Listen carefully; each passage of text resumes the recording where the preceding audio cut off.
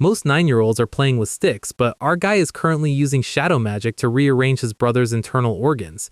He just folded the family geniuses like a laundry basket, and the guards are panicking because this isn't supposed to be possible. See, the world's biggest loser just got a second chance at life, and he's doing it so well that the strongest man alive is bringing an entire army just to ask him what's up. But to understand how we got here, we need to go back to the beginning. Meet the Runkandle family. They don't do feelings or hobbies, they do combat, conquest, and treating everyone else like their personal property. Our MC is Jin Runkandle, the youngest son. At his first birthday, he picked the family head sword, and everyone thought he was the chosen one. Spoiler alert, he wasn't. Jin had less talent for swordsmanship than a toddler with a pool noodle. His brothers spent their free time using him as a literal punching bag while mocking him for being the family's greatest disappointment. It was basically a daily speed run of physical and mental trauma.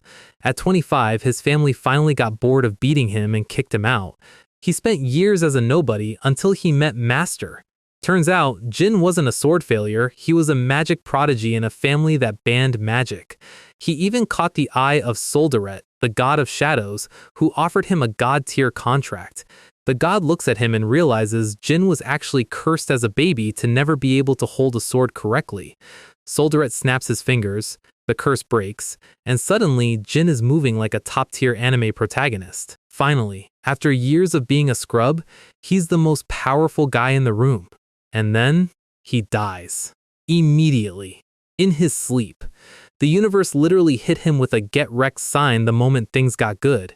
But the God of Shadows has a twisted sense of humor. Jin wakes up back at his 1-year-old selection ceremony. He regressed. He's a baby again, but this time he knows exactly who cursed him and how to win. He crawls toward the legendary sword Barasada again, and the room goes silent. His father Siren looks at this infant and decides that maybe this one is worth keeping. Fast forward 6 years. Jin is living in Stormcastle, basically waiting for his cooldown timers to finish. He's bored out of his mind because childhood is slow when you've already been an adult. Then, he finds a dead bird in his room. Enter the Tona twins. These two are basically the Temu versions of villains. They killed the bird just to see if they could make Jin cry. In his past life, they became notorious murderers, but right now they're just annoying brats who desperately need a vibe check. One of them swings on Jin, and Jin catches his wrist like it's a slow-motion replay. He hits back. Hard. The twins start a fight they are absolutely not equipped to finish. Jin isn't just punching them, he's leaking shadow energy that makes their fight feel like a horror movie. The castle guard Khan runs in and finds the two geniuses unconscious on the floor. Jin just looks up with the most innocent face possible and tells them they just fought each other and fell. It's the most blatant lie in history, but Jin is the favorite son right now, so what is Khan gonna do? Jin then takes the dead bird, buries it in the rain, and makes it clear that he's done playing nice. Khan isn't an idiot though. He realizes Jin used mana, magic, which is a massive red flag in this family. Jin knows Khan is going to report him to his father, but he doesn't care. Thanks to his contract, he's immune to the curse that ruined his first life. The dunce of Runkandle is dead. The monster is born. Back at the main estate, the patriarch hears the news. He doesn't just send a letter, he assembles the top 7 flag bearers and 200 knights. The most powerful army on the planet is moving just to check on a 9-year-old kid. The flag of the Runkandles is flying over Stormcastle. That usually means someone is about to die or get promoted. Mary and Dyphus are just hanging out, wondering why the big boss called a sudden meeting. Dyphus has a hunch. This is about the youngest brother. Mary finally connects the dots. Oh yeah, the kid who grabbed the founder's sword as a toddler. But Dyphus is still skeptical. Picking a sword is one thing, making the patriarch travel across the continent is another. Then the eldest sister, Luna, shows up and tells them to shut up. She knows exactly why father is here. She is looking at the castle and wondering if this kid is actually going to be worth the hype. Inside, Gilly is doing her best to make Jin look presentable for the most terrifying parent-teacher conference in history. Jin is surprisingly calm. He knows Khan snitched. He also knows Khan isn't smart enough to describe the nuances of shadow energy. He's betting everything on the fact that his father is more interested in power than rules. The heavy stone gates of the great hall groan open. The knights stand at attention. The air in the room gets heavy enough to crush a normal person's lungs. Enter Siren Runkandle. He doesn't walk into a room, he colonizes it. His first order? Bring out the Tona twins. The twins look like they've aged 10 years in a week. They are shaking. Siren asks them a simple question. What was your fault in the fight with Jin? And because they are 9-year-old cowards, they immediately start snitching. They tell him Jin used a weird power, something that wasn't aura. Then they drop the M word. Magic. Look at those faces. They think they just won. They think they just signed Jin's death warrant. Mary and Dyphus are ready to start the interrogation, but Siren shuts it down instantly. He looks at his sons and tells them they won't survive in this family if they keep acting like victims. The twins realize they messed up. The patriarch doesn't care about rules, he cares about winners. Go bring Jin. Jin enters the room, staring at the back of the brothers he just traumatized. He looks up at his father, the Genesis Knight, the man who traded his humanity for a god-tier stat sheet. In Jin's past life, this man wouldn't even look him in the eye. To Siron, a talentless Runkandel is just a waste of carbon. Jin remembers the feeling of being a nobody. But he's not that guy anymore. He walks forward with the confidence of a man who has already died once and didn't find it that impressive. He opens the final doors. The high-tier siblings are watching from the shadows. Mary is actually surprised. The kid doesn't look scared at all. Jin drops to one knee. I greet the patriarch. Siron picks up on the wording immediately. Why patriarch and not father? Jin explains that with 100 knights and all the flag bearers present, this is an official clan visit. Siron actually smiles. A tiny bit. He tells him to stick with father for now. Then the trap is laid. What wrong did your brothers commit during your fight? Jin clenches his fist. He knows the correct Runkandel answer. Revenge. Mary is loving this. Jin explains the family creed. If someone gives you something, you return it, whether it's a favor or a punch to the face. Siren processes this, then tells everyone, siblings, knights, everyone, to get out. The room starts whispering. Did the kid just pass the test? Luna makes sure the stragglers move out quickly. The heavy hitters leave the room, feeling the shift in the family's gravity. Mary is grinning like she just found a new toy. Now, it's just the two of them. Siron brings up the snitch report, the special power. He reminds Jin that Runkandels don't use magic because it stunts your growth with a sword. What power were you using? He makes it clear, if it was magic, this conversation ends very badly for Jin. Jin doesn't flinch. He knows his father won't ignore a power that belonged to the man who built their house. He opens his hand. The shadow energy starts to swirl, the same stuff Solderette gave him. But he plays it smart. He tells his father he doesn't know what it is. He can't tell if it's aura or magic. The black flames lick at the air, dark and cold. He looks his father dead in the eye and asks him to help him name it.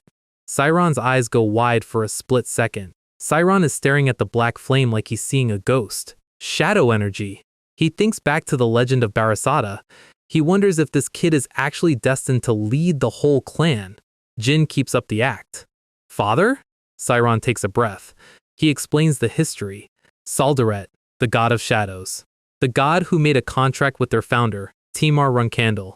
Since Timar died, Solderette hasn't looked at a single Runkandel for 1,000 years. Until now. Siron realizes the god of shadows is reaching out to the family through this 9-year-old. Jin leans in. He has a question of his own. Is Solderette stronger than you, father? Siren doesn't get offended. He actually stops to think. He says he doesn't know because he's never fought a god. Jin is screaming internally. Yet, the answer was, I haven't fought one yet. That is the most Runkandel answer possible. Siren reaches out. Jin flinches for a second, but Siren isn't moving to strike. He pats Jin on the head. He's actually happy. He tells Jin he's glad he came to see him today. Then, the final question. How do you want to use that power? Jin gives the NPC answer, I want to use it for the sake of the family. Siren goes silent. Then, he starts to smirk. He bursts out laughing. He calls it an amusing lie. He points out the obvious. Jin beat his brothers into the dirt and threw them into a storm. He tells him to stop the cap and tell the truth. Jin drops the act. I want to use this power for myself. Silence. Yes, I like that. Siren tells him he'll be watching. From this moment on, Jin is officially on the radar. The doors close. Jin collapses against the wall, breathing like he just ran a marathon. He made it. He successfully faked his way through a meeting with a demigod. He now has legal permission to use his cheat code power whenever he wants. He thinks about his past life. He was a loser who got kicked out. In that life, he was a ghost. In this life, the patriarch just gave him a head pat. The storm outside is clearing up, but a new one is arriving. Mary Runkandel shows up at his door with a massive box. She dumps it on Gilly and tells Jin it's a present. She tells him to eat it all and get strong. She winks and leaves. Mary's idea of affection is usually something that would kill a normal person. Dyfus asks her where her luggage is. She tells him she gave it to the kid. Jin opens the box, wondering what kind of bomb she left him. The lid clicks open. Gilly literally has to cover her mouth to stop from screaming. It's a phoenix's heart. It's glowing, it's pulsing, and it's radiating enough heat to cook a steak from across the room. Jin realizes his sister is actually insane. Giving this to a 7-year-old is like giving a toddler a liter of pure nitro. We get the breakdown on Mary. 6-star knight. The Wind Fury. The kind of person who stands on a pile of bodies and asks who's next. She gave it to him for one reason. She wants him to grow up fast so she can fight him. Jin knows the value. This thing makes you fireproof and boosts your growth stats to the moon. He also remembers that high-level mages use this to summon actual phoenixes. He realizes that in this life, he might actually become a magic swordsman that the world has never seen. Gilly comes in later with a huge pot of soup made from the heart. It smells like victory. Then he hears some heavy breathing behind him. The Tona twins are lurking. They're trying to act like they aren't drooling over his legendary soup. Jin smiles. He has a request. Cut to the twins in a dark cave, swinging shovels like their lives depend on it. They are terrified. They finally realize that their little brother is a straight-up menace. They are digging in the dirt because Jin told them to. But then the camera pans back. Deep under the castle, we see this. A man in a tank, covered in scales, eyes closed. Our guy's plan is officially in motion. The twins finally finish the tunnel, looking like they just spent a week in a Minecraft salt mine. They're exhausted, dirty, and ready for that soup Jin promised. Jin, being the benevolent younger brother he is, tells them it's already on the table. And there it is. The most pathetic reward in the history of labor. 2 teaspoons. Jin never said how much soup they were getting. He technically kept his promise. If the twins had a brain cell between them, they'd be mad, but they're too tired to even process the scam. With the idiots handled, Jin heads out into the rain. He checks the tunnel. It's actually decent work. He figures a bit of 1-star magic is all he needs to finish the job. He starts channeling mana. He's been itching to do this. His mana has been building up like a flooded engine. He slams his hands down. Green energy ripples through the stone, and the wall just gives up. Entry achieved. He steps into the Runkandel secret storage. This is the family's trophy room for every clan they've ever wiped out. He remembers a tip from his past life. A trigger word. Runkandel's child is here to console Murakan. The massive door groans open. This is a place Jin was never worthy enough to see in his first life. It's a massive library of stolen secrets. He thinks about his older brother who used to mock him for not having the qualifications to stand here. Joke's on him. Jin's using those instructions to rob the place blind now. Then he sees it.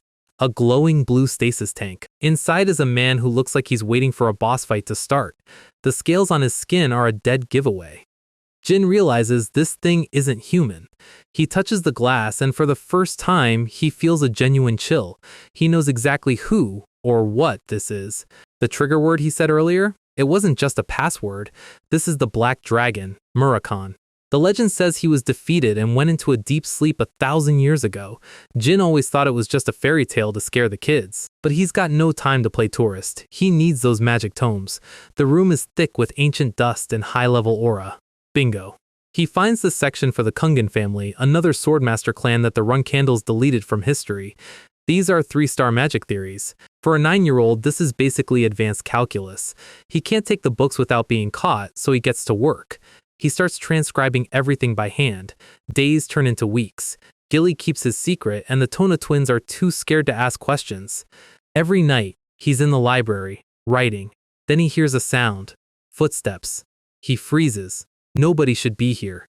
A silhouette looms in the doorway. What are you? It's the man from the tank. Murakan is awake. Jin is staring at a dragon in human skin. He tries to play it cool, act like a respectful child. Runkandel's child greets the family's guardian. Wrong choice. Murakan loses it. He hates being called a guardian. He thinks it's an insult. He's currently having a midlife crisis after a 10th-century nap. He calms down just enough to sniff the air. He realizes Jin doesn't smell like a normal kid. He smells like shadow energy. Murakan realizes the only reason he woke up was because Jin walked into the room. He starts hunting for the source of the scent. Jin decides to test the waters. Mr. Murakon? You mean this? He opens his palm. The black flame of Soldaret flares up. Murakon's jaw hits the floor. He's looking at a tiny kid holding the power of a god. He can't believe Soldaret chose this. The silence in the library is deafening. Murakon drops the tough guy act. He looks like he just found out he has to babysit for the next 1,000 years. He mentions a promise he made to Soldaret. He's too groggy to give the full lore dump yet, but he knows one thing. He needs to introduce himself properly. The human form starts to dissolve. Black smoke fills the room. The 1,000-year contract is back in play. Murakon reveals his true form. A mountain of black scales and blue fire. Jin stands his ground. Jin Runkandel. The youngest son just got a dragon as a pet. Or a roommate. Either way, the power balance in this house just shifted. History says Murakon was a tyrant who ruled over the mountains. It says he was beaten by the Runkandel founder and put to sleep. But Jin is starting to realize the history books might have been written by people who didn't actually know Murakon. Usually, a contract with a god comes with a dragon. Jin was worried he got shortchanged in his first life. But now, he's got the real deal. He brings snacks to the library. He asks the big questions. Why did Murakon fight the founder? Murakon's answer? I don't remember. That was 1,000 years ago. This legendary dragon is currently more worried about why there are only 7 strawberry pies left. He watches Jin transcribe books and thinks it's cute. Jin admits he only understands about 30% of what he's reading. Murakon tells him to relax. For a kid his age, 30% is basically being a genius. Jin doesn't want to be a genius. He's a Runkandel. He's got a dozen siblings, a terrifying father, and an entire clan of elders waiting for him to slip up. If he wants to survive, he has to be better than good for his age. He asks if the founder, Tamar, would have understood the book. He's comparing himself to the strongest man in history. Murakon laughs. Tamar couldn't read a single line at your age. Tamar was a brute. He didn't need theories, he just hit things until they stopped moving. He tells Jin he has the potential to reach that level. Jin looks disappointed. Just reach it? Murakon stops. He points at Jin. He's smart, he's a contractor, and he's motivated. He tells him to stop being so impatient. You could even surpass him. Jin asks what Soldaret's nickname is. Murakon shows him. Infinite. Shadow energy has no ceiling. That means Jin has no ceiling. To prove it, Murakon decides it's time for a real lesson. Shadow energy liberation. This is the start and the end of his training. But it's dangerous. If you mess up, the shadows eat you. Step 1. Open your mana. Jin is internally screaming. He's been doing that for years. Murakon says it'll take 2 to 3 years of practice. Jin's like, yeah, I don't have that kind of time. Murakon starts a demonstration, and Jin just does it. Instantly. Murakon's face is priceless. He's wondering if he slept so long that the laws of physics changed. Jin moves the mana like it's second nature. Murakon realizes he's dealing with a genius among geniuses. Time for the demonstration. Shadow energy doesn't just come from within. It's derived from the world. Every shadow in existence belongs to Soldaret, which means they belong to Jin. The shadows in the room start to rise. They flow toward Murakon like a tide. The library is consumed by darkness. This isn't just magic. This is total environmental control. Murakon stands in the center of the void. What do you think, kid? Jin looks at the power and realizes everything he thought he knew about magic was just the surface. He's not just learning to fight. He's learning to own the dark. Somewhere far away, the sun is setting on a battlefield. Luna Runkandel is standing over a dead dragon. She tells her knights to take a break for 4 months. She's heading home. She looks at her blood-stained sword and asks a question that should terrify everyone. What do 9-year-olds usually like? Half a year after the dragon wake-up call, the Tona twins are finally leaving. They look happy to be escaping the scary younger brother. It's Jin's 9th birthday, and Gilly is keeping things wholesome with a cake. Jin is playing the part of the nice young master, but he knows the peace won't last. Guardian Knight Khan interrupts the party looking like he just saw a ghost. He's stuttering. That usually means a flag bearer is at the door, and not just any flag bearer. The silver hair, the massive blade, the absolute don't mess with me energy. Mistress Luna Runkandel has entered the chat. Time for a quick power scale. Luna is a 9-star knight. They call her the White Whale because she's at the top of the food chain but doesn't care about the succession war. In his past life, Jin and Luna were basically strangers. The distance between them was wider than the ocean, so her showing up at Storm Castle without an invite is a massive deviation from the timeline. Jin is internally cycling through every possible disaster scenario. Did she find out about the secret library? Is he about to get folded? He keeps his face neutral as she approaches. She notes that he's grown. Jin tries to be polite, apologizing for his unfitting outfit. She notices he's tense. She stops. The atmosphere shifts. Jin admits he's on edge. Luna realizes why. In this family, a sibling visit usually means someone is getting sabotaged.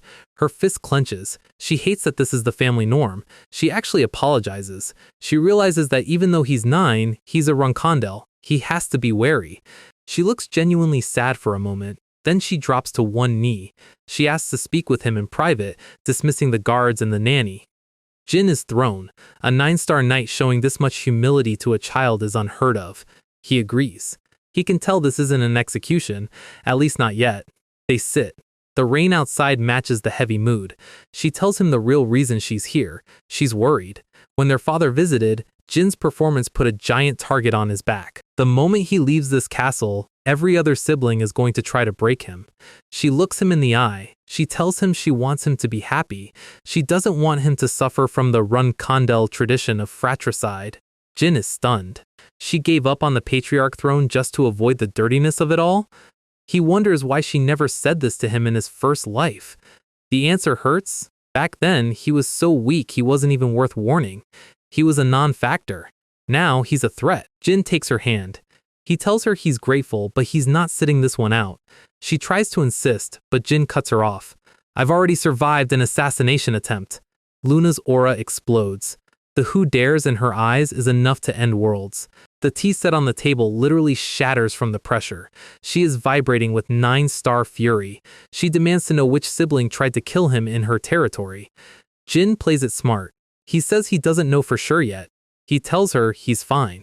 He's just happy to know at least one sibling doesn't want him dead. Luna pulls him into a hug. She's heartbroken that a 9-year-old is already involved in the bloodbath. Jin realizes that despite her terrifying power, Luna is the most tender-hearted person in the clan. She pulls back and remembers the occasion. It's his birthday. She reaches into her coat and pulls out a box. A pendant. She puts it around his neck personally. The instruction is simple. If he's ever in a situation he can't handle, break the gem. She will come to him, no matter where he is. Jin's just secured the ultimate Call of Duty kill streak, a 9-star summon. They share a final slice of cake. The strongest knight in the world is feeding her baby brother. Gilly is watching from the back, probably crying internally. Luna says her goodbyes. Jin watches her leave, feeling the weight of the pendant. He goes to the library to show Murakhan. Murakhan sees the neckpiece and nearly has a heart attack.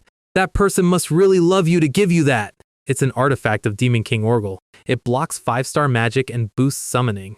It's basically a legendary teardrop. Murakhan is geeking out because he knew the Demon King personally. Then Murakhan drops a bombshell. He sensed Luna's energy the whole time.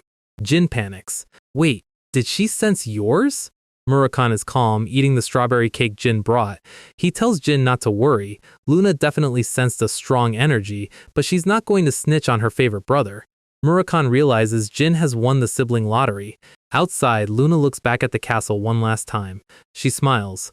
Whatever you become, I will always be by your side. Big Sister is officially the MVP. Jin reflects on his time at Storm Castle. He's got his dad's respect, a nuke from Mary, a goddess protector in Luna, and a dragon mentor. He's 10 years old now. The tutorial is officially over. He's training with Khan, and the impact of their blades is shaking the hall. He's preparing for the transition to the main castle. Khan is struggling to keep up. Jin is moving with the speed of someone twice his age. Khan blocks a strike and realizes something terrifying. Usually the teacher assesses the student, but Jin's eyes, he's assessing Khan's ability to teach him. The roles have completely flipped. Khan ends the session early. Jin asks if there's a problem. Khan bows. Deeply. He tells Jin it's been an honor to train him. He promises to give his all until the day Jin leaves. Khan knows he's looking at a future god of the sword. Later, Jin tests his passive stats. He sticks his finger directly into a candle flame. He doesn't even flinch. Gilly walks in. and panics. Jin tells her it just feels like warm water. The phoenix heart is making him fireproof. He's absorbed half of it already. In a few years, he'll be a literal human furnace. Gilly reminds him they leave bright and early tomorrow. She sees the magic tomes on his bed. Jin tells her to pack them. He's going to study during the commute. Grind never stops. Gilly promises to make him one last strawberry pie for the road. Jin realizes he has one last errand to run. He tells Gilly he's going for a stroll and sprints off. He heads to the library to see Murakhan. Murakhan is hyped. He's been waiting 1,000 years to leave this basement. Jin asks the practical question, "How are you going to follow me without being seen?" Murakhan gives the classic dragon flex. He admits he's weak right now, which shocks Jin. "Kid, I slept for 1,000 years. My muscles are literal jelly." But he promises that as he regains his strength, Jin will get stronger too. The guardian-dragon bond is a two-way street. He tells Jin to hurry up and become a magic swordsman like Timar. Jin asks the question that's been bugging him. The Runkendals were originally magic swordsmen? Nobody knows this anymore, Murakhan explains. Chasing only the peak of swordsmanship was a humiliating vow made 1,000 years ago. If the current family found out their guardian dragon was back, they'd probably freak out. Murakhan thinks they should worship him. Jin has his doubts. This family isn't exactly the worshipping type. Murakhan tells him not to worry. He's going to hide his presence. He uses dragon tongue magic to create an illusion. He creates a fake version of himself in the stasis tank so nobody notices he's gone. Dragon magic is basically a cheat code for reality. The illusion won't last forever since he's low on mana, but it'll buy them enough time to get out of the castle. Jin says thanks.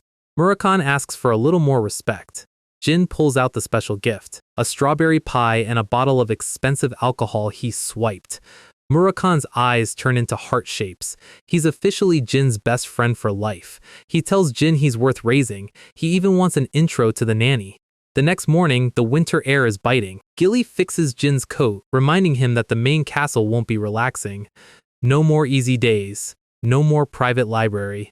The elite escort arrives. Guardian Knights Jerome and Holtz. Jin takes one last look at his childhood home. He steps forward with Gilly and the knights. October 30th, 1790. The horses neigh as the carriage starts to move. The tutorial is over. Jin Runkandel is heading to the heart of the storm, the Garden of Swords. The travel arc is officially underway, and the weather is already acting up. Gilly is worried the snow is going to pile up and block the teleportation gate. Jin is just chilling with a book, but the vibe check fails immediately. The carriage takes a massive hit. Gilly pulls Jin close. It's an ambush. Outside, the woods are crawling with enemies. Gilly's internal radar is pinging about 20 hostiles. Mages, warriors, maybe archers. Jerome and Holtz are out there holding the line, but Jin's face goes dark.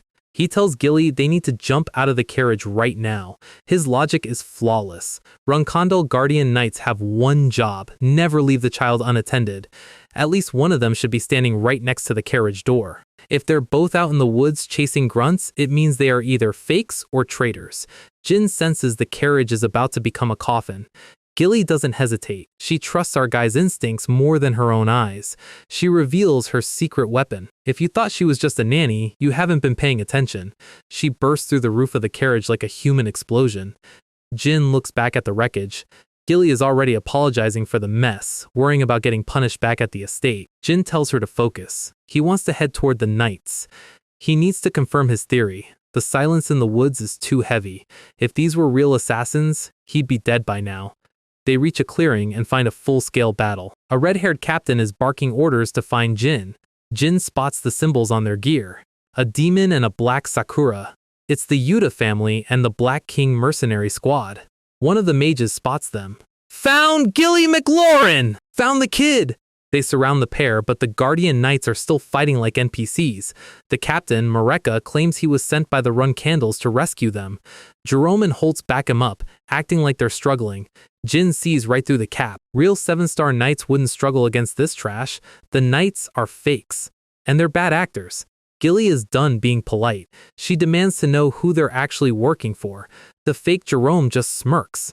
He thinks he's won. He calls Gilly a dog of Runkandel. Jin leans into Gilly's ear. He's done talking. "Kill one. Cut an arm off the other and bring him to me." Gilly moves. Her eyes go gold. The nanny is gone. The predator is here. The fake knights didn't realize they were standing in a blender. She shreds through the first one's defense like it's wet paper.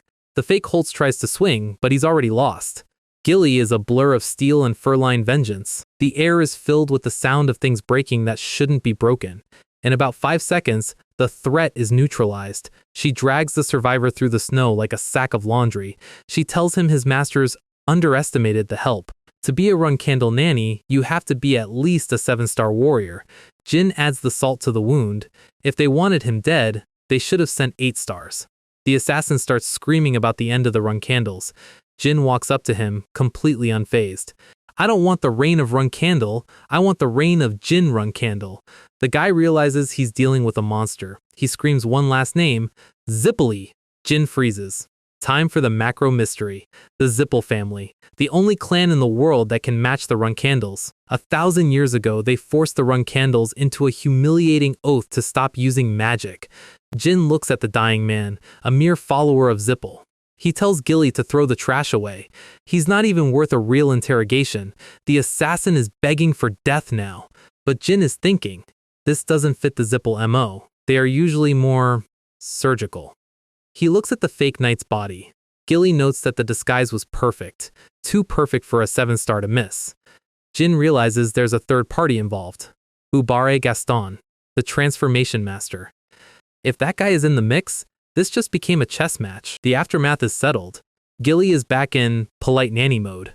Jin turns to Mareka and the Black King squad. He plays them like a fiddle, promising them a handsome reward if they help set up a gate. Mareka is looking at this 10-year-old kid and sweating through his armor. He realizes the reign of Jin Run Candle line wasn't just edgy flavor text. He's looking at a future king. He decides right then to follow the kid's orders to the letter. He tells his squad to keep their heads down and act right. His men are confused, but Mareka knows a predator when he sees one. Gilly tells them it's time to move. The mercenaries fall in line. They're basically Jin's unpaid interns now. They leave the fakes in the snow. They'll serve as a warning to anyone else watching from the shadows. They've got a 2-hour hike to the nearest village. Jin looks at Gilly. He tells her to stop blaming herself. Even a 9-star like Khan got fooled. He reassures her that she did exactly what a guardian knight should do. Gilly says sorry, but her voice is small. Jin watches her and thinks about his past life. In that timeline, Gilly was his nanny too. She was the only person who didn't look at him like trash when he failed his exams. When he was banished, she was banished with him. She literally knelt in the dirt and apologized for not serving him well enough. Jin isn't going to let that happen again. He stops and barks an order. Don't blame yourself! That's an order! He tells her she's the only guardian knight he has. If she lets trivial stuff get to her, they won't survive the main castle. Gilly looks stunned. She realizes her young master is actually looking out for her. She straightens up. The guilt is gone, replaced by a fresh batch of resolve. She thinks about how much he's taken care of her. She vows that no one will ever hurt him again. She gets a bit too hyped. Jin is just relieved she's stopped moping. They reach an inn. 2 rooms, please. Jin is still thinking about Bubare Gaston. The transformation sorcerer. Even dragons can't do perfect transformation, but this guy can. He's a chaos agent. In the old timeline, he committed transformation crimes across the globe. If he's working with the Zippels, Jin has a major problem, but if he can turn Bubare into an ally, he'd have a master spy. He remembers that in his first life, Bubare didn't get caught until he was 20, but he's not ready to hire a guy who just tried to kill him. Jin is exhausted. 10-year-old bodies have low stamina, even with god-tier buffs. Gilly leaves him to rest, standing guard outside. Our guy is out cold. He looks like a normal kid for once. A black cattail twitches in the window. MEO! WWW! Jin wakes up, wondering why there's a stray cat screaming at his window. He stretches. His body is stiff from the training and the carriage explosion. The cat is literally clawing at the glass. Jin realizes, wait, no way. He remembers Murakami saying he'd find a way to follow him secretly. You meant to do that by becoming a cat? Murakami starts hissing. He's clearly offended by the lack of respect. Jin lets him in. It's actually a pretty good disguise. A cat doesn't trigger the aura senses of the Run Candle Knights. Murakami poofs back into human form to complain. He starts shouting about how tough it was for him to follow the carriage. He's making way too much noise. Gilly hears the commotion and slams the door open. She sees a strange man in the room with Jin. Her aura flares. Claws are out. She pins Murakhan to the floor before he can even blink. Murakhan is looking up at Gilly, but he's not scared. He recognizes the smell of strawberry pie. He looks at her like she's an angel. My strawberry pie! I finally met you! Jin just covers his face. They are absolutely screwed. First things first. Jin has to introduce the guardian of the clan, and then he has to introduce the woman currently pinning said guardian to the floor. Murakhan immediately folds. He's not even mad about the claws near his throat, he's just happy his strawberry pie is beautiful and talented. Gilly puts the pieces together. All those pies Jin was ordering? Yeah, they weren't for the kid, they were for the dragon in the basement. Jin sits them both down to explain the situation. The magic, the god contract, and now the lizard in a trench coat. Gilly doesn't even flinch. She's just happy her master is a walking W. Jin lays down the law. Nobody else can know about Murakhan. Murakhan agrees, mostly because staying with Jin means more snacks. Gilly asks if the loud crash earlier was a transformation failing. Jin points to the floor. No, Murakhan just fell down. The legendary black dragon, everyone. Destroyer of worlds. Tripped by a rug. Fast forward to the Mittel teleportation gate. The Black King squad is heading out, and the leader has a parting question. He's looking at Jin, who currently has a black cat on his shoulder. Then he looks at Gilly. Why would a master like her choose to be a nanny? Gilly gives him the mind your business look. The man takes the hint and backs off immediately. Time to move. The teleportation gate is high security, high class. Jin flashes the rung candle crest and the vibe in the room changes instantly. Suddenly it's, yes sir, premium seats sir, right this way sir. They've got 2 hours to kill. Murakhan hops onto the sofa ready to relax. Gilly is still worried about Jin's magic getting discovered. Jin tells her to relax. He's got it handled. Then the doors open. Jin spots a crest he knows too well. A golden dragon. The Zippel family. Specifically, the heir to the whole empire. The white-haired kid sits down right across from them. Jin recognizes him instantly from his past life. Varadin Zippel, the genius mage who hated traveling to Husfester. The tension in the room is heavy enough to crack the floor. Then, Varadin notices the cat. He reaches out to pet it like a normal kid would. Murakhan reacts the only way a 1,000-year-old dragon would, with a physical assault on the Zippel heir's hand. Varadin's guards start reaching for their swords. Varadin stops them. He's curious. He introduces himself formally. Jin looks at him and sees the monster Varadin is destined to become. A man who was once miles above him in skill. But right now? Right now, they're just two kids in a lobby. Jin's first words to the Zippel heir? Glad you're not a complete idiot. He tells Varadin that if those guards had drawn their swords, they would have left Husfester missing a few fingers. Varadin laughs it off as a joke. Jin doesn't laugh. Varadin gives him some friendly advice. Don't talk about cutting fingers off. It would be a mess for both their fathers to handle. Jin asks him if he really thinks their fathers would care about a children's fight. Varadin freezes. He realizes the kid in front of him isn't playing a game.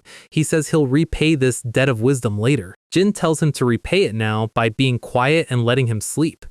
Varadin is genuinely impressed. He thinks Jin is going to be amazing in a few years. He even thinks they could have been friends if their families weren't blood rivals. The gate finally activates. Mana floods the room. Varadin shouts a farewell as they vanish into the light. Jin's response is a simple, let's never see each other again. The scene shifts. They arrive at their destination. A man named Pedro, the second-place housekeeper, is waiting. He welcomes them home. The Garden of Swords isn't just a name. It's a literal graveyard of weapons left by those who served the clan. In his past life, Jin was a ghost here. Weak, potentialless, a disgrace. This time, he's walking through the front door as a threat. The whole family is waiting on the stairs. Rosa Runkandel, the Black Panther, greets him first, but then her eyes drop to the black cat on Jin's shoulder. Siren is watching too. He asks if Jin picked up a stray. Jin corrects him. He collected it. The air pressure in the courtyard shifts. Rosa asks for the cat's name. Jin looks her dead in the eye and says Butterfly Runkandel. The siblings lose their minds. Giving a cat the family name? It's the ultimate disrespect. Siren silences everyone and asks why Jin did it. Jin says it's because he is responsible for her. If it's a life he collected, it should have a name with weight. Siren asks if Jin actually understands the weight of that name. Jin says yes, and if anyone insults the cat, he'll be the one to pay the price. Siren smiles. He notes that Jin has a real talent for making enemies. Jin fires back. He also has a talent for killing them. Siren laughs. He tells the other siblings to be worried. If they want to handle this cheeky kid, they better start trying. 4 years pass. Early summer, 1794. Jin is 14 years old. He's officially a 2-star knight and a cadet.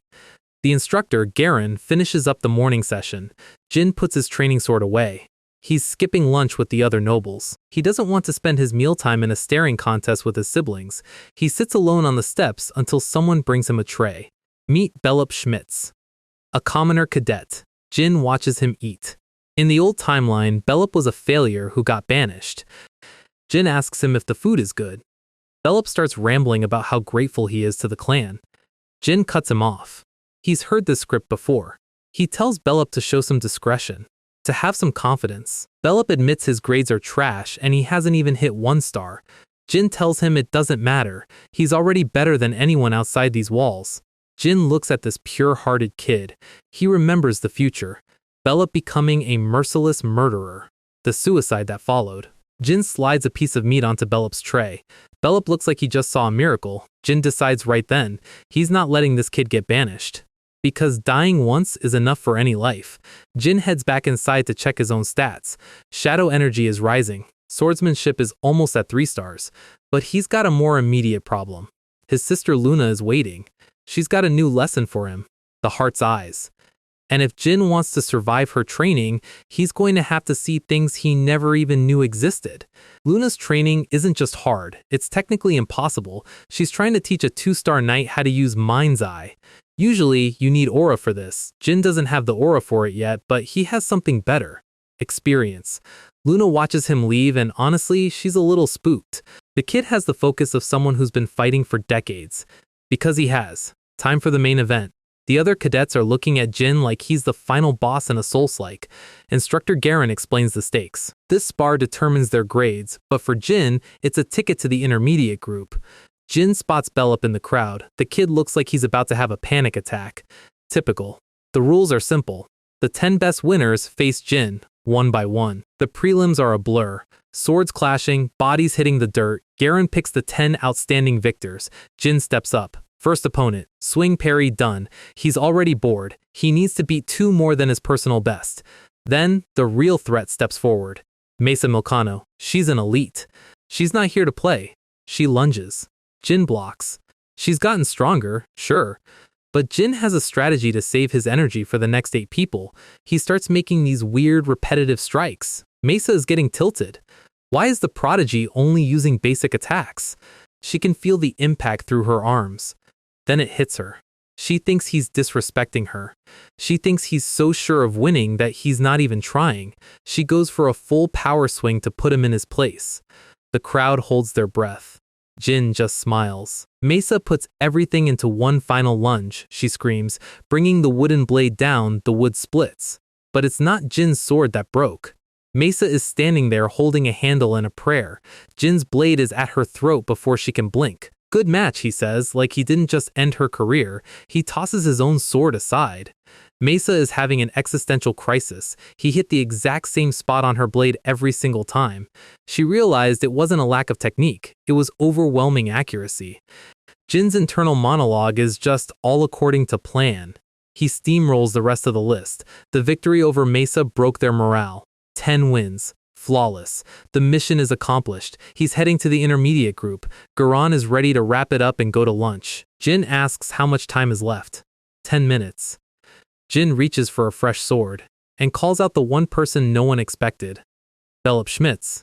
Belop looks like he just got a death sentence. Jin tells him to step forward. He's not asking. He's telling Belop he's about to be destroyed. Belop's feet are literally shaking. The power gap between them is wider than the clan's ego. Belop thinks this is about discipline. Jin looks at him and sees the suicide victim from his past life. He tells Belop he's tired. He says even though he's exhausted, he's still stronger than Belop. Jin lunges. No warnings. Belop barely catches the blow. Jin isn't holding back. This isn't a spar, it's a beatdown. Steel, well, wood, meets wood with enough force to shatter bones. Jin gets in close. You blocked well. Then he sends Belop flying. The floor cracks under the impact. Belop is on the ropes. He's sweating. Jin keeps the pressure high. He's looking for something specific, a low sweep. Bellop tumbles. He's crying. He's asking why Jin is doing this. Jin tells him he didn't call him here to fight. He says he could have killed him 10 times already. He gives Bellop one last chance to get up. The crowd is whispering. They think Jin is just being a bully. Bellop grips his sword. Mesa's eyes go wide. A golden light begins to bleed from Bellop's blade. Garan is about to stop the match. Jin gives a cold order to the room. Whatever they see, they take it to their graves. Bellop looks like a different person. Jin tells him to stop holding back. Bellop snaps. He lunges with the speed of a high-tier knight. Jin blocks, but his arms are vibrating from the power. This kid is a monster. The clash lights up the whole training ground. Jin is genuinely shocked. He knew Bellop was strong, but in the past life, Bellop hit it by matching his opponent's levels. He'd lose on purpose just to stay invisible. But this? Using aura as a low-rank cadet? Jin dodges a strike that would have taken his head off. The impact creates a shockwave. Bellop's arms are glowing. Jin sees an opening. He drops the sword and goes for a grapple. He pins Bellop down. The aura vanishes. The match is over. Bellop is gasping for air, asking why Jin stopped. He thinks Jin is just playing with him. Jin tells him that provoking him like this hurts Jin too. Bellop is crying again. Jin kneels down next to him. He admits he doesn't truly know Bellop, but he knows that caring is a luxury for the strong. He tells Bellop that he's weaker than him, and kinder than him, and that kindness will get him killed in this family. Become strong so you can protect that kindness, he says. He apologizes for being so harsh. The kitchen staff arrives with a giant pot of stew. Garen asks if they should come back later. Bellop looks up at Jin. Jin just smiles and offers to get him some lunch. We start with the patriarch chilling in a cave, listening to a report about his youngest son's recent antics. Siren lets out a laugh that would probably vibrate the teeth out of a normal human's head. He's fascinated by Jin's protect the weak vibe. Most run candles just trample people, but Jin is collecting them. Siren decides it's time to see if that conviction is real. First mission incoming. It's January 1795. Jin is 15 and officially a 3-star knight. The intermediate rank means no more wooden toys. Everyone is out getting custom-forged steel to start their career. Jin is looking for something in the family vault, but he's got a shadow. Luna. She insisted on picking his first real sword, and since saying no to Luna results in a hospital visit, Jin just goes along with it. She drags out this massive wrapped-up slab of metal. Jin's face says everything. Meet Vale's Slaughter. It's an axe sword hybrid that looks like it belongs on a Monster Hunter poster. Luna used this when she was his age. She's looking at him with pure "do you like it?" puppy eyes. Jin takes one look at this ergonomic nightmare and hits the reject button immediately. Luna tries to pretend she was just joking, but she looks like she just watched someone kick her cat. She swings it around to show off how light it is. The air literally screams as it passes Jin's head. Jin is not impressed. He wants a sword, not a piece of construction equipment. Fine. She takes him to the actual good stuff. Luna admits she put a lot of effort into this choice. She reaches for a specific hilt. Jin's heart skips a beat. He knows this energy. She draws the blade, and it's beautiful. Bradamante, the brother sword to the patriarch's Barasada. Jin is stunned. This isn't just a good sword. This is an artifact-tier weapon that most run candles would kill their own mothers to own. In his past life, obtaining this would have been a decade-long quest. If he tried to claim it himself, his siblings would have started a civil war. But because Luna, the strongest sibling, is giving it to him, nobody can say a word. Jin tries to thank her, but Luna gets serious. She realizes Jin is still keeping her at arm's length. She's disappointed and decides to comfort her heart with a little physical discipline. Training starts. Close your eyes, kid. Luna drops some wisdom while Jin tries not to get his ribs shattered. In a family busy trampling each other, she wants him to know that unconditional love actually exists. She grabs him in a bear hug that probably cracks a few vertebrae. She doesn't want Jin to be lonely like she was. Look with your heart. Deep. Jin heads back to his room to show off the new loot to Murakan. Murakan is currently in Dragon Hermit mode, reading comics. He tells Jin to keep the Bradamante in its sheath. Jin thinks he's ready to use it. Murakan disagrees. Aggressively. He pins Jin to the floor. Listen up, brat. Using a legendary shadow sword without 5-star shadow energy is how you end up dead. Jin, being the arrogant MC he is, says he'll just reach 5-star in a year. Murakon's reaction is a mix of "I can't believe this kid" and "you are going to get us both cooked." He's genuinely worried about Jin's lack of patience. Then, Jin threatens Murakon's comic books. Murakon folds instantly. Priority, people. Gilly rushes in. Instructor Garan is calling. First mission. Jin is ready. He's obtained 3-star swordsmanship. It's time to test the steel. But the timing is weird. Usually, low-rank cadets don't get missions this difficult. Jin tells Gilly and Murakon to wait here. He's going in solo. He enters the briefing room. Garan is there with the maps. 10 cadets total. Search mission. Southern border of the Jin Kingdom, right next to the Beastman land, specifically the White Wolf tribe base. Jin looks at the team roster and the map. His team is made up of the fluctuating cadets, including Bellup. This isn't a normal mission. This is a setup. Someone, probably Cyron, reported the spar with Bellup. This is the test. Show me your conviction, kid. 3 days later. The southern border. Jin is in full commander mode. The goal, find Semberville, the heir to a noble family that went missing. Bellup reports a sighting of the Watertail tribe, docile blue blobs. If they're here, the White Wolves are probably somewhere else. Jin orders Bellup to head back to base camp early. He's splitting the squad to cover more ground. Everything is going way too smoothly. Jin runs into a bunch of the Watertail guys. They think the humans look poor as hell and offer Jin a grilled fish. Jin accepts. You don't turn down free loot from the locals. Suddenly, footsteps. Bellup is back, and he's gasping for air. The second squadron, Mesa's team, was ambushed. The whole squad scattered. Only one person made it back to deliver the news. Human ambushers. Only 3 of them. Jin goes into tactical overdrive. Why aim for the second squadron instead of his? Whoever they are, they just made the mistake of touching a Runkandel. They reach the ambush site. Blood in the snow. Bellup is losing it, thinking everyone is dead. Jin stays cold. The blood is fresh. He analyzes the tracks. Only one person actually did the ambushing. They find discarded bandages. Products of Husefester. The enemy is heading west. Jin sends the others to regroup. He's taking Bellup and moving. They find the remains of the second squadron pinned down. But there's a problem. Mesa isn't with them, and the number of ambushers just went up. Jin tells Bellup to close his eyes. Count to 2, then hit the one on the left. Jin lets the shadow energy bleed out. It thins his presence until he's basically a ghost. Bellup lunges. The ambusher is caught off guard. What the hell? Too late. Jin draws the Bradamante. The steel splits the air. The ambusher is down before he can even scream. Jin checks on the survivors. They're beat up, but alive. Except Mesa. They captured her. Jin turns to the dying ambusher. Spare you? He gives the guy 2 choices. Option 1. Tell me everything and be the only one to die. Option 2. Stay quiet and I'll murder your entire family tree. The guy chooses life. Well, his family's life. He's part of Kinzello. Jin remembers them from his first life. Terrorists. Mass murderers. They want to make their own leader the king of the world. The plan. Kill Runkandel trainees to start a war in the Jin Kingdom. And Mesa? She was taken for propaganda. Filthy bastards, Jin mutters. He keeps his promise. A clean finish. 1 down. Mesa has been gone for an hour. Jin tells the survivors to head back for reinforcements. They think he's insane. There are 20 ambushers, all 4-star martial artists. Scott, one of the trainees, yells at him. It's common for us to die on missions! Jin just looks at him. A son of Runkandel can't just do nothing. He orders them to leave. Further opposition is insubordination. He tells Bellup to keep himself focused. He's the strongest one left now. Jin vanishes into the blizzard. If he's too late, the Runkandels don't just lose a trainee, they lose their pride. Alright, quick math. 20 enemies. All 4-star level.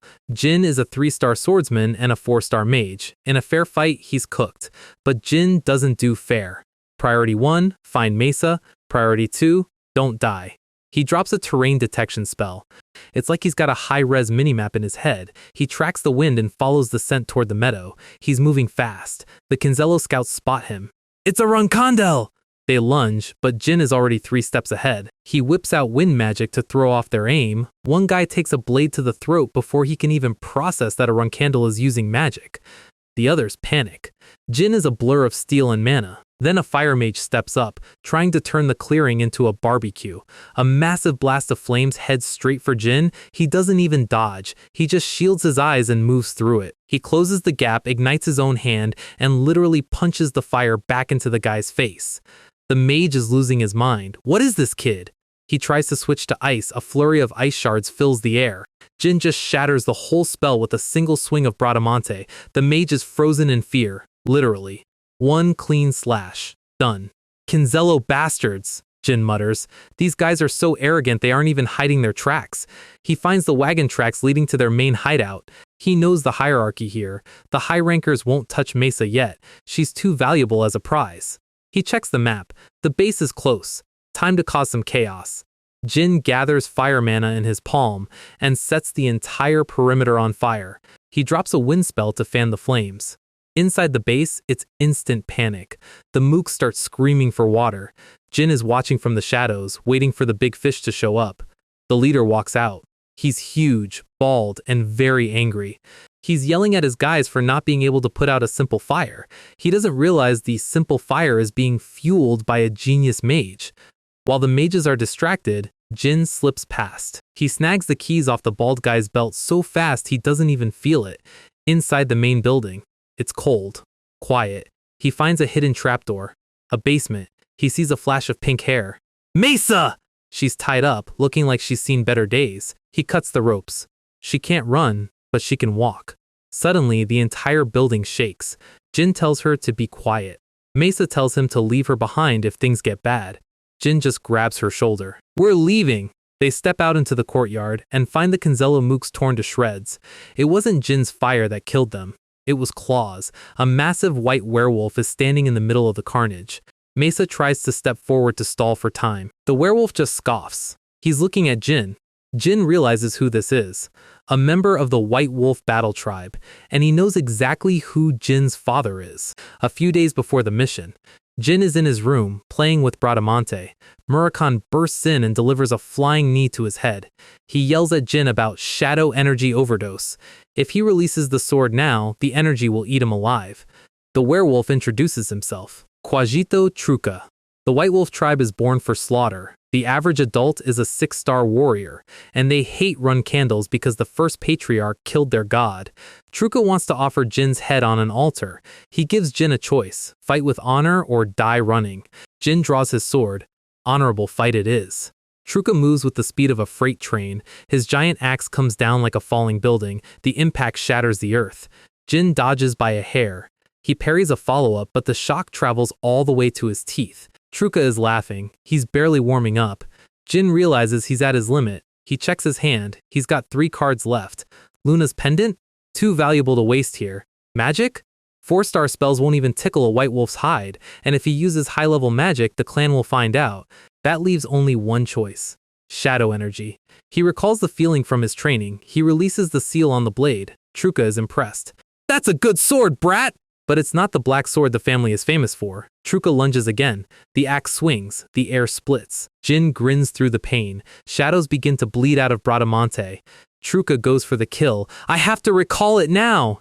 Jin screams internally. The shadows explode. Truca's eyes go wide. The shadows aren't just energy. They're a sensory blackout. Truca can't see. Jin understands now why his family's swords are black. Truca is staggering, blood leaking from his chest. That was a good fight, Jin says. The beastman falls. Jin is gasping for air. The shadows start crawling up his arms. He's choking. He hears voices, the voices of his family in his first life, calling him weak. Then, a familiar voice cuts through the static. What did I say, you damn brat? Murakhan's silhouette appears in the darkness. Jin is collapsing into the shadow energy. He needs to focus. Shadow energy release! It's like trying to hold back a tidal wave with a spoon. Keep your cool, he tries again. And again. Suddenly, the pain vanishes. He's standing. He's alive. He hears a noise behind a rock. A blonde kid is cowering there, begging for his life. Jin points his sword at him. Are you Kinzello? No, I'm Semberville. Jin lowers the blade. Ah, so it's you. Sember realizes he's been rescued by a run candle and starts crying with joy. So, the rescue mission is a wrap. Our guy Jin introduces himself, and Semberville looks like he just saw an angel. Honestly, if a run candle showed up to save me, I'd be crying too. Jin's currently carrying Mesa, who's still out cold, and he's ready to dip. But he asks Sember the big question, why did the Kinzello group want a random noble? Turns out, it wasn't a random kidnapping. Sember followed his lover into the woods. Only problem? His lover has been dead for 2 years. Jin realizes immediately that they're dealing with Bouvard Gaston, a transformer. This guy can literally reshape people to look like anyone. Jin files this away for later. It's a bad omen, and he's starting to think the Kinzello group is a bigger problem than the clan realized. Sember is losing it, thanking Jin for calling Guardian Knights for him. Jin doesn't have the heart to tell him the Knights were actually for Mesa. But hey, a win is a win. Mission accomplished. Back at the estate, Gilly is waiting. She's the only one who's actually happy he's alive. Then there's Murakon. Jin tries to play it cool, calling him Nabi, and gets a face full of cat teeth for his trouble. Jin yeets the cat, and the room immediately turns into a shouting match. Murakon is vibrating with rage because Jin used shadow energy at such a low level. He shifts back to human form and starts shaking Jin like a maraca. Gilly tries to intervene, but Murakon tells Strawberry Pie to sit this one out. He's genuinely terrified that his only contractor was about to turn into a shadow-flavored popsicle. Jin's excuse? It felt like a waste to use the emergency pendant. Murakon's face says it all.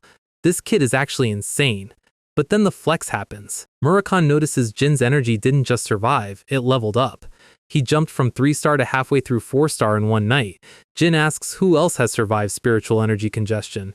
Murakon points at himself. Just me. Tamar, the first patriarch? He would have died. So Jin is officially built different. He heads off to wash up, leaving a very salty dragon behind. Somewhere else in the palace, the older siblings are having a meeting. Meet Anne Runcandle, the 9th flag bearer, and Mew, the 8th. They're discussing the White Wolf Jin supposedly killed. They don't buy it. They think Jin found a weak one or got lucky.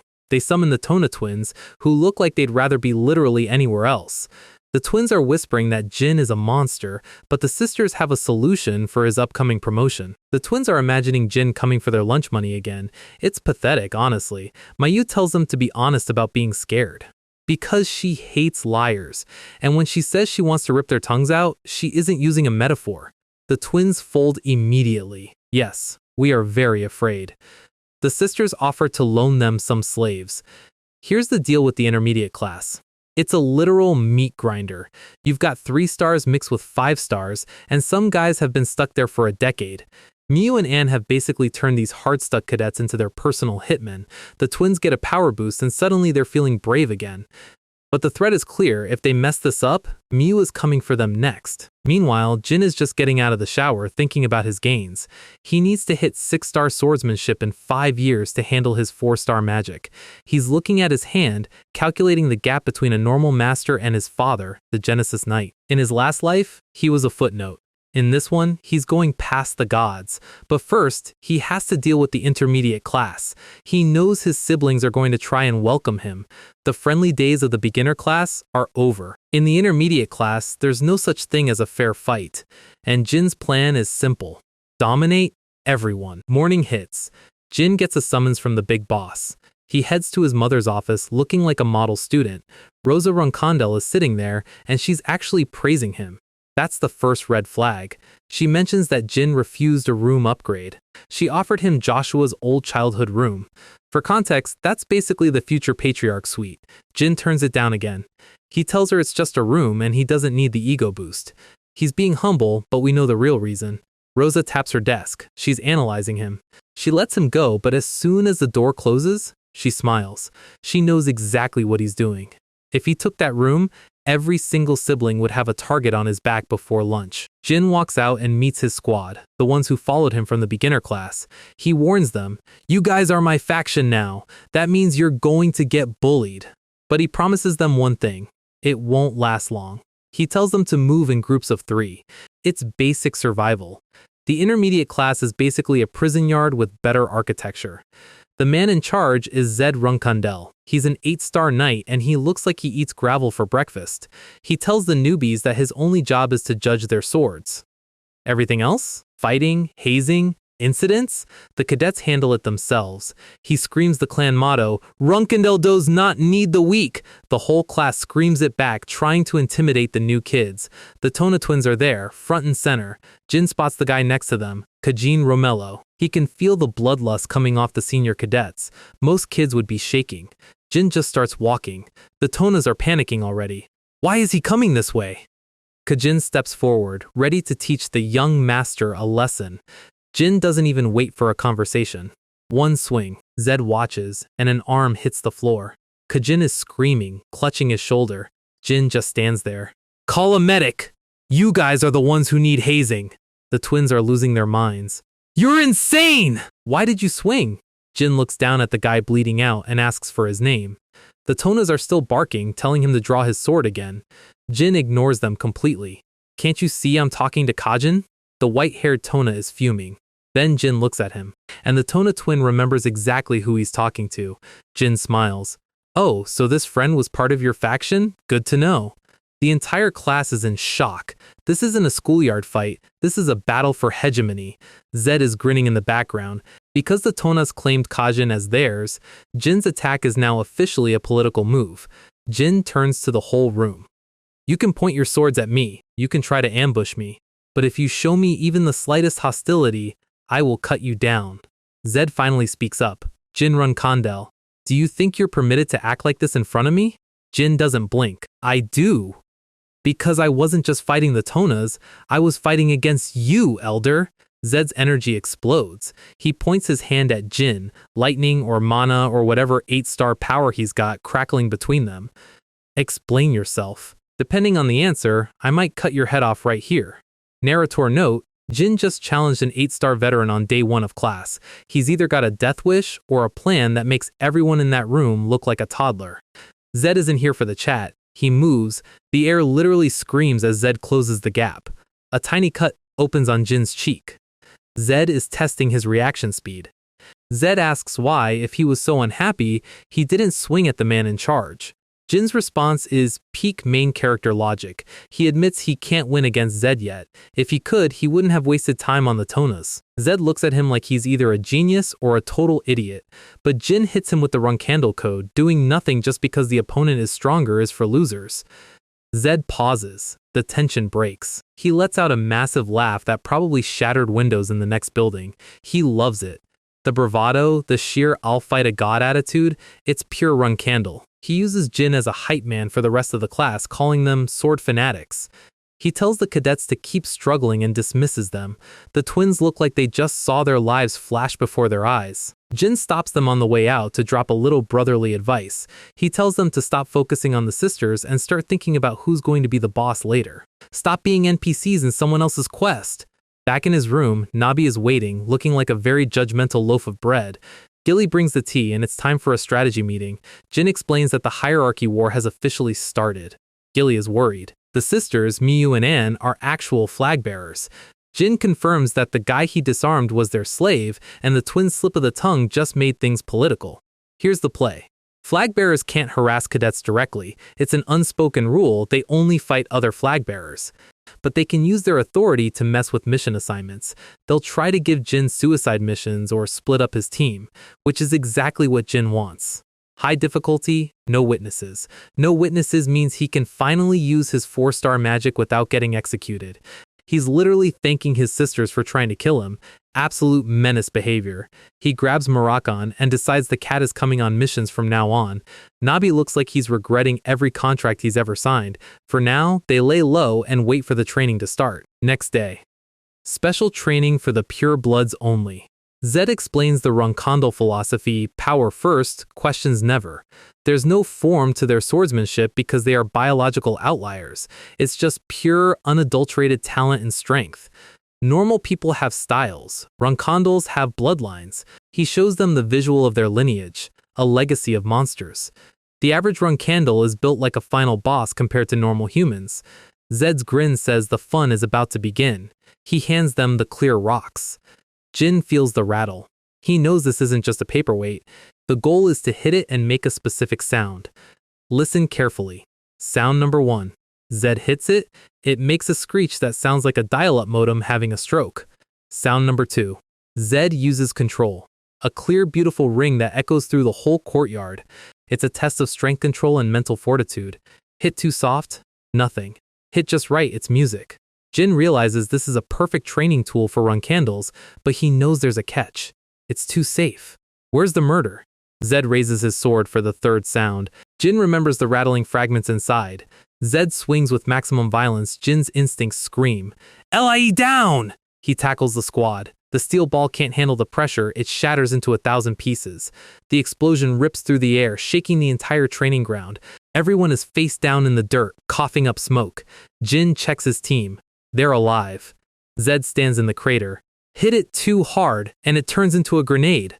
Class is officially in session. The explosion settles, and the training ground looks like a Minecraft TNT test gone wrong. Mesa is wondering why she didn't just become a florist. Zed looks at Jin. He's genuinely impressed. Apparently, Jin and his squad are the first ones to survive that without injury since Luna. It's a rite of passage, and Jin just passed with flying colors. Jin asks how Luna avoided the damage. Zed's face goes a bit weird. He explains that Luna didn't avoid it. Most kids dodge or use aura. Luna just sat there and took the blast head on. She was so sturdy she didn't even get a scratch. She's just a different species, honestly.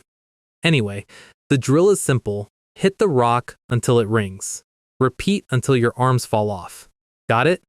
Later that evening, in a much nicer room, Luna is having tea. She looks like a normal noblewoman until you remember the explosion thing. Her nanny brings up the assassination attempt on Jin from 5 years ago. The nanny thinks Mew and Anne were behind it. Luna is thinking, assassinating a sibling in Stormcastle is a huge no-no. If their father Siren found out, he'd delete the culprit from existence. The nanny asks if Jin could have been hallucinating. Luna shakes her head. They've been investigating for 5 years and found nothing. But she remembers Jin's eyes back then. He wasn't just awkward, he was terrified for his life. That's not a misunderstanding. She orders a full investigation into Mew and Anne. No more playing nice. The nanny worries about Luna getting dragged into the mud. Luna just smiles. She's over 30, she's a 9-star beast, she's fine, she's just enjoying watching her little brother grow. It's the only hobby she has left. The next day. Jin is in the zone. He's drenched in sweat and breathing like he's running a marathon. This training is a literal grind. It feels worse than the 10-man spar. Zed calls for a 5-minute break. The Tonas are currently questioning their existence. Jin analyzes the problem. It's not just strength. Zed can blow up the rock with raw power. Jin isn't there yet. He needs to sharpen his aura to a surgical point to compensate for his 15-year-old muscles. He has to hear that clear sound before he can break it. He tells himself to stay calm. In his last life, even the Tonas could do this eventually. Zed is watching him from the side, hiding a grin. The twins are complaining about the break. They look like they've just finished a double shift at a coal mine. Zed notices Jin entering a deep state of mental focus. He thinks Jin might actually break Luna's training record at this rate. Night falls. The gym is empty, but Zed is still there. He tells Jin to tell his brothers, if you're gonna pass out, don't bother coming tomorrow. The twins are barely walking, but they lasted longer than Zed expected. Zed watches Jin's back as he walks away. He actually starts shouting at the sky. He's frustrated that Jin is the youngest. If Jin had been born 10 years earlier, he'd already be the patriarch. It's a tragedy to Zed. 1 month later, March 1795. The intermediate class gets its first official mission. Most people get guard duty. Boring. But then the proctor reaches the third mission on the list. He stops. He looks at the paper like there's a typo. He calls out Mesa, Bellup, and the rest of Jin's squad. The mission, subjugate 25 orcs in Carano. Orcs move in packs. For a group of newbies, this is a death sentence. The whole room goes quiet. The senior cadets start whispering. Poor things. They're gonna come back in pieces. Kajin Ramello, remember him? The guy with the missing arm? He mocks them, telling them to go cry to young Master Jin. The squad is ready to throw hands, but Mesa holds them back. She screams at them to shut up. She knows this is a run candle test. There's no fair play here. She tells them the only way to win is to come back alive and prove everyone wrong. Narrator note, the sisters finally made their move. Training is still going full throttle. Daytona swings with everything he's got, and the result is exactly what you expect. A massive explosion and 2 very soot-covered brothers. Jin is standing right there, and the shrapnel is flying straight for his head. He parries the debris mid-air, barely breaking a sweat while the twins are busy having a midlife crisis at age 16. It's been a month, and the twins are finally starting to break the rocks, but they're still doing it with zero finesse. Jin is thinking about that parry. He felt it before it happened. The path of the debris was drawn in his mind like an arrow. He realizes his reflexes are hitting a whole new level. This is the mind's eye training Sister Luna gave him finally paying dividends. The guy is basically developing auto dodge in real life. But before he can enjoy the moment, Uncle Zed shows up. Mission time. The twins get their assignment, and they look like they've been sentenced to the Shadow Realm. They're being sent to a social event at the Bement Empire.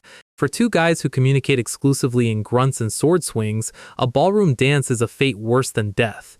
Zed tells them to fix their attitudes, or he'll give them a reason to actually want to die. Jin realized his sisters Miu and Anne are definitely trolling the twins with this one. Zed tells them to watch the experts and learn something for once. Then he turns to Jin. The mission is heavy. Assassinate Alcaro Chenderer. He's one of the lovers of the Ice Castle Master Talaris. For context, the Ice Castle is a giant frozen tower in the Western Sea. Talaris, the Spider of the Abyss, is the boss there. She's neutral, she's terrifying, and she hates it when people touch her stuff. Killing her boyfriend is the fastest way to get an entire frozen army knocking on your front door. The target is currently hiding out in Mammoth. The twins lose their minds. Mammoth is a lawless zone where even the Runkandle name doesn't mean much. Even for a genius like Jin, this is a mission usually reserved for Guardian Knights. Jin asks the smart question, why is the Chenderer family asking for their own kid to be deleted? Zed explains they'd rather he die than spill family secrets under a drug-induced haze. Jin accepts immediately. Zed looks at him, genuinely confused. He expected Jin to argue that it's an impossible mission for a 15-year-old, but our guy just takes the folder and walks away. The twins are freaking out. Is he actually going to Mammoth? Zed basically says if he wants to die, let him go. The twins try to be supportive in the most awkward way possible. They tell him to just flash the Runkandle badge if things get hairy. Jin looks at them with that "are you actually stupid" face. He gives the rock one final, perfect strike. It rings with a clear, beautiful sound. No explosion, pure control. He tells the twins to make up their minds by the time he gets back. Are they going with the sisters, or are they going with him? He leaves them standing there, questioning their entire life path. Even Zed is impressed. The kid knows how to lead by fear. 2 days later, the squad is at the gates. Jin is in full disguise. Brown hair, humble clothes. He can't afford to be recognized as a Runkandle in a city of people who hate the high clans. He meets Mesa and the squad before they head to their orc hunt. They look like they're heading to a funeral. Mesa is trying to be brave, but even she knows the odds are garbage. Jin tells them to focus on the task in front of them. I'll definitely come back, he says. He gives Mesa a reassuring tap on the shoulder. Murakan, still in cat form, is watching from Gilly's arms. Murakan starts to do his great black dragon speech, but Jin shuts him up before he blows their cover. He tells Gilly to take a break while he's gone. Gilly is worried, but she knows her young master isn't a normal 15-year-old. And with that, our guy rides out. Welcome to Mammoth, the lawless zone. Think the Wild West, but with more swords and significantly less hygiene. It's a sanctuary for every outlaw who's ever been kicked out of polite society. The energy is thick with malice, and the local bar is exactly where you'd expect a fight to break out. Jin walks in, looking like a total rookie. The bartender slides a tray of water and snacks his way. The regulars are already sizing him up. A massive slab of muscle named Tonk grabs Jin by the shoulder. He tells him there are rules in Mammoth. Specifically, the rule where newcomers lick his toes. Blood hits the table before Tonk can finish the sentence. Jin stabs a dagger through the guy's hand and just keeps sitting there. The rest of the bar laughs it off. In Mammoth, getting maimed is just a Tuesday. Jin is thinking about his master's words. To survive here, you need to show them you're too much trouble to kill. He thinks about Heister. He was helped by someone with that name in his past life. The bartender brings his actual food.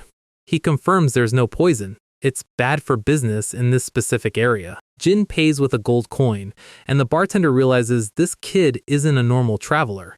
Jin asks if the bartender is looking for someone. He drops the name Heister. The bartender denies it instantly. Jin moves on. He needs a place to stay where bugs can't crawl in. The bartender points him to an inn called Moonlight Well. It's where the kings of Mammoth stay. No one causes trouble there unless they want to disappear. Jin does a mental breakdown of the target. Alcaro is only here to attract the Ice Castle Monster's attention. He's likely in his room doing the new drugs the bartender mentioned. Jin heads to the inn, scouting the entrance. He hears shouting from the lobby. There's Alcaro, looking exactly like the pampered scumbag he is.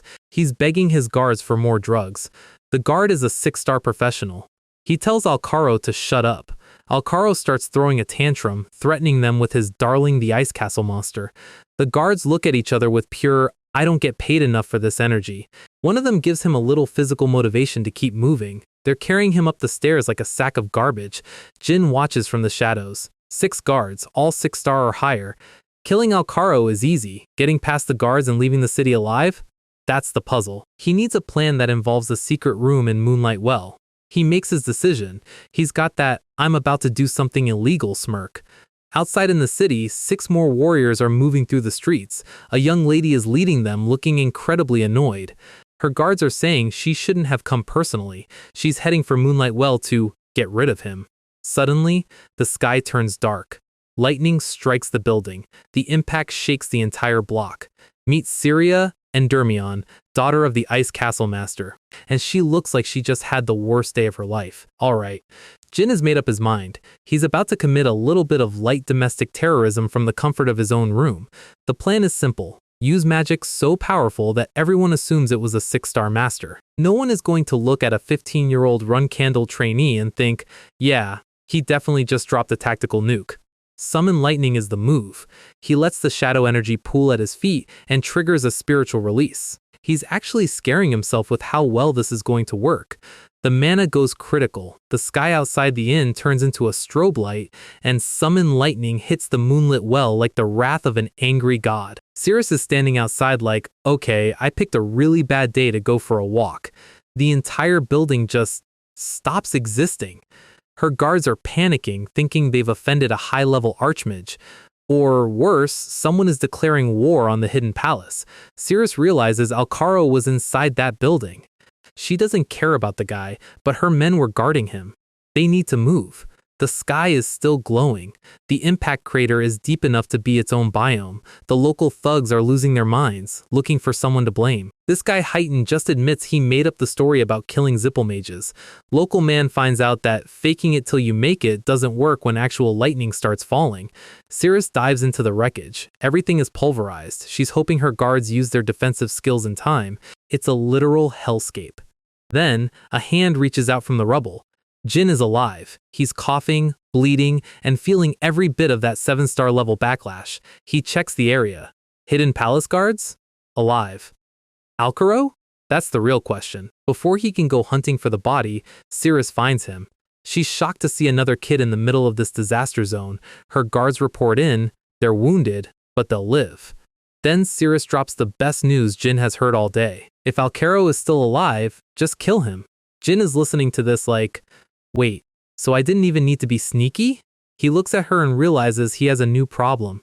If she remembers his face, his disguise is worthless. He needs to vanish. The guards confirm it. Alcaro died in the blast. Cirrus is actually relieved. Good work looking after that idiot for so long. She steps forward, draws her blade, and addresses the survivors. This is Cirrus and Dorma, and she is officially declaring Mamet a hidden palace zone. The local kings of the city try to talk back.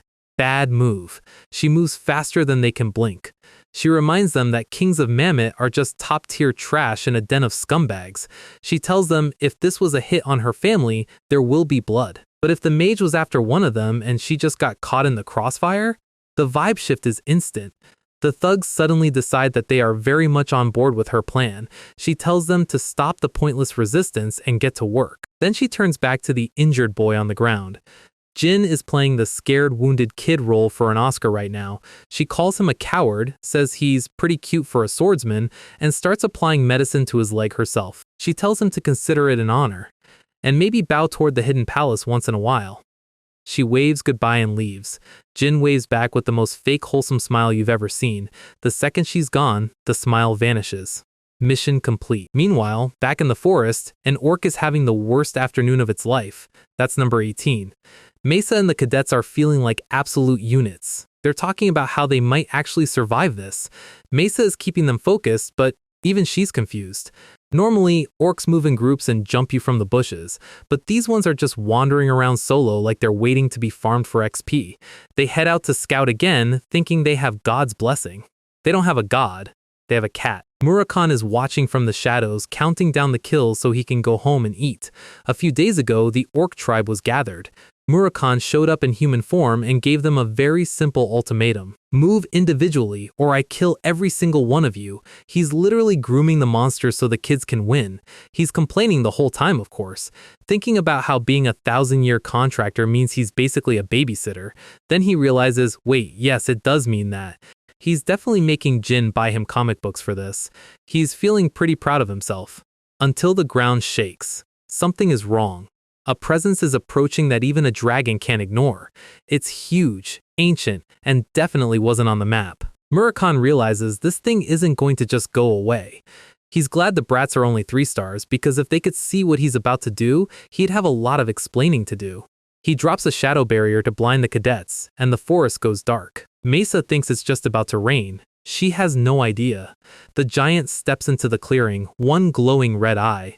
Murakami lets his true form bleed through the shadows. He isn't a cat anymore. He is the dragon of shadows. He recognizes the giant. A cemetery giant. Relics that were supposed to be extinct for 2,000 years. What is a god-grave guardian doing in a random forest in Runcandle territory? Murakami doesn't have time for a Q&A session. He charges his breath, the giant roars, and Murakami deletes it from the server. One hit. Total annihilation. The moon looks down on the aftermath. The giant is a pile of scrap metal. Murakami shifts back into human form. He's sore. It's been a long time since he went that hard.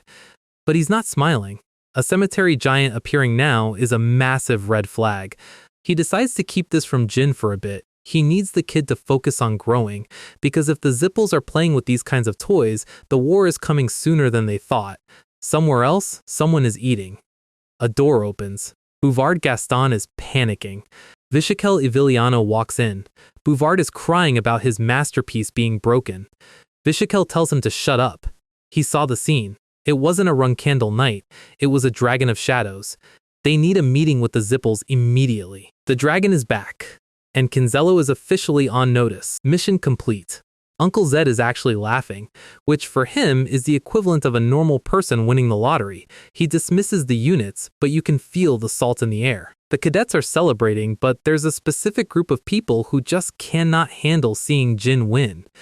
The rumor mill is already spinning. A magician terrorized the inn? Young Master Jin is so lucky. This is Kajin Romero. He's a 5-star knight, and he is currently overdosing on cope. He thinks he's being quiet, but he forgot who he's dealing with. Jin walks right into the middle of their little gossip circle. He doesn't even look at them. I can hear everything, my friends. He asks Kajin if his arm is okay, the one Jin cleanly detached a few chapters ago. Kajin tries to play it off like a misunderstanding, but Jin isn't here for the apologies. Kajin gets bold. He thinks because he's a 5-star, he can talk down to a 4-star trainee. He's smiling. He thinks he's winning the verbal spar. He calls Jin an eyesore. He's tired of seeing everyone praise luck. Jin just sighs. He tells Kajin that as a 5-star, his skill is actually decent. So why do you stand back and simply speak behind others' backs? The challenge is on the table. No aura limits. No holding back. Kajin's eyes light up. He thinks he's about to put the young master in his place. He draws his sword. The impact splits the air. Kajin is swinging with everything he's got. He's heavy, he's fast, but Jin is looking at him like he's watching a tutorial video on 0.5x speed. Kajin thinks he has the upper hand because he's pushing Jin back. You're too unskilled! He goes for a massive overhead strike. Jin's eyes change. The impact shakes the ground, but it didn't hit anything. I can see it. This is mind's eye logic. Jin is calculating every muscle twitch, every shift in weight. Kajin has infinite paths his blade could take, but a 5-star knight who is tilted and angry only has 1 or 2 moves they'll actually make. I'll end this in 3 strikes. Kajin screams that Jin is talking nonsense. First, a slash from the left. Parried. Second, an unconventional uppercut. Dodged. Kajin is wide open. Then, the final attack. An aura explosion that a 4-star should not be capable of producing. Kajin's sword is literally deleted. The hilt flies off into the distance. Kajin is panting, staring at the empty space where his weapon used to be. Jin points his blade right at Kajin's face. I know how many years I need until I reach 5 stars now. Kajin is shaking. Did you fool me? Are you already 5 stars? You simply didn't know me well enough. The Tona twins show up late to the party as usual. They see the aftermath. The 5-star veteran is on his knees, and the youngest is walking away without a scratch. Jin walks past them. It wasn't much. The twins are just standing there, questioning their entire existence. We move to the flagbearer's lounge. Mayu and Anne are losing their minds. They don't want to believe a 15-year-old is a 5-star knight. They dismiss Kajin like he's trash. The room goes cold. They realize the youngest isn't just playing, he's baring his fangs at the whole family. They need a plan. Something deadlier. His next mission? It'll be someplace he'd come back from as a corpse. Back in Jin's room, Gilly is reporting the news. The whole Garden of Swords is buzzing. Being a 5-star at 15 is a feat only achieved by the founder, the patriarch, and Luna. Jin is just sitting there, eating strawberry pie. He's realizing his shadow energy, mana, and aura are all feeding into each other. He's a unique build. No one has ever had all three. He notices some flowers in a vase. Gilly says they were empty, so she filled them. Jin's mind is on the bigger picture. Joshua, the next patriarch candidate, is going to start getting nervous. Joshua Runkandel. He's the one who took the lead when Luna dropped out of the race. He has the full support of their mother, Rosa. Jin knows he could have hidden his skills, but being the center of attention forces his brothers to stay docile, for now. The patriarch is coming back soon. Jin knows his father isn't satisfied with any of his siblings except Luna. The succession was set in stone. Until Jin showed up. He knows his father will give him two things: a trial to see if he can actually overcome the age gap with his brothers, and protection because he's a special case and the patriarch won't let him be assassinated before the test. This special case status is Jin's ultimate shield. Gilly mentions a banquet. Jin tells her to get ready. He also tells her to keep a very close eye on Murakan. Murakan is currently doing his best offended cat impression. A few days later, the world is reacting. Even the Empire's royal family is sending letters. The patriarch's home visit is scheduled for a month from now. The siblings have been quiet. Too quiet. It's a reputation game. Suddenly, a butler bursts through the door. A mission has been assigned. The Colin ruins. We cut to Rosa's office. She is screaming at her children. Miu, Anne, Runtia, Ran, Vigo. All the heavy hitters are there. Runtia, the third flag bearer. Ran and Vigo, the 5th and 6th. Jin walks in. Rosa tells him the mission is cancelled. She turns on the sisters. You bitches are only thinking of ways to kill the youngest! Anne tries to argue. Is it weird to try and kill the youngest? She mentions that the family has always encouraged infighting. Competition is the rung candle way. Everyone here grew up surviving missions that should have killed them. They think they're being fair. Rosa stops. She smiles, but it's not a good smile. But have you all ever achieved the feat of becoming a 5-star at the age of 15? The room goes silent. She tells them straight up, if you had been this good, I would have protected you too. In other words, you two aren't worth my protection. She doesn't stop there. Runtia is placed on self-discipline. Ran and Vigo have to return their prestigious family swords. The high-tier flag bearers just lost their status because they let the sisters act like idiots. Rosa looks at Jin. She's testing him. Will he ask for more punishment? Will he get cocky? Show me how you will dissolve this situation. Jin takes a breath. I really like the mission my sisters assigned me. Even Rosa is shocked. Jin knows it's Zippel territory. He knows it's a failure the family hasn't recovered from in years. Jin is standing his ground. He's telling his mother that this irrational suicide mission? It's actually perfect. He's playing 4D chess. If Rosa cancels the mission, it makes the rung candles look disorganized. Rosa knows the sisters are just trying to get him killed since they can't touch him in a fair fight. But Jin has a counteroffer. He knows he can't beat his older sisters in a direct brawl yet. But succeeding on this mission? That's a blow they won't recover from. Rosa asks if he's actually confident. This place is a death trap. Jin says yes, but he has a price. He wants the swords his brothers had to return. The room goes quiet. The brothers are insulted. They offer him their personal swords just to get him to back off. They even try to pretend they care about him living to see their father. Jin shuts that down immediately. Enough. Rosa is sold. If he wins, he gets the loot. She's actually impressed. She thought she'd have to protect him, but the kid is built different. Jin walks out, and his sisters are waiting for him with that "you're gonna die" energy. They think he's relying on luck. They tell him he's not going alone this time. They've assigned him support. Jin just smiles. Meet the support team, Mile and Limahas. They're acting all respectful, pretending their last encounter was just a big misunderstanding. They promise to protect him with their lives. Jin tells them to just focus on the mission. He knows exactly what's up. These three are the sisters' personal dogs. The mission: retrieve 4 artifacts from the Colin ruins. The Colin ruins used to be a massive native settlement. Now, It's Zipple territory.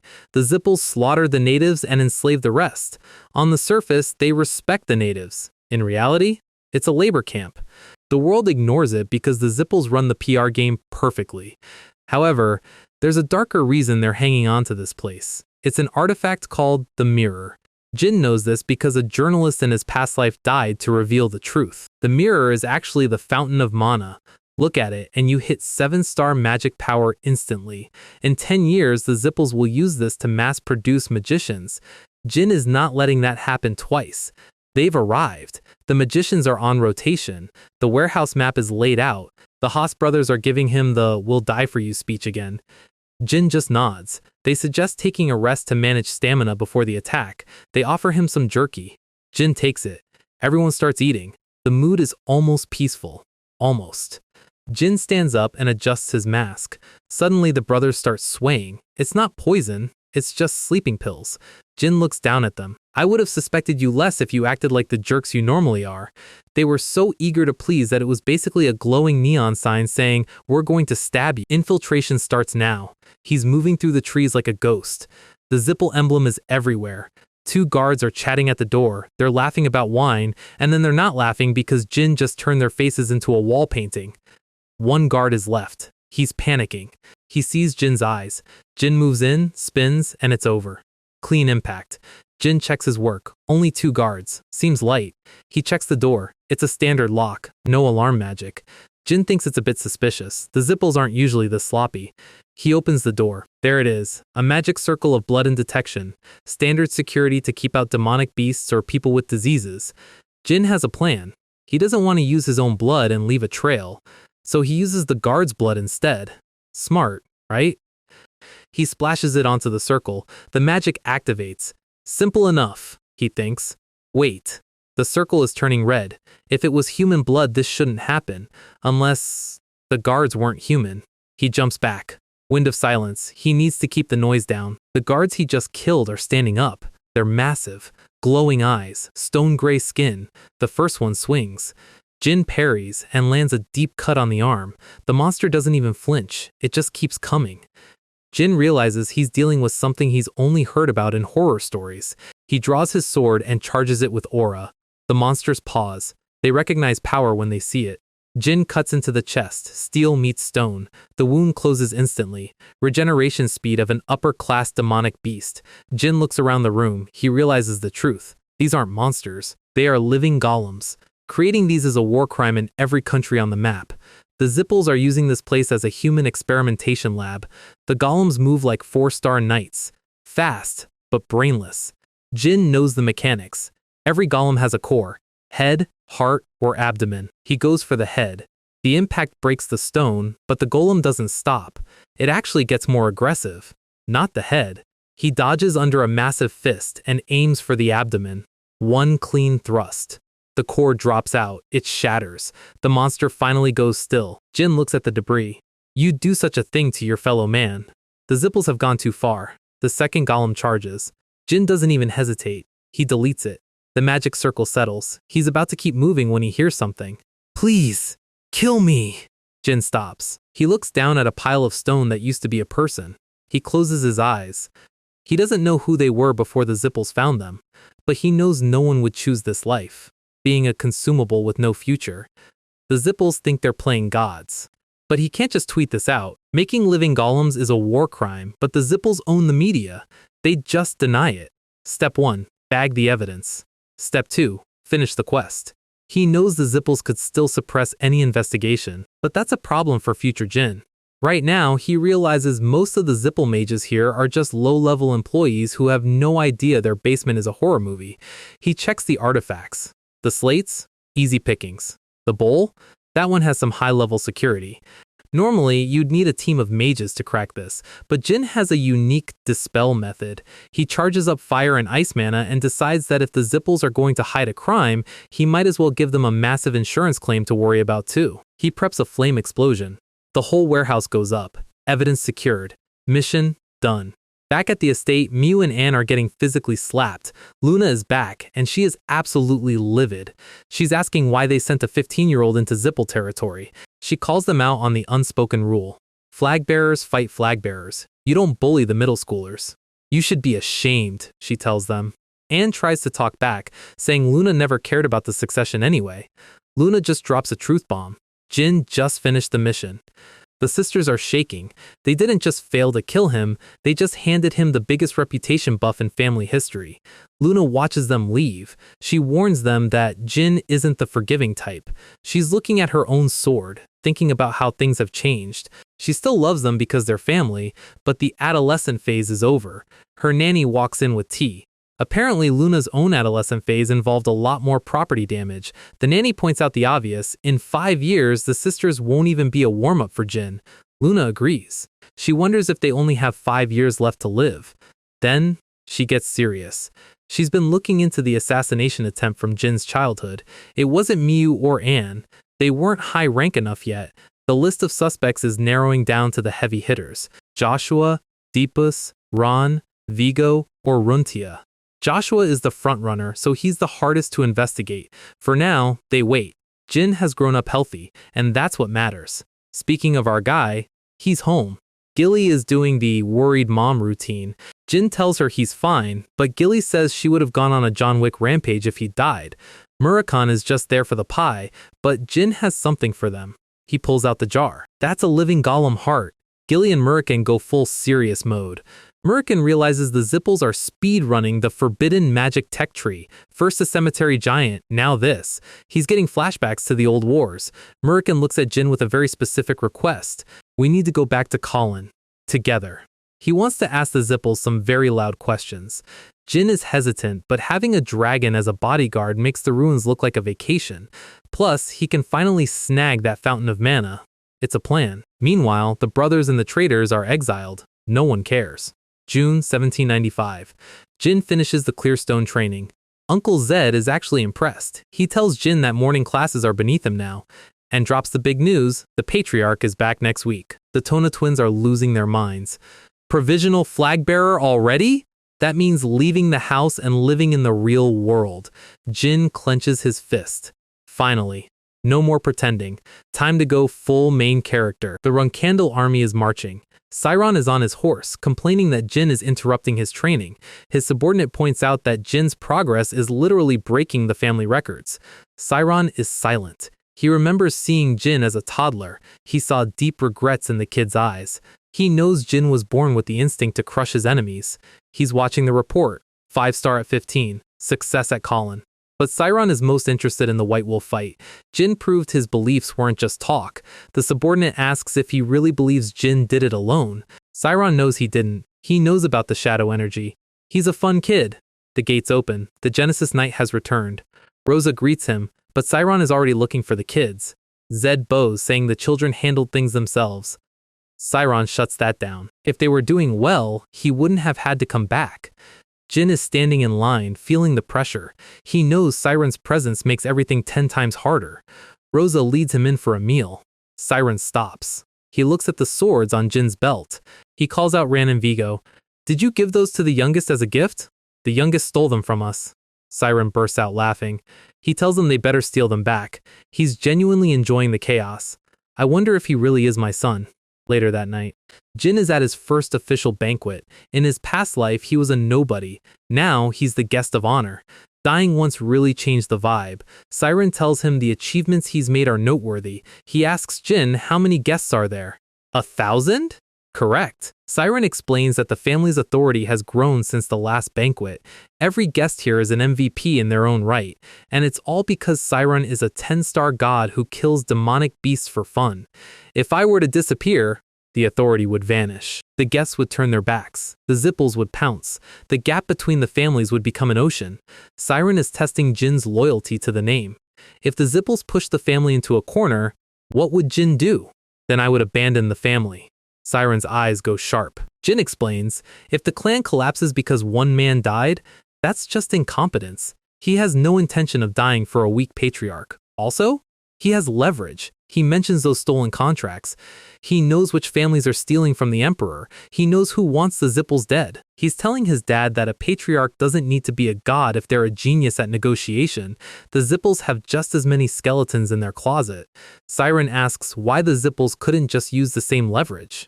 Because playing the role of the villain is the Runkandel family's job. Jin is basically saying, we're already the bad guys. We can use the dirty tricks. Siren laughs again.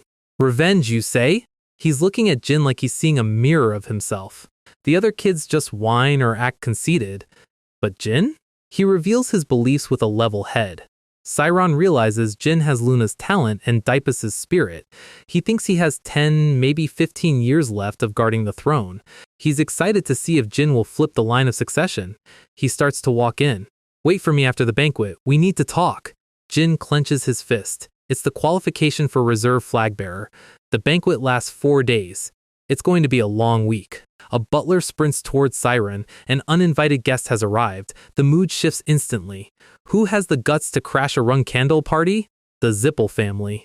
And they didn't come to dance. The vibes at the homecoming banquet just went from celebratory to immediate threat level midnight. A guard sprints in, looking like he's seen a ghost, telling Siren they've got uninvited guests at the door.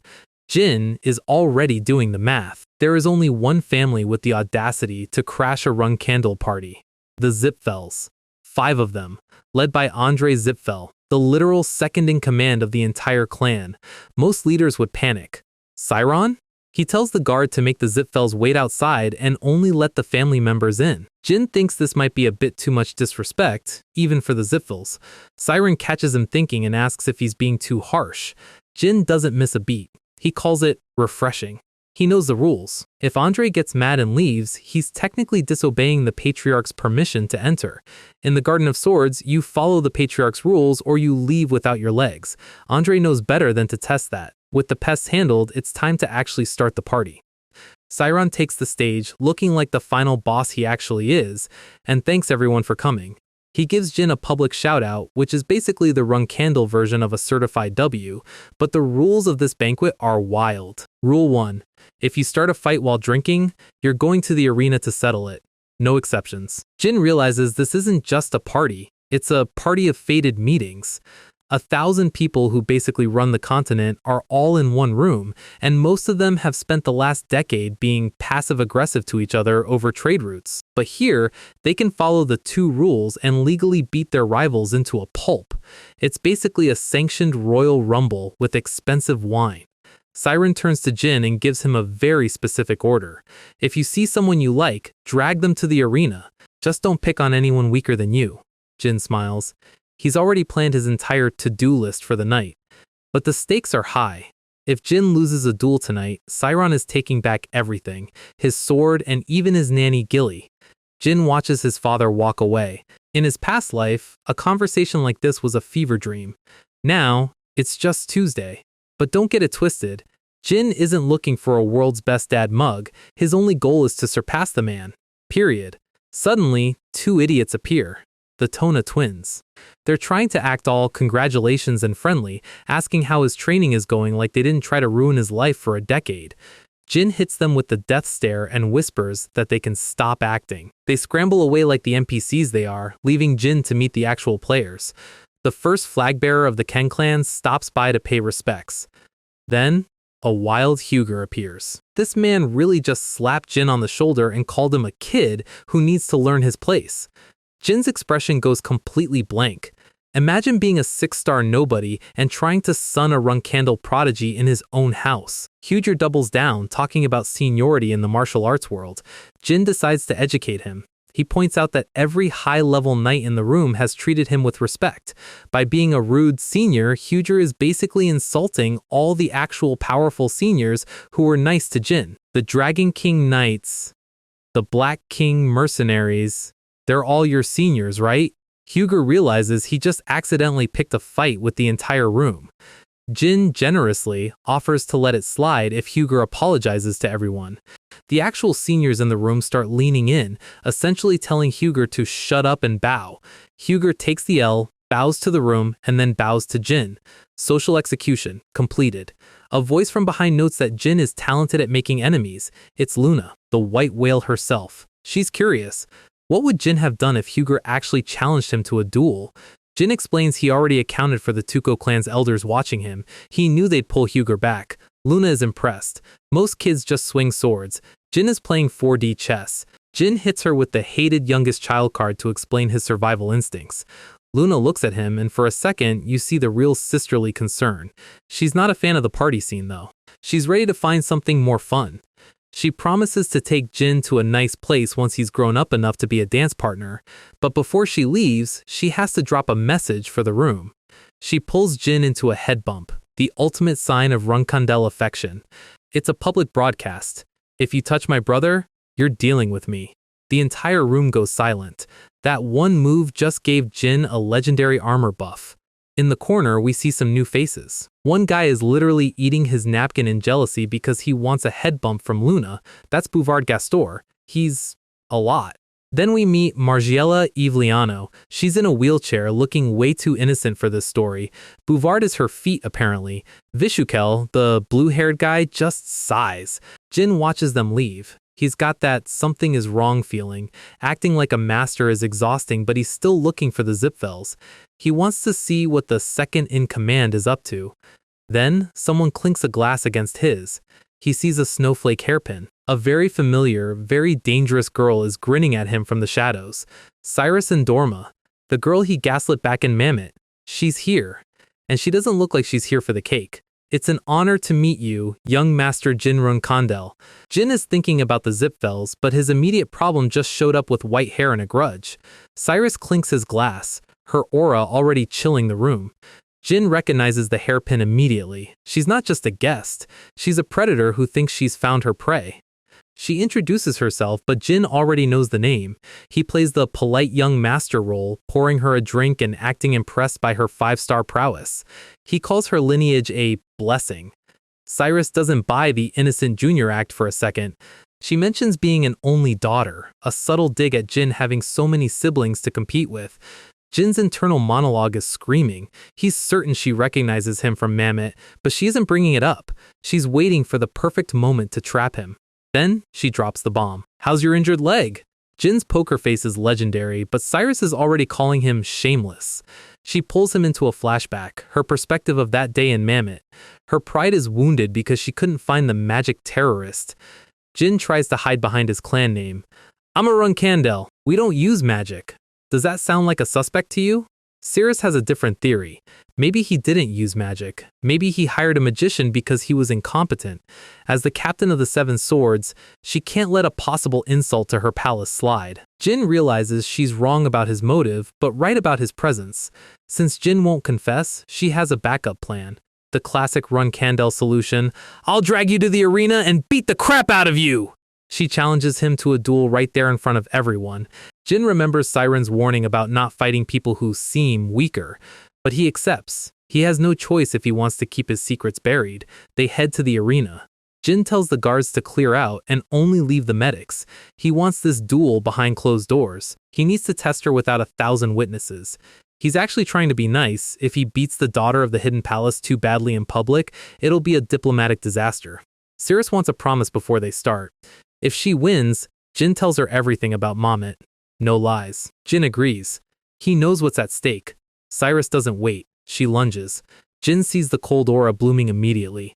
The air freezes. This isn't standard swordsmanship. It's the secret technique of the Endorma lineage, myriad ice blades. She's trying to end this in the first 10 seconds. Jin blocks, but his blade is literally frosting over. He tries to act like the untrained youngest, complaining about not knowing secret techniques yet. Cyrus doesn't care. She pushes the pace. The arena turns into a whirlwind of ice and steel. Jin is playing defense, but he's analyzing every swing. Cyrus realizes he's a true 5-star. He's blocking her secret moves with basic fundamentals. She decides to jump to the 3rd form of her technique to close the gap. She knows her stamina is lower. She has to finish him now or she's cooked. Jin is tracking her perfectly. He knows she's preparing a game changer. The air gets heavy. This is the moment. Jin remembers the secret techniques he read back in Stormcastle. He's got an answer for this. Cyrus smiles. She thinks she has him. It's over, Jin! Myriad ice blades, third form, avalanche! A wall of aura-condensed ice shards tears through the arena. It's a literal blizzard designed to shred anyone caught inside. But through the storm, she hears him laughing. Cyrus freezes. Nobody survives an avalanche with a joke. She feels a surge of unease. Something is coming through the ice. A dark, sharp pressure cuts through the cold. Jin moves. His eyes are glowing. And Cyrus realizes she didn't just challenge a prodigy, she challenged a monster. The duel with Cyrus just peaked. Jin lets loose a destructive force that the arena wasn't ready for. He's actually regretting it mid-swing. Using the Attila family's Stormblade against a 4-star is basically like bringing a rocket launcher to a pillow fight. If she doesn't move, she's literally deleted. Cyrus drops to her knees. The smoke clears. She's having a crisis. She's the heir to the Ice Palace. She's supposed to value honor over everything, but when the Reaper came knocking, she ducked. Jin walks over, checking if she's okay, and he's actually being sincere. He knows that no matter how much pride these clans preach, at the end of the day, she's a 15-year-old kid who wants to keep living. He tells her he would have done the same thing. It's a rare moment of Jin being a human being instead of a tactical calculator. Cyrus doesn't say much. She just reaches for something. It's medicine. She noticed the small scratch on Jin's face. She tells him she's repaying him for saving her life. The debt is settled. She's back on her feet, pride bruised but eyes sharp. She walks away with a "see you tomorrow," and Jin is left standing there, probably wondering if he just accidentally unlocked a secret romance route or a lifelong rival. Day 2. The banquet is quieter, which means the actual heavy hitters are starting to move. Jin is scanning the room for the Zipfels. He's looking for the 15 to 20 age bracket. He wants a benchmark for his magic. He also wants to dig into what they're doing in Colin, but he knows better than to ask yet. Once he's a reserve flag bearer, he can go rogue and investigate properly. Suddenly, a cat appears. Nabi, aka Murakan, is just chilling on the floor. Jin is confused. Why is his dragon cat just wandering around a Run-Candle banquet like he owns the place? He finds Nabi being cuddled by Cyrus, who seems to have a soft spot for the butterfly. She sees the collar. Butterfly Run-Candle. Jin's expression is pure, "I didn't choose this name. Please don't look at me." Then, a new player enters the chat. A white-haired guy tackles Jin with a hug. "We finally meet! Jin Run-Candle!" Jin hits him with the "who are you?" and honestly, it's the best response. The guy starts playing a guessing game. "The first letter of my name is V." Jin gives him a solid nope.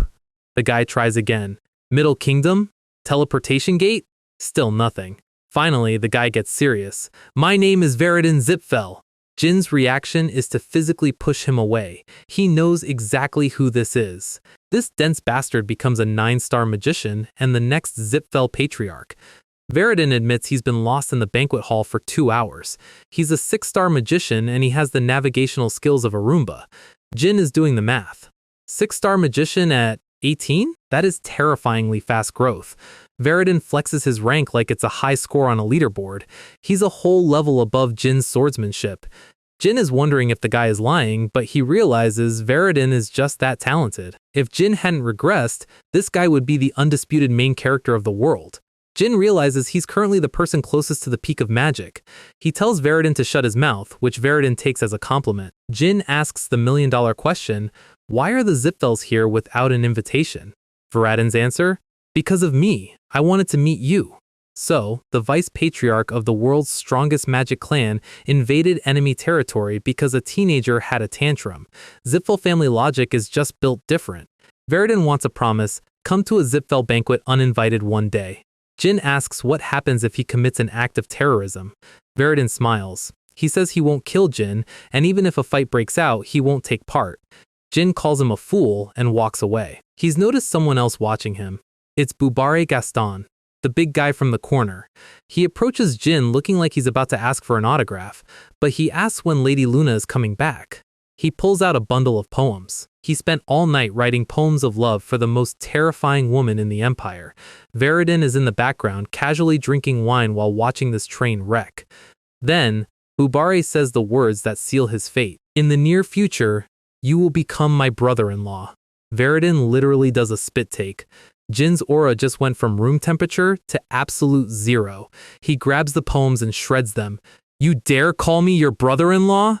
The Run-Candle madness is waking up. Jin orders the guards to take him to the arena. Bubare is screaming about his right to express love. The guards are dragging him out like yesterday's trash. Bubare thinks he's just a guest being bullied. Jin is taking his coat off. No swords, just hands. Bubare is still confused. He thinks he just called a girl pretty. He has no idea Jin knows his real identity from a past life. Jin steps onto the tiles. He looks like he's ready to commit a felony. The crowd is watching. Margiela and Bishkel are in the VIP seats. Bishkel is worried. Margiela is clapping. She wants to watch from closer up. Cirrus is also there, holding Nabi, looking genuinely baffled. She doesn't understand why the 5-star genius of the run candles is wasting time on this guy. Viridin tries to introduce himself to her and gets hit with a screw-off instantly. R.I.P. Viridin. The duel is announced. The crowd thinks Bubare might be a reclusive master. They're wondering if Jin is about to get humbled. Bubare tries to introduce himself one last time. Jin hits him mid-sentence. Shut it! He doesn't want the name, he wants the impact. Bubare realizes this isn't a sparring match. He flares his aura. 6-star. The fanboy is a high-level combatant. Viridin realizes Jin picked someone stronger than him on purpose.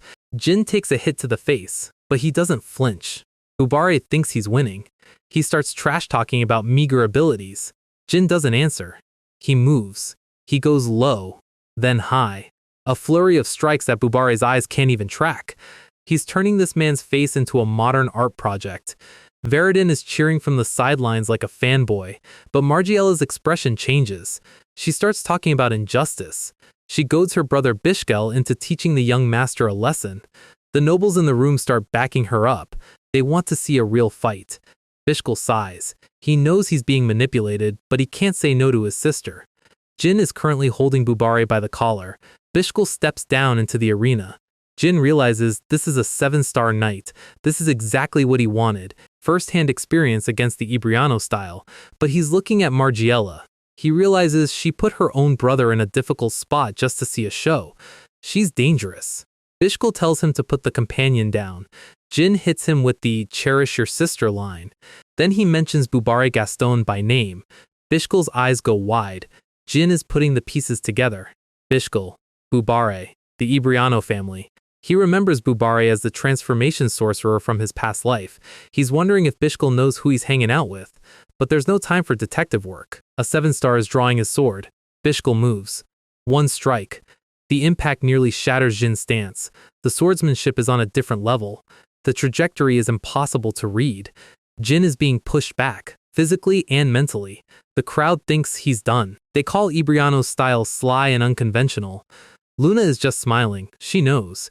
Ibriano's sword is a snake. Roncandol's sword is a charging rhinoceros. Jin takes a cut to the arm. He doesn't stop. He knows Bishkel is going easy on him, but he's still managing to survive against a 7-star while only being a 5-star. He's reaching his limits. Then he feels it. The same sensation he felt in his past life. Shadow energy starts to flicker. Bishkel thinks the fight is over. That was a good fight, young master. He lunges for the final blow. Jin closes his eyes. Clang, steel meets steel. The blade passes by Jin's ear. He's standing behind Bishkel. The silence in the room is deafening. Bishkel reaches for his face. There's a thin line of blood on his cheek. Bishkel Ivliano, a high-tier master, is standing there wondering how he almost just lost his head to a kid. He realizes Jin hit the Heartsword stage, a level of mastery most knights don't see for decades. If Jin had been a 10th of a second faster, Bishkel would be a memory. Jin collapses immediately after the win. He's carried out on a stretcher, having officially terrified every noble in the room. Next thing he knows, there's a heavy weight on his face. It's Nabi. Murakhan is literally sitting on his head. Jin wakes up and tosses the cat, realizing he's back in his room. He's been out for 2 full days. Gilly enters with the news. The banquet is over. Jin's a bit annoyed he missed his chance to flex on the other guests, but Gilly tells him he's the only thing people have been talking about. The Heartsword moment is already legendary. Jin realizes the training he did with Luna paid off. That never open your eyes training wasn't just her being a bully, it gave him the instinctual edge he needed to survive a 7-star master. But there's no time to celebrate. The banquet gave him exactly what he needed. He's got a friendship with the Ice Palace heir and a confirmed rivalry with the Zipfels. Plus, he knows Bubare and Bishkel are connected. File that away for later. Right now, he's got a gift.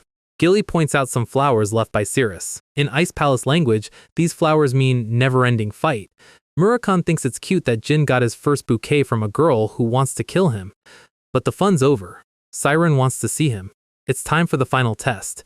Jin knows what this means. He's leaving the family. He meets his father in the mausoleum, the graveyard of the Run Candle heroes. Siren looks at Jin and notes his comfortable traveling clothes. He likes that Jin already predicted the outcome. I'm planning on leaving soon, Jin says. Siren is actually being easy to read for once. He's proud. He asks Jin if he knows why the first patriarch, Timar, isn't buried here. Jin knows. This is the real history of the world. There are no graves for Timar because of the dark power he wielded, Solderet's power. After Timar died, the Zipfel gods cursed the Runcandle bloodline. They banned the family from using magic and erased their history. Every Runcandle for 1,000 years was born unable to touch mana, except for Jin. Siren asks if Jin has heard Solderet's voice. Jin lies, saying he hasn't heard it in this life. Siren gives him the mission. Use that power to overcome your siblings and take over the family. Jin's response is typical MC energy. I'll see the world first. If the family is worth it, I'll take it. Siren can't decide if Jin is arrogant or just built different. He gives Jin 5 years. In that time, Jin has to find his answer in return. I will greet you after 5 years, father. Jin walks out of the gate. He thinks he's going solo, but Gilly is waiting there with Murakami and a suitcase. She's given up her rank to stay with him.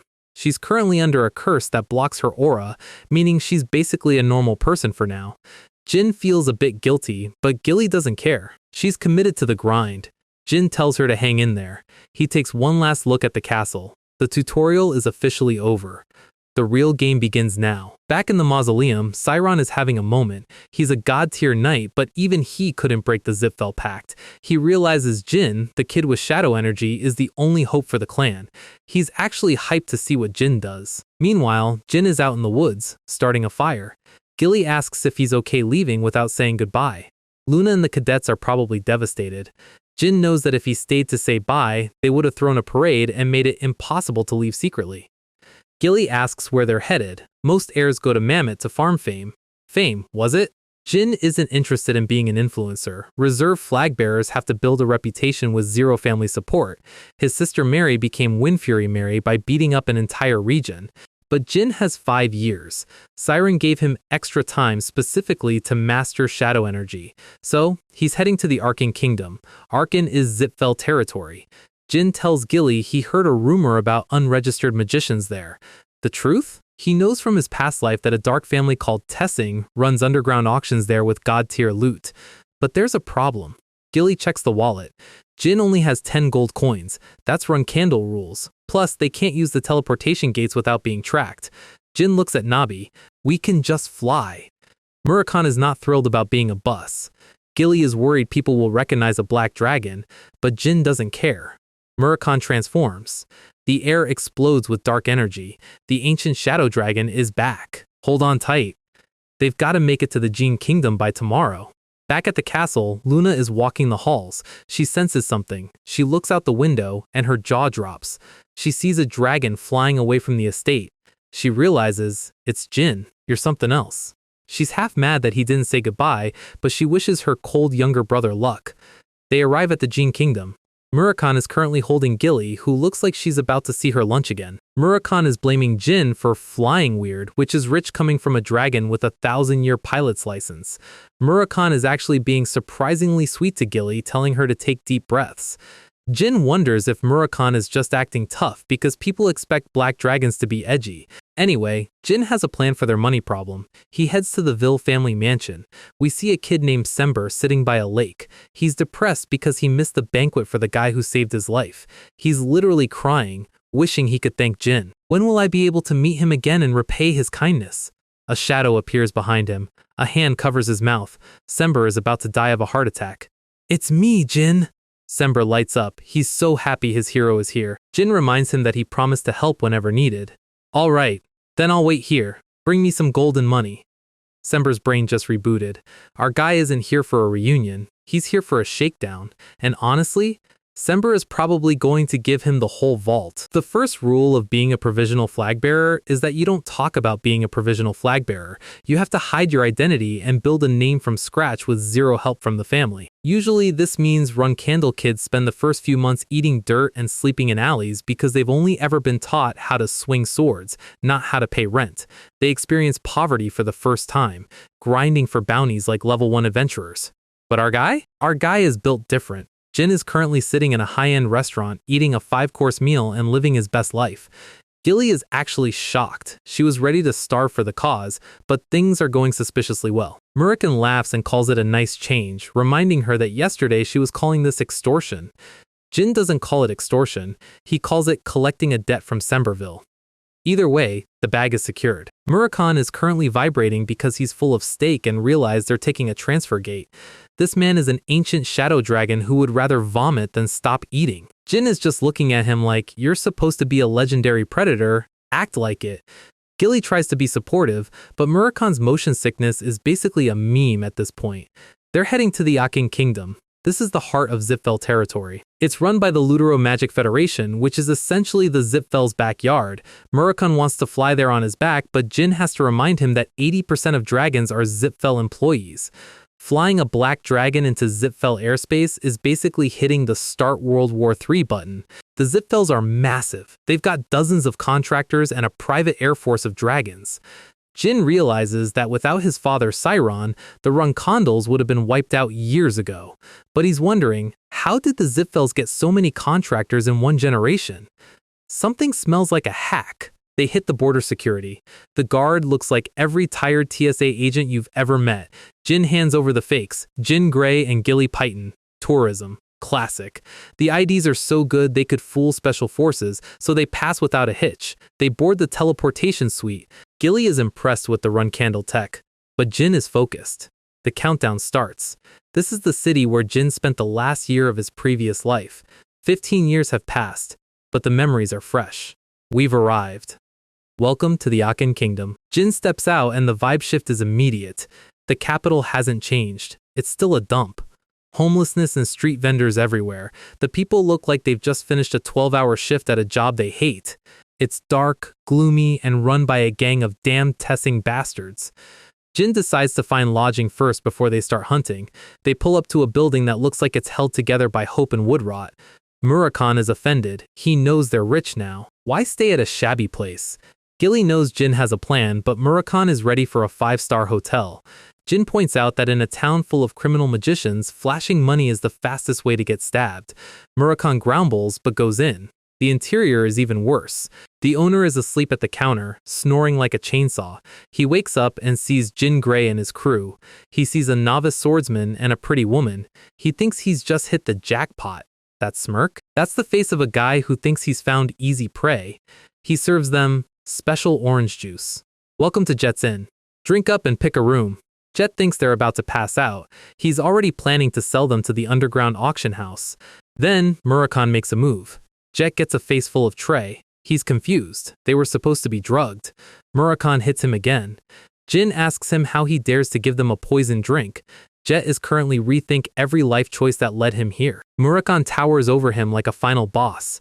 You're going to die. Jet is realizing he didn't just pick a fight with a tourist, he picked a fight with a problem. He begs for a chance to talk.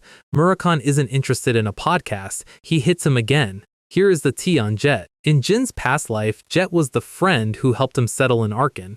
In reality, he scammed Jin dozens of times and took everything he owned. Just thinking about it makes Jin's eye twitch. But this life?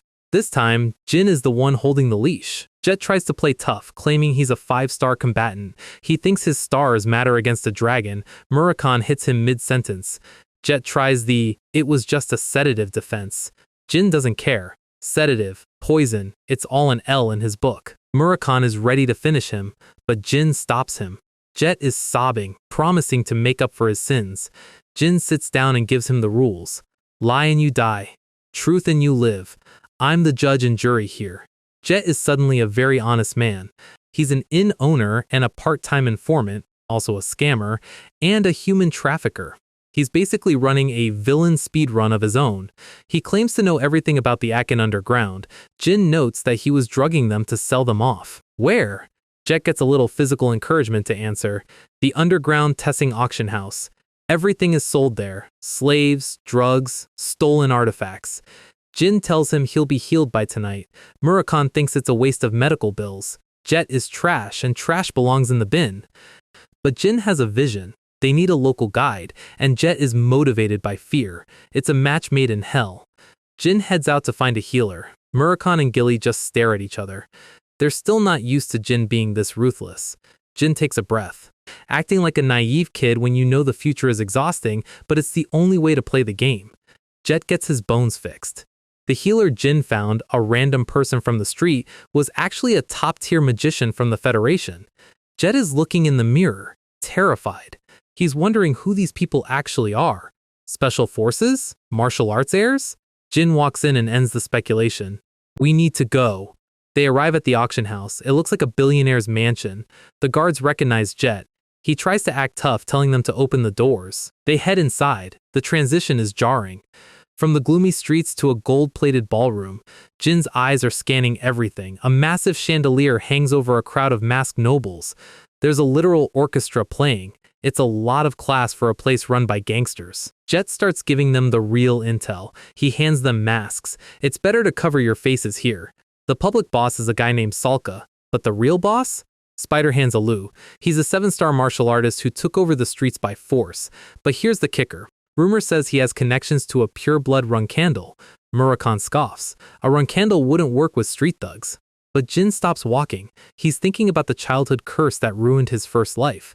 The 9-star bladed illusion curse. For 15 years, he's had zero clues about who cast it. If there's even a chance that a Runkandle traitor is linked to this magic organization, he's going to find them. And it's going to be a bloodbath. So we're finally at the Tessing Underground auction, and Murakami is already questioning Jin's sanity. Usually the plan is don't get killed, but Jin's plan involves something that makes even an ancient dragon go, wait, actually? Jin just tells them to relax. If things go south, we run. Standard procedure. Our guide Jet leads them to their low-key spot and opens the door to the flower of the underworld, the Tessing Underground auction. It's basically a flea market for criminals, but with better lighting. Things start off dark. The first product is a line of slaves. Jet tries to make a joke about how he almost sold Jin and the crew here, but the vibe in the room is ice cold. Jin is just glad there aren't any kids this time. Murakami is bored. He wants to know when the real stuff shows up. Jin tells him to wait. He's not here for the people, he's here for a specific ring currently rotting in their storage. The auctioneer hops on stage like he's hosting a game show, and the room hypes up. The bidding starts at 130 gold for some random junk, and Jet is starting to sweat. He whispers that if Jin doesn't buy something soon, the Tessings are going to think they're just tourists, and tourists usually get robbed in the parking lot. Jin basically tells him to do his job and shut up. Then, the first magic tome of the day comes out. The auctioneer claims it's from Matthew Woniak, a world-class magician. Jin just sighs. He knows it's a scam. In his past life, he learned that the real tomes are all under Zipfel management. This is just a high-end prop for sucker magicians to waste money on. The next item is a tome by Tsenmi. The room goes quiet because nobody has heard of it. It's an unscratched lottery ticket. But Murakan's eyes go wide. He tells Jin to buy it immediately. If it's the Zenmi he remembers, it's a massive deal. Jin drops 150 gold like it's lunch money. The crowd thinks he's a rich kid with more money than brains. Then, the next tome comes out. Shugil Hister. The crowd murmurs. More unheard of names. But Jin doesn't even hesitate. He starts the bid at 200. Everyone is looking at the masked kid now. He's only bidding on the weird stuff. Murakami asks if he knows this one too. Jin goes quiet. Hister. That was his Magic Master's clan from his previous life. He's buying this as a gift, just in case he meets her again in this timeline. Loot secured. Murakami flips through the Zenmi tome and confirms it's the jackpot, though the encryption is a nightmare. Jin doesn't care. He and his master are the only ones who can decode it anyway. Now that the shopping is done, it's time for the real plan. He tells Jet he needs a face-to-face with the boss. Spider hands Alu. Jet nearly has a heart attack. You don't just ask to see Allah. So Jin gives him the magic words. Tell him Baratin Zipfel wants to see his mug. Jet runs off like his hair is on fire. He's thinking he's finally hit the big time. He's working for a pure-blooded Zipfel. He kicks the door to the VIP lounge open and screams the name. A squad of massive guards in black suits towers over him. Then, footsteps. A bald mountain of a man steps forward. "You're Baradin?" He looks at the crew. He's not impressed. He tells them to follow him. But the guard gets too close to Jin, and Jin decides it's time for a performance. He generates a massive, swirling ball of flame in his hand. The guard hits the floor. He's not the boss, he's just the help. Jin lets the fire expand, the heat cracking the walls and melting the floor. He's playing the arrogant Zipfel heir role to perfection. Tell Alu to come here himself, on all fours. Nothing says I'm the main character like making a gang boss literally grovel at your feet. Allah is on the floor apologizing for his existence. He thinks he's looking at the most powerful teenager in the world. Jet is in the corner grinning like he just won the lottery. He saw that 5-star mana. He knows only a Zipfel could pull that off at 15. The lie is working perfectly. We get a quick flashback to a week ago where Murakami and Gilly were terrified of this exact plan. Gilly is worried about the Patriarch finding out Jin is pretending to be their sworn enemy. Back to the present. Jin tells Alua to get up. Alu is shaking. He's huge, but he looks like a toddler next to Jin's energy. Jin holds up the magic tomes he just bought. Alu apologizes immediately. He admits he was trying to sell ancient texts without the Zipfel's permission, a big no-no in this kingdom. Jin leans in, playing the role. "How much money have you made like this?" Alu is babbling now, offering to get the money back. Jin shuts him down. He doesn't want the money. He wants the receipts, the account books, the customer list. Alu goes pale. That's his entire organization's lifeblood. If the Zipfels investigate those books, the Tessing gang is deleted from the map. They go to Alu's private office. Jin asks if there's anything else in storage. Alu says there are more items in the employee residence, but Jin calls his bluff instantly. He tells Alu to go ahead. Try to destroy the documents. Try to check if he's real. Do all you can. But remember, you're still in the palm of my hand. Alu folds. He leaves to get the items, telling his guards to stay and escort the guests. Translation: make sure they don't leave. As soon as he's in the hallway, Alu is fuming. He hates being looked down on, but he's too scared to act yet. Meanwhile, Jin and the squad start shopping. They're tearing the storage room apart. Murakami is grabbing everything that shines. Murakami asks what the plan is when Alu comes back and realizes they're fakes. Jin just shrugs. We'll be gone by then. He opens a small, dusty box, and there it is. The ring. Found it. Everything is going exactly according to the script. Gilly is still shocked at how reckless Jin is, but she's grabbing loot too. Jet runs in with the accounting documents and the records of every slave sold in the last year. Mission accomplished. Time to bounce. One of Alu's sub-bosses tells them to stay put until the boss returns. He tries to put a hand on Jin, and Jin reminds him why you don't touch a run candle. One punch. The guy is out before he hits the floor. Jet is terrified. He thinks Alu is going to kill him for this. Jin stops and asks Jet if he has family. A son. Jin tells him to take the boy and run. To the Bement Empire. Jet tries to play the loyal servant card, hoping to stay with the Zipfel heir. He wants to succeed for once in his life. Jin gives him the reality check. I'm not Baradin Zipfel. Jet's soul leaves his body. 2 hours later, Allah walks back into a room full of unconscious guards and empty shelves. One guard wakes up and tells him the news. The Zipfel stole the slave records and vanished. But Alu just got a call on the Zipfel hotline. The real Baradin Zipfel has silver hair. Alu's eyes turn red. The veins on his head are about to pop. He slams the guard into the floor so hard the building shakes. I'll skin them with my own hands! So, we're chilling by a campfire in the middle of a dark forest. Murakami is genuinely confused why we're still here instead of being halfway to the border. Jin is just sitting there admiring the ring he stole from the vault. Murakami asks how he even knew a masterpiece like that was rotting in some gangster's basement, but the Q&A session is over because someone just fired a flare. The Tessing goons found them. Murakami is annoyed because they're being noisy, but Jin is already on his feet. He's been waiting for this short talk. Spider-Hands Alu arrives, breathing like a broken steam engine. He is absolutely fuming. He spent years building his underworld empire, and this kid turned it into a meme in a single afternoon. Alua starts the typical villain monologue about skinning them alive, but Jin hits him with the ratio of the century. He reveals he used magic mail to send the gang's entire transaction history, slave registries, and bribe lists to the entire world. By tomorrow morning, Alua isn't just a boss, he's the continent's most wanted man. Alu loses his mind, but Jin just turns to Murakami and asks for a favor. He wants the 1v1 with the boss. He needs to test his limits. Murakami agrees to handle the trash. Alua tells his men to attack, but Murakami decides it's time to show why you don't mess with a dragon. The goons rush in, thinking numbers matter. Murakami moves like he's bored, turning a 5-star goon into a floor decoration with a single casual strike. Impact after impact. He's not even trying. These guys are supposedly the elite of the underworld, and Murakami is treating them like a warm-up stretch. A shockwave clears the immediate area. Murakami is just standing there, letting his aura do all the work. Every time a goon gets close, they stop being a problem. The animation here is basically a highlight reel of bad career choices. The fodder is getting cleared out faster than a lobby against a pro gamer. Murakami is glowing now. He's having way too much fun. The remaining mages are terrified. They try to prep a big spell, but they're worried about hitting their own guys in the chaos. Alu tells them to just aim for the ones in the back, Jin and Gilly.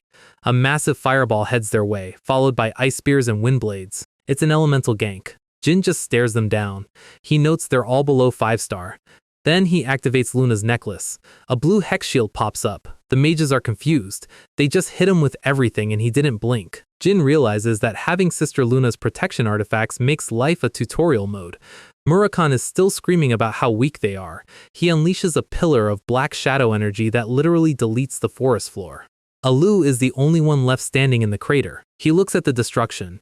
His army is gone. His business is gone. And then he starts laughing. This is that specific I have nothing left to lose villain energy. He draws a massive blade and takes a stance. The bloodlust is so thick, even Jin can feel the pressure. Murakami steps back. He handled the small fries, the rest is on the kid. Alu demands to know who sent them. He's vibrating with rage. Jin doesn't answer. He just draws his sword and prepares for the gap. Alu moves. He's fast. Like, shouldn't be that fast for his size fast. Alu isn't looking for information anymore. He's looking for a kill. Jin realizes the rumors were right. This guy is a true 7-star veteran. Murakami shouts a warning. This isn't like the formal duel with Bishkul. This guy is itching to butcher someone. The duel begins, and the atmosphere is heavy. Alu mocks Jin for being a measly mage trying to stand on the front line. Steel meets steel, and the shockwave nearly blows the cloak off Jin's back. Alu is putting his whole weight into it, his face contorted with hate. Jin holds the block, but he's already calculating. He slides the blade and creates distance. Alu realizes this isn't a normal mage. "So you weren't a mage!" he roars, lunging again. Every swing Alu takes is designed to end the fight in one hit. Jin is parrying, moving, and dodging by millimeters. He's looking for an opening in a 7-star's guard while only being 5-star himself. He tries a quick counter, but Alu is too experienced. He catches Jin mid-move. Jin grunts. He took a hit. It's a shallow hit, but it's enough to remind him that one mistake equals game over. Alu is fast, even when he's not fighting with his all.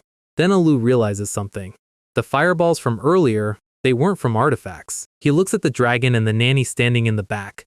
He realizes he's been fighting the weakest member of the trio this whole time. Murakami is just leaning back, laughing. He likes seeing the brat struggle. Gilly is stressed. She thinks it might be too early for Jin to fight a 7-star. Murakami calls her strawberry pie and tells her it's fine. He says Jin needs to know how precious life is by almost losing it. Then Murakami drops a hint. He doesn't think Jin is going to lose. Back to the fight. The sound of metal hitting metal is constant. Jin's eyes are glowing. He's reaching a flow state. Gilly and Murakami watch the stalemate continue. Alu thinks he's winning. He's got the grin of a man who just saw his opponent's health bar hit red. "This is the end!" he roars, bringing his blade down. Jin smiles. In the old days, Runkendel magic swordsmen were legendary for a reason. A 2-star difference? That was nothing to them. Jin unleashes a point-blank fireball while holding his sword with one hand. The explosion catches Alu right in the face. Alu stumbles back, coughing. He realizes it wasn't an artifact. Jin sheds his cloak. The Baratin act is officially over. He starts channeling mana directly into the blade. The sword begins to hum with blue electricity. The sky itself responds. Lightning tears through the dark clouds, hitting Jin's sword directly. The ground around him shatters from the raw power. He swings, sending a wave of electric death toward Alu. Alu roars, trying to push through the lightning. How foolish! He sees Jin standing defenseless after the big move. You'll definitely lose your life, child! But Jin touches the ring he stole from the auction. Alu stops mid-swing. His eyes go wide. Something black and liquid-like is bubbling out of the ring. It flows over Jin's body like a living shadow. It forms into jagged, dark armor. Jin moves. He's not just fast anymore. He's a blur. He passes right through Alu's guard. Alu can't even process the speed. The armor is cold, silent, and terrifying. A single deep cut appears on Alu's chest. Jin stands there, the shadow armor fully manifested into a demonic silhouette. He looks like a god of the underworld. The 7-star boss is bleeding, and for the first time, he realizes he's outclassed. So, the fight is over, and Alu is officially seeing the light. Specifically, the terrifying blue light radiating from Jin's new shadow drip. The myriad shadow armor doesn't just look cool, it's a literal cheat code. It's liquid shadows manifesting as jagged plates, and it effectively turns our guy into a walking fortress. Alu is staring at him like he just realized he's a side character in a horror movie. He's bleeding out, and the gap between a 5-star and a 7-star just got deleted by high-tier equipment. Jin stands over him, looking absolutely menacing. Murakon explains the lore. This is Multa's rune, a 1,000-year-old masterpiece designed to block every attack below 7-star rank. Jin realizes the weight of what he's holding. In his past life, this thing caused a global media frenzy when it was discovered years from now. But he's a regression speedrunner, so he just grabbed it early. Interrogation time. Jin leans in for the one thing he actually cares about. Who in the Runkondal family are you connected to? Alu starts laughing that wheezy I'm about to die laugh. He recognizes the eyes. He knows he's looking at Jin Runkondal. So it was true that you failed, Alu mutters. He tells Jin he's merely the youngest, and he won't be able to stop that person. Alu's internal battery hits 0 before he can give up a name. Murakon is confused, but Jin is already running the numbers. He's not surprised the 7-star is running a gang. Runkandal ancestors have done weirder stuff. What matters is the phrase, you failed and you can't stop that person. Jin connects the dots. If Alu knew he failed, he knew about the bladed illusion curse. Only the inner circle knew about that. Inter-sibling rivalry time. Jin starts crossing names off the list. It's not the twins, they're too dumb. It's not the middle sisters. It has to be someone obsessed with rank. Someone who saw Jin's potential and decided to snuff it out before he could even hold a rattle. Joshua Runkondal, the second flag bearer. Our guy has his prime suspect. Transition to the aftermath. The morning news hits the streets of Aachen. Fall of Tessing.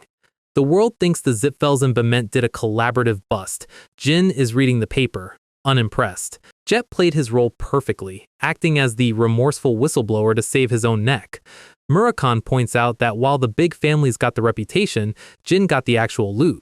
Gilly warns him not to get cocky just because he beat one mid-tier 7-star. Fair point. Time to move to the next objective. Tikon, the independent city. Gilly mentions the 7 colors, the best info house in the business. Jin just smiles. He's going there to pick up some very specific employees. They board a ship, leaving the Zipfel territory behind. Jin needs allies who aren't bound by the Runkandel or Zipfel name. Below deck, Murakon has been busy. He cracked a spell from Chenmi's tome, Light Magic. In this world, the Zipfels literally deleted light magic from history because they couldn't control it. They're the petty kings of censorship. Murakon warns that if Jin doesn't break his limits, the Runkondals are next on the chopping block. But first, Murakon wants to show off his new toy. He tells Jin to open his eyes wide and watch. He charges up a ball of black light. It's confusing, it's bright, and it's a literal flashbang. Jin is clutching his eyes, swearing under his breath while Murakon cackles. Flashbang. A high-tier utility spell that blinds everyone but the caster. Tactical W Murakon asks about the other tome, the Hister one. It's coded so badly even an ancient dragon got a headache reading it. Jin tells him to leave it. He knows he'll find someone to decipher it eventually. A week later, they arrive at Tikon. It's basically a Mediterranean tourist trap, but with more magic. Low population, high revenue, 0 political affiliation. The city is vibrant, the sun is out, and it feels like a different world. Gilly wants to find a hotel and relax. Murakami, being the social disaster he is, decides to transform from a cat to a human right in the middle of a public stairway. Jin is telling him for the 100th time to stop doing that when a little girl nearby screams, "Wow!" Julia is staring at them with stars in her eyes. "A black cat turned into a black-haired uncle! Teach Julia!" Jin immediately goes into gaslight mode. He tells Julia she saw it wrong, but the kid is not buying it. She calls him a lying mister, and Jin is physically pained by the aging insult. They realize they can't just leave a witness behind, even if she's 3 feet tall. Gilly is worried the Zipfels might hear rumors about a transforming person. Murakami just wants his ice cream while Julia follows them like a lost puppy. She leads them to a massive white stone castle. Julia mentions she doesn't like the garrison. Apparently, the guards always bother her mom. Jin starts thinking this mom might be a criminal or an outcast. They walk up to the gate and the guard's face goes pale. Julia is pouting, looking like she's about to start a riot. The guard screams for the leader, announcing that little Miss Julia is back. Wait, turns out Julia isn't the daughter of a criminal. She's the daughter of the boss. Footsteps approach, heavy, disciplined, and very fast. Jin senses the pressure. This person isn't just a bureaucrat. Julia screams "Mommy" and runs forward. The leader catches her with a huge smile. This is Alicia Badger. She looks like a top-tier swordsman, and our trio is standing there trying to figure out the family tree. Jin realizes he was careless. Everyone in the city knows this kid. Alicia introduces herself as the leader of the Tikan garrison. Jin offers a fake name, Jin Gray, just your average teenage tourist. Alicia wants to thank him for bringing her daughter back. Julia leans in and whispers something in Alicia's ear. It's definitely the cat turned into a man story. Alicia's expression doesn't change, but she reaches for a pen. She writes something quickly on a clipboard. It's a letter of recommendation with the garrison leader's seal. In a city like Tikan, this is a golden ticket. Jin thanks her, playing the polite noble role he was born for. As they walk away, Alicia watches them go in total silence. She asks Julia again if the cat really transformed. Julia says yes, but they seem like they wanted to keep it a secret. Alicia smiles and tells her she did a good job. But internally, Alicia is sweating. She knows that human transformation is a dragon-only passive skill. Later that evening at a high-end lodge, Gilly is amazed at how well they're being treated. The recommendation letter worked. The beds are soft, the service is elite. It's the first time they felt safe since leaving the Garden of Swords. Gilly asks if she can go grab that famous Tikan ice cream Julia had. Jin sends her off with a smile. Let the nanny have her vacation. Murakami is lounging on the bed, asking how they're going to meet the 7 colors. Jin reveals the plan. He's looking for one specific man, the noble sword Kashmir. Right now, he's just a famous swordsman who teaches beginners, but Jin knows the future. 10 years from now, this guy becomes the founding king of Tikan and emperor of Bement. He's a meticulous genius who's currently hiding his true power level. Jin needs to recruit him before history takes its course. Suddenly, Gilly bursts back into the room looking terrified.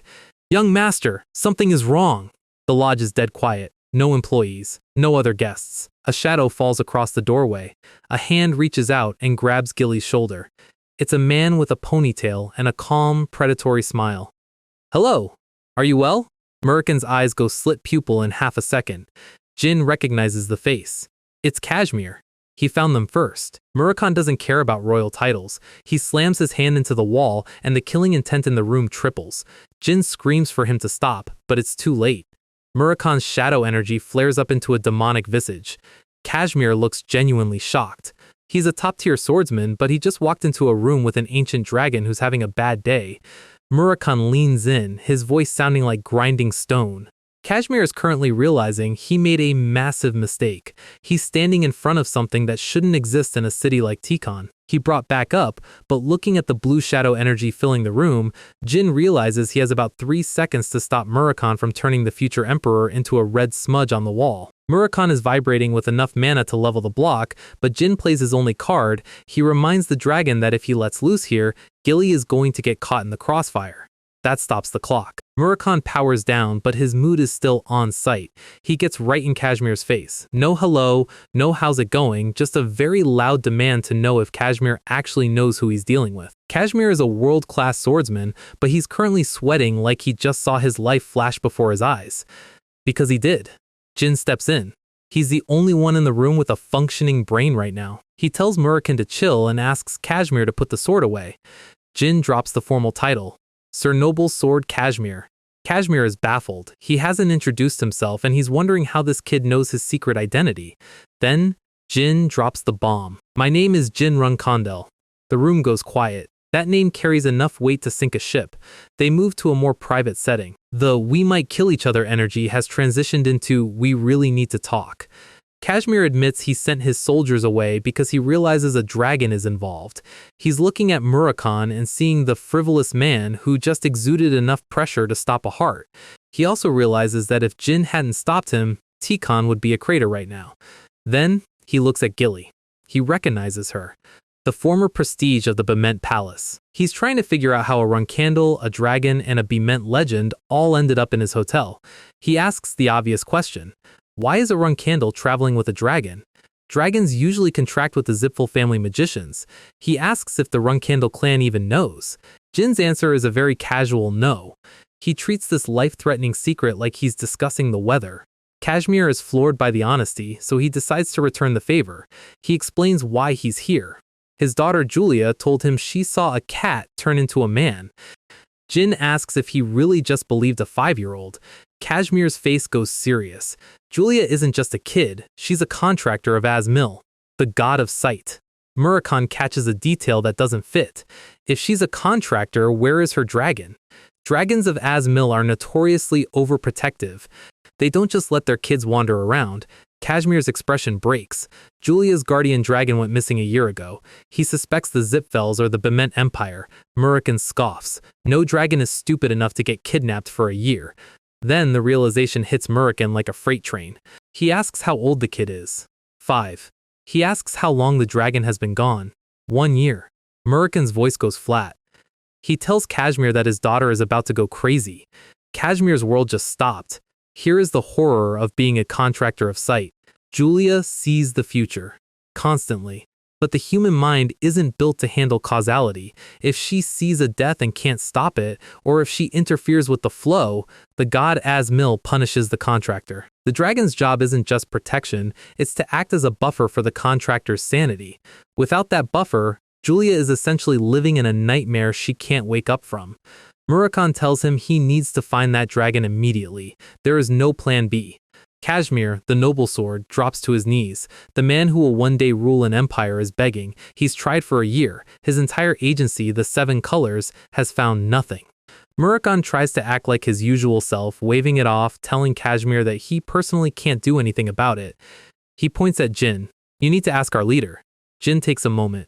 This is the pivot. He tells Kashmir to get up. He says he'll help because a child's life is on the line, but he needs Kashmir to be rational. They are going to find this dragon together. Kashmir is basically Jin's for life after this. Even if it's more work than Jin planned, the ROI on a future emperor is infinite. Jin starts strategizing. If the 7 colors couldn't find the dragon, they need higher tier intel. Runkondel or Zipfel level. Murakhan asks a weirdly specific question about Tikon's affiliation. Then he asks for a list of every dragon currently in the Bement Empire. Jin tells him not to even think about whatever last resort he has in mind. Murakhan just grins. Dragons have their own way of finding each other. Cut to a secluded cabin. A woman with silver hair is drinking tea. This is Quikantel. Enya, her contractor, runs in with a newspaper. She's fangirling over Jin Runkondel being a 5-star genius. Quikantel humors her for a second, but then she stops. She sets her tea down. The air in the room changes. She tells Enya to go home and stay inside. Because she just felt a very specific, very black presence. We are starting at a high altitude. Murakhan is in his full dragon form, and Jin is hitched to his back. Murakhan is basically the dragon equivalent of a guy revving a loud engine in a quiet neighborhood. He tells Jin to hide his presence so he doesn't get spotted by the local dragons. He's standing over the ocean looking like the absolute final boss of the series. He starts spreading his presence. It's a massive flex of 1,000-year-old shadow mana. Flashback to earlier, Kashmir gave Murakhan the list he asked for. Murakhan scans the names. He sees a few familiar faces.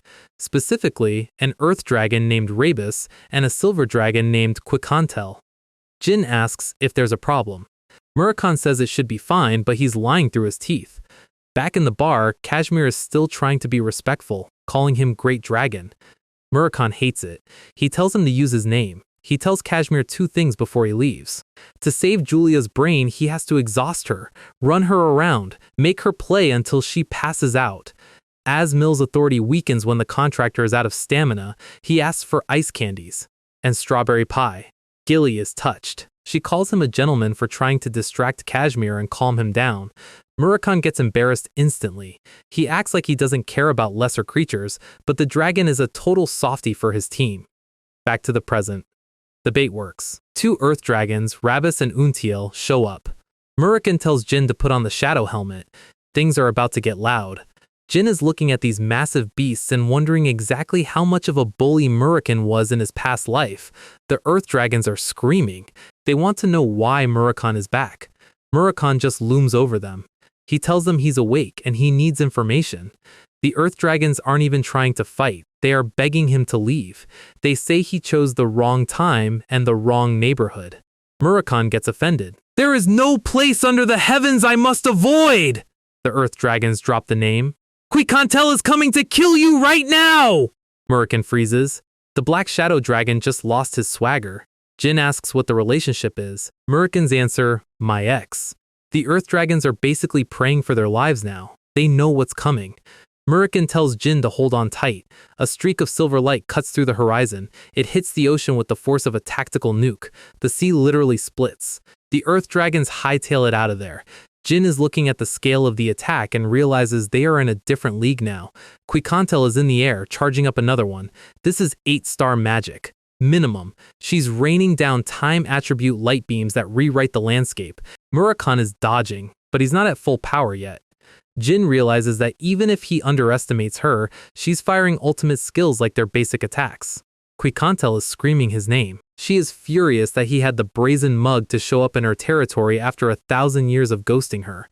Jin asks if they actually have to fight this absolute monster.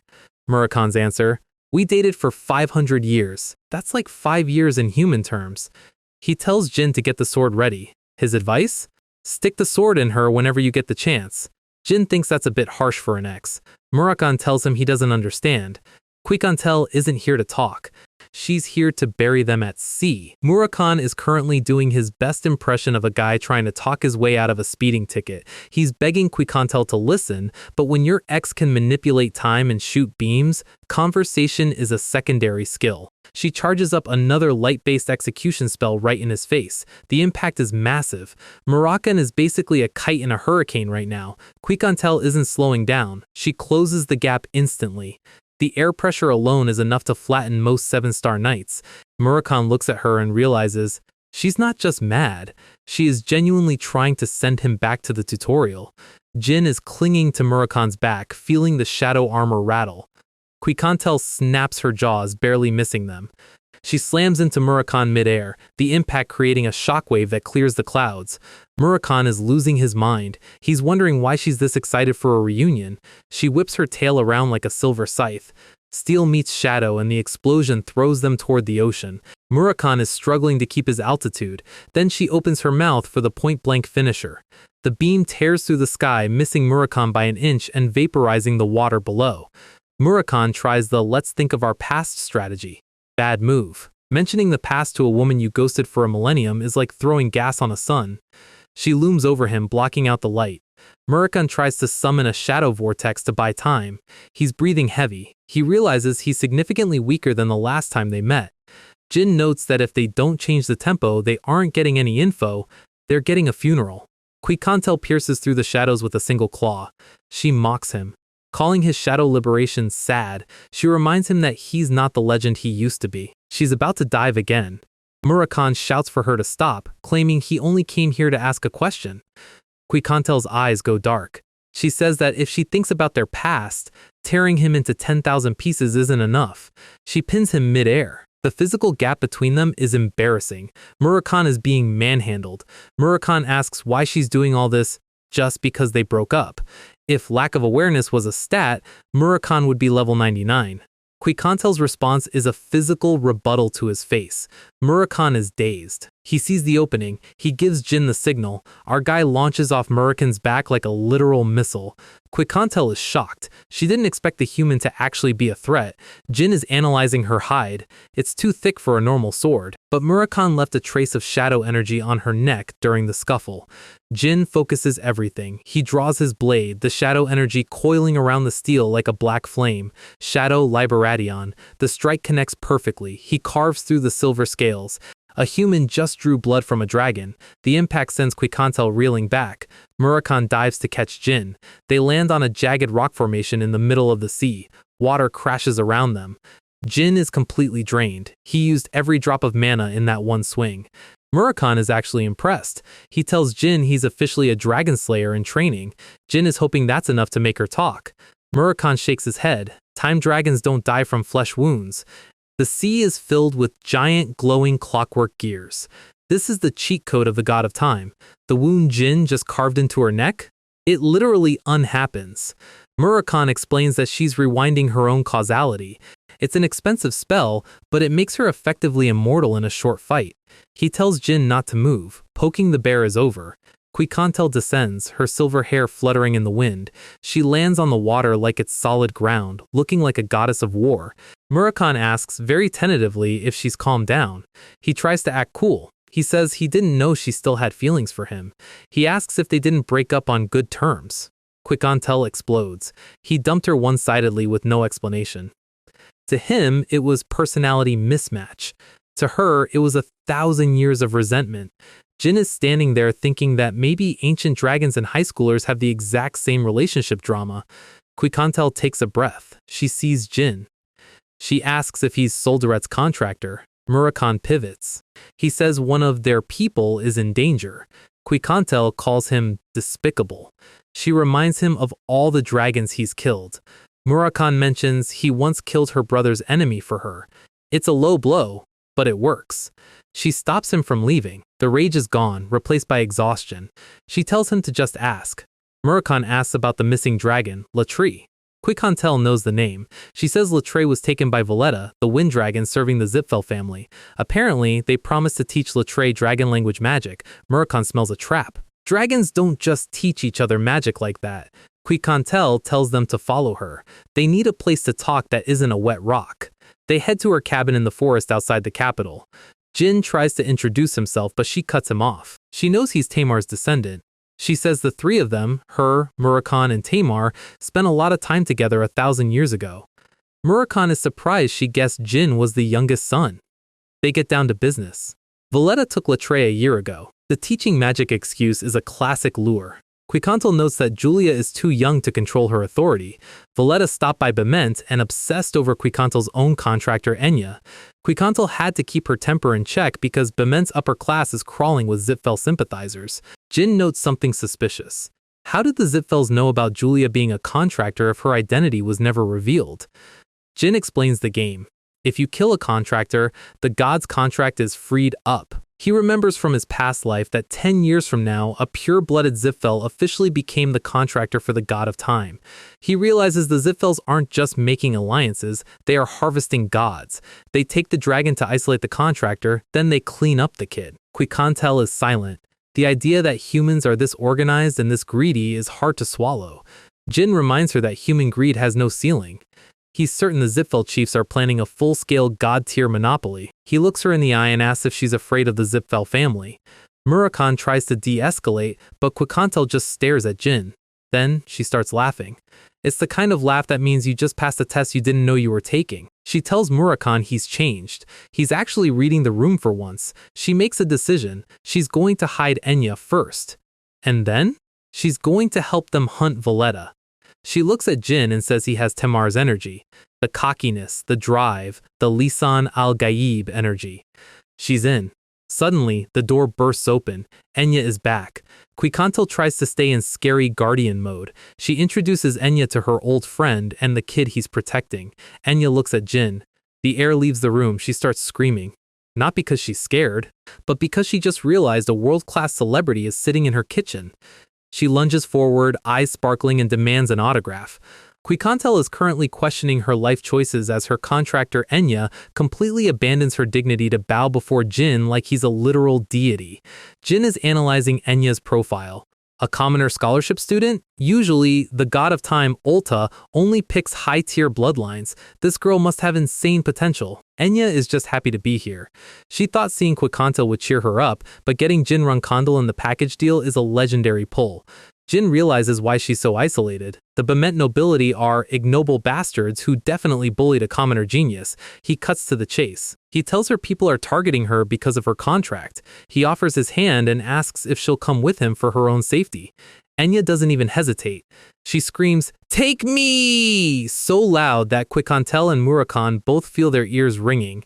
Quicontel decides the fastest way to stop the noise is a tactical sleep spell to the back of the head. Problem solved. Enya is out cold. Jin jokes that Enya would probably follow him into a Runkandal prison if he asked. Quicontel's face goes stone cold. She says, "We don't have something like that in our clan." Jin is confused, but the moment is interrupted by Murakan, who has already passed out on the sofa. Quicontel turns to Jin. She's helping him for Enya's sake and her loyalty to Tamar, but mostly because she can't believe how weak Murakan has become.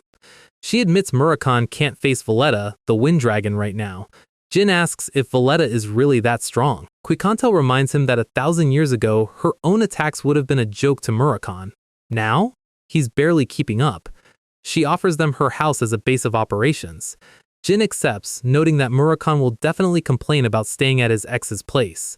Quicontel is being much more thoughtful than Jin expected. She checks the time. 10 seconds. Enya is about to wake up. Quicontel tells Jin to explain the situation carefully. Enya's eyes flutter open. She sees Jin and immediately resets to fangirl scream mode. Jin realizes that in this world, some things just defy logic and reasoning. He leaves the explaining to the professionals. He breaks down the Zipfel harvesting scheme. Enya, being an optimist, thinks a secret adventure with dragons and Jin is romantic. She agrees to move to Tikon immediately. The earlier the better. She's ready to pack up her 7-year-old brother and her old dog Poofy. She heads out to prepare. As the door shuts, the mood shifts. Quicontel and Jin discuss the cover story. Enya is sick and leaving the academy. Then, a knock at the door. Someone is asking for firewood. In a forest, full of trees. Quicontel is about to open it like a normal person, but Jin stops her. He activates Multa's rune. He knows exactly who is outside. Bement Special Forces. They've been watching the house to confirm who Quicontel is meeting. Quicontel is insulted. Dare they? Over me? She bursts out the door and grabs the spy by the throat. She demands to know who sent him. A new set of footsteps approaches. I sent them. A man in a mask stands in the shadows. He tells Quicontel to let go. He warns her that if she kills his man, the entire Special Forces division will descend on them. Quicontel drops the spy. She's bored of talk. She lunges at the newcomer. She throws a punch backed by dragon tier strength. The shockwave of the impact literally blows the door off the cabin. Smoke clears. The man caught her fist. Quicontel's eyes widen. No ordinary human survives that. Jin is watching from the doorway, analyzing the fight. He spots the red mask. And the curved sword. This is Raz, the leader of the third group. An 8-star master who Runkandals would call good at the sword. Raz is definitely not a side character. He's the Emperor's heavy hitter. He apologizes for the intrusion but says he had to confirm who Quicontel was smuggling. Quicontel calls him arrogant for thinking he can just walk away after that. Raz plays his trump card. He notes that Enya just left the house alone. He implies that while Quicontel could suppress him, she wouldn't be able to help her contractor if something happened to her in the meantime. Quicontel freezes. It's a stalemate. Raz turns to leave, but Quicontel drops a bone-chilling promise. Next time, you'll have to put everything you treasure on the line.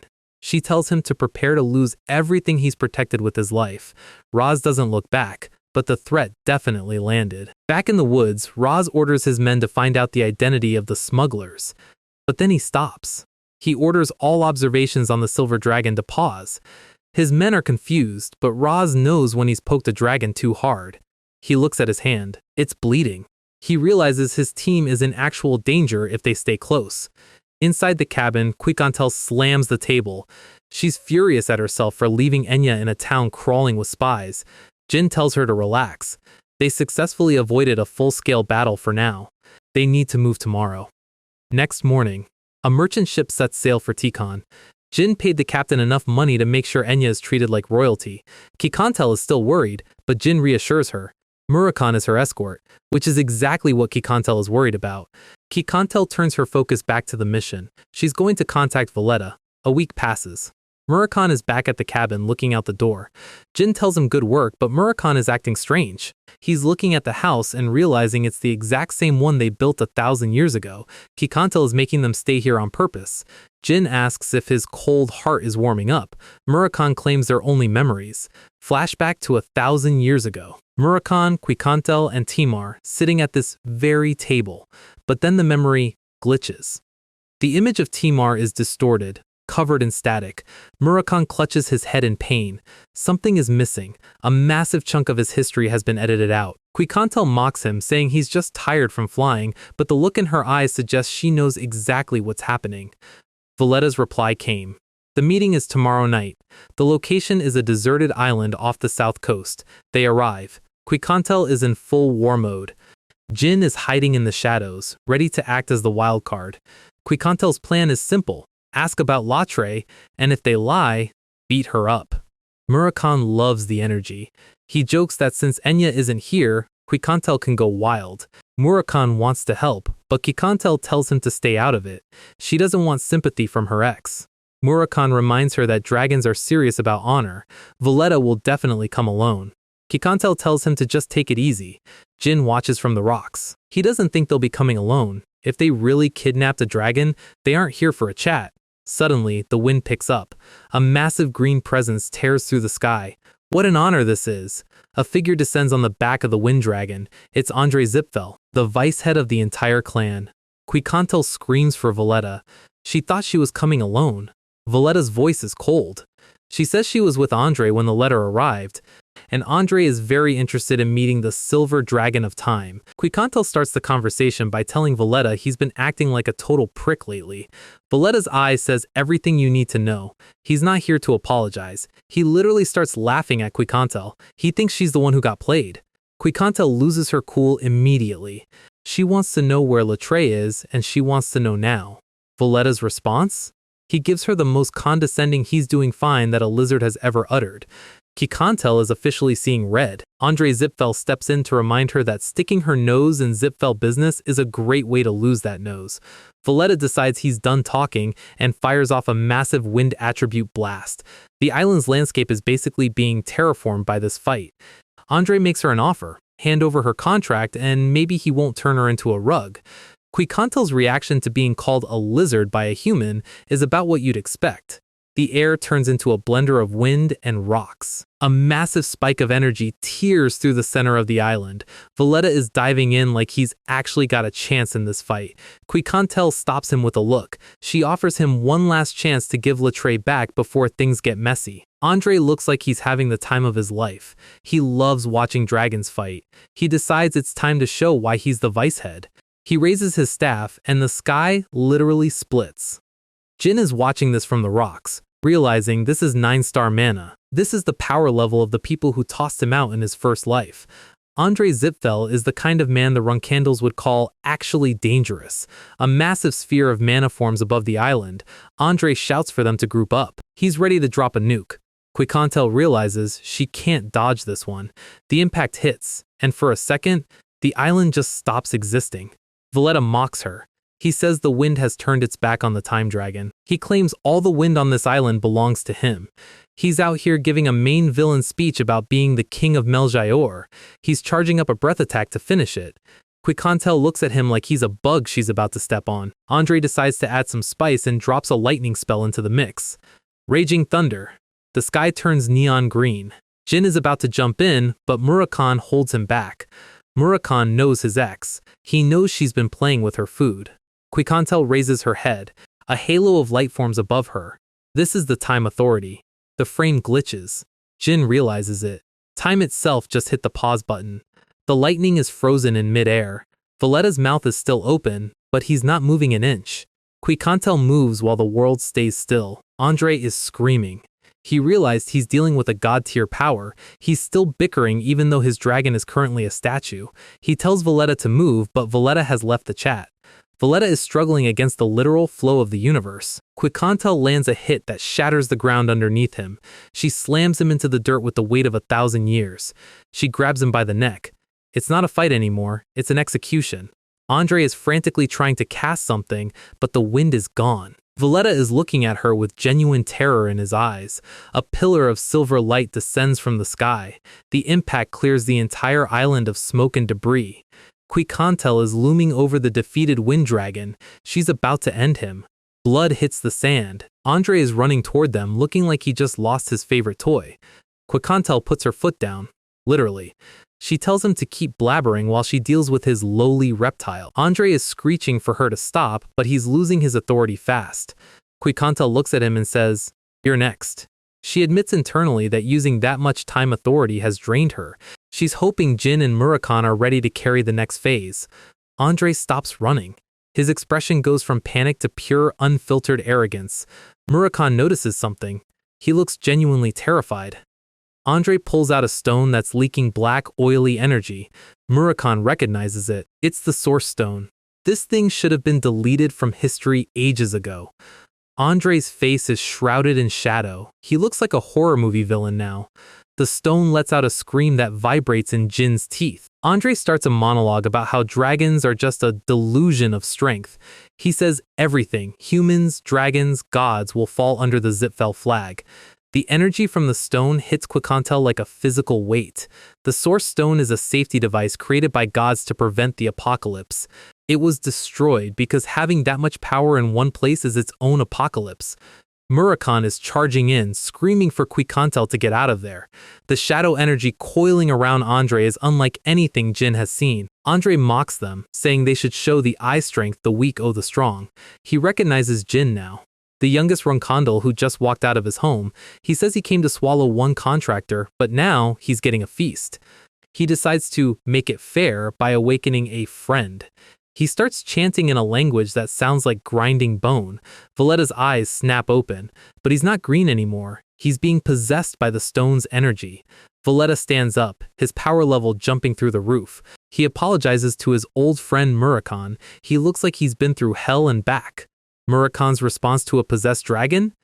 The two dragons clash, and the shockwave nearly sends Jin into the ocean. Murakami tells the damn corpse to piss off. Valletta tells him to go back to sleep. The air is filled with shadow slashes and wind blades. Murakami is being pushed back. He's still not at 100%. Valletta is moving with a speed that shouldn't be possible for a dragon that size. The impact of their claws creates literal sparks in the air. Valletta says it would feel hollow if it was too easy. He's tripping on the Source Stone's power. Andre turns his attention back to Quicontel. He tells her she needs to die because she's seen his face. He lunges with a speed that surprises even Quicontel. Jin realizes it's his turn. He activates his mana. He gets between Andre and the silver dragon. Andre laughs. He thinks a rookie can't change anything. Jin parries the staff, but the pressure is insane. Murakami is busy with the zombie dragon. He shouts for Jin to move. A massive tail swipe sends Jin flying. Jin hits a rock wall hard. He's coughing up blood. He's struggling to stand. He realizes the gap between 5-star and 9-star isn't a gap, it's an ocean. Andre is standing over him, charging up a finishing move. The light from the spell is blinding. Jin looks up, ready to go out swinging. He closes his eyes for a second. Then, the light disappears. Something shatters. A massive pillar of energy descends from the sky, but it isn't Zipfel's. A familiar voice echoes across the island. "You didn't send even a single letter?" Luna Runkondal is standing there with a massive sword and a look that says Andre is about to have a very bad day. Our guy's big sister just crashed the party, and she is definitely not happy about the Zipfel Vicehead bullying her little brother. Dragon tier combat is a spectator sport for a reason. Jin realizes that at his current level, trying to jump in is just a very cinematic way to commit suicide, so he looks for a target more his size. Andre Zipfel is still standing there, and honestly, his face is asking for it. Jin lunges, but Andre isn't just a 9-star mage, he's a 9-star mage with a god-tier panic reflex.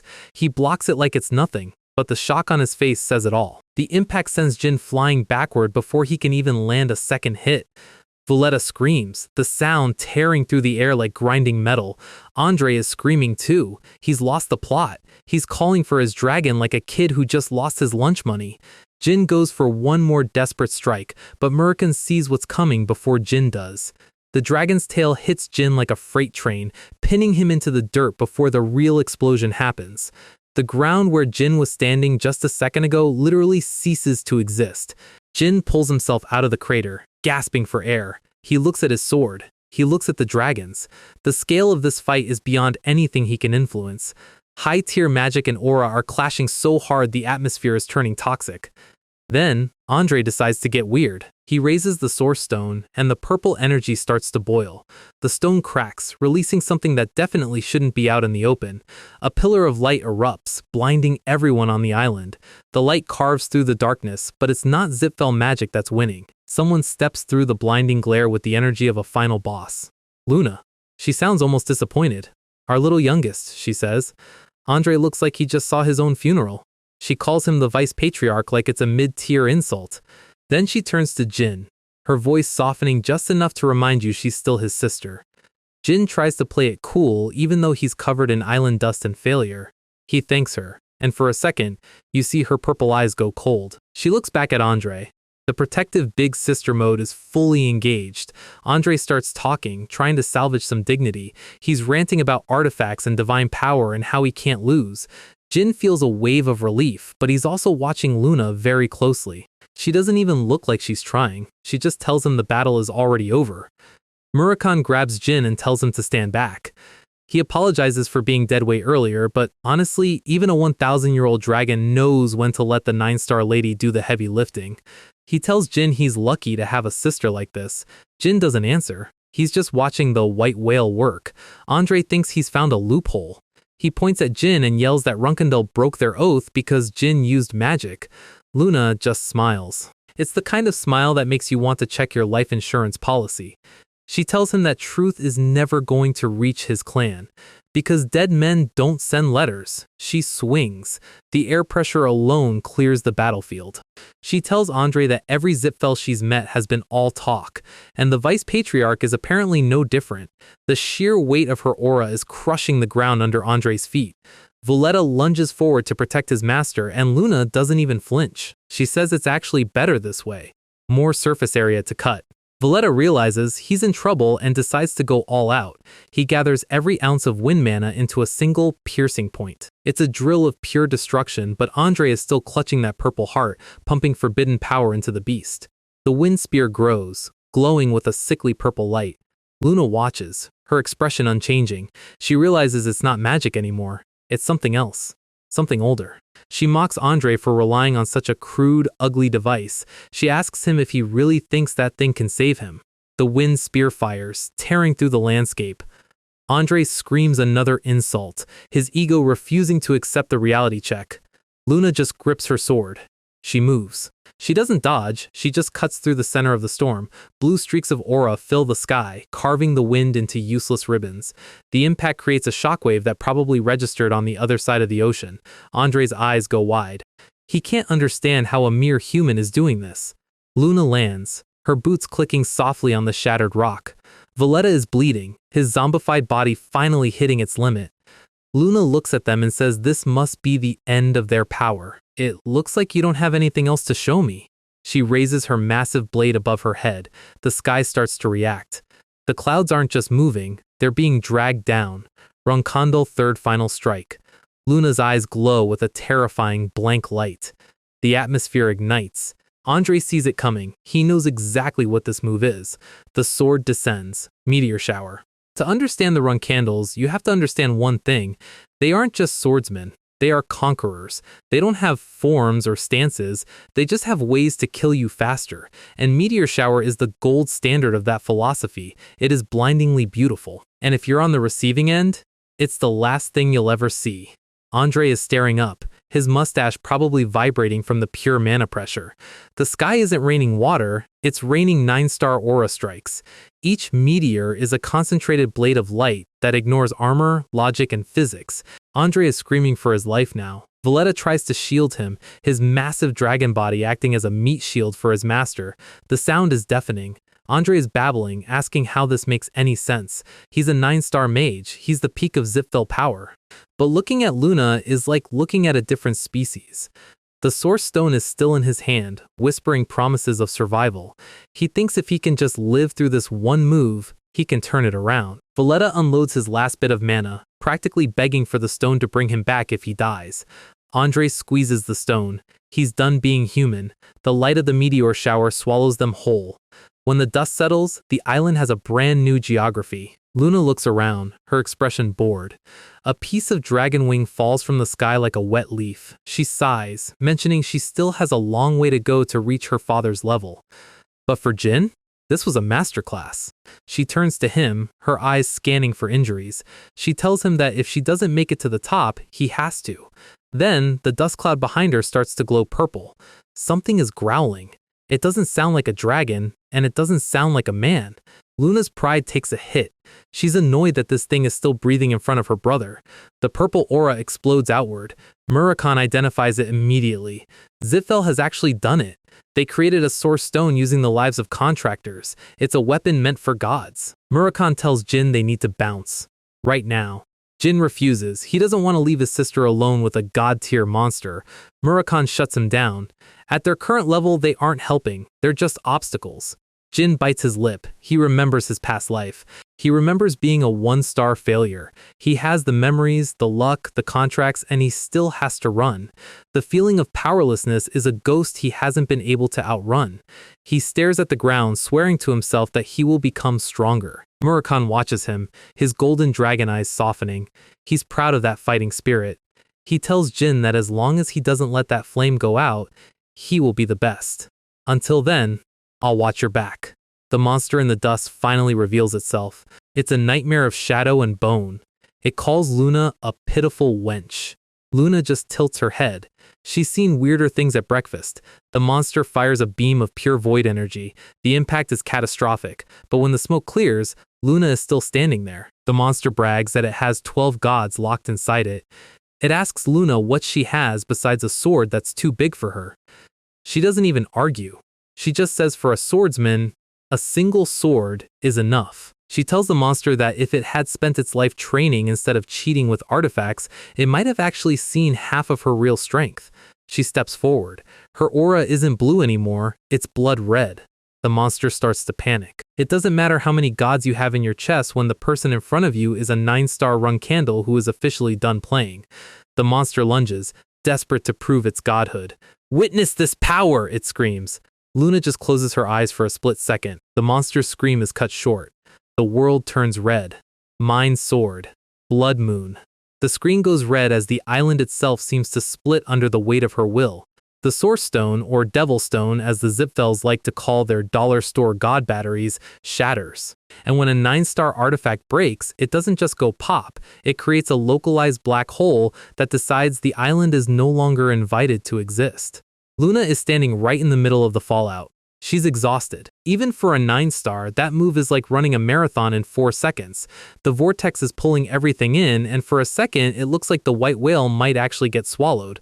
But our guy isn't about to let his MVP sister get sucked into a void. Murakhan dives in dragon form, and Jin reaches out. "Take my hand!" It's a rare moment where the power balance shifts, the invincible eldest sister being saved by the weak youngest. Pacing this out, it's the kind of sister-brother bond that makes you forget for a second that they're both basically walking nukes. Meanwhile, in a much fancier room with much more expensive curtains, the Emperor of Bement, Amir Bement, is getting the worst morning report of his life. "Sir, an island is gone." "What do you mean gone?" "I mean it's a vortex now, boss." He's looking at the report like he's trying to find a typo. The wind dragon Valletta is confirmed dead. That is a massive L for the Zipfel family. And Andre Zipfel, missing in action, likely turned into ocean seasoning. The Emperor slams his desk. He knows his spies are failing him. They can't even find out who was visiting the Silver Dragon.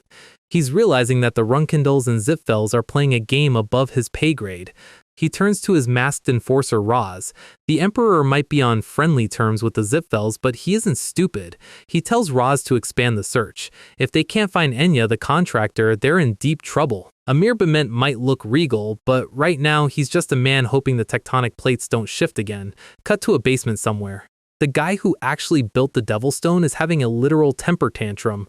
"How dare they destroy my product! I told them it wasn't finished!" Bishkul Ivliano is sitting there, bored out of his mind, watching this tech support nightmare unfold. The Zipfels are furious because they just lost years of R&D. Bishkul tells him to shut up and eat his bread. The alliance with the Zipfels is on thin ice. Now, we meet the man himself, the big bad, Keliark Zipfel. He's sitting in front of a giant fire, holding a glowing orb. He's not even angry, he's just disappointed. His dragon enforcer Kadun tells him Andre is dead. Keliark isn't mourning, he's wondering who had the juice to pull this off. Was it the silver dragon? Or someone else? Then he mentions the name Misha. If you're a lore nerd, file that name away. Misha is Murakan's older sister, and according to Keliark, she's the only one who could treat a devil stone like a minor inconvenience. The Zipfels are starting to think they have a shadow dragon problem. Keliark tells Kadun to go find her. Kadun basically says, "Good luck with that, boss. Black dragons are the kings of hide and seek." Keliark just smiles. He doesn't care that his brother Andre died. He cares that without that stone, they can't take over the Runcandles before Siren dies. It's all about the schedule. Kadune tells him to stop acting like a baby. Keliark Zipfel looks into the fire. He doesn't want to be a patriarch. He wants to be a god. Back in Tikon, someone's knocking on Gilly's door. She opens it and sees, well, the most dangerous carpool in history. Jin is back, and he's brought the white whale home for dinner. Gilly does exactly what any sane person would do when the 9-star legend shows up at their house. She faints. Meanwhile, Murakan is just screaming for strawberry pie in the background. Murakan, is currently trying to fan Gilly back to life. She's dreaming about Jin getting expelled, which, considering his recent track record, isn't a bad guess. Luna watches this and realizes Jin actually has a family here. A real one. Enter Kashmir. He walks in, sees Luna run candle, and his soul basically leaves his body. He's the noble sword, but standing next to Luna, he's just a guy with a nice haircut. And then he sees Quikantel, another dragon. 2 in 1 room. Kashmir bows so hard his forehead might dent the floor. He's panicking, but Jin is just like, yeah, sorry for the surprise, we're all on the same team now. Quikantel doesn't have time for pleasantries. She wants to know where Enya is. Kashmir explains that Latre, the dragon the Zipfels kidnapped, is back. But something is wrong. Latre has 0 memories of the kidnapping. He remembers being told he'd learned dragon magic, and then blank. Quikantel is skeptical. He's in too perfect a condition. Murakan explains the Zipfel specialty, erasing evidence. They didn't just kidnap him, they lobotomized his memories to hide the Devil Stone project. Gilly wakes up and tries to process that the Zipfels are absorbing contractors of gods. What are they after? Murakan gives the only answer that matters. They want to gather all the power of the existing gods. They want to become the only god who controls this world. Classic villain stuff, but with a 10-star budget. Kashmir offers to take Quikantel to Enya. Everyone leaves, and Murakan finally gets his strawberry pie. Gilly is still dazed. She looks at Luna, who is currently chilling with a bottle of wine. The contrast between Invincible General and Drunk Big Sister is 10-10. Luna starts listing Jin's accomplishments, destroying a gang, killing a Zipfel vicehead, using magic without permission. She tells Gilly she can look the other way once, but then she drops the bomb. Father already knows. Gilly goes pale again. If Siren knows Jin is using magic, Jin is a dead man. But Jin walks in, completely unbothered. I'm planning on meeting Father. Luna and Gilly look at him like he just said he wants to juggle active grenades. Are you giving up on being a flag bearer? He'll kill you the moment you step foot home. Jin smiles that specific Jin smile. I'm going to make a deal with him. Luna gets serious. Her aura starts to leak. Father will kill you, youngest. Jin doesn't blink. Then I trust you'll stop him, eldest sister. The audacity. Luna stares him down for a long, quiet minute. She sees his eyes. They aren't the eyes of a kid asking for a favor. They're the eyes of a Runcandle who's already won the argument. Shh. Fine, I'll go with you. Luna admits to Gilly that since their family is usually busy killing each other, she should at least try to be a warm family member for once, even if being warm means acting as a human shield against the world's strongest man. Next day, they arrive at the Garden of Swords. The guards are confused. Luna is supposed to be persuading Jin to follow the rules. Instead, she's brought him right to the front door. Someone steps out to meet them. Do you expect me to believe that, sister? The energy shift is immediate. Jin is back in the shark tank. The welcome wagon is here, and by welcome wagon I mean a bunch of people who want to kill Jin. Ran Runkandle is leading the charge, screaming at Jin like he's a retail worker who just told him the ice cream machine is broken. The siblings are all here. Ran and Vig are already calling for his head, convinced Luna is just being soft. Luna isn't even looking at them. She knows these guys are mid-tier bosses at best. Up in the window, Miyu and Anne are watching the show, wondering if Jin is having a midlife crisis at 15. Jin just keeps walking. He has the energy of a man who's already finished the game and is just here to skip the cutscenes. Luntia, the third flag bearer, steps in. She's the one sibling who actually makes Luna sweat. She's not screaming, she's just disappointed that Luna brought the problem child home. Luna tries to deflect, but Luntia isn't buying the "he came here on his own" excuse. Jin stops. He looks Luntia right in the eyes and confirms he's here for the final boss. The atmosphere shifts. You can see the reflection in Luntia's eyes. The siblings are losing their minds. They think Jin is just a lucky rookie who beat some beastmen. Luntia sighs, points the way, and tells him father is in the study. She's done with the drama. Jin starts the walk. Every step he takes is a literal crime against clan law. But then, the mood turns murderous. The siblings aren't letting him go that easy. They demand Luna drop her weapon and wait. The order is simple. The preliminary flag bearer enters the study alone. No bodyguards allowed. Luntia lets a sliver of her aura out. It's the look of someone who is about to delete a save file. Blades are drawn. The Garden of Swords is about to live up to its name. Ran is practically drooling at the thought of Luna resisting. He tells her she'll be killed if she fights back. Bold talk for a guy who'd be a smudge on the wall if she sneezed. Luna is fuming. She's ready to turn this courtyard into a cemetery. But Jin stops her. He tells her not to worry. He's just a son visiting his dad. Ran stares at his back, calling him a crazy bastard. He's not wrong, but he's still a side character. Jin reaches the door. He knows the rules. He just also knows that Siren Runkandle doesn't actually care about rules. Siren cares about results. Jin remembers their last talk. He knows he's still being observed. He takes a breath. It's showtime. The door opens and the pressure is immediate. It's like stepping into a room full of static electricity and knives.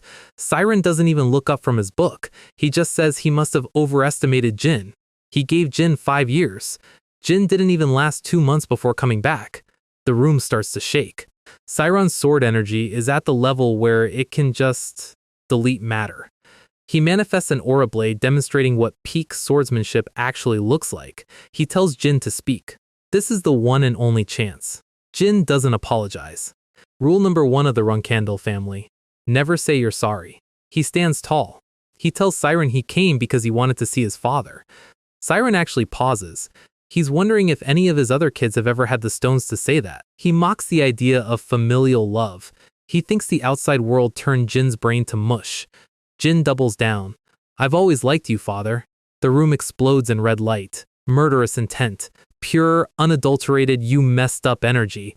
Jin is bracing himself, wondering if he just pushed the endgame button too early. Siren is staring at him, his face a mask of intensity. Then, the pressure vanishes. Siren tells him to get to the point. He's tired of the nonsense. Jin drops the bomb. Andre Zipfel is dead. He clarifies, Luna did the heavy lifting, but Jin was the one who rigged the game. He asks if he can report the rest. Siren calls him insolent for assuming he has the time. But then, he pulls out a chair. I'll hear you out.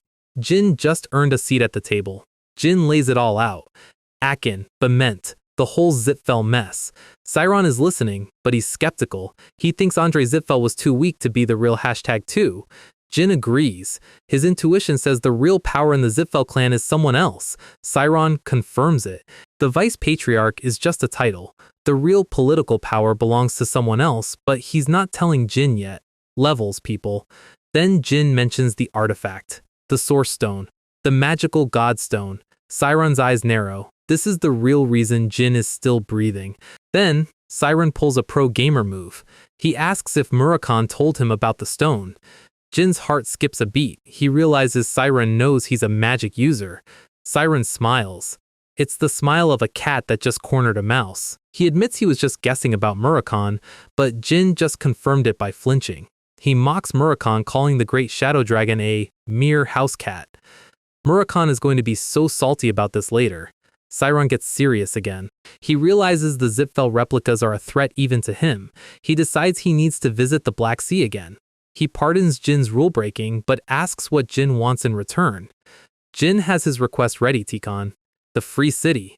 He wants it as his nest. He wants an order that no other run candle can enter without his permission. Sairon says sure, but there's a test. The Ghostblade. Kashmir. The guy who refused to teach the run candles. Jin has 1 year to charm that arrogant bastard and make him his. And plot twist, Kashmir is already outside. Kashmir looks like he's about to have a heart attack. He can feel Sairon's aura through the walls. Sairon calls him an arrogant bastard. Kashmir is shaking. This isn't just a knight. This is Chiron Run Candle, the strongest human on the planet. Kashmir tries to steady himself. He remembers he's Jin's guest. He bows so low he might dent the floor. He begs Sairon not to call him Ghostblade. It's too embarrassing in front of a god. Sairon looks at Jin and tells him to speak. Jin delivers the line, "Our destiny is shared." Kashmir is panicking internally. He thinks Jin is signing away Tikan's independence. He's imagining Sairon laughing and taking over the city. But Sairon just stares at them. He calls Jin a wicked bastard for fooling his father. Jin plays it off as luck. Sairon closes his eyes. You pass.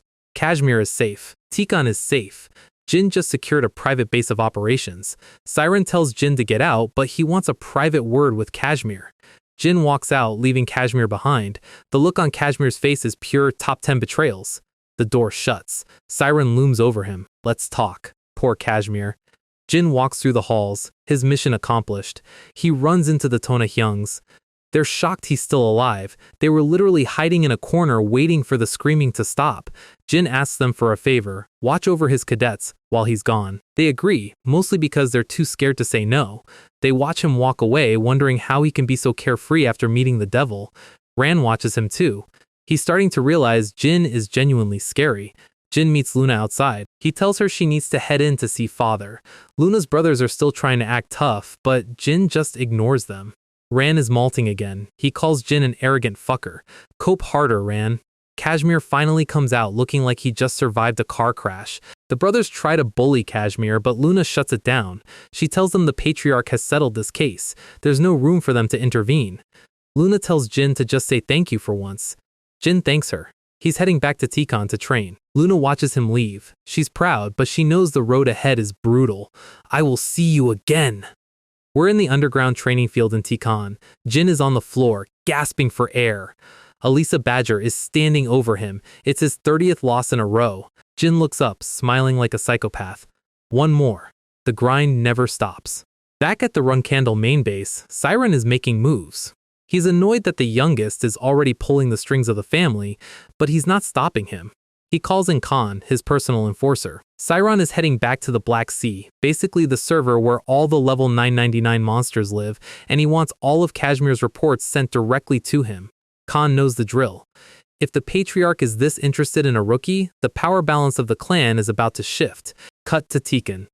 Jin is swinging his sword like he's trying to cut the concept of time itself. 10,000 swings. He's exhausted, gasping for air, but in his head, every swing needs to feel like the first one. He's crying, not from the pain, but from the frustration. He realizes that without Luna, he'd be a memory on that island. He's a 5-star knight and a 4-star mage, and in the real world, that's basically being the strongest kid in middle school. He needs to be a monster if he wants to survive his own siblings. Kashmir walks in and tells him to chill out. He's brought Enya along, who looks like she's about to have a heart attack seeing Jin's condition. Jin's hands are shredded, blood dripping onto the floor. Enya starts healing him immediately, probably wondering why her idol is trying to speedrun a mental breakdown. Kashmir drops some truth. Impatience is a poison. He tells Jin that while no one his age is a match for him, his future opponents aren't going to be normal people. As Enya's magic glows around his hands, Jin admits it's not easy to stay calm when you know what's coming. He's ashamed of his own weakness, which is classic main character energy.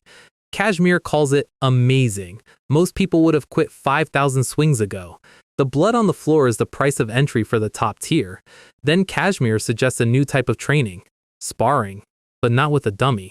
Jin thinks it's Kashmir's turn to catch these hands, but Kashmir just draws his blade and shows him why he's called the Noble Sword. One swing, and the air pressure alone turns the training room into a wind tunnel. Jin is stunned. He can't even see the movement. Kashmir tells him they'll spar when Jin can actually deflect that. Instead, he introduces Tikon's strongest guard. It's his wife, Elisa. And she's got 6 months to beat the impatience out of him. Their daughter Julia is there, clutching a stuffed dragon, asking if mommy is going to fight brother Jin. Elisa gives her the "we're just bonding" line, but Julia isn't buying it. Julia points at Jin and drops the most savage roast of the series so far. "I'm cheering for brother Jin because he's weak and trying hard." Kashmir loses it. Jin just stands there, taking the emotional damage like a champ. The schedule is set every day, after dinner, for 6 months. Elisa warns him it'll finish quickly for a while. That's elite talk for "I'm going to roll you in 10 seconds. 2 days later, Elisa is rapping her knuckles. She doesn't even need a sword. She reveals her background, Bement Special Affairs. These are the guys who do the jobs the regular army is too scared to touch. She tells Jin not to be discouraged when he loses. Jin realizes the 6 months thing wasn't a suggestion, it was an estimate of how long it'll take him to not suck. Elisa moves. It's not a punch, it's a physical law being enforced. Jin manages to pull up his shadow armor just in time. Elisa is actually surprised he blocked the first hit, but Jin is barely holding on. The impact feels like being hit by a building. He sees her eyes. She's not mommy anymore, she's a predator. She follows up with a kick that breaks the sound barrier. Jin tries to counter, pushing his mana and aura to the limit. He swings, but he's swinging at a shadow. Elisa is already behind him, her fist glowing with internal energy. Jin barely has time to ask if they can call a medic before she connects. The explosion sends Jin through the air. Spar 1 is over. Total time, about 4 seconds. Later that night, Elisa is impressed. She didn't think she'd have to attack twice on the first day. She realizes Jin actually used strategy. He weakened the ground under her feet before the spar even started. Jin explains the flash cannon spell he had hidden on his sword. Elisa tells him to stop calling them cheap tricks. Calculated variables and meticulous predictions, that's why he keeps winning against people stronger than him. But against her? Strategy only gets you so far when the power gap is a canyon. Jin sits there, feeling the weight of his first complete loss in this life. He looks at her and thinks, I have to deal with this for 6 months. Back at the office, Kashmir is working late. He's writing his report to Sairon, and honestly, the man needs a blog. We pivot to the Black Sea. A massive toothy worm beast is being bisected by a single strike. Khan finds Sairon standing in a pile of monster remains. Sairon reaches out his hand, not for a weapon, but for the mail. The letter from Kashmir has arrived. Sairon tears it open with the energy of a man reading a spicy Reddit thread. The letter is hilarious. Kashmir is talking about how the stars adorn the soft night sky and sing of Sairon's greatness. Sairon's face says it all. He tells Khan to tell Kashmir to tone down the fanfiction and get to the point. He wants to know about Jin. Khan is standing by, probably glad he doesn't have to write these reports. Sairon reads that Jin is getting wrecked every day. In the second spar, Jin lasted 5 moves. In the 20th, 25 moves. By the 30th, he held out for 40. Sairon is actually smiling. He finds his son's suffering entertaining, which is very run-candle dad behavior. Khan realizes Elisa is legit. Surviving 40 moves against her isn't luck. But the letter continues. In the 40th spar, Jin broke his limit and went past 120 moves. Sairon gets quiet. He says it's unfortunate. He mentions the succession. This is massive. Sairon has never pointed out a successor himself before. Khan thinks Jin is still too soft because he has a good nature. Sairon agrees. To lead the Runkendels, you have to be able to cut your own relatives out if they get in the way. That's the Runkendel way. Absolute ruthlessness. He dismisses Khan, his mind clearly already miles ahead, but he notices the letter was 10 days late. He creates a blade of pure energy and tests Khan's reflexes. The impact craters the landscape. Sairon tells him to come at least a day early next time. The man is a menace. Khan survives, but he's definitely feeling the 10-star pressure. It's the 9th spar. Jin is looking lean, mean, and significantly more dangerous. Elisa offers him some ice candy dessert, but Jin's not done. He's never done. He grips his sword, and this time, the black energy is different. Elisa can feel it. She realizes Jin's growth is abnormal because his magic and aura are growing together. Saldaret's power is the bridge that connects them, but power is nothing without the patience to master it. She calls him a hard-working genius. She wonders if he'll catch up to her even before the 6 months are up. The spar begins. Jin moves with a fluidity he didn't have 30 days ago. He's calculating every breath Elisa takes. She lunges, but Jin uses a distraction, a burst of shadow energy that looks like an opening. Elisa realizes too late it's a trap. The blue light of his aura flares, and for the first time, Jin lands a hit. The retired Special Forces mom just got checked. The air in the training room is heavy with the smell of scorched stone and sweat. Elisa Badger is clutching her shoulder, and for the first time in 3 months, she's actually leaking. Jin looks like he's just finished a light jog, but Elisa knows better. Enya steps in with a healing circle, the green light washing over the wound. Jin isn't celebrating though, he's his own harshest critic. He knows he only landed that hit because Elisa let her guard down for a split second. She thought she had his movement patterns mapped out, but Jin is basically a living patch note update. Elisa clenches her fist, realizing that the rookie she was supposed to be teaching is about to outgrow the classroom way ahead of schedule. Jin tries to play it off as a fluke, because he's humble like that, but Elisa isn't buying it. She knows talent when it tries to apologize to her. She looks at him and realizes the skill gap is closing faster than a Zitfel's ego after meeting Luna. 3 months ago, a caught-off-guard Elisa still would have wiped the floor with him. She gives him the "I'm impressed" look, which is the high-tier martial artist equivalent of a gold star. She predicts that once his aura and magic both hit 6-star, she's officially going to be the one getting schooled. Winter hits Tikon like a freight train. It's December 1795, and the city is buried in snow. Murakhan is walking through the streets carrying stacks of boxes like he's the world's most overqualified delivery man. He's buying ice candies in the middle of a blizzard because he has the logic of a 5-year-old with unlimited credit. Jin just stares at him, wondering if the 1,000-year nap did some permanent damage to the dragon's brain. Then Kashmir shows up, and he's brought his daughter Yuria, who is currently vibing in a dinosaur onesie. Kashmir's face goes serious. It's time to talk shop. He's been digging into Bishkul Ivliano, the blue-haired prodigy Jin humiliated at the banquet, and the news isn't great. Bishkul is likely tied to a group called Kinzalo. He's been visiting a workshop in the Carano dukedom owned by a guy named Bouvard Gaston. The workshop is named Explosion is Art, which is a massive red flag for anyone who has ever watched anime.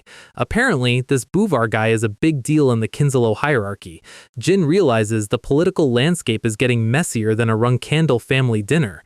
In his past life, Kinzalo was a group even the big clans didn't want to mess with. Meanwhile, Yuria is currently using Murakhan as a personal jungle gym. The legendary Shadow Dragon is being bullied by a toddler in a dino suit.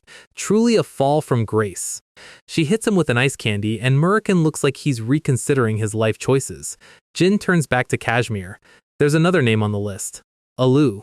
The guy Jin erased a while back. It turns out Alu's background is a total blank. Someone intentionally scrubbed his history, which means Jin might have killed a very important puppet. Jin thanks Kashmir for the intel, keeping that classic Runkandel "I have a plan" face on. Kashmir smiles. He's fully invested in the Jin Runkandel stock market at this point. He asks Jin to play with Yuria for a bit since Murakhan is clearly at his breaking point. Jin declines. He has a date with Elisa and a very large sword. He invites Kashmir to watch, because he's about to show off what 3 months of grinding actually looks like. Back at the training grounds, Elisa is warming up. She sees Kashmir and gets that "husband, why are you here to watch me work" vibe. She's worried about her professional reputation, but Jin is already drawing his blade. The air around Jin starts to vibrate. He tells Elisa to remember him as a good opponent. Actually, scratch that. He tells her he'll remember her as a teacher and a friend. Kashmir is confused. It's only been 3 months. No way the kid has already. Elisa sees the look in Jin's eyes and realizes the kid isn't talking about progress anymore. He's talking about an ending. Jin takes a breath. He starts a summoning ritual that lights up the entire room in a violent, cold blue. Feathers of pure light start manifesting out of nowhere. Kashmir's eyes go wide. He's seen high-level magic, but this is different. Jin stands in the center of a literal firestorm, completely unfazed. The blue fire coalesces into a beak, eyes, and wings. Meet Tess. Standard phoenixes are rare, but a blue one? That's 1 in a billion territory. Kashmir is losing his mind in the background. Summoning Tess is a feat reserved for the goats of magic history. Jin stands there, looking like the final boss of a game you haven't leveled up for yet. Elisa isn't backing down though. She wraps her hands and prepares for impact. She lunges, but the floor feels like it's made of lead.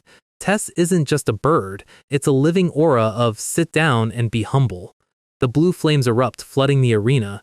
Elisa realizes this isn't just 5-star fire magic, there's a strange weight to the fire. It's pressure magic. If she gets hit, her stamina is going to tank faster than a crypto coin after a bad tweet. Jin knows his limit. He's got 3 minutes of test time. He swings, the blade trailing blue fire. Elisa dodges, but the shockwave alone forces her to a knee. She's frustrated. She's the teacher. She's not supposed to be the one sweating. Jin follows up with a gust of wind magic to mask his movement. Elisa thinks it's a sword strike, but it's a distraction. Jin has analyzed her style perfectly. She fights to dominate. She wants to be the biggest presence in the room, and Jin is going to use that ego against her. He baits her into a heavy counter. The air screams as they clash. Elisa goes for the kill shot, but Jin isn't there. He's a shadow. She's overextended, her back completely open. Jin doesn't use his sword. He gathers a ball of pure blue fire in his palm. He unloads it point blank. The explosion fills the panel with nothing but blue heat. Elisa's eyes are full of genuine shock. She tries to recover, but Jin is already back on the offensive. She has a split second to decide: dodge and lose momentum, or take it. She realizes if she dodges, she's just delaying the inevitable. She grits her teeth and decides to tank it. She screams Jin's name, pouring every ounce of her aura into a final stand. Blade meets fist. A tidal wave of blue fire washes over the arena. Elisa pushes through the flames looking like a demon. She thinks she's finally got him. She swings and hits absolutely nothing but air. Her face goes pale. The sword she was tracking, it's stuck in the ground. Jin is behind her. Again. She barely has time to say crap before the pressure hits. Jin doesn't even need to swing. The sheer intent is enough.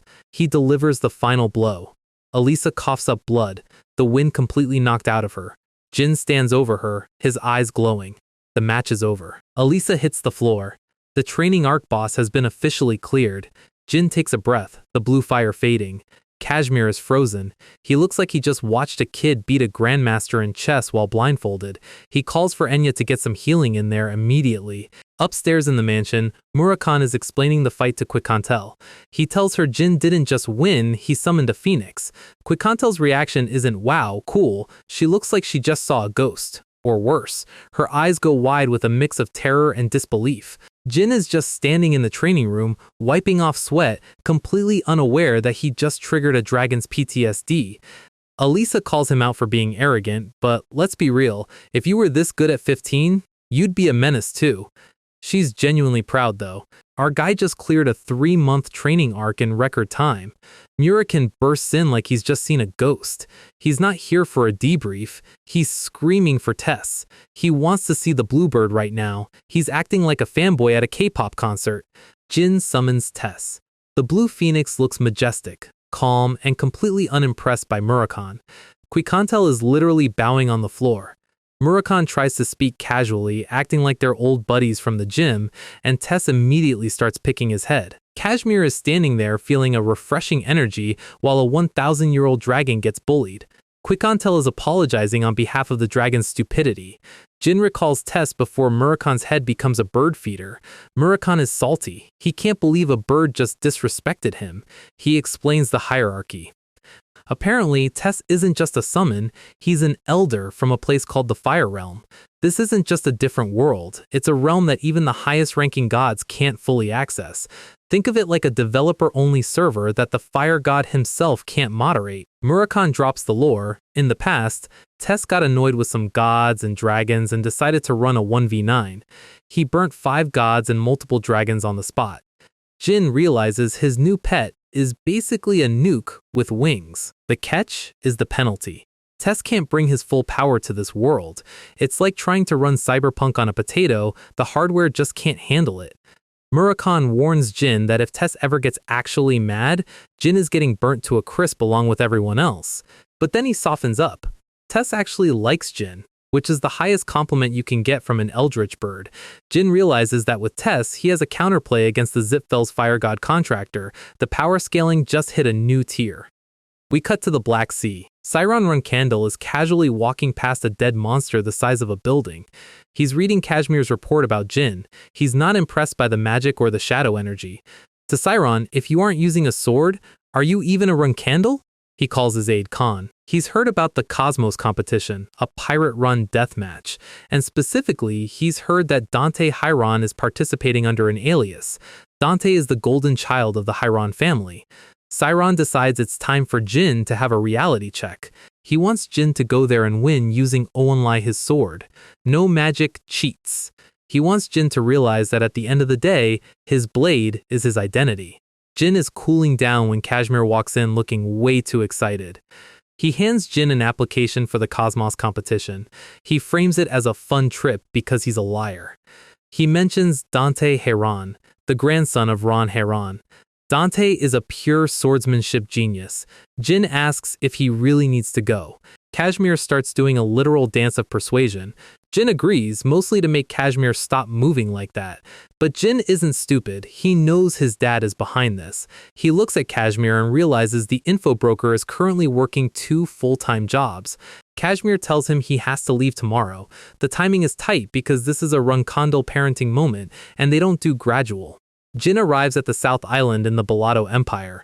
This place is the definition of a lawless zone. Poisoning, assassination, and accidental stabbings are just the local culture. Jin is undercover, blending in with the general filth of the area. He spots a guy in a green cloak. It's Dante Hyron. Dante is vibrating with excitement. He's basically the main character of a completely different, much happier anime. The registration office is exactly what you'd expect: sweat, scars, and bad dental hygiene. We meet the boss, Cosmos. He's wearing enough gold chains to sink a small boat. Jin walks up and asks to join the arena. Cosmos is not in the mood. He tells Jin to go bite some dust. He's acting like the DMV clerk from hell. Jin doesn't argue. He just reaches for something. He puts a handful of gold coins into his fist and punches Cosmos straight in the grill. He asks again. "Sign me up." Cosmos touches his bleeding mouth, feels the gold, and starts laughing. He likes the fiery kids. He signs Jin up for Group 13 and hands him a piece of paper that's probably 40% grease. Welcome to the arena of romance and love. Cosmos is a poet. Jin walks into the waiting area under the name Jin Gray. The guards look at him like he's a snack. Apparently another fiery kid already passed through and punched the captain too. Jin realizes he and Dante have the exact same problem-solving methods. He's led to the Group 13 area. The guard leaves him with 0 instructions. Jin looks around. There aren't enough rooms for the contestants. This is intentional. The competition starts before the match even begins. It's a survival game. A random thug approaches Jin thinking he's an easy mark. Jin doesn't even draw his sword. He just gives the guy a countdown. He tells him to piss off by the time he hits 3. 1. The thug is confused. 2. Jin starts tightening his gloves. 3. The room erupts into a blur of motion. Jin moves through the small space like he's practicing a dance routine. The thugs don't even realize they're losing until they hit the wall. 10 seconds later, Jin is the only one standing. He sits down, pulls out his sword, and asks if anyone else wants to share the room. Everyone suddenly decides they like the floor. In the other groups, the carnage is even worse. Blades are flying. Assassins are doing assassin things.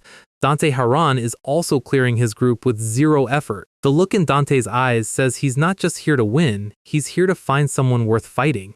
He's leaning against the wall, perfectly calm. He's comparing this place to Mammoth. It's worse, more desperate. He decides he's rested enough. Jin is currently reading a book while surrounded by bodies. The guard returns and sees the renovations Jin did to the room. He's shocked Jin decided to call the competition this early. Jin calls it a pre-ceremonial event. The guard realizes Jin is exactly the kind of monster the captain likes. He tells Jin that Group 1 and 2 are about to start. Jin is led out to the spectator seats of the massive coliseum. The guard warns him, no swinging swords in the audience. Jin looks at the crowd. He's starting to regret not putting more effort into his disguise. He overhears the spectators talking. The rumor mill is already working overtime. Someone just dropped a bombshell. They know a Runkandel flag bearer is in the tournament. The rumor mill on Pirate Islands is faster than a fiber optic connection. Everyone is whispering about a Runkandel being in the bracket, and they're guessing it's either the Tona twins or our guy Jin. Jin overhears them and just vibes. He's not even mad they know his brother's names. He actually thinks it's cute that the twins are finally getting some clout, assuming they're even here. Cosmos, the Pirate King, kicks off the show with enough fireworks to violate every environmental law in existence. The arena is packed, the vibes are violent, and the blood is about to flow. The crowd is hyped, mostly because they haven't been stabbed in the last 5 minutes. Cosmos drops the intro like he's hosting a pirate-themed WrestleMania. He's loving the attention, standing there like a gacha game character that cost way too much to pull. He cuts the talk and jumps straight to the first match. Out comes Mantis, a guy with curved blades and the personality of an internet troll, and his opponent is Paul Mick. Or, as we know him, Dante Hiren, looking like he just stepped out of a shampoo commercial. Jin locks in. He knows exactly who this kid really is. The crowd is calling him a piss baby because they clearly haven't read the script. Dante is just standing there, eyes closed, probably thinking about what he wants for dinner. The guards are mocking him, but Jin knows this is the calm before the storm trope. Mantis is towering over him, feeling himself way too much. The match starts. Dante draws. One flash. The crowd doesn't even have time to blink. Mantis's head is currently reconsidering its attachment to his neck. The body hits the sand with a heavy thud. Dante hasn't even broken a sweat. He's just putting his sword back like he's tidying a shelf. Cosmos is annoyed because the shark pirates just lost their best guy in 4 seconds. Jin's analysis: pure sword ki. No magic, no gimmicks, just raw, perfect speed. Dante looks up, and for a second, you see the monster behind the blonde hair. Dante Heiran. The real deal. The announcer calls the win, and the crowd goes absolutely feral. And then, we see a familiar face in the stands, screaming like a Twitch mod for their favorite VTuber.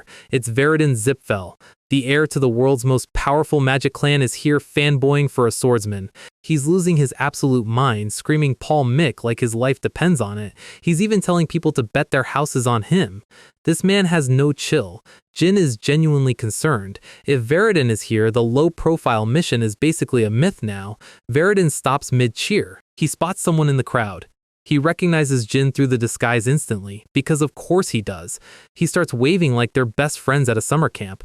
Jin is internally screaming. He just wants to ignore him and live. Dante waves back to Veridin, and now the 2 most dangerous kids in the world are having a public moment.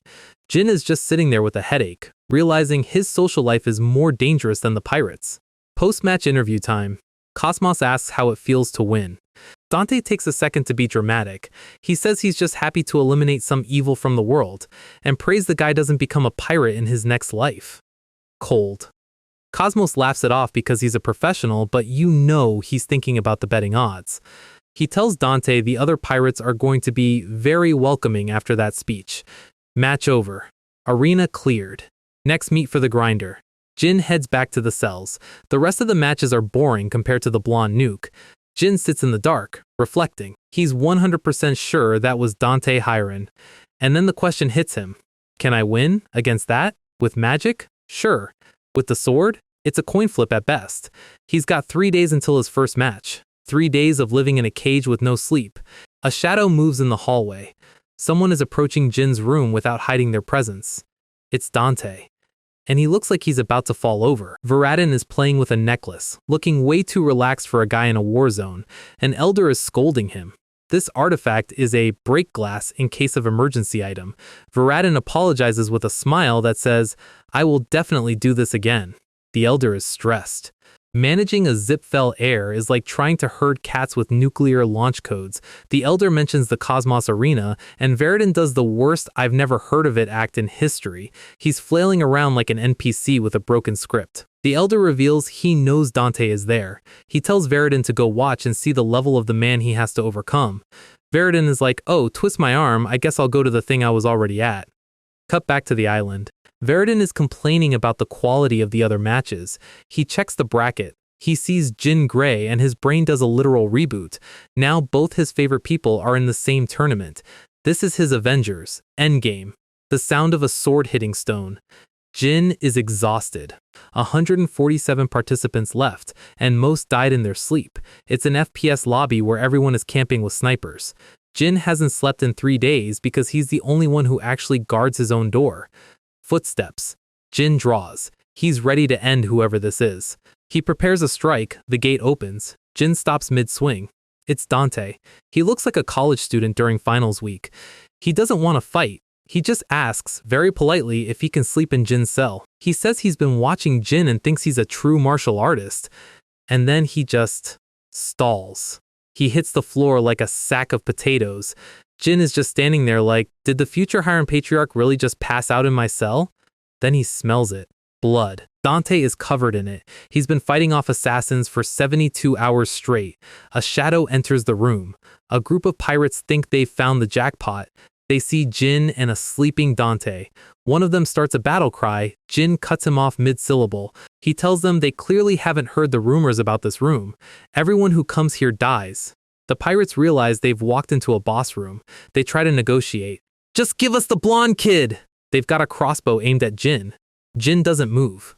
The bolt flies. Jin catches it with his bare hand like it's a stray frisbee. He smells poison on the tip. Now he's actually mad. He doesn't like people who cheat in his house. He moves. Dante is still out cold, snoring through the massacre. Dante wakes up to the sound of his own breathing. He sees Jin standing there, sword out, surrounded by fresh corpses.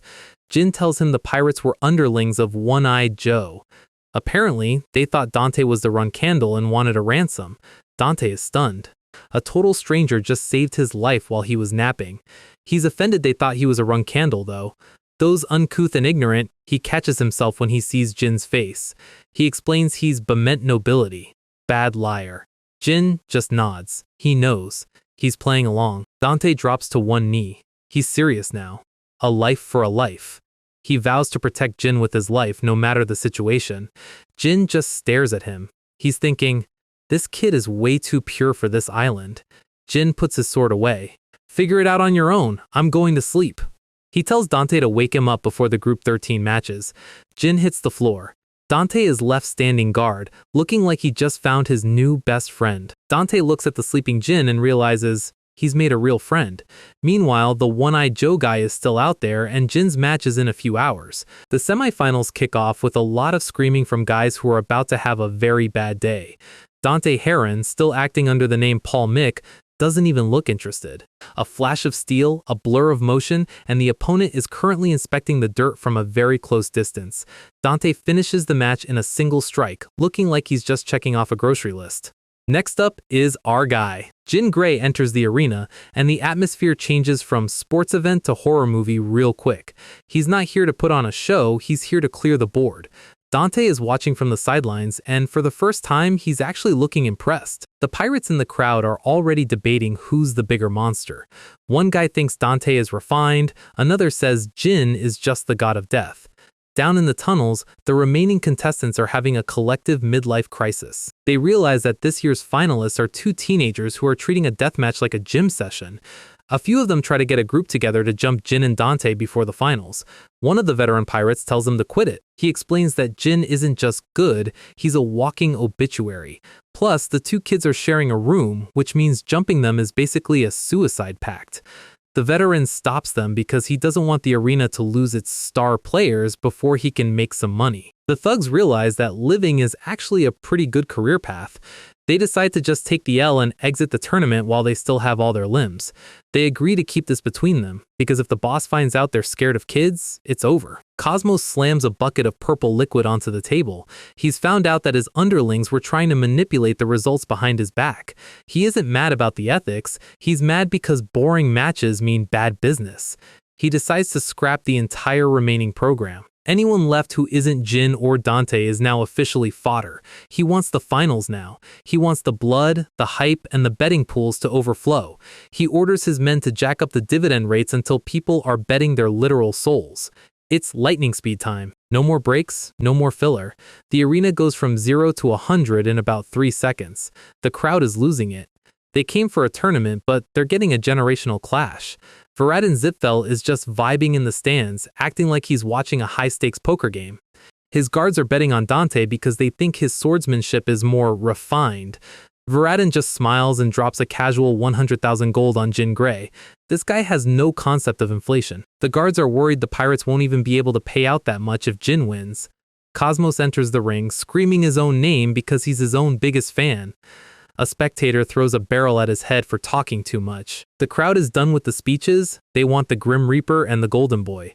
Cosmos actually takes the hint for once. He calls them out. Dante Hyron steps into the light, looking like the protagonist of a completely different, much cleaner story. The crowd roars for Paul Mick. And then, the God of Death enters. Jin walks out, and Varadin starts cheering so hard you'd think he was a paid actor. Jin looks up at him and wonders why his friend is like this. The two geniuses stand face to face. Cosmos drops the signal. The finals are live. Jin steps forward.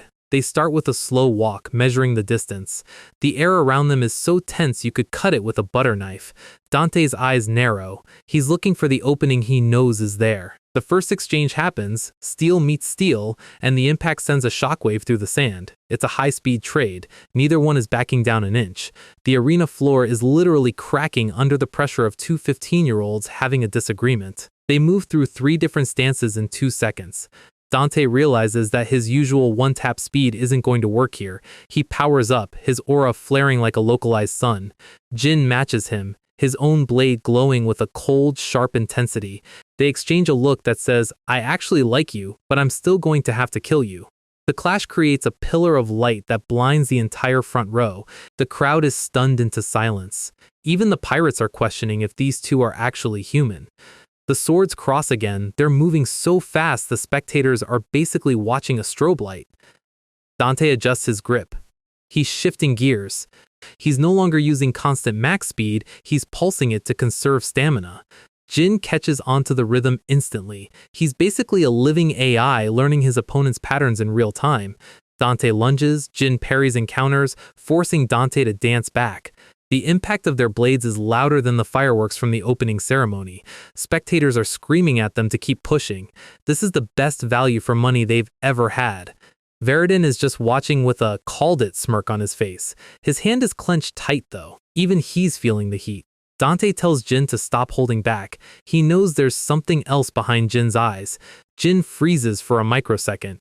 Dante isn't just fast, he's getting faster. A massive vertical slash. Jin dodges, the wind from the blade nearly taking his head off. Dante follows up with a series of arc strikes that look like a golden cage. Jin unloads a roar, pouring every ounce of his aura into a defensive burst. Dante's eyes widen. He's seen this style before. The dust settles, and the crater they've made is big enough to bury a carriage in. The exchange was so violent, both of them are bleeding now. The crowd is begging for more. They want the blood, and they want it now. Dante realizes Jin has a blessed physique. He's a tank with the speed of a jet. He also realizes Jin is intentionally dragging the fight out to test him. Dante calls him out. Jin Runkandel. The name hangs in the air like a death sentence. Jin doesn't deny it. The gray disguise is officially dead. Dante strikes again, harder than before. Jin's eyes glow. He's reaching for something. Dante is shocked. The pressure Jin is emitting is starting to feel like a different power system entirely. They both jump back, creating space for the final act. The crowd is confused. Why the sudden retreat? Dante is sweating. He realizes that if he had stayed in close, he would have been hit by something he couldn't see. Jin is internally fighting his own instincts. He almost used Shadow Ki. He almost broke the one rule his father gave him. Dante takes a breath. He's resetting his mental state. He looks at Jin and realizes they're both in the same boat. Two kids carrying the weight of their empires. He grips his sword with both hands. They clash again, but the energy is different. It's no longer a test, it's a duel of honor. Dante unloads his most refined technique. Jin realizes the strength of every single strike is identical to the first. Perfect consistency, the mark of a true Hyron master. Dante wonders if he should have gone all out from the start. No, he realizes that if he had, he might have actually killed his only friend. An explosion of force separates them again. Dante tells Jin not to get cocky. Jin stands his ground, looking every bit the Runkandel heir. He tells Dante not to disgrace this fight by holding back. He addresses him by his real name, Dante Haran. Dante actually smiles. The mask is gone for both of them. They're just two geniuses in a sandpit now. They stand a few feet apart, swords leveled. Dante apologizes for being unsightly by hesitating.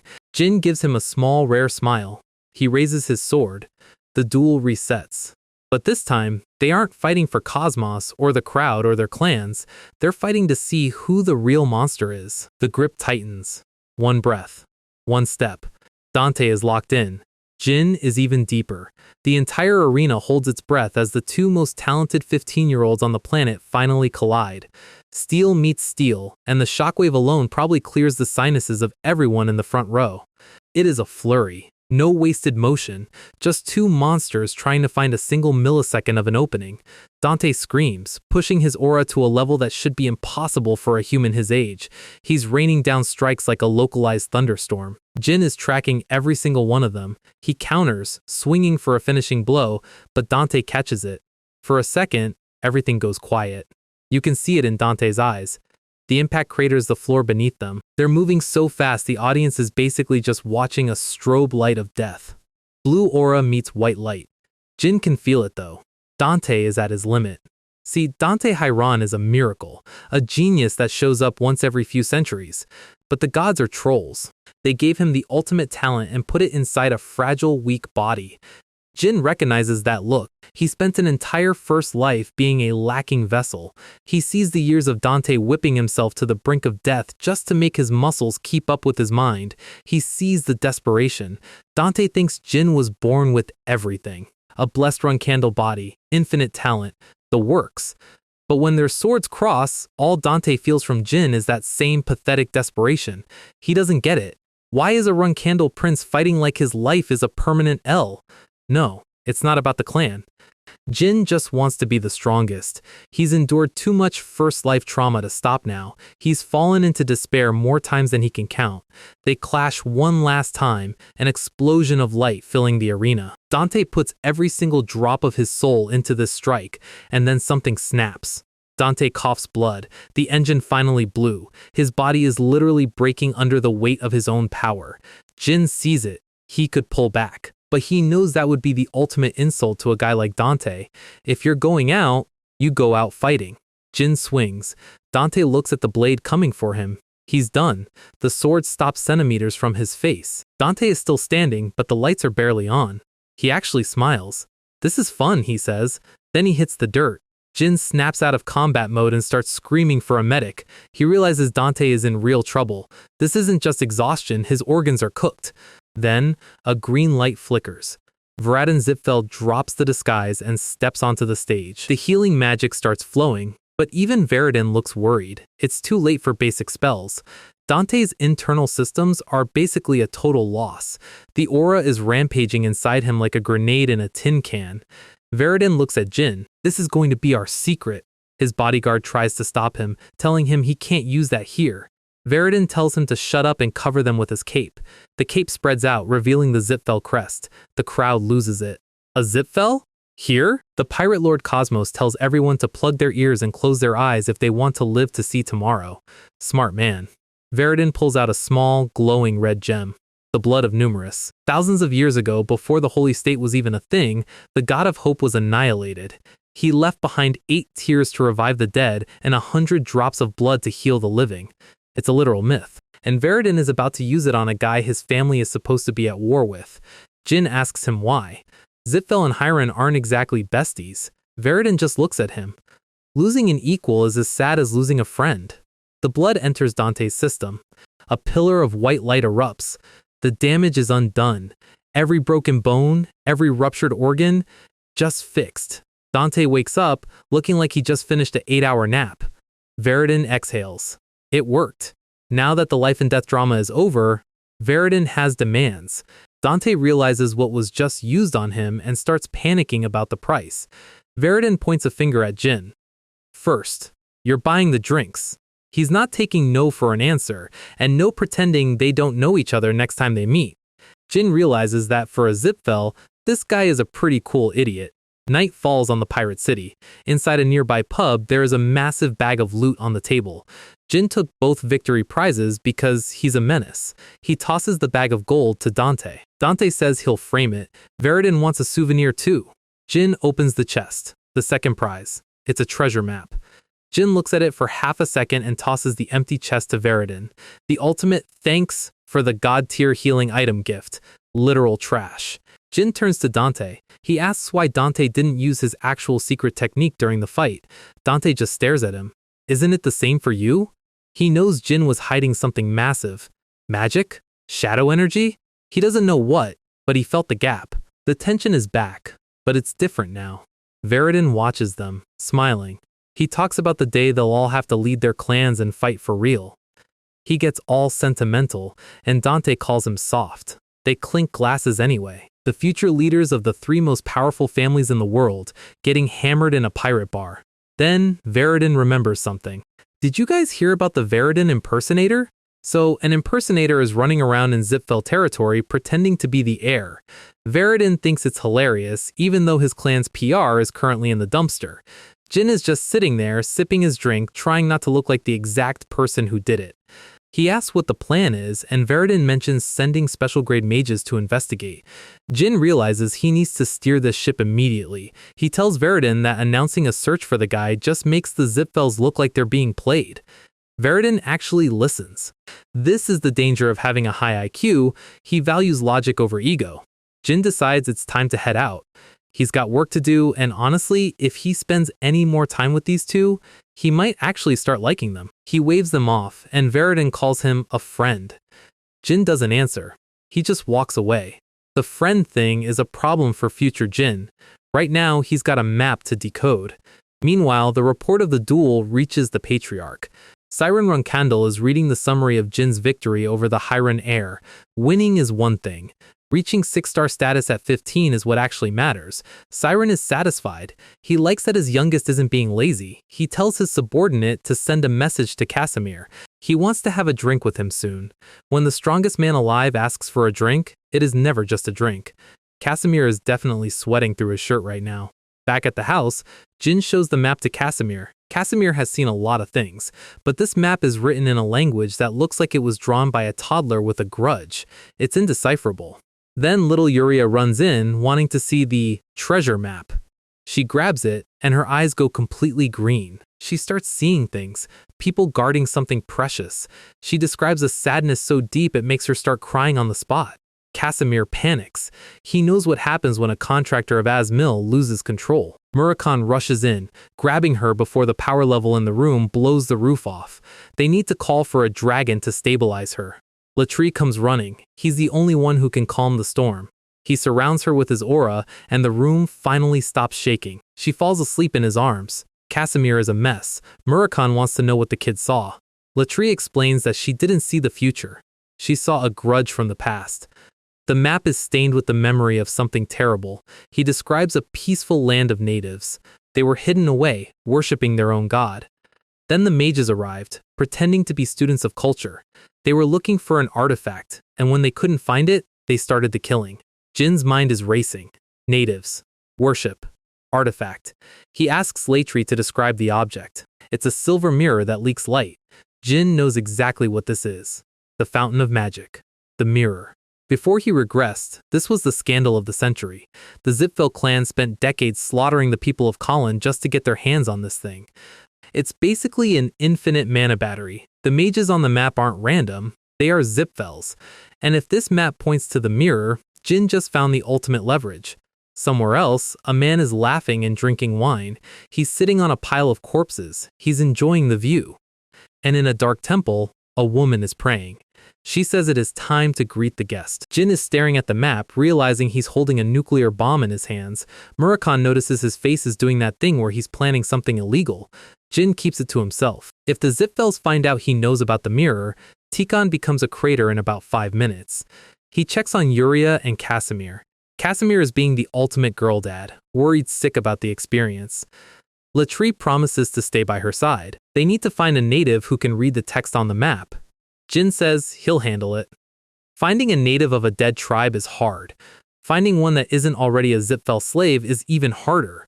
We're in a rundown part of town. A man is stumbling through the streets, drunk out of his mind. He trips and faceplants. Life is clearly going great for him. Jin walks up, looking down at him. He offers the man a drink and a conversation. The man sees the bottle and suddenly thinks Jin is an angel. Free booze is the universal language of trust. The man mentions his tribe and his homeland far away. Jin listens patiently. Then he pulls out the map. He asks if the man recognizes the writing. The drunk man looks at the map, and his eyes go wide. He smashes the bottle. The sobriety hits him like a freight train. He wants to know who Jin is and why he has that map. He figures out Jin approached him on purpose. Jin just casually drops that his friends are dragons. Murakhan is annoyed that Jin is leaking the squad's power levels so easily. The man realizes they aren't Zipfels. He asks how they found him. Jin tells him about Asmil and the vision. He explains that he saw the native people being exploited. He says it was a coincidence. Neither of them believes that for a second. The man Pan tells them to follow him. He takes them to meet his sister. They walk into a room and find the woman from the temple. She's been waiting for them. Murakon is on high alert. This woman, Laosa, has a presence that doesn't belong in a shack. She speaks directly to Jin. She identifies Murakon as the last dragon of the Shadow Tribe. Jin has felt this kind of aura before. It's transcendental.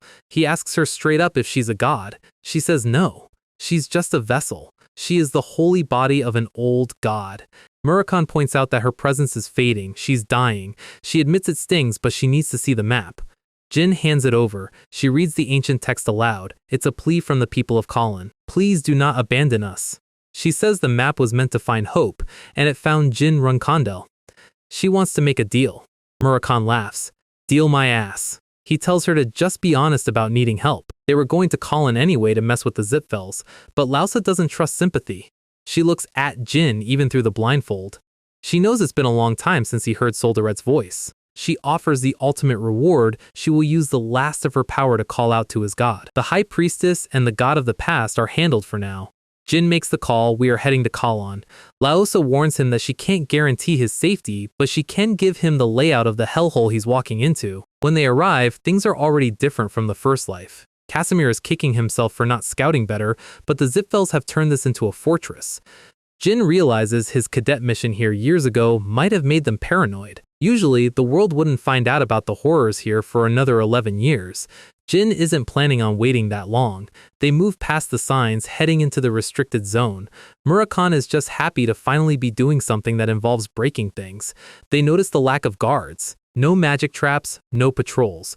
For a clan as obsessive as the Zipfels, that is not a good sign. Murakon wonders if they already found the artifact and bounced. Maybe they just got bored after 300 years and turned it into a vacation spot. Then they see him. Jin signals to stop. They're peeking through the brush, and the vibe is immediately terrible. The natives are being used as pack mules for massive stone slabs, and sitting on a log drinking in the middle of a literal genocide is Muron Zipfel. This man is known as the lunatic of the Mages' Tower. He's an 8-star mage, drowning in legendary artifacts, which explains why he didn't bother with guards. Murakon wants to rip his head off immediately. Jin stops him. Killing a pureblood Zipfel without a paper trail is a great way to start a world war. They need a reason, a justification the Zipfels can't argue with. Then, someone else starts rustling in the bushes nearby. A man in a newsboy cap peeks out, looking terrified. He looks like he's trying to get a photo of a cryptid, not an 8-star war criminal. Jin moves like a ghost. He's behind him before the guy can blink. Who are you? The guy nearly has a heart attack. He stammers out a name. Dino Jagloon. Jin freezes. He remembers that name. In his past life, this guy was the GOAT. He exposed everything, but it took him a decade. Right now, he's just a guy with a frail body and a notebook trying to fight a god-tier clan. Jin is genuinely impressed. Dino tries to be brave, asking where they came from. Just people passing through, Jin says. He realizes their goals are identical. They both want to burn Muron's world down. Dino is desperate. He knows the natives are suffering. Murakon is confused why they're talking to a civilian. Casimir explains it perfectly. Jin is looking for a witness. Dino hesitates, then reaches into his bag. He hands Jin his journal. Jin reads through it. It's a record of disappearances, torture, and experiments. Dino has been getting close to Muron for days, playing the role of a drinking buddy. He knows how dangerous this is. He knows Jin could just kill him to keep the secret. He hands over the evidence anyway. Jin hands it back and asks for a favor. Back at the fire, Muron is complaining. He hates this insect hellhole. He thinks the elders sent him here as a joke. He kicks a native worker in the face just because he's bored. Then, Dino walks out of the shadows. He's putting on the act of his life, pretending to be the friendly drinking buddy. Muron lights up. He was tired of talking to people who can't scream in his language, but he notices something. Dino isn't alone. He introduces Jin and the others as traveling storytellers. Jin steps forward, looking Muron dead in the eye. It is an honor to meet you, Sir Muron Zipfel. Veridin told Jin that Muron makes regular evil people look like saints. He's a monster from the abyss. Veridin's advice was simple. If you ever run into him, don't fight him. Muron is grinning. He loves the idea of travelers. Jin keeps the mask on. He plays the role of the humble wanderer. He lets Muron brag about being a high-ranking Zipfel on a mission. Muron turns to Dino. He asks if it's been 2 weeks since they met. He says he's been curious about Dino. The smile drops. Why are you talking to the natives? Dino goes pale. Muron explains that every time Dino talks to someone, they disappear. He was using the natives to see how Dino would react. He's been playing with him like a cat with a half-dead mouse. Muron starts laughing. He calls them insects. He stands up and the ground literally catches fire. He looks at Dino and mentions the Garden of Swords. He knows the Runkandals are involved. He lunges for Dino. Murakon grabs the reporter and zips away just as the fire erupts. The impact turns the campsite into a crater. Jin is already in motion, sword drawn. He hits a barrier. Something is wrong. There was no mana flow, no chanting. The magic was hidden in the campfire itself. This guy isn't just a lunatic, he's an 8-star using gear that breaks the rules of magic. Muron identifies him. You're Jin Runkandal, right? Jin doesn't bother denying it, he just tells him he's going to make him talk. Muron mocks him for being a reserved flag bearer taking personal requests. Jin is done listening to the voice. It's superficial, it's annoying. Muron floats into the air, surrounded by a sun of pure mana. He fires beams of light in every direction. Jin dodges, his cloak fluttering as the ground explodes behind him.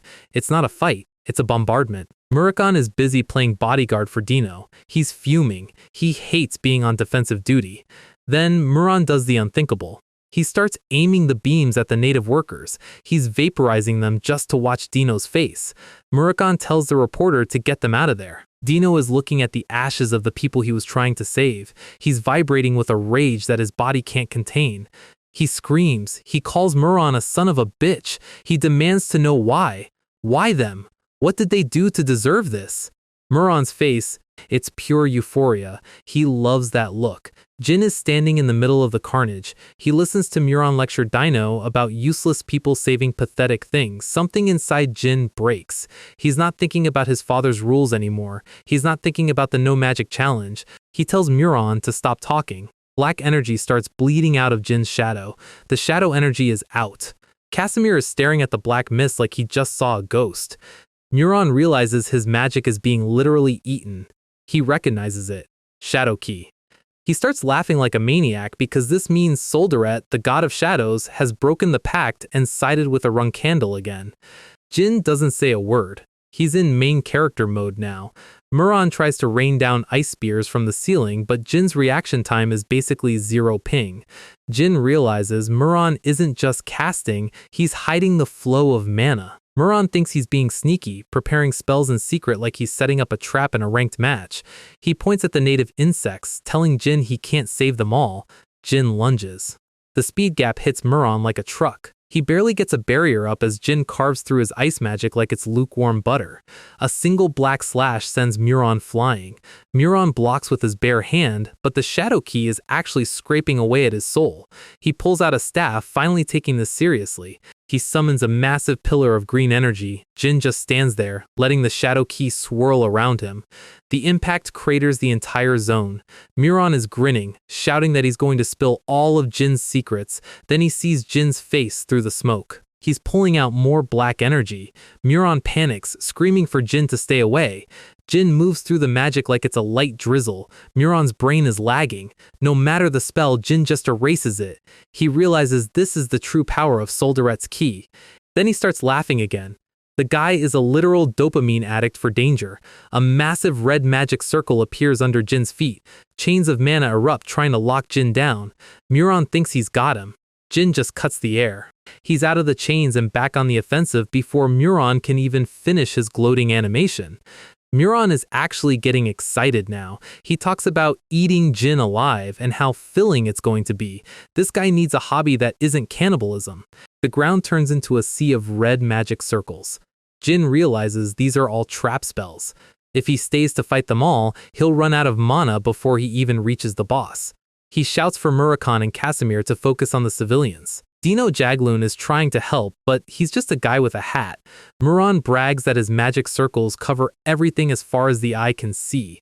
Dino looks at the carnage, realizing Muron spent weeks decorating this place with death. Murakon is struggling to keep the insects from being collateral damage. Muron tells Jin to enjoy this. A wave of fire and explosions tears through the arena. Jin is weaving through beams of light like he's playing a bullet hell shooter. A massive fire pillar erupts behind him. Jin stops. The ground beneath him is glowing. It's the land of erosion. Anything touching the soil becomes fertilizer. Jin makes a tactical call. He's not going around, he's going through. He creates a vortex of shadow ki and slams it directly into the flame pillar. Muron realizes something is very wrong. He notices Jin isn't just dodging magic, he's understanding it. Jin chose to dissipate the pillar rather than avoid it. That's a mage brain move. Muron's eyes go wide. Are you a sword mage? Jin just stares at him. The silent protagonist buff is real. Muron is ecstatic. A sword mage is basically a legendary Pokemon in this world. He steps on his own magic circle and tells Jin he's going to reflux him with even bigger magic. Jin prepares his counterattack. Steel hits the staff. Muron unleashes a burst of wind magic that catches Jin off guard. He's not just a spammer, he's got 8-star fundamentals. But then, Jin pulls out ancient light magic. Muron is offended. Light A and Shadow? That's just cheating. Muron realizes Jin is moving more like a beast than a mage. He's more annoying than the last Zipfel Jin killed, and that's saying something. Muron asks if they should keep fighting, his face twisting with a weird smirk. He's sweating, but he's still got an ace in the hole. He looks out over the ruins. He starts laughing that I'm about to do something toxic laugh. He tells Jin they are the same kind of person. He claims the barbaric people are the ones protecting him. He starts counting his fingers. 1, 2. He's counting people as objects. Jin asks what his point is. Muron brags that his magic control is above 8-star because he's using a cheat code. He points his staff at a pile of bodies. The natives aren't dead. They're being used as mana amplification weapons. They're alive just enough to act as batteries for his spells. Muron tells Jin that if he wants to kill him, he has to kill the batteries first. He wants Jin to slice through the innocent people to reach him. Suddenly, a voice screams from the rubble. It's Tika. She tells Jin it's a lie. She reveals that Muron isn't using them as batteries, he's using a divine relic. Jin's heart skips. The mirror. Tika shouts that her people are already dead because of him. Muron snaps. He tells her to shut the hell up. He's lost the cool villain facade, he's just a demented murderer who got caught. Tika begs Jin to kill the disaster standing in front of them. Muron grinds his teeth. He targets Tika. Die, you rat! A pillar of blue fire erupts right where she's standing. Muron screams that she ruined his show. He wanted to hear Jin's victims scream. He tells her to just stay dead. Dino runs over, panicking. He shouts that Tika is the only pillar the natives have left. Jin looks at the blue flames. He remembers the evil eye blue flames, a Zipfel secret technique that never stops burning. He remembers talking to Luna about it. She told him you can't put them out. You just get swallowed by them. Her advice was simple. Burn it. Use a hotter flame that can burn away fire. Jin steps into the blue fire. The air temperature suddenly spikes. Blue feathers drift through the air. Muron stares in absolute horror as a name leaves his lips. Tess? Muron Zipfel is currently having a total system error. He's looking at the blue phoenix and realizing that the person Tess chose, the person meant to be the strongest mage of this generation, is a Runkandle. For a Zipfel, that's not just a defeat. That's a personal insult to their entire bloodline. While Muron is busy having a mental breakdown, our guy is busy being a legend. He's carrying Tika through the inferno and she realizes something strange. The fire isn't hot. It's actually protecting her. Jin gives her that I got you look and tells her she can relax now. But Tika isn't ready to chill. She drops some lore. Muron is using the power of their divine relic, but he doesn't actually own it. He only knows a few trigger words he beat out of them during interrogation. She makes a deal. If Jin stops this nightmare, she'll give him the location of the relic.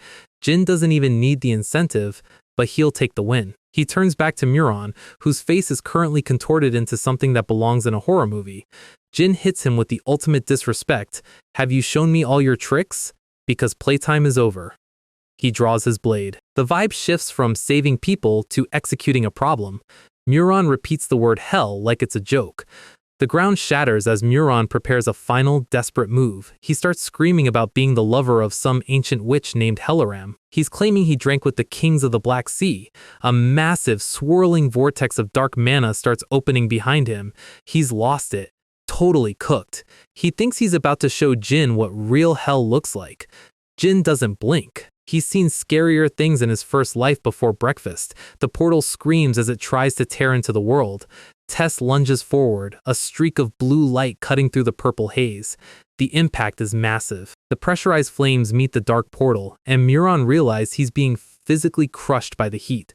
But Tess is acting strange. The phoenix is screaming. Jin can feel it. Tess is furious. That portal isn't just a spell, it's an abomination. Suddenly, a familiar shadow drops into the frame. Murakhan is back, and he's not in a joking mood. He tells Jin that the spell Muron is using is a possession ritual for the Demon King Orgel. He tells Jin to stop holding back. Gather the shadow energy. Release everything. Murakhan literally launches Jin toward the portal like a railgun. Now, kid! Do it! Jin steps on the air, using his own shadow energy as a platform. He isn't just going for Muron, he's going to slice the dimensional door itself. His eyes go cold, the strain is immense. His body starts screaming at him. Mana counterflow starts hitting him like a freight train. Blood is literally leaking from his teeth. He can't maintain Tess anymore. The blue flames flicker out. Muron sees the opening, and his smile is genuinely disturbing. He thinks he's won. He thinks he's timed it perfectly. He starts chanting about Helaram's dagger and walking toward death. He looks like he's ascending to godhood, or at least a very high-budget version of it. Jin's jaw is locked. The pain is beyond human limits. He grips the hilt of his sword so hard his knuckles might pop. Muron's eyes go wide. Something is wrong. Jin isn't falling. He's rising. He thinks to himself, even if he swings 10,000 times, the result needs to be the same as the beginning. He puts every ounce of his will into the blade. This is the heart sword. The air itself splits. The portal, the dark mana, and Muron's ego, all of it gets cut in half. Jin lands as the portal collapses behind him. Muron stands there for a second, a clean line drawn right through his chest. The dark energy implodes, dragging everything into a single point of light. The sky fractures like broken glass. Then, the explosion. Muron is still alive, somehow, but he looks like a man who just realized he's the tutorial boss. He's staring at Jin in pure, unadulterated terror. Then a final wave of blue flame washes over him. And that's it. Muron Zipfel, the 8-star genius, is reduced to a kneeling charcoal statue. He tries to let out one last sound, but there's nothing left but smoke. His staff clatters to the ground. Jin is standing there, gasping for air, looking like he's about to fall apart. He looks at his sword. That wasn't a normal shadow energy release. He's never felt that sensation before. He looks at the charred remains of his enemy. He wonders if that was a portion of the heart sword, the ultimate technique of the Runkandle founder. The staff starts glowing with an eerie green light. Jin's eyes snap to it. Even as a corpse, Muron is still causing problems. The body finally crumbles into ash, leaving the staff behind. Jin tries to move, but the world is spinning. It's over. His vision goes dark. Murakhan and Tika run toward him, but Jin is already unconscious. He hits the dirt. Total system shutdown. Murakhan is screaming his name, but our guy is currently in the loading screen of life. Transition to a quick explanation of Zipfel gear. The wands used by their tower masters have a hidden function, a small rune on the top. When activated, it sends an emergency signal back to the mage's tower. Jin wakes up to a face full of sunlight and a very stressed out dragon. Murakhan is hovering over him, looking actually worried for once. "You awake, kid?" Before Jin can even say, "Where am I?" Murakhan shoves a piece of paper into his mouth. Jin is currently choking on what tastes like a homework assignment. He swallows it, coughing his lungs out. He looks at his hands. The black veins from the counterflow are receding. Murakhan explains he just fed him a unicorn's horn. Expensive medicine for an expensive mistake. Jin feels better, but his aura and shadow energy are still a mess. Kashmir steps forward, looking relieved. Jin thanks him for the medicine, but Kashmir shakes his head. He didn't provide it. Tika and Dino did. Dino found out about the horn while he was drinking buddies with Muron. Tika formally introduces herself. She's the proxy saintess for Miss Lausa. She looks at the devastation around them and her voice trembles. She thanks Jin, promising she won't forget what he did, even in death. She explains that when her priestess asked to save them, she didn't just mean their lives, she meant their god's relic. Jin's ears perk up. "Restore? Is it broken?" Murakhan interjects. He's a dragon who's seen it all, and he's never heard of a relic that needs restoring like this. He saw the magic Muron was using. It was high-tier stuff, even for a Zipfel. He asks the big question, "What is the name of the god you worship?" Tika says the name Clam. Kashmir is the voice of reason. He says they need to move fast. This is Zipfel territory. Tika drops the bad news. To take the relic, they have to restore it. And to restore it, they need the energy of the sun. It's currently the middle of the night. They have to wait until noon and perform a full ceremony. Murakhan is losing it. Why is it always so complicated? Jin is silent. He's looking at Muron's staff, and his brain is working overtime. Muron is dead. This area was abandoned by the Zipfels. As long as no signal was sent, they should have time. But then, he remembers the look on Muron's face right before the end. He walks over to the charred remains. Murakhan asks what he's doing. Jin looks at the staff. The green rune is glowing. They're coming. Cut to the mountains nearby. Midor Elner, Vice Master of the Seventh Tower, is already touching down. So, the Zipfels are officially knocking on the door. Kashmir explains the rune on the staff. It's basically a flare gun for mages. Murakhan is genuinely surprised the kid knows about Zipfel R&D. Jin's like, I heard it from Luna, which is his go-to excuse for knowing literally everything. The math is looking bad. 100 mages per tower, mostly 7 or 8 star. Kashmir says even with teleportation, it'll take them 2 hours to get here. 2 hours. In Jin time, that's long enough to start 3 wars and a side quest. Jin looks at Kashmir with that, I'm about to ask you to do something insane face. He needs a favor. A big one.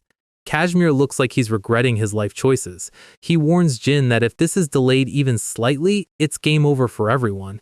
Jin tells him not to sweat it. The person he's looking for won't reject the offer. Kashmir grits his teeth. He's all in. No matter what happens, I'll succeed. He tells Jin to stay alive, which, let's be honest, is Jin's only real job description. The ground literally shakes as Kashmir takes off. Murakhan and the natives are getting the ceremony area ready. Tika looks at Jin, realizing the weight of the sacrifice he's making. The ceremony starts. The restoration of the relic is the only way this ends well. Murakhan watches Jin cough up blood and wonders if they're actually going to pull this off. The mana counterflow is really doing a number on him. Jin admits he went a bit too hard in the last fight. Murakhan starts ranting like a boomer about how mages these days don't know how to lose with dignity. Jin is just hoping Kashmir's microbe energy is enough to get back on time. Meanwhile, in the sky, things are getting crowded. Red dragons are hovering over the historical site. Mages are using detection magic and they've spotted the natives. They see 2 unknowns, that's our guys, but they don't see Muron.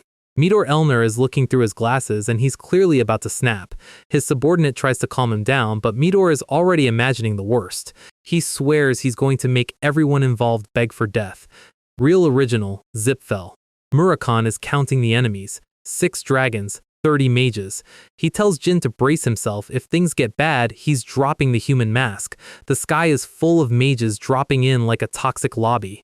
Murakhan clenches his chest, thinking about Timar piercing his heart 1,000 years ago.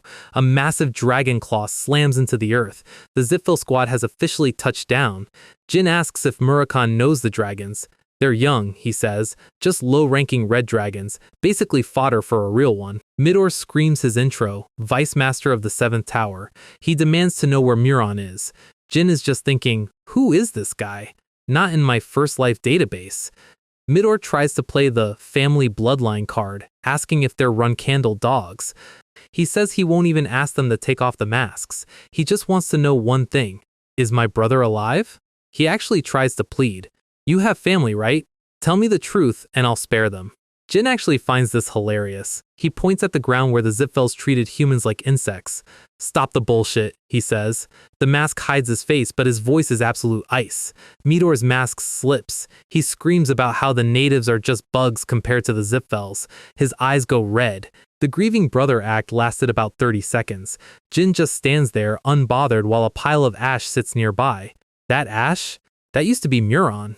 Midor realizes he's late. He thinks they played tricks on his brother, because obviously no one could beat a Zipfel fairly. He orders the attack. Don't shoot to kill! Capture them alive! They want to make them feel excruciating pain. A dozen 8-star magic circles light up the forest. Jin realizes this is genuinely bad. He's at his limit and Murakhan is restricted. The magic is building. The pressure is insane. Jin sees a flash of memory. The Ice Palace. I don't like hot things, a voice says. Suddenly, the massive 8-star fireballs and lightning bolts just stop. They aren't just stopped, they're physically frozen in place mid-air. A high-heeled shoe clicks against the ice-covered ground. I came because I heard my daughter gave someone a flower. Talaris Endorma has entered the chat, and she looks like she's here to reset the server. The Ice Palace Master is standing in the middle of a literal war zone like she's at a tea party. Click, click. Her heels are the only sound in the silence. She mentions the flower Sirio gave Jin. She's smiling, but her presence is so cold it's physically hurting the Zipfel mages. Midor is staring at his frozen 8-star magic like it just betrayed him. He can feel it. The air itself is being colonized by her cold. The mages realize who it is. Ice Palace Master! Talaris Endorma, the ruler of the Western Seas. Jin realizes Kashmir actually pulled it off. Murakhan is impressed. He didn't know humans could still do this. She's using the Snow Toad Moat, a legendary domain only a chosen few can control. She tells her cutie Sirio to go inside and rest.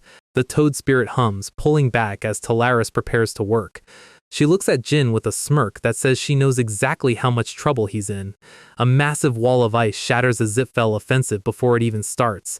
A dome of pure frost seals the area. She walks up to Jin. So, you're the one who got flowers from my daughter. Jin tries to introduce himself like a professional. She stops him. How are you even standing? Your insides are a disaster.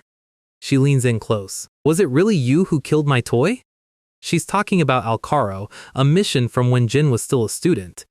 Sirio is in the background looking embarrassed that her mom is spilling the tea. Talaris says she was going to get rid of Alcaro anyway, so she's not mad.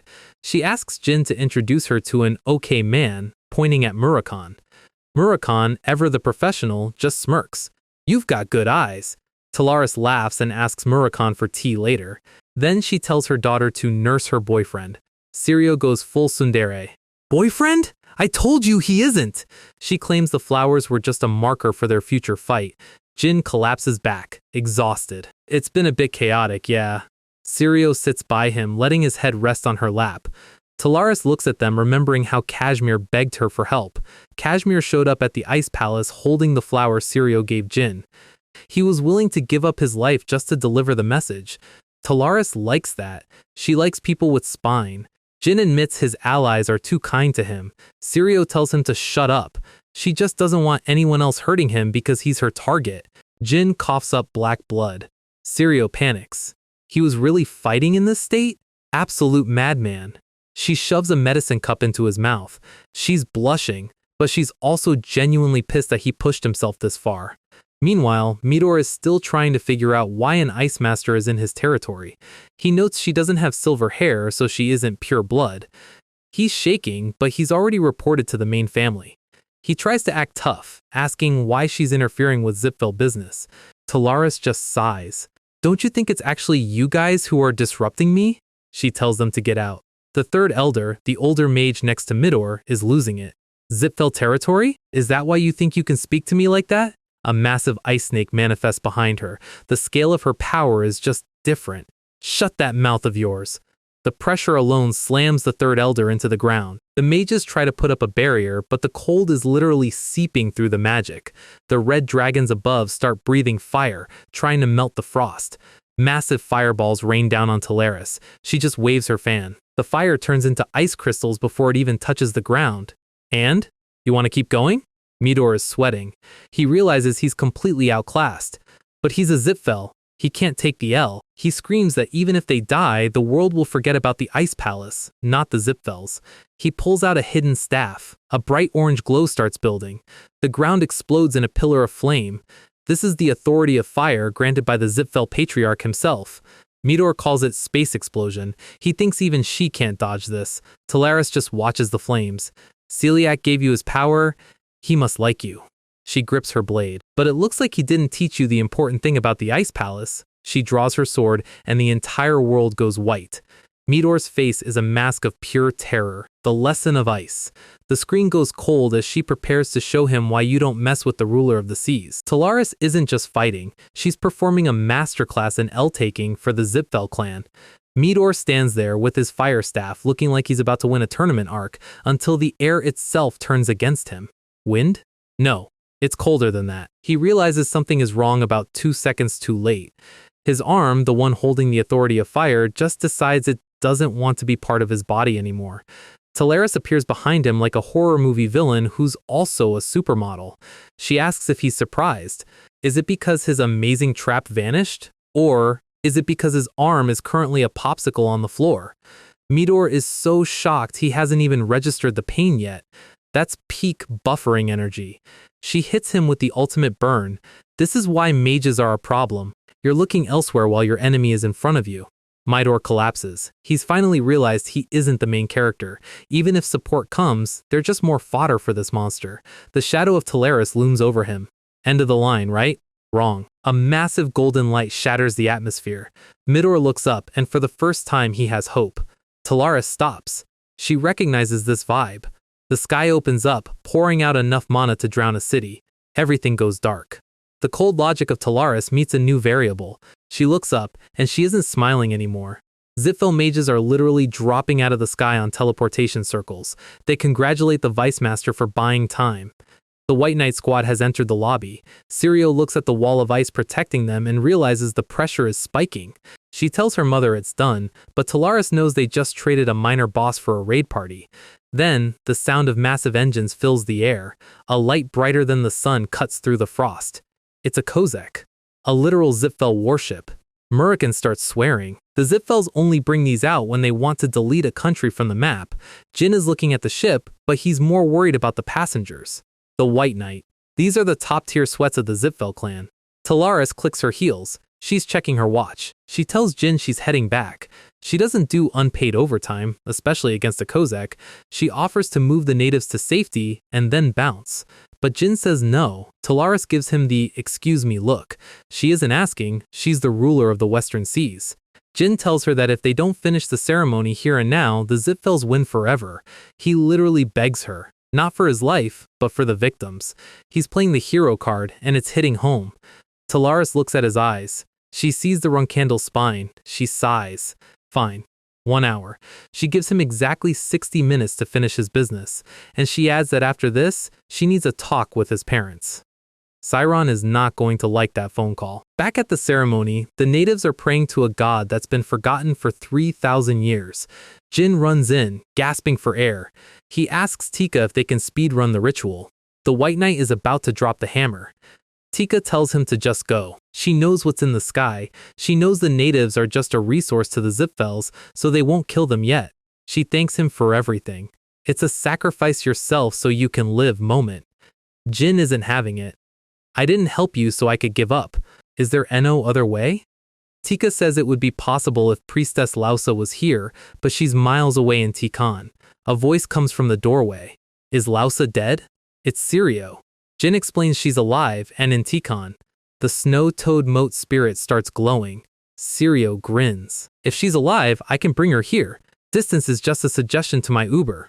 Talaris watches from the battlefield. She sees her daughter stealing her summon without permission. Kids these days. Murikan steps up next to her, cracking his knuckles. Talaris is surprised. Are you helping me, dragon? Murikan smirks. He can't use his full authority, but he can still throw hands. Talaris draws her sword. Shall I borrow your cat paws then? The Shadow Dragon and the Ice Queen. The Zipfel clan has no idea how much they're about to overpay for this invasion. The White Knight mages start their speech. We are the White Knights of the Zipfels. Leave. They have that I have 500 confirmed kills energy. They demand the murderer of Muron and the natives. Talaris just stares at them like they're reciting a grocery list. If you want to cooperate, bring Keliak here, otherwise you're just talking to my sword. The White Knight leader doesn't argue. He just signals the attack. A massive ball of fire manifests under the Kozek. The mage's gauntlets glow with 8-star power. Disintegrate. A beam of pure thermal energy tears through the sky. It looks like a meteor landing in slow motion. The impact is absolute chaos. The earth turns to glass. But the Kozek's own sails are flapping in the shockwave. They aren't holding back. Talaris isn't even singed. Her sword is glowing with a blue frost that cancels the heat. She swings, and a wave of ice shatters the follow-up attack. The Kozek is forced to bank hard to avoid being frozen in midair. The White Knight leader looks down. He's starting to realize why she's a palace master. He preps his next spell. They're trying to brute force her barrier. The ship shakes from the recoil of its own artillery. The leader realizes Talaris isn't the only problem. Who is that man in front? He's looking at Murikan. Without any aura, using only his fists, My magic was... He stops thinking and starts acting. Contact the main base. We use the naval artillery. Back inside, someone is knocking. Jin is waiting. The door opens, and there she is. Lausa. The priestess has arrived via Toad Express. Meanwhile, the air outside is getting heavy. Talaris is moving so fast she's just a blur of blue and black. She's dancing through 8-star spells like they're rain. The Zipfels are literally carpet bombing the forest to find her. Murakhan is caught in the blast radius of a massive explosion. A fist comes out of the smoke. Murakhan huffs. That one actually packed a punch. He looks up. Something is changing. Talaris looks over at him. Eh? What is this? She shatters a chunk of ice and throws it at him. It's a gift from the complete ice. Murakhan's hands are now covered in frozen gauntlets. Numb, but not bad. He slams his foot down. He lifts a boulder the size of a house with his ice-buffed hands. His eyes glow. He's been waiting to throw something this big for centuries. He launches it at the Kozak. The impact sounds like a mountain breaking. Talaris watches the debris fall. Everything until now was child's play. She knows as long as the natives are here, the Zipfels can't use their biggest guns. The White Knight leader agrees. He's mad, but he hasn't received a kill order yet. He notices 2 people suddenly vanish from the ritual site, Jin and Sirio. A message comes through the comms. Captain, message from the main base! The message is one word, annihilation. The Kozak suddenly goes silent. Talaris feels the shift in the atmosphere. The ship's main cannon, the one designed to sink islands, is charging up. The light is blinding. A sphere of compressed sunfire forms at the bow. The captain gives Talaris one last chance. I will count to 3. Leave everyone and go. If you disobey, I will annihilate the entire party. O-N-E. Talaris grits her teeth. She looks at the ritual site. She remembers her promise to the kid. T-U-O. Sirio is running toward the ritual, looking back in terror. Talaris raises her sword. She's going to try to tank it.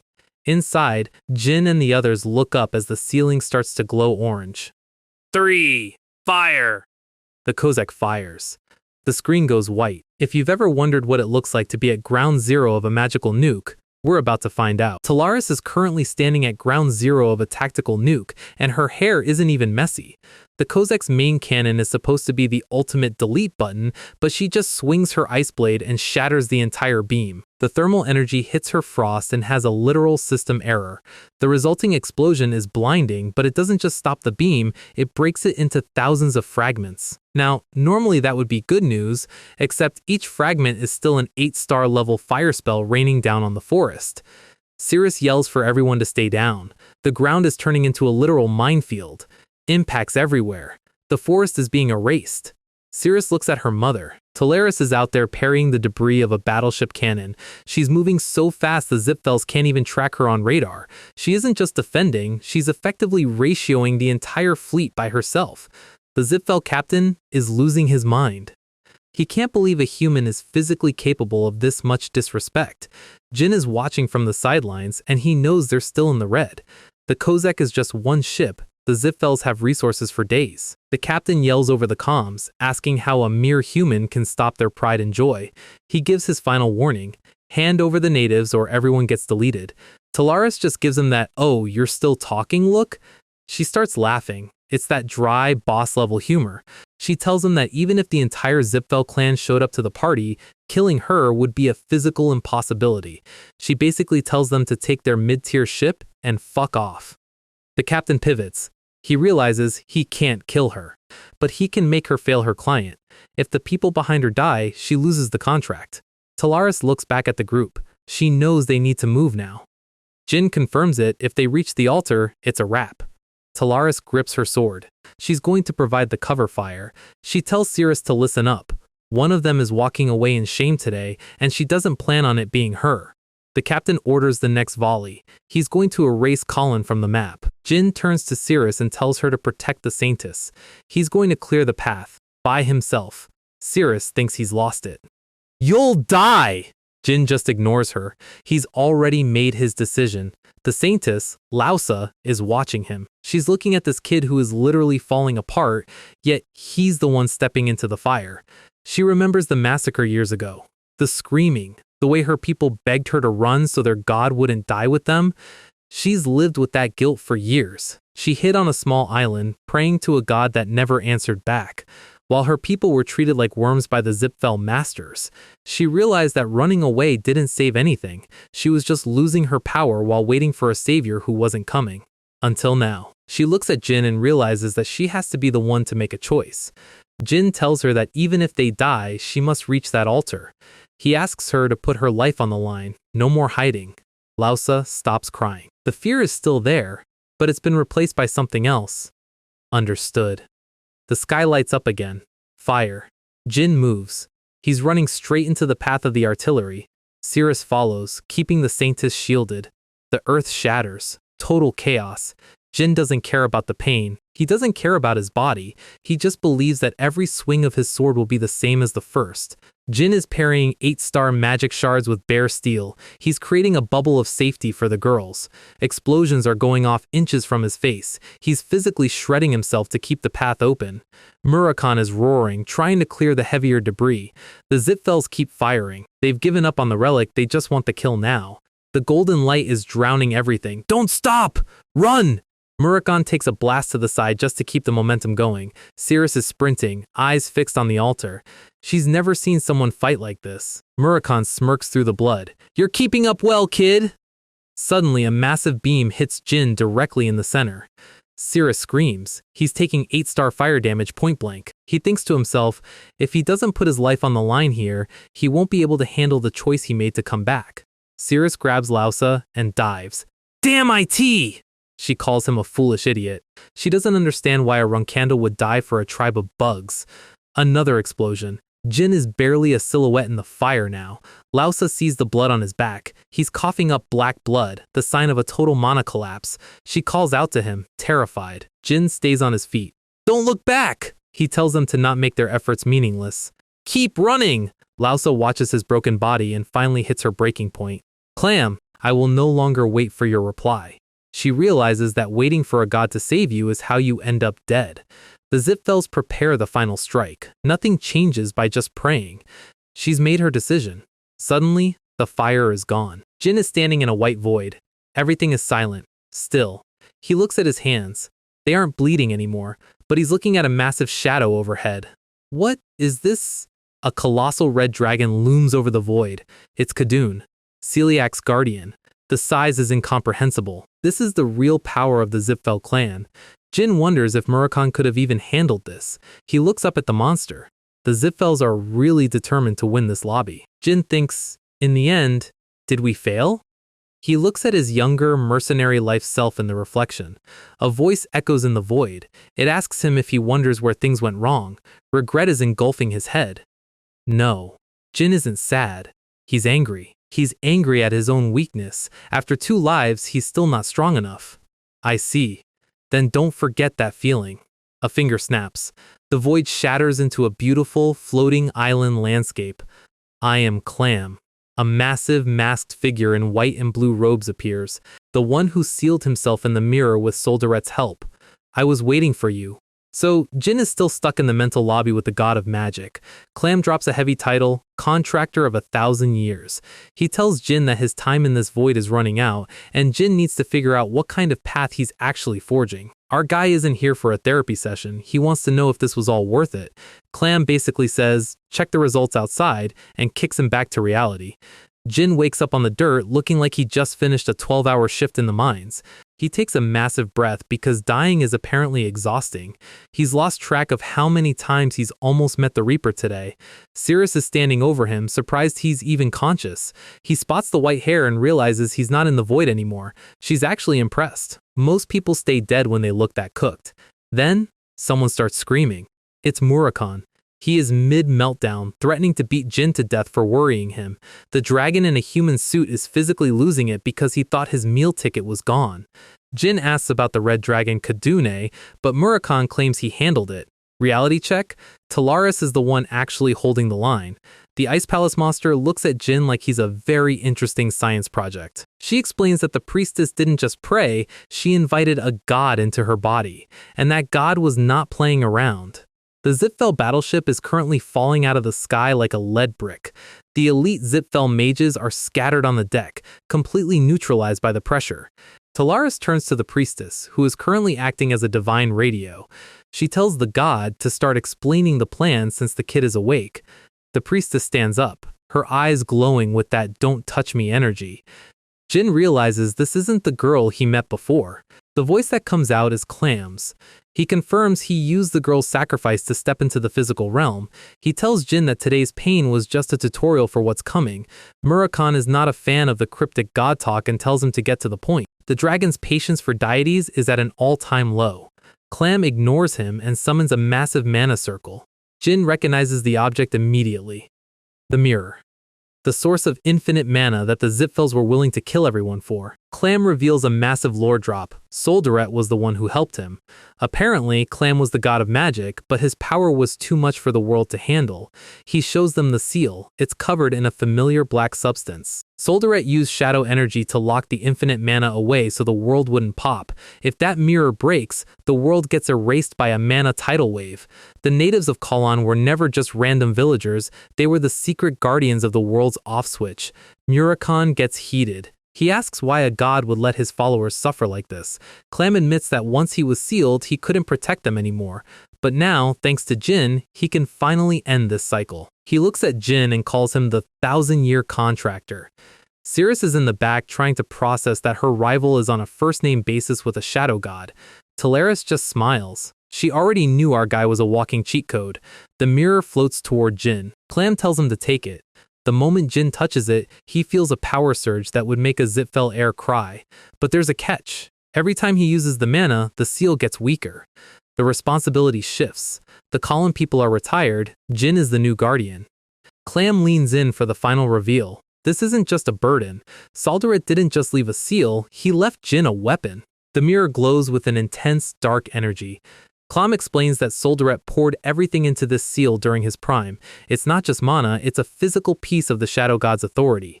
Jin is stunned. He remembers the priestess promised he'd meet Soldaret. Clam stays silent for a moment. He apologizes on her behalf. Soldaret is the type of god who doesn't answer the phone, even for dragons. Jin takes it in stride. He didn't expect a god to show up for an autograph anyway. Clam notes that the priestess had no idea Jin was a regressor. He looks at Jin, the man who found a way to live twice, with genuine respect. But the divine energy is fading. The god of magic is running out of time on his guest pass. He's said what he needed to say. By Jin taking the mirror, the curse on the Kalon people is finally broken. The god bows to the human. He fades back into the artifact, blessing Jin's journey. The glowing particles drift away, leaving a bunch of confused survivors in the dust. Jin looks at the mirror and realizes his inventory just got a legendary upgrade. Talaris mentions that seeing a god say thank you is a once-in-a-lifetime event, but the vibes are interrupted by the burning wreck of the Kozek. The Zipfels aren't going to stay down forever. It's time to move. The group prepares to evacuate the jungle before the next wave arrives. Back inside the mirror world, the priestess's soul is finally at peace. She apologizes for having to use her body one last time. Clam reassures her that her sacrifice wasn't just for her, but for all her people. The weight she carried for years is finally lifted. The god thanks the child of Kalon for being the one who listened when the world forgot them, for being the voice that finally brought a savior. She smiles through the tears. No more apologies. The darkness takes over. But it's the good kind of quiet. The mission is complete. The focus shifts back to the living, who are still dealing with the aftermath. The spirit of the priestess fades into the light. She leaves Jin with one final hope, that their history isn't remembered for the sorrow. She wants him to create a world where this kind of pain is a myth. Jin is standing with the reporter and the surviving natives. The natives explain their history, 10,000 years of being the losers of time. They were reduced to slaves and wares for the Zipfel clan. The reporter Dino is crying because the truth is more brutal than he imagined. Jin tells them the truth. If the Zipfels had gotten the mirror, the world would be a war zone. He promises to house them in the Hewfester Union, Runkandel territory. Dino is worried. Moving a whole tribe to the Sword Clan's backyard is a massive flex. Jin hands him a letter addressed to his sister, Luna Runkandel. He tells Dino that if he's grateful, he should just focus on talking as much trash about the Zipfels as possible. Dino asks if the Zipfels will just stay quiet. Jin looks him dead in the eyes. "Dino, you are the trigger," he tells the reporter to have confidence. This story will change the world. Later, Jin finds Talaris in a private room to properly thank her for saving his life. Talaris isn't worried about the Zipfels. She knows the Zipfel patriarch will be too scared of her now. He'll think she's reached a new level of power because he can't explain the god descending. Jin offers her compensation. He knows 10-star masters don't work for free. She looks at him with a predatory grin. What should I ask from a kid with these kinds of connections? Jin starts sweating. Dealing with her is more stressful than the actual battle. She thinks about how much she can rip him off for. Then, she changes her mind. She's already gotten some precious information. She asks Cirrus if that's okay, and Cirrus has a complete tsundere meltdown. Talaris decides to let it slide for now and prepares to leave. Cirrus stops him one last time. She tells Jin that the next time they meet, they're deciding the winner for real. Talaris teases her for being in puberty and not being honest. Jin is left standing there, wondering how he survived the battle but might die from the awkwardness. A pot of purple, bubbling monster stew is on the fire. A massive man is sitting by the flame eating the radioactive-looking soup. A voice calls out to him. It's Talaris. She's found Siron Runcandle. The patriarch doesn't even look up. He asks what she wants. She gets straight to the point. Your youngest. Do you want him to marry my daughter? Luna is reading the report Jin sent her. She's got that "my little brother is a menace and I love it" look on her face. Dino and Tika are standing there, absolutely terrified of being in the same room as a 9-star knight. She asks Tika what her specialty is. No free rides in the Runcandle territory, even for refugees. Tika is just happy to be alive and having a job that doesn't involve being human experimentation. Then Luna turns to Dino. She promises to support his journalism with everything she's got. But there's a condition. He needs to deliver the exact results Jin asked for, absolute character assassination of the Zipfel clan. A month passes. The world's news cycle is basically just Zipfel clan caught lacking 24/7. The Emperor of Bement tries to cover for the Zipfels, claiming innocence, but the damage is done. The Runcandles are looking like the heroes for once. The Zipfel family has to keep a low profile because their PR department is currently on fire. Back with Dino, he's realizing the Runcandles aren't just sword-swinging barbarians. They're actually quite good at the information game. Tika drops a literal mountain of mail on his desk. Donations and support letters are pouring in from all over the world. The unknown adventurer is basically a global celebrity, and nobody knows it's a 15-year-old kid.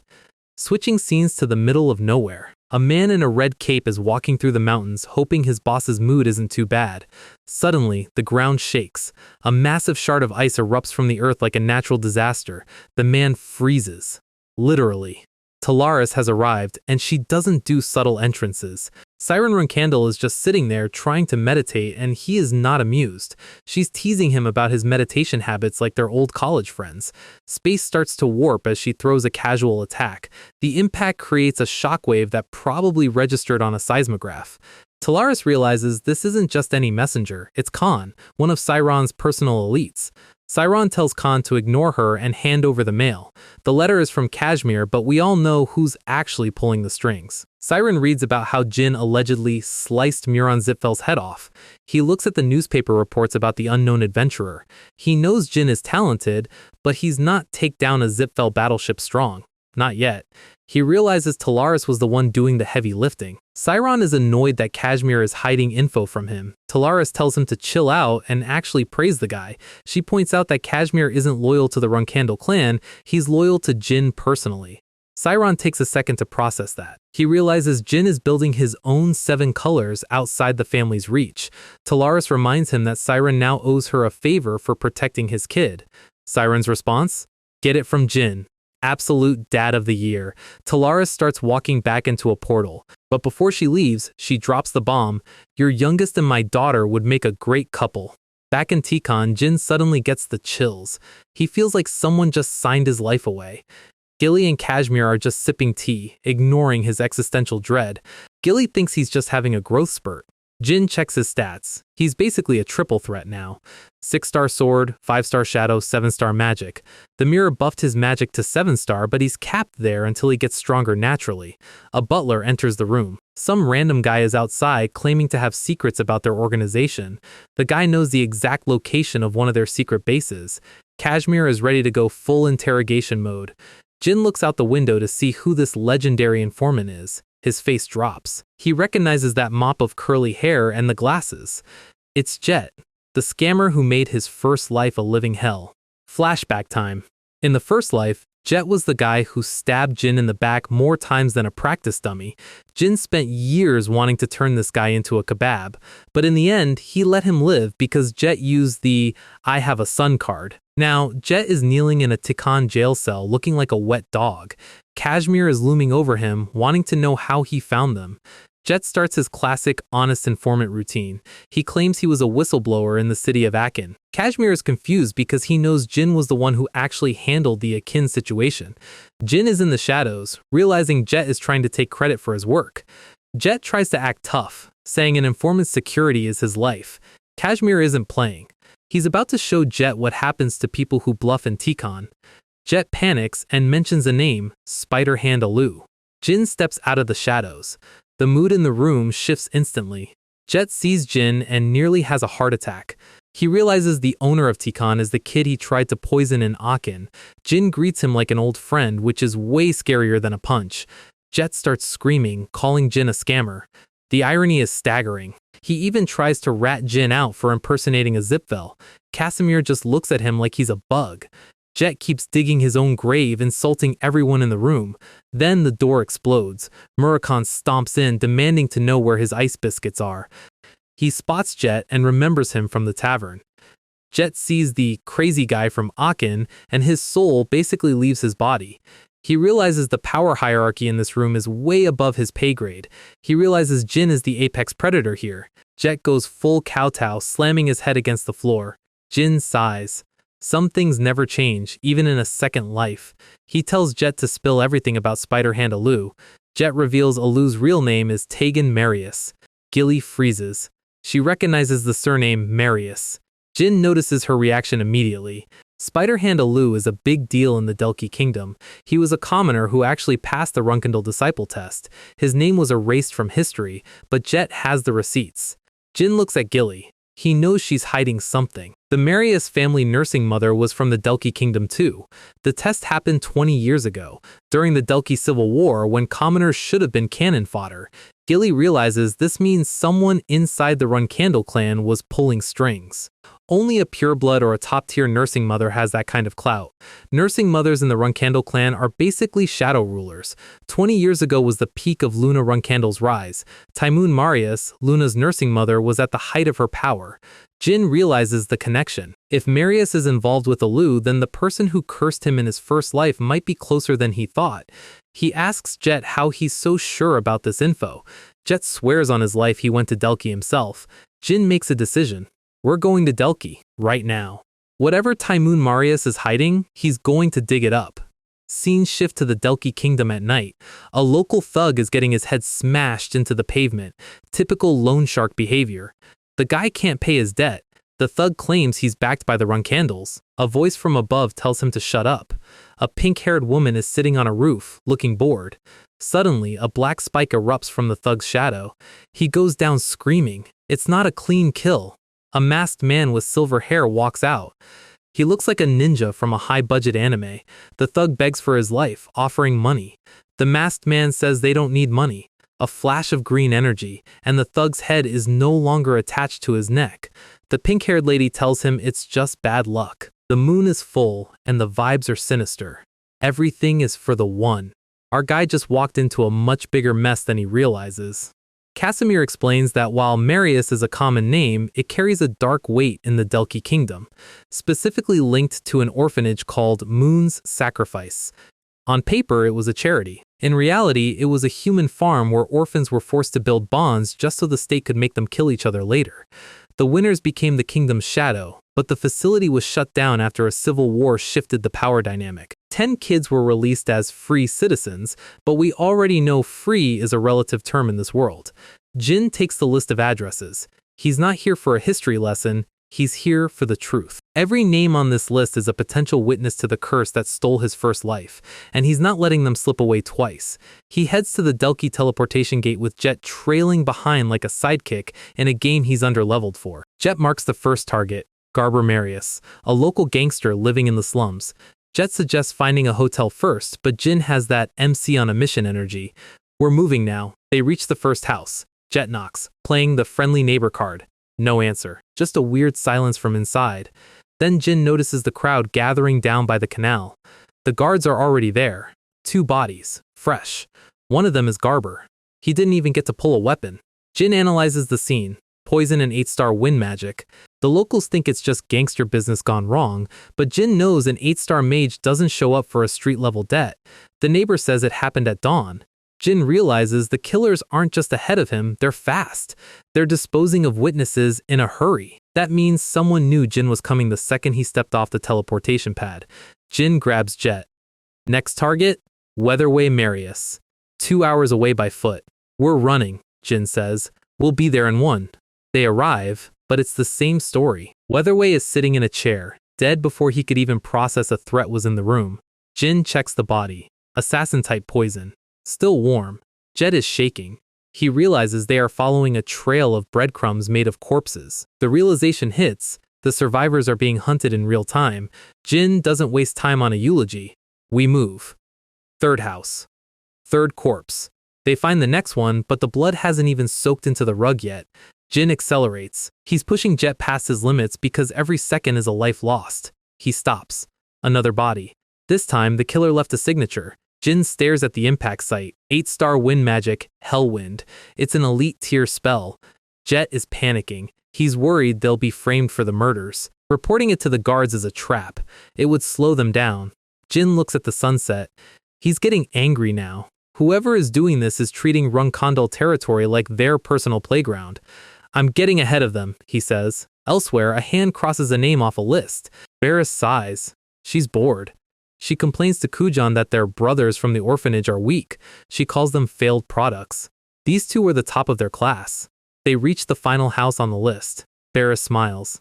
The door is shredded by wind blades. The impact turns the entryway into splinters. Kujan senses something. The room is empty. Den Marius is gone. Jin has already snatched the target. He's currently sprinting through the woods with Den over his shoulder.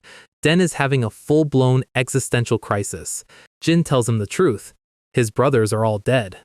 The killers took out the ones closest to the teleport gate first to buy time. Jin went for the furthest one to secure a witness. But the killers are faster than he thought. Den explains the horror. There are only 2 people who could kill us that easily. Barris and Kujan. The monsters trained directly by him. Jin corrects him. Wasn't there 10 survivors? Den says there were 12. The top 2 were never released. They were promoted. Suddenly, a massive burst of wind magic explodes right in front of them. Jin skids to a halt, hand on his hilt. Den is thrown back by the pressure. A pair of legs step out of the shadows. Den recognizes them immediately and his face turns ghost white. Barris is laughing. She's impressed they managed to get away initially. Kujan doesn't say much. He just wants to finish the job. A bolt of lightning crashes down from the sky, separating the 2 groups. Barris is surprised. A mage? Jin stands in the crater, blue sparks dancing around his blade. I was wondering who was ruining my plans, he says. Nice to meet you. He analyzes them. They're young, under 30. The girl is an 8-star mage, but she doesn't carry the Zipfel scent. Barris assumes Jin is just a hired bodyguard. She thinks he knows something about their mission. She suggests turning Den into minced meat and then questioning the bodyguard. Kujan is more cautious. He senses that Jin's energy isn't normal. Barris scoffs. She thinks Kujan is being a buzzkill. She moves. She fires a blade wind spell at point-blank range. Jin blocks it with a magic circle without even flinching. He realizes they're trying to conserve mana because they've been killing all day. The real problem is Kujan. Kujan draws his sword. It's glowing with a sickly green light. He's not just an assassin, he's a poison swordsman. Jin calls out to Jet, "Take Den and run." Jet tries to play the loyal friend card, saying he won't leave Jin. Jin parries a strike from Kujan that would have split an ordinary man in half. The shock travels up his arm. Kujan is at least an 8-star combatant. Kujan tells the bodyguard to hand over the trash and save himself. He offers Jin a way out. Jin laughs. My life is precious, but I'm quite affectionate. He tells Jet to stop lying about wanting to die together and just go. Jet realizes Jin is serious and grabs Den. They bolt. Barris thinks it's cute they're trying to escape. She prepares a wide-range spell to wipe them out. I'll be back after killing those things, she yells. Jin moves. He's not letting her leave the area. He flashes a grin that says he's about to start having fun. Shouldn't you accept your gifts before leaving? His eyes glow with a cold blue light. Kujan isn't doing much better. He's leaking blood and realizing he just brought a knife to a nuke fight. He grips his sword like his life depends on it. which, to be fair, it does. Jin is looking at them with that "you're already dead, you just haven't stopped moving yet" stare. He moves. The exchange is so fast the panels can barely keep up. Barris is still rubbing her eyes, screaming for Kujan like a lost kid in a grocery store. She realizes the bodyguard isn't just some guy. He's a problem. Kujan is standing still, trying to figure out how he got outplayed by a teenager. Barris finally snaps out of it and unleashes a massive burst of wind. She's losing her composure. She wants Jin erased from the map. Typical villain behavior: if you can't hit him, just blow up the entire forest. Kujan tells her to calm down before she accidentally pops her own lungs. He's the sensible assassin, which is a low bar to clear in this duo. He warns her about magic reflux. Basically, she's overclocking her mana and her body is sending error reports. Jin clicks his tongue. He wanted to end this quickly, but Kujan is actually smart. Kujan reaches for his belt. He pulls out a small vial. It's glowing green and looks like something you'd use to dissolve a car. Jin realizes what's happening, and it's actually disgusting. This man really just decided that the best response to being losing was to drink a literal bottle of poison. It's an assassin technique where they build resistance and then use the toxin as a temporary stat buff. Kujan calls out Jin's unique magic. He knows he's fighting a swordsmage, a rare breed of menace, but the mission comes first. He's done trying to take Jin alive. He decides that dead is a much easier state for his targets to be in. He lunges. The ground under his feet basically gives up. Barris provides fire support, keeping Jin from finding a rhythm. Kujan is moving with that pesticide-enhanced speed. Jin is forced onto the defensive for a split second. The green-tinted blade whistles past his ear. Steel meets steel, and the impact shakes the leaves off the trees. Jin realizes that even with his new Game Plus knowledge, 8-star assassins are still 8-star assassins. Kujan slams his sword into the dirt, creating a shockwave of green sludge. Barris joins in, trying to pin Jin down with wind blades. Jin is dancing through a literal storm of murder. He decides it's time to stop playing fair. He parries Kujan one last time and creates an opening. Kujan is sweating. He realizes Jin's movements are way above 6-star level. Jin decides to take out the mage first because healers and casters are always the priority. He summons Tess. A massive pillar of blue fire erupts from the ground. Barris gets caught in the blast and lets out a scream that's definitely going to be her new ringtone. Kujan is distracted for half a second. Amazing friendship, Jin mocks. Getting distracted in a fight is side character behavior. Jin closes the distance instantly. Kujan tries to block, but Jin isn't using aura anymore. He unleashes the shadow key. The black energy eats through the light like it's nothing. Kujan gets slashed across the chest. The wound isn't just deep, it's dark. He falls to his knees. The buff wore off and the bill just came due. He's looking at Jin like he just saw a ghost, which isn't far from the truth. Blue phoenixes, shadow energy, sword magic. Kujan realizes he picked the wrong kid to bully. But he has one final question. Will his poison work on a monster like Jin? The answer is yes. Jin collapses. The poison from the earlier exchange finally hit his system. Barris is face down in the dirt, looking like a burnt marshmallow. Kujan and Jin are both down, breathing like they just ran a marathon in a sauna. Jin tries to grab his sword. He's coughing up blood, but he refuses to lose consciousness. Kujan is trying to crawl away, still holding his blade. These two are both too stubborn to die. It's a standoff between two people who can't actually stand. Suddenly, a voice booms through the woods. "I found you!" The sound of heavy armor clanking means the local police have arrived. Archers line the ridge. This just turned into a firing squad. A knight in shiny silver armor steps forward. It's Prince Laika. He tells everyone to drop their weapons. Jin is fuming. He recognizes the prince's voice and realizes Jet actually did something useful for once. Kujan, being a professional, manages to grab Barris and stand up. He gives Jin a look that says round 2 is going to be personal. They disappear into the shadows before the prince can react. The knights give chase, but catching 8-star assassins is like trying to catch smoke with a net. Prince Laika turns his attention to the kid bleeding out in the middle of the road. He grabs Jin, trying to figure out if he's a victim or a suspect. He realizes the kid is in critical condition and calls for a healer. Jin blacks out. Mission failed successfully? He wakes up with a gasp, ready to swing a sword that isn't there. The prince is just sitting there, watching him like he's waiting for a movie to start. Jin is in the prince's private villa. The high-tier betting suggests he's being treated as a guest, not a prisoner. He's been out for 3 hours. Laika is impressed. The poison in Jin's blood would have killed an 8-star knight. But you're a Runkandal, the prince says. That makes things different. Jin doesn't bother denying it. The Runkandal name is basically a get-out-of-jail-free card in this region. The prince wants to know how a 15-year-old got into a deathmatch with an 8-star monster. He suspects Jin has a hidden helper. He's right, but he's looking at the wrong person. Jin thanks him for the help. Then he asks the million-dollar question, "Did you tell my family?" The prince isn't stupid.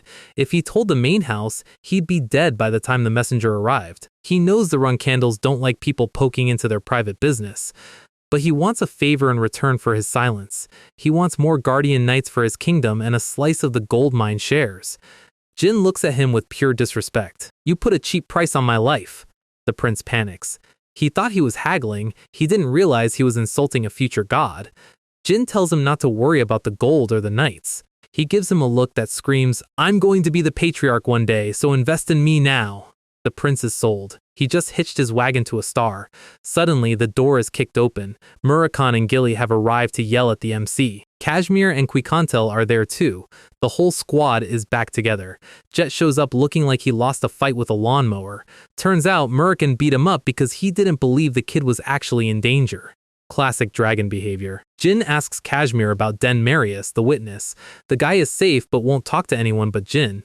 Jin walks into the interrogation room. He sits across from Den. No more games. He wants the name of the person who trained the assassins. Den is sweating. He knows that saying this name out loud is a death sentence. Jin leans in. He already knows, but he needs to hear it. "Taimon Marius!" Den screams. The scene shifts. Varys and Kujan are face down in front of a woman in a maid's uniform. She is beyond angry. Failing a mission is bad. Having your ID revealed is worse. They are begging for their lives. Taimon Marius looks at them with zero affection. "You both really want to die." We start with Taimon Marius giving the coldest "it's not me, it's you" speech in history. She is officially unsubscribing from her relationship with the twins. She tells them they made too big of a mistake. You lost to a 15-year-old, and now you're a liability. Varys is absolutely losing it. She's begging, crying, doing the whole mother please routine. Taimon's response? A literal physical rejection. She tells him to never look for her again. She says she hopes they stay healthy, but her face says she hopes they disappear into a plot hole. Cold. Absolute zero. She exits the cabin and starts doing the math. She's realized Jin isn't just a talented kid, he's a magic swordsman with Shadow Key. She knows he's coming for her. And she's smiling because she thinks she's still the one holding the leash.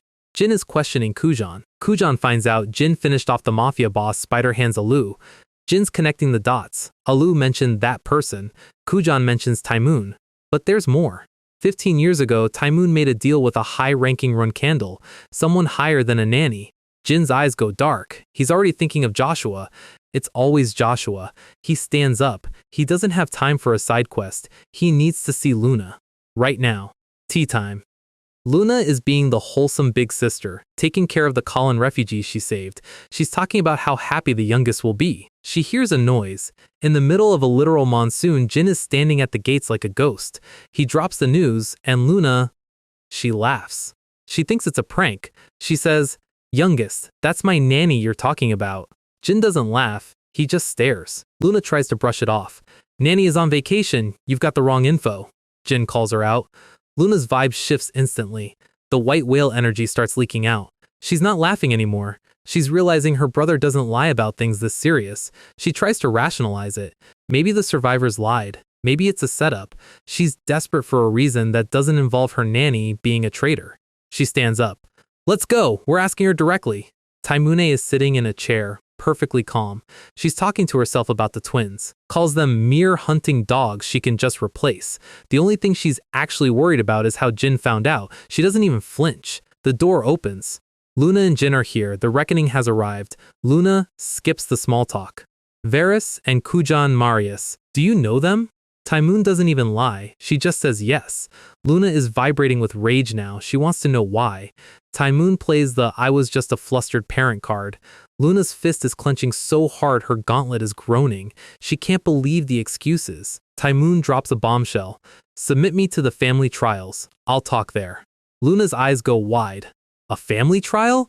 That's basically a suicide request. She looks at her nanny and realizes she doesn't recognize this person. Taemoon finally cracks the shell. I did it to survive. She points out that Luna is surrounded by enemies. Luna is confused. She's the strongest. Who would touch her people? Taemoon laughs.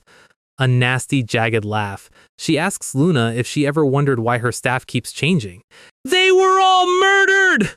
By the siblings you love so much! Luna tells her to stop lying, but her voice is shaking. Taemoon hits her with the hard truth. If I told you, would you have actually killed your siblings? She reminds Luna that she gave up the throne specifically because she didn't want to kill her family. Luna looks like she's being hit by a physical weight. Taemoon explains the consequence. The moment Luna stopped being a predator, her people became prey. 35 years ago. Taemoon was just an orphan meant to be a noble's bloodhound. Then, she became Luna's nanny. She says she wasn't jealous of the baby run candle. She was thankful for her.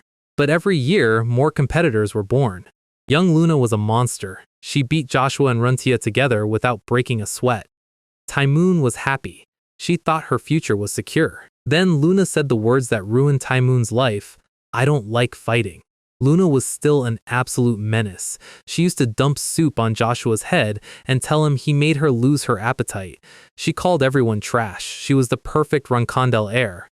She had the authority to protect everyone. Then, adolescence hit. The constant killing for the throne broke her. She told Taemoon she wanted to stop. Taemoon begged her to stay in the race. You have no choice! Luna's response was a new dream. I'm going to become a sword that protects the family. Taemoon looks at her with pure disgust. She spent 20 years being abused by the other siblings because Luna withdrew.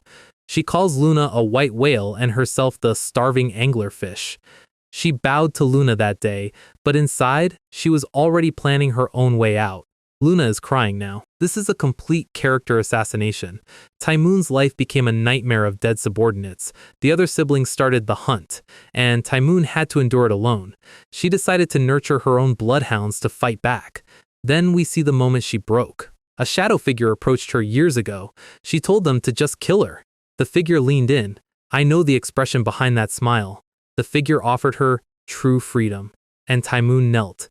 She sold her soul to that person. Taemoon is done talking. She looks at Luna with a pity that is sharper than a blade. Luna and Jin watch as the door opens. Taemoon says she is ready to pay for her sins. The heavy doors of the estate creak open. And out step the execution knights. Jin realizes something is wrong immediately. Taemoon is being escorted away like she's already won. Jin catches her at the stairs. You have someone you trust, don't you? Someone who can save you from a familial trial. Taemoon gives him a look of pure smugness. Jin doesn't care. For someone ready to die, you talk too much. He reminds her that that person doesn't have a history of saving people who fail. He walks away. He's done with the drama. Taemoon thinks she's safe. She thinks the info she has on Jin is her get-out-of-jail-free card. She's already planning her deal. Then, the lead execution knight leans in. A message from that person. Good job. He pulls a blade. It's not an escort. It's a cleanup. He swings to end Taemoon right there on the stairs, and then the air stops moving. Luna is there. She is glowing with a purple aura that looks like it could crush the entire building. You're trying to kill my nanny? It seems like you've forgotten who I am. Luna has officially stopped playing nice. She is tearing through the family's elite internal police like they're made of wet paper. Jin is just standing back, watching the show. He already knew Taemoon wasn't enough to stop Luna, but seeing the execution knights actually tremble? That's new. They're called bloodhounds, but right now, they look like puppies in a blender. Luna moves. She doesn't use a sword. She uses her hands, grabs a helmet, and the impact sounds like a car crash. Next one tries to flank. Bad idea. She sends him through a literal stone wall. The room is quiet now, except for the sound of structural failure. Taemoon is watching this and realizing her plan to die quietly just went out the window. One knight is still breathing. He tries to pull a dagger. Luna catches his head, smashes it into the floor. She's not even breathing hard. The knight looks up, sees the white whale staring back, and realizes he's cooked. Done. Jin steps forward. Time to get the receipts. He tells Taemoon the truth. Her master never intended to save her. She was just a loose end that needed snipping. Luna grabs her nanny, not to hurt her, but to demand the truth. But Taemoon's eyes go wide. The knight she was holding? He didn't just die. He bit a poison pill. Suicide. The ultimate, no comment. Jin looks at Taemoon. Tell us everything. Luna is looking at the woman who raised her. The betrayal is hitting her in waves. How could you do this to me? Taimune starts coughing. She's smiling, but there's blood on her teeth. She realizes she fell for a basic trap because she's gotten old. Wait, Luna realizes what's happening. Taemoon is dying. She poisoned herself before they even got there. She used the same poison Kujan gave her. Irony is a real jerk. Luna is screaming now. This isn't what she wanted.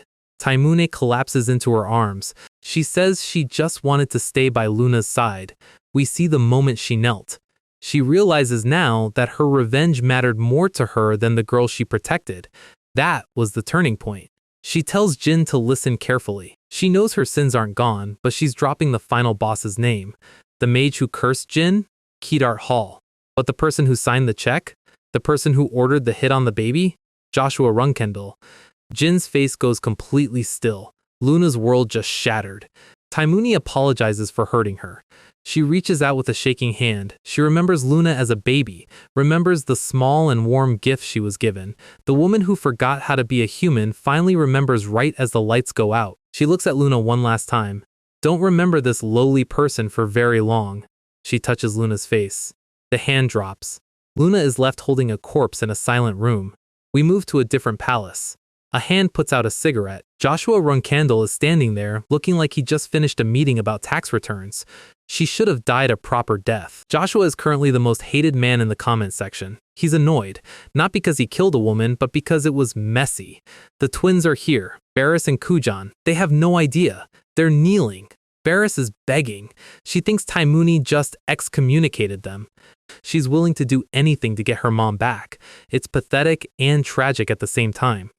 Joshua looks down at her like she's a bug he's considering stepping on. He walks over. He tells them he can't fulfill the request.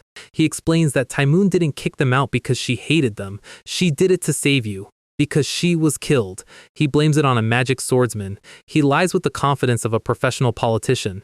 Barris collapses. Her world is officially over. Joshua is standing over them, basking in the misery. Inside his head, he's laughing. He thinks taking revenge for a non-blood relative is ridiculous. He's actually thanking Jin in his head for doing his dirty work for him. Another urgent report.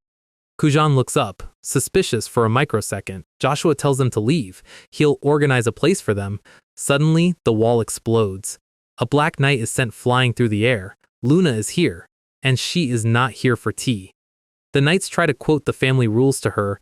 Luna doesn't care about rules. She's the rule. She orders them to stand down. They hesitate. Big mistake. She blurs. Impact after impact. She's moving through them like a hurricane. The courtyard is basically a construction site now. Knights are scattered like bowling pins. Luna stops. Move aside. My patience is reaching its limit. Joshua steps out onto the balcony. You're here, eldest sister. He's still smiling. It's the most punchable face in the world. He's surrounded by his personal black knights. Luna calls him out instantly. You're pathetic, Joshua. You're hiding. Joshua tries to play it off. Don't say such scary things. He asks if she's upset, offers to listen as family. Luna's eye is twitching. She's clenching her sword. Joshua tells her to go ahead and swing. He knows the family is watching. He thinks he has her trapped in a political corner. Luna takes a breath. She didn't come to kill him today. She came to warn him. The day that child returns, you won't be able to handle it. Joshua laughs. He thinks she's speaking nonsense. He thinks she hasn't changed since they were kids. He watches her walk away. I'll leave you alone right now because of the Zipfel family, he thinks. But when Runkendall becomes mine, you will be the first person I get rid of. So, the rain is still coming down, and the vibe is heavy. Luna has officially stopped being the family's shield. She thanks Jin for the advice, because if she had let Joshua provoke her earlier, she would have walked right into a political trap. We need to talk about the Black Knights. They only answer to the patriarch, yet they were standing with Joshua. The rot in the family is deeper than we thought. Luna looks at the grave and realizes it's empty. The poison was so toxic it dissolved the body she couldn't even bury her nanny. She starts spiraling, blaming herself for everything. Jin watches his sister break down. Taimune was a traitor, but for Luna, she was the only real family she had. Joshua is just in the background of her mind, smirking like a guy who just won a Twitter argument. Luna admits she was always scared of her siblings. She tried to protect the family by running away from the fight, but now she's paying the price for that cowardice. She slams her sword into the dirt. And the mana flare is so intense it literally stops the rain in a 10-foot radius. From this moment on, my sword is yours. The strongest person in the Runcandle clan just pledged her life to the youngest. She's willing to turn her back on the entire world for him. Jin doesn't hesitate. He tells her he'll stop anyone who puts her in danger. No matter what you become, I'll support you. This is a massive shift. Jin finally has the ultimate bodyguard. She smiles for the first time in chapters, and honestly, she deserves a break. But Jin? He's not resting.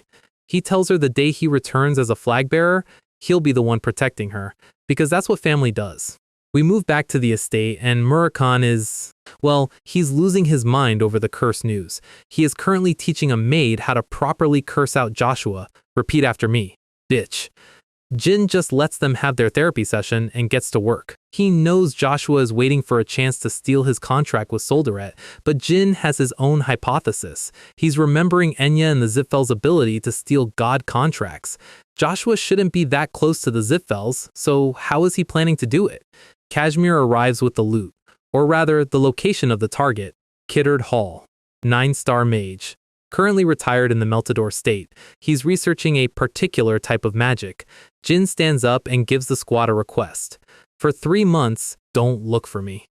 We move to a tavern in the eastern continent. A grumpy old man is nursing a drink. The door opens. Everyone looks up as a red-haired kid walks in. Meet Huguel Heister, Jin's latest skin. He's acting like a typical wide-eyed anime protagonist. He approaches the old man, calling him Sir Amal. He claims to be an aspiring mage headed to the academy. Kiddard isn't buying it. He slams the table. What are you looking at, you insects? He charges up a frost spell that makes the whole tavern freeze over. He stares at Huguel. He realizes this aspiring mage has a body that's been forged in combat, and he feels 7-star magic radiating off him like a space heater. He threatens to cripple the kid's magic forever if he doesn't reveal himself. Jin drops the naive act instantly. My name is Huguel Heister, the last survivor of the Heister family. Kiddard nearly chokes on his own ego. The Heisters were the only ones the Zipfels were actually afraid of. Jin pulls out a magic book written by Suziel Heister. Kiddard reaches for it like it's a limited edition GPU, but Jin pulls back. I've sworn no one touches it without my permission. You'd have to kill me. Kiddard's greed is officially peaking. He tells the kid to open it up. He sees the cipher and confirms it. This is the real record magic. He tells Jin to follow him so he can give him the right treatment.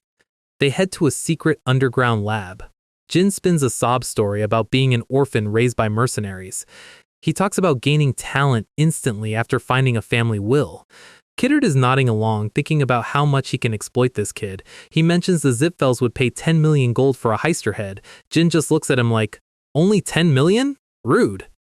Kiddard gives him a choice. Be hunted forever, or become his disciple and make history. He reveals his true name, Kiddard Hall of Reflux. Jin plays along, acting like he's meeting a celebrity. Kiddard is loving the attention. He promises to pass down his legendary reflux magic. He's basically offering a masterclass in fraudulence. He's been chasing Heister traces his whole life. Now, the jackpot just walked into his tavern. He thinks his legacy is finally safe. 3 months later, Jin has mastered the basics of reflux at record speed. Kiddard is getting greedy again. He wants the Heister book.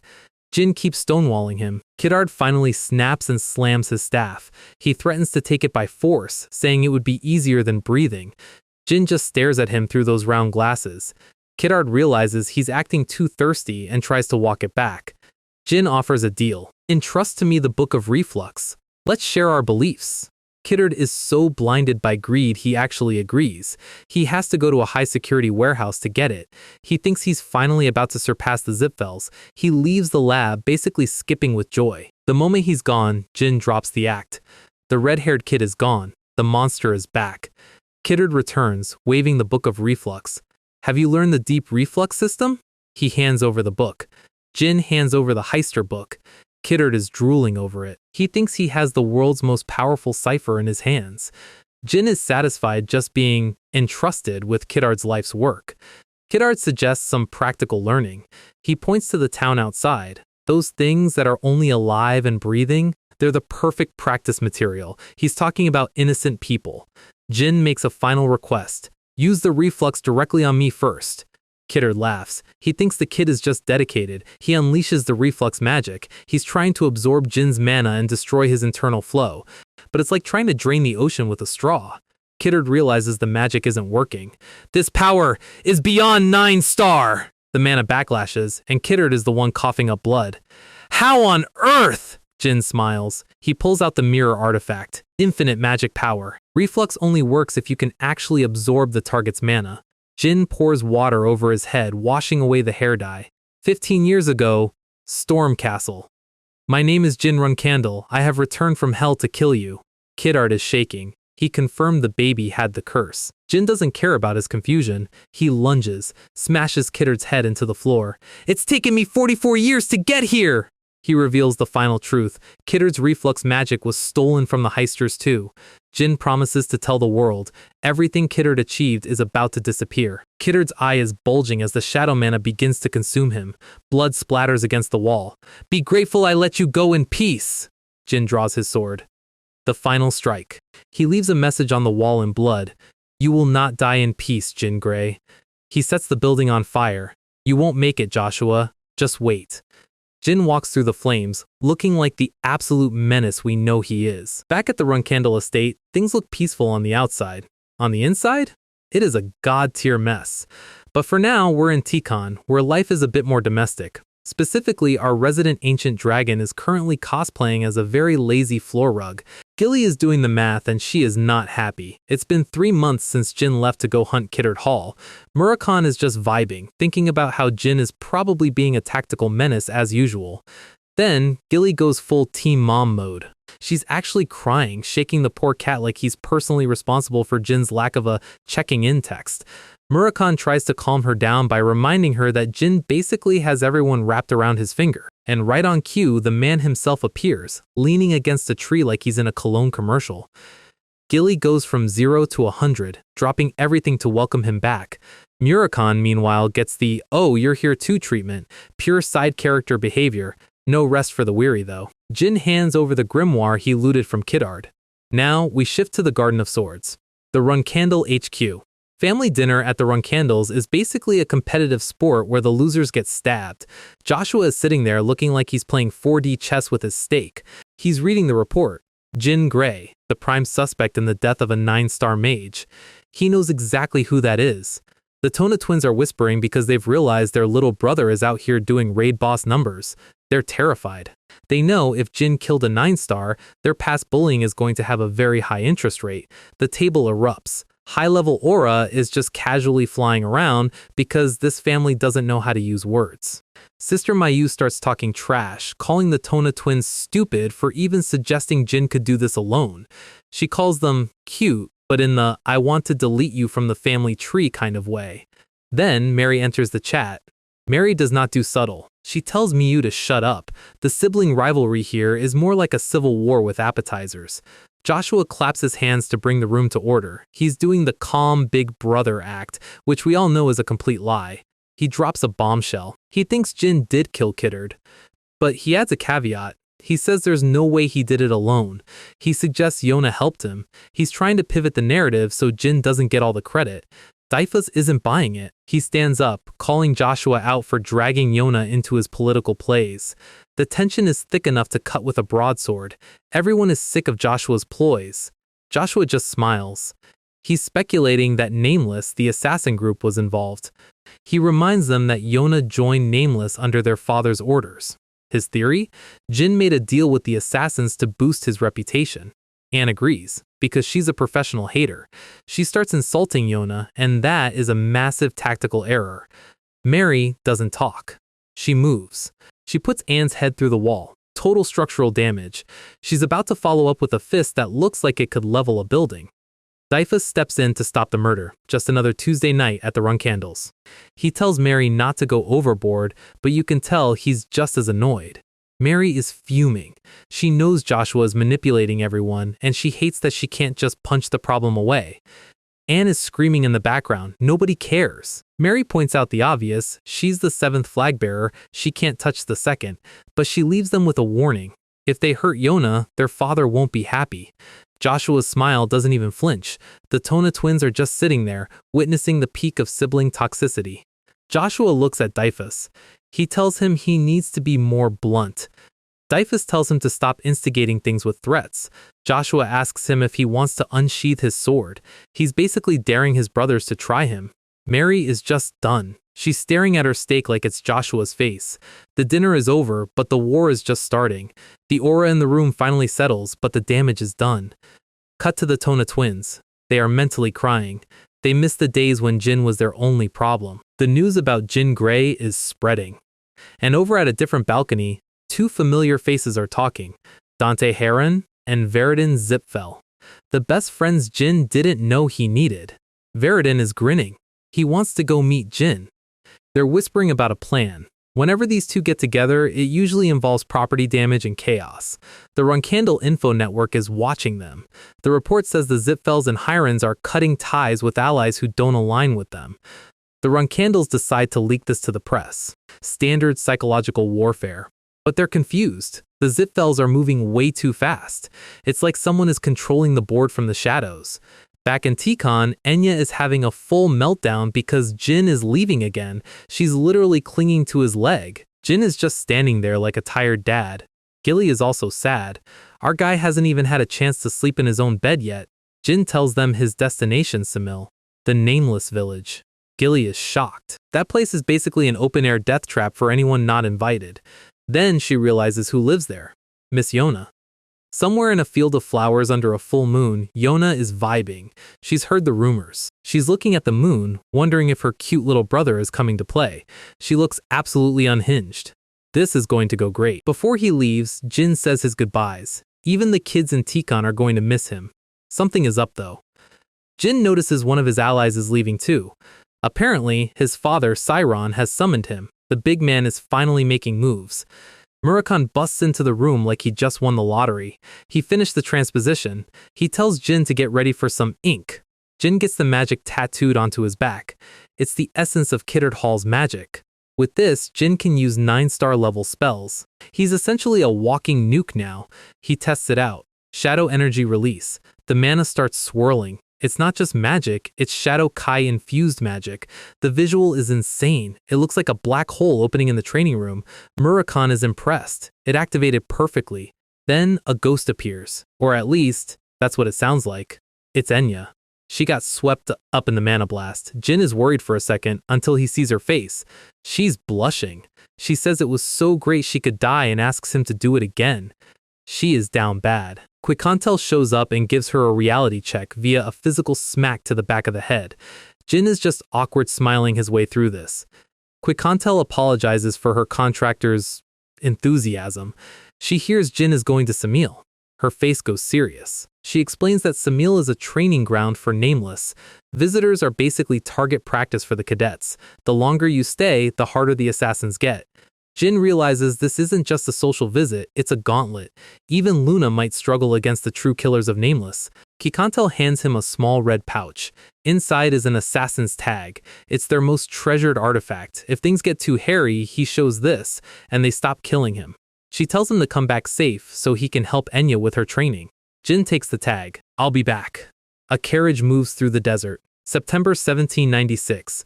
The heat is oppressive. Our guy is hooded up, staying low-key. They arrive at the south entrance of Samil. Jin steps off the carriage. The guard stops him. You cannot enter without a tag. Jin pulls out the red pouch. The guard's eyes go wide. He asks for Jin's motive. Experience, Jin says. The guard lets him in, but he has to leave the tag at the gate. This is the hard mode entrance. Jin has one more question. Do the rules of Nameless apply the moment I enter? The carriage driver, the guy who just drove him here, reaches for a blade. He swings. It's a clean strike aimed right for the neck. Jin doesn't even draw his sword. He just leans back and delivers a palm strike to the guy's face. The driver hits the sand hard. Jin stands over him. Seems like they apply before I even enter. He tells the guy to get another job because he was leaking murderous intent the whole way. The guard at the gate just watches. He doesn't help. I don't fight head on, the guard says. I see, Jin replies, pulling up his hood. The massive doors of Samil creak open. White light floods the screen. The city is off-white, the color of the Nameless. It looks clean, beautiful, and absolutely terrifying. They wear white because they're confident they won't get blood on themselves. Jin can feel it. He sees people, but he can't feel their presence. This place is a graveyard full of living ghosts. Visitors are special opponents. Cadets literally kill each other for sport every day. Jin decides he needs a room, but the local inns are basically murder hotels. He finds a massive guy standing in front of a building. The guy laughs. He looks like he eats assassins for breakfast. Jin asks to rent a room. The guy is confused. Jin knows the rules, right? I don't want a lot of visitors during the night, Jin says. The big guy finds this incredibly rude. He thinks Jin is looking down on them. He tells Jin to come in. I won't accept your money. You'll be paying with your life. He tells Jin to use the room upstairs and promises he won't attack while he's there. Jin sits on the bed, hand on his sword. He's checking for traps. He needs to plan his next move. A single hand clap echoes in the room. Jin spins around, drawing his blade in a second. He's sweating. I can't feel anything. He looks up. In the corner of the ceiling, a pair of glowing eyes stares back from the shadows. So, we're back in the room, and that clapping sound? Yeah, it's exactly who you think it is. Yona has been stalking our guy since the moment he hit the city gates. Jin is sitting there like, did I just hear someone clap in my ceiling, or am I actually losing it? Up on the rafters, Yona is basically a human bat. She's watching him with those glowing eyes, and before Jin can even process the threat, she's gone. The speed is actually disgusting. She's impressed though. Our guy's mind's eye is starting to twitch. She decides that as his big sister, it's her job to play with him. And in Yona speak, play means consistent attempted homicide. Flash forward 4 days. The big guy running the house has finally had enough. He walks up to Jin and basically tells him he needs to move out. Why? Because he's tried to assassinate Jin every night for 4 days and he's tired of catching L's. He tells Jin he thought he was just some spoiled rich kid with a fancy sword, but he realizes now that Jin is on a completely different level. Jin is thinking, wait, he didn't catch me lacking because I was already terrified of that other presence in the room. The assassin has a promotion review coming up, and failing to kill a visitor is a bad look on his resume. But, since he's a professional, he leaves Jin with a bit of advice. He puts his hand on the table, dead serious. He tells Jin that once he leaves this house, he's not fighting warriors. He's fighting swindlers and magicians. Jin says his thanks and opens the door to leave. And immediately, the floor is literally covered in bear traps, like the author just spammed the trap asset in Unity. Jin remembers the advice, treat them like swindlers. A blowgun fires from the shadows. Jin deflects the needle midair. The assassin and retreats. Jin is about to chase him, but the moment he steps out, he realizes the entire street is a combat zone. They start raining bear traps from the rooftops. The ones on the ground were just the tutorial. Jin draws Bradamante. He's literally parrying heavy metal traps while jumping through the air. It looks like he's playing Fruit Ninja, but with 50-pound iron teeth. An assassin mocks him, saying he can't do anything with a sword covered in traps. They dive in for the kill. Jin doesn't care. He swings the sword, traps and all, and uses the extra weight like a spiked mace. The guy's face meets iron. Jin doesn't stop. He charges his shadow key. The impact turns the street into a crater. Dust settles, and Jin is standing there looking like the final boss of Samil. The big guy from the inn comes running out. Jin tosses him a bag of gold, payment for the room, and the emotional damage. The big guy looks at the bodies. He realizes these were mid-rank cadets. The high ranks are next, and they don't use bear traps. Jin keeps moving. An arrow streaks through the dark. Jin slices it in half. Poison. It's starting to get repetitive. Then the sky turns into a pincushion. Hundreds of arrows. Jin realizes he can't hide. He has to find the source. He leaps into a group of assassins like he's playing Dynasty Warriors. He's cutting through masks and white cloth. Spinning strike. The whole squad goes down. He lands, but the arrows keep coming. He's running up walls, trying to find a gap in the formation.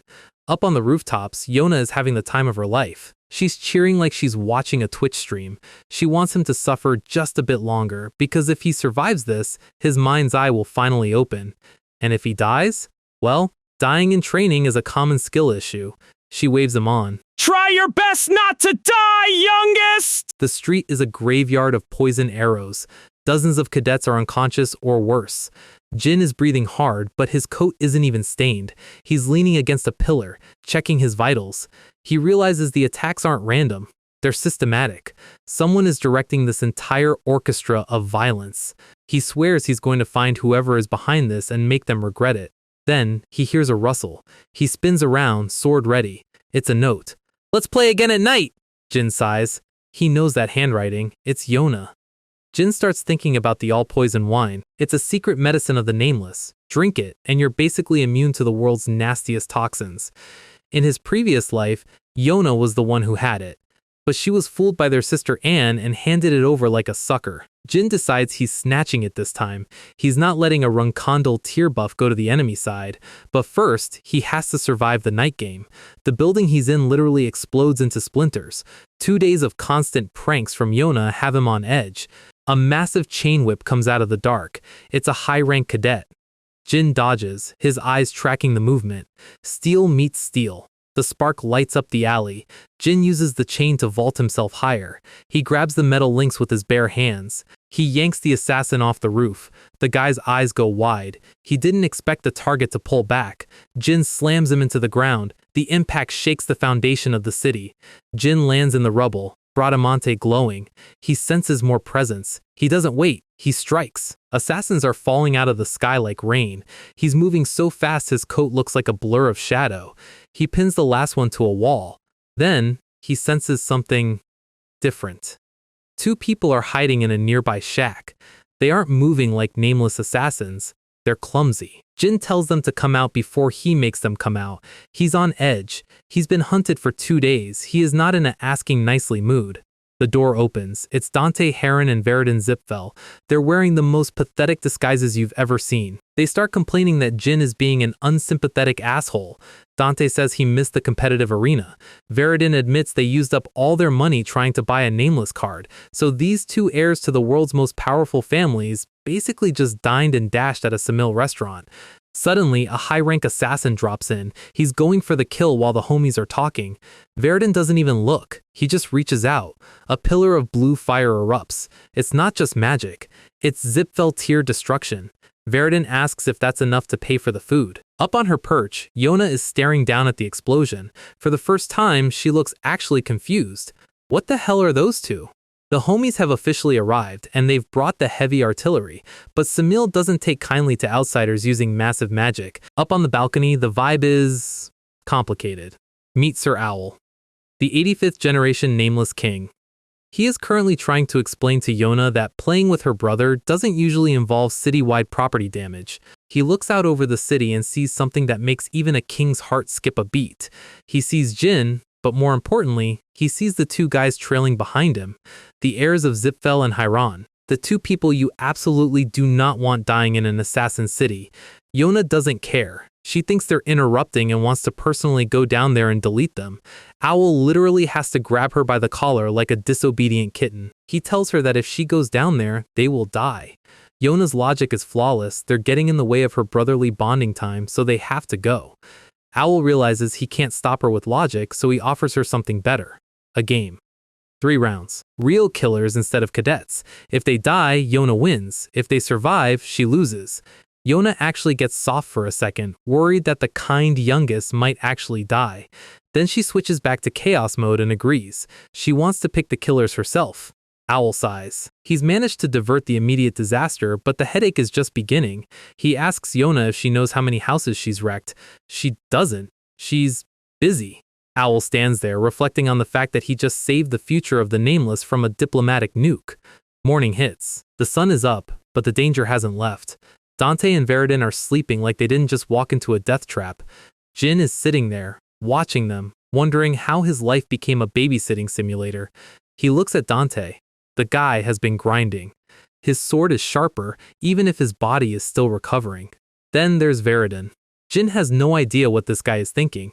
Coming here with no motive other than being bored is peak rich kid behavior. Jin starts planning for the night. He knows Yona is going to send the A-team. Then, the temperature in the room drops to 0. Sir Owl is just there. Jin can't feel his presence at all. It's like standing next to a void. Owl is impressed. Jin didn't flinch. He calls Jin arrogant for not changing his posture. Jin is sweating internally. He's wondering if the king is here to finish what Yona started. He takes a gamble. He asks if the king is here because of Yona. The room goes silent. Owl's aura explodes. It feels like a physical weight crushing Jin's throat.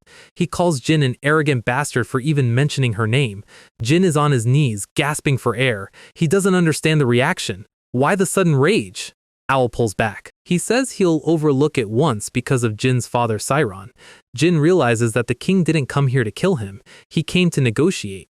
Owl looks at the two sleepers. He doesn't care about Jin, but those two cannot die. He explains the game. It's Yona's game, but Owl is setting the terms. Jin realizes Owl is basically asking him to cheat. It hits him. The nameless king can't control Yona. She is the real power in this city. The plan is simple. Escort them to the center, then get them out of the city. Jin realizes this means he has to stay behind alone eventually. He asks for a reward. Give me the elixir of 10,000 poisons. Owl actually laughs. Even Sairon wouldn't dare ask for that. But then he agrees. Saving the two heirs is worth that much. Jin smiles. He's just secured a 10-star buff for himself. Owl leaves him with one final warning. Powerful weapons create fear. Swing them carelessly and the world will bite back. Jin realizes something about the king's previous anger. The king didn't know Jin and Yona were siblings. He thought a random kid was being disrespectful to his queen. Owl is currently dying of embarrassment behind his mask. He flees the scene before it gets more awkward. Jin watches him go. He looks at his two sleeping burdens. I have no reason to obey you, Sir Owl. He's going to do this his way. Owl trying to get Yona to wear a mask. She says no. He cries. Peak comedy. The sun sets over Samil. 3 shadows are moving across the rooftops. Jin tells the boys to lock in. This isn't the tutorial anymore. Dante and Veridin are still being casual, wondering why they're in such a rush. Jin explains the difference. With cadets, you could feel them the moment the sun went down. Now, silence. He can't feel their presence, but he can feel the closing in of the world around them. It feels like being tracked by a predator that doesn't breathe. Jin accelerates. He realizes the gap between high-ranking killers and cadets is a literal ocean. Up on her perch, Yona is cheering. Owl is worried she's actually going to kill her brother. He thinks Jin is just running away blindly. Yona corrects him. Jin's mind's eye is starting to flicker. He's not running on instinct, he's starting to see the invisible. She looks like a proud parent watching her kid's first recital. Owl has never seen her this invested. He finally learns Jin's name. He realizes this kid might actually be the treasure Sairon claimed he was. Suddenly, Jin stops. Something just split the air. A massive explosion of dust and debris. Jin's eyes are wide. He felt it just in time. He grabs his two friends and yanks them back. Steel needles rain down where they were standing. Impact after impact. The ground is being shredded. A white boot lands silently in the dust. The first killer. Jin locks eyes with him. The killer is shocked. The target is looking right at him. Steel meets steel. The shockwave travels through Jin's arms. Veridin doesn't miss a beat. An ice cage snaps shut around the killer. Dante thinks they've got him. But Jin knows better. The ice is already cracking. The killer shatters the cage like it was glass. More needles.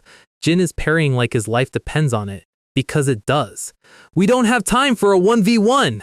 Jin shouts. Veridin realizes the scale of the ambush. Something is wrong. They're keeping their distance. Jin realizes it's a trap. The ground beneath them is rigged. Jin leaps, but a chain snags his leg. He slices it midair. They're being corralled into a specific spot. Veridin admits he might have underestimated the city. Jin tells him to shut up and use the biggest nuke in his inventory. Veridin smiles. The interim patriarch is finally going to do his job. Buy me 10 minutes! The killers are closing in from all sides. The mana in the air starts to scream, annihilating 1,000 fires. First form. The mana in the air is screaming. Veridin actually pulled out a spell used by the demonic Emperor Ryle Zipfel.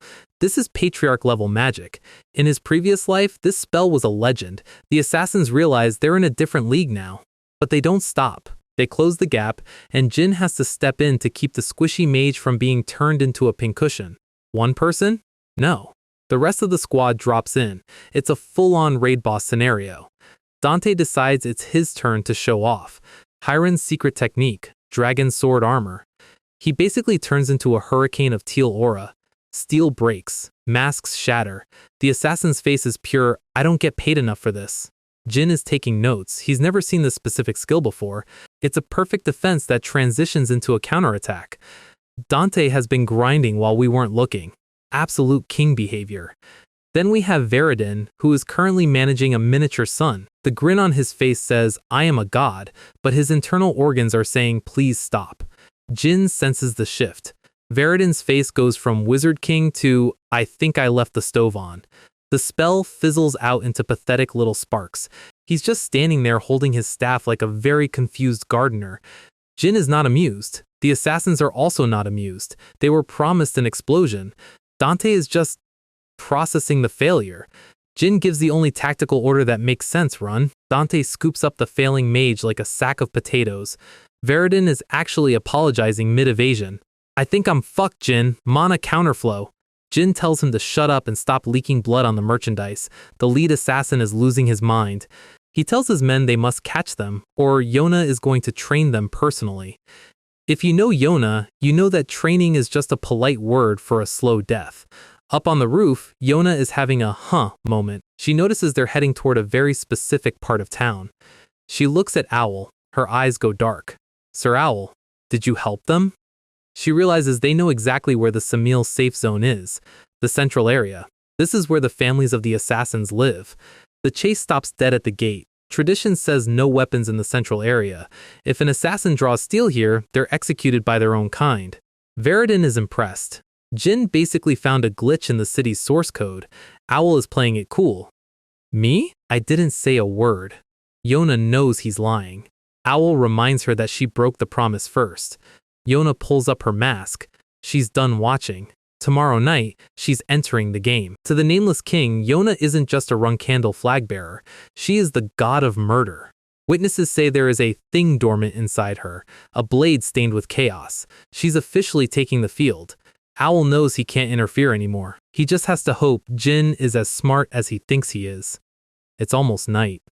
Yona thinks she's going in for the easy triple kill. Owl looks down into the room. Wait, something is wrong. Dante and Veridon are passed out cold. Yona thinks it's an easy win, but then she gets angry. How dare they chat and giggle with the youngest before I get to? She's about to move, and then she sees what Jin is holding. She stops mid-air, screaming at Owl for interfering. It's shining through the window! She's pointing at Jin like he's cheating at a board game. Jin is standing there holding a glowing object above his head. The silver dragon's claw. He's holding it up like Rafiki holding Simba. He's confused. Why aren't there any reactions to this? He can't feel them, but he knows they're there. Owl and Yona materialize in the room. Jin plays it perfectly. Long time no see, Sister Yona, and then I greet the Nameless King for the first time. Owl respects the hustle. He knows Jin is acting. Jin fed his friends sleeping medicine so they wouldn't see the artifact or the king. Tactical genius. Owl gets straight to the point. Where did you get that claw? Jin tells him the truth. A gift from a silver dragon. In Samil, showing this claw is an instant ceasefire. They cannot kill a friend of the silver dragons. Yona is pouting in the background. Jin has one question before he hands it over. Why were real killers pursuing me instead of cadets? Yona starts to panic. No, Owl steps in. He explains the bet, and because Jin protected his friends, Owl won. Here's the payoff. A 10-year non-aggression pact. Jin realizes how huge this is. While he fights his siblings for the throne, he never has to worry about nameless assassins. Owl tells Jin to talk to his sister. They haven't actually met properly since he arrived. The king leaves. It's just the two of them. Yona, the god of murder, the second coming of chaos, is currently fidgeting like a schoolgirl and saying, Hi? Youngest. The most dangerous person in the city is shy. The report is in. Joshua's spies are lurking in the shadows of Samil, and they are absolutely mauling. They've realized Jin isn't just surviving, he's somehow teamed up with the heirs of the two biggest rival clans in the world. The spies think this is high-level training. They have orders not to kill Jin yet, mostly because the Runcandles want to see how far this reserve flag-bearer can actually go. But while they're playing 4D chess with their reports, our guy is dealing with a much more immediate problem, a crying older sister. Yona is currently spiraling because Jin called her out on sending a literal army of killers after him. Jin asks the million-dollar question, why did you do it? Meanwhile, Veridon is passed out in the background, probably dreaming of a world where he doesn't have to run for his life. Yona tries to pivot to the silver dragon's claw, acting like it's just business, but Jin knows his sister. He knows she's about to report his forbidden friendships to the family, which is a one-way ticket to Execution Town. He presses her. He tells her that methodically sending killers isn't a mistake, and Yona, she just wanted to play. Jin hits her with the "so I'm just a toy to you" line, and you can see the exact moment her heart snaps. she loses it. The most feared assassin in the world is currently having a full-blown breakdown. She's sobbing, saying that's not what she meant. Jin is genuinely stunned. He expected a fight, not a therapy session. Even Veridin is awake now, wondering why the local weather forecast just changed to heavy tears. Jin points out that as a top-tier killer, she should have been trained to suppress her emotions. Yona drops the lore, she never got that training. She was sent to the Nameless at 12, but the killing started way before that.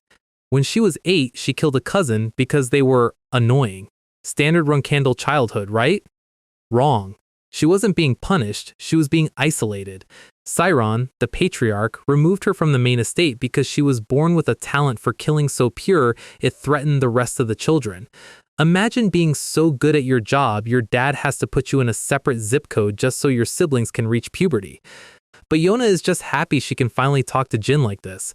Jin realizes she's not normal. She doesn't feel guilt for the bodies, but she does feel the loneliness. She was treated as a tool by her father, a killing doll for the family. She asks Jin if he hates her too. The silence in this panel is heavy. Jin asks if she ever thought it was unfair. Yona's response is haunting. Is that bad? Jin looks her dead in the eye and says, "It is." Tonal shift. Yona immediately goes back to being her weird self, patting Jin's head and saying she was just born this way. Jin tries to figure out her power source. Is she a contractor for a god? Nope. She's got her own secrets. She senses something inside Jin. Shadow energy? No, it's deeper. She says the thing inside her is scared of him. It's screaming at her to kill him before he grows any stronger, but she likes him too much to listen to her instincts. She wants him to like her back, but she realizes they don't have any fond memories. So her brilliant idea is to threaten to kill him if he doesn't like her. Standard Runkandle Riz. Then she offers the bribe, the elixir of 10,000 poisons. Jin says no. He tells her that even if she gives him the legendary buff, his feelings won't change. Yona looks like she's about to break again, until Jin offers a different way to form a bond. A walk. Conversation. Treating her like a sister, not an asset. Jin takes her hand. He's thinking about how to handle this clueless and pitiful sister of his, Moonlight over Samil. The city is quiet, which usually means everyone is either dead or hiding. Turns out, the Nameless King gave everyone a curfew just so these two could play. Yona leads him to her favorite spot, a place usually off-limits to visitors. It's just flowers and a cliff. Yona jokes about pushing him off, then laughs because he's too strong to die from a fall anyway. Great humor, sis. They reach the garden, and the atmosphere shifts. Jin sees them. Green roses. In his world, they're weeds, but under the moon, they glow. Yona loves them because they're resilient. You step on them, they grow back. They are essentially her in flower form. She gives him a bunch. A present. Jin looks at the flowers and a memory hits him. In his previous life, the one where he was a failure, someone used to leave these in his room.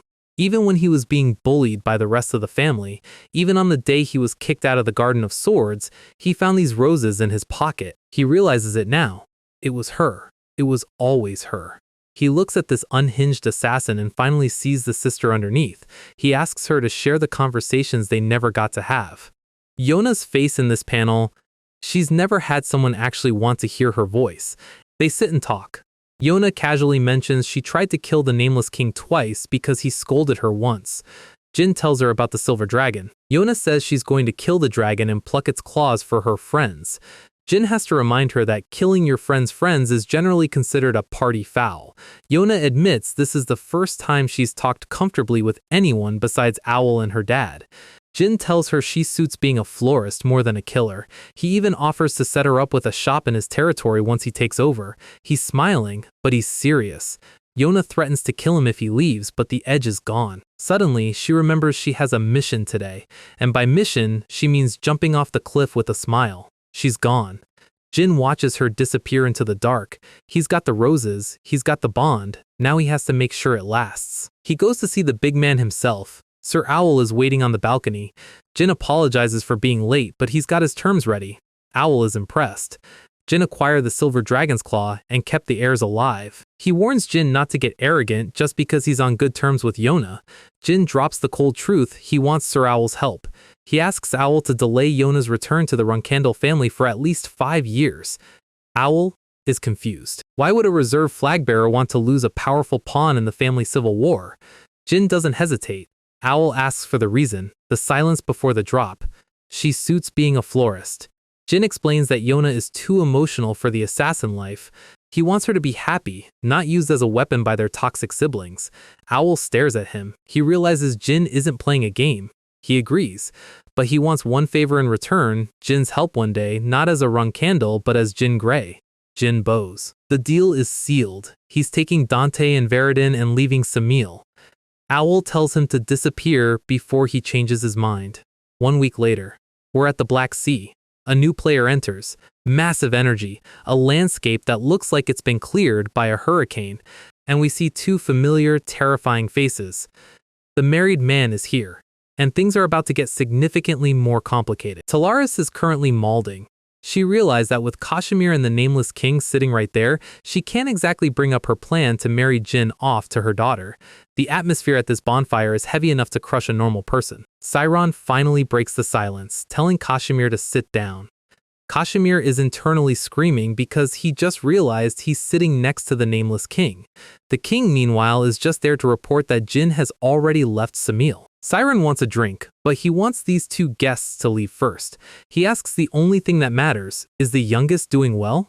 Talaris is worried Jin is a danger magnet, mostly because she doesn't want her future son-in-law to expire early. The king gets honest. He came here specifically to talk about Jin. He tries to be polite about who's listening, but Siren doesn't care. He finds the whole Silver Dragon's Claw situation hilarious. The king reveals Jin's first big request: erase every record of him being in Samil. Memories, records, everything, gone for everyone except the actual killers. We see exactly what that means. Nameless assassins are currently turning Runkondal spies into floor decorations. Joshua's eyes in the city are being systematically deleted. The squad leaders are confused. They think their Runkondal name is a shield. It's not. Not today. The blood hits the sand and the records stay clean. Total silence in Samil. The king explains that they killed the knights chasing the reserve flag bearer. He's worried Siren will be mad about the loss of Runkondal assets. Siren just laughs. He calls Jin a wicked child. He's not mad, he's actually impressed. He likes that Jin knows how to purge his own family's spies. But the king isn't done. He hands Siren a note Jin left behind. Siren reads it, and for a second, even the Genesis Knight looks surprised. This note is the real power play. Meanwhile, back at the tavern, the prodigies are currently out of order. Dante and Veridin are snoring loud enough to wake the dead. Jin walks in, wondering if he gave them too much sedative medicine. He reaches into his pocket and pulls out Yona's present. It's the elixir of 10,000 poisons. The note from Yona is actually sweet, in a "I might kill you later" kind of way. She tells him to drink it so no other killer can touch him. She also mentions it's his birthday. Jin realizes he completely forgot his own birthday while navigating this mess. He decides to write a response to his beloved older sister. Back at the fire, Siren is reading Jin's deal. Jin used the elixir's value to pay for Yona's 5-year exile extension. Siren starts laughing, a real earth-shaking laugh. The king is confused. He thinks he fell for Jin's play. Siren says it wasn't just the king, even Siren himself didn't see this coming. Now it's Kashmir's turn. He's got one more bomb to drop. He reveals that Jin was the one who killed Kiddard Hall, the 9-star archmage. Siren absorbs the news and immediately tells everyone to get out. He wants to drink alone with the king. Talaris tries to stay, but Siren isn't asking.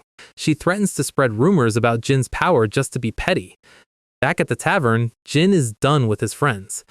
Dante and Veridin are begging him to stay. They're acting like toddlers who don't want the playdate to end. Jin finally gives in. The trio of frauds is staying together for a few more days. The beer is flowing. Jin asks the boys why they're wasting time when they're heirs to literal empires. Veridin gets surprisingly deep. He knows once they're patriarchs, they won't be friends. They'll be trying to kill each other for the sake of their clans. Jin tries to keep it professional, but Veridin brings up the Kiddard Hall kill again. Jin keeps denying it, but the boundary is crumbling. Jin's "I'm a serious regressor" face versus these two idiots. Veridin points out that once Jin becomes a flag bearer, the meetings end. So they need to have fun now. They offer to help Jin build his reputation. They want to wander around like a classic JRPG party, catching villains, clearing dungeons, the whole 9 yards. They start listing off top-tier criminals like they're ordering off a menu. Jin tries to say no, but his own internal voice is losing. He looks at them, and for the first time in 2 lives he feels like a kid. "Us friends," they toast. Jin takes a drink, and he smiles. An actual, genuine smile. He wakes up in Tikan. He doesn't remember falling asleep. The last thing he remembers is throwing his drunk friends into a transfer gate. His body feels weirdly refreshed. Enya is right there, staring at him while he sleeps like a total creep. She asks if he absorbed the elixir all right. Jin remembers drinking the vial before passing out. Enya tells him she thought he died. Apparently, his skin was changing colors like a gaming keyboard. Quikantel walks in, and Enya's thirst mode immediately shuts down. Jin asks how long he was out. 5 days. Usually, it takes a month to survive that elixir. The Runkandal Blessed Body is basically a cheat code for recovery. Nothing much happened while he slept, except Kashmir returning, and Gilly left. She got an urgent call from the Runkandal clan. Enya leaves to tell everyone the boss is awake. Murakhan shows up with a pot of glowing purple sludge. He tells Jin it's a celebration drink. Jin sighs and downs the whole thing. He feels a bit hot, but that's it. Murakhan is stunned. That was deadly poison from the black market. The prank failed. The elixir worked. Jin is now immune to every instant kill poison in existence. Now it's time to pay the dragon tax. Jin has to help Enya with her training. She's got the power, but zero practical experience. Jin wonders if a healer really needs to fight. Quikantel gets serious. In the coming war, everyone is a target. She tells Jin that Enya needs to be a companion, not a liability. Enya hears this from the hallway. She knows she has to step up. Jin has already decided on the next destination. He's going to refine his magic by hunting mages, and he's taking Enya with him. Enya thinks this is a date. It is absolutely not a date. We shift to the Garden of Swords. The atmosphere is suffocating. Siron is standing in the library. Joshua is in front of him. Siron asks why Yona's return was delayed. He knows Joshua was behind the interference. Joshua tries to use the "I acted in the clan's best interest" card. Siron doesn't let him finish. He backhands his 9-star son across the room. Joshua looks like he just saw his life flash before his eyes. "Stand up straight, Joshua." The Patriarch is done playing. Remember how I said Joshua was a fraud? Well, the Patriarch is currently proving it in 4K. Siron doesn't do performance reviews, he does physical corrections. He hits Joshua with the kind of strike that makes you wonder if the second flag bearer's head is still attached to his neck. Punch. Smash. Another punch. Joshua is on the floor, leaking more than a broken faucet, and Siron tells him to take off the black metal armor. He says Joshua isn't fit to wear it. The armor hits the ground with the sound of a career ending. This isn't just about the Samil failure, it's about the fact that Joshua, a 9-star knight, got outplayed by a reserve flag bearer. Siren reminds him of the one rule, don't touch Yona. Joshua tries to say something, but he gets a boot to the face instead. The Nameless King is watching this from the corner, probably glad he's not a Runkandal.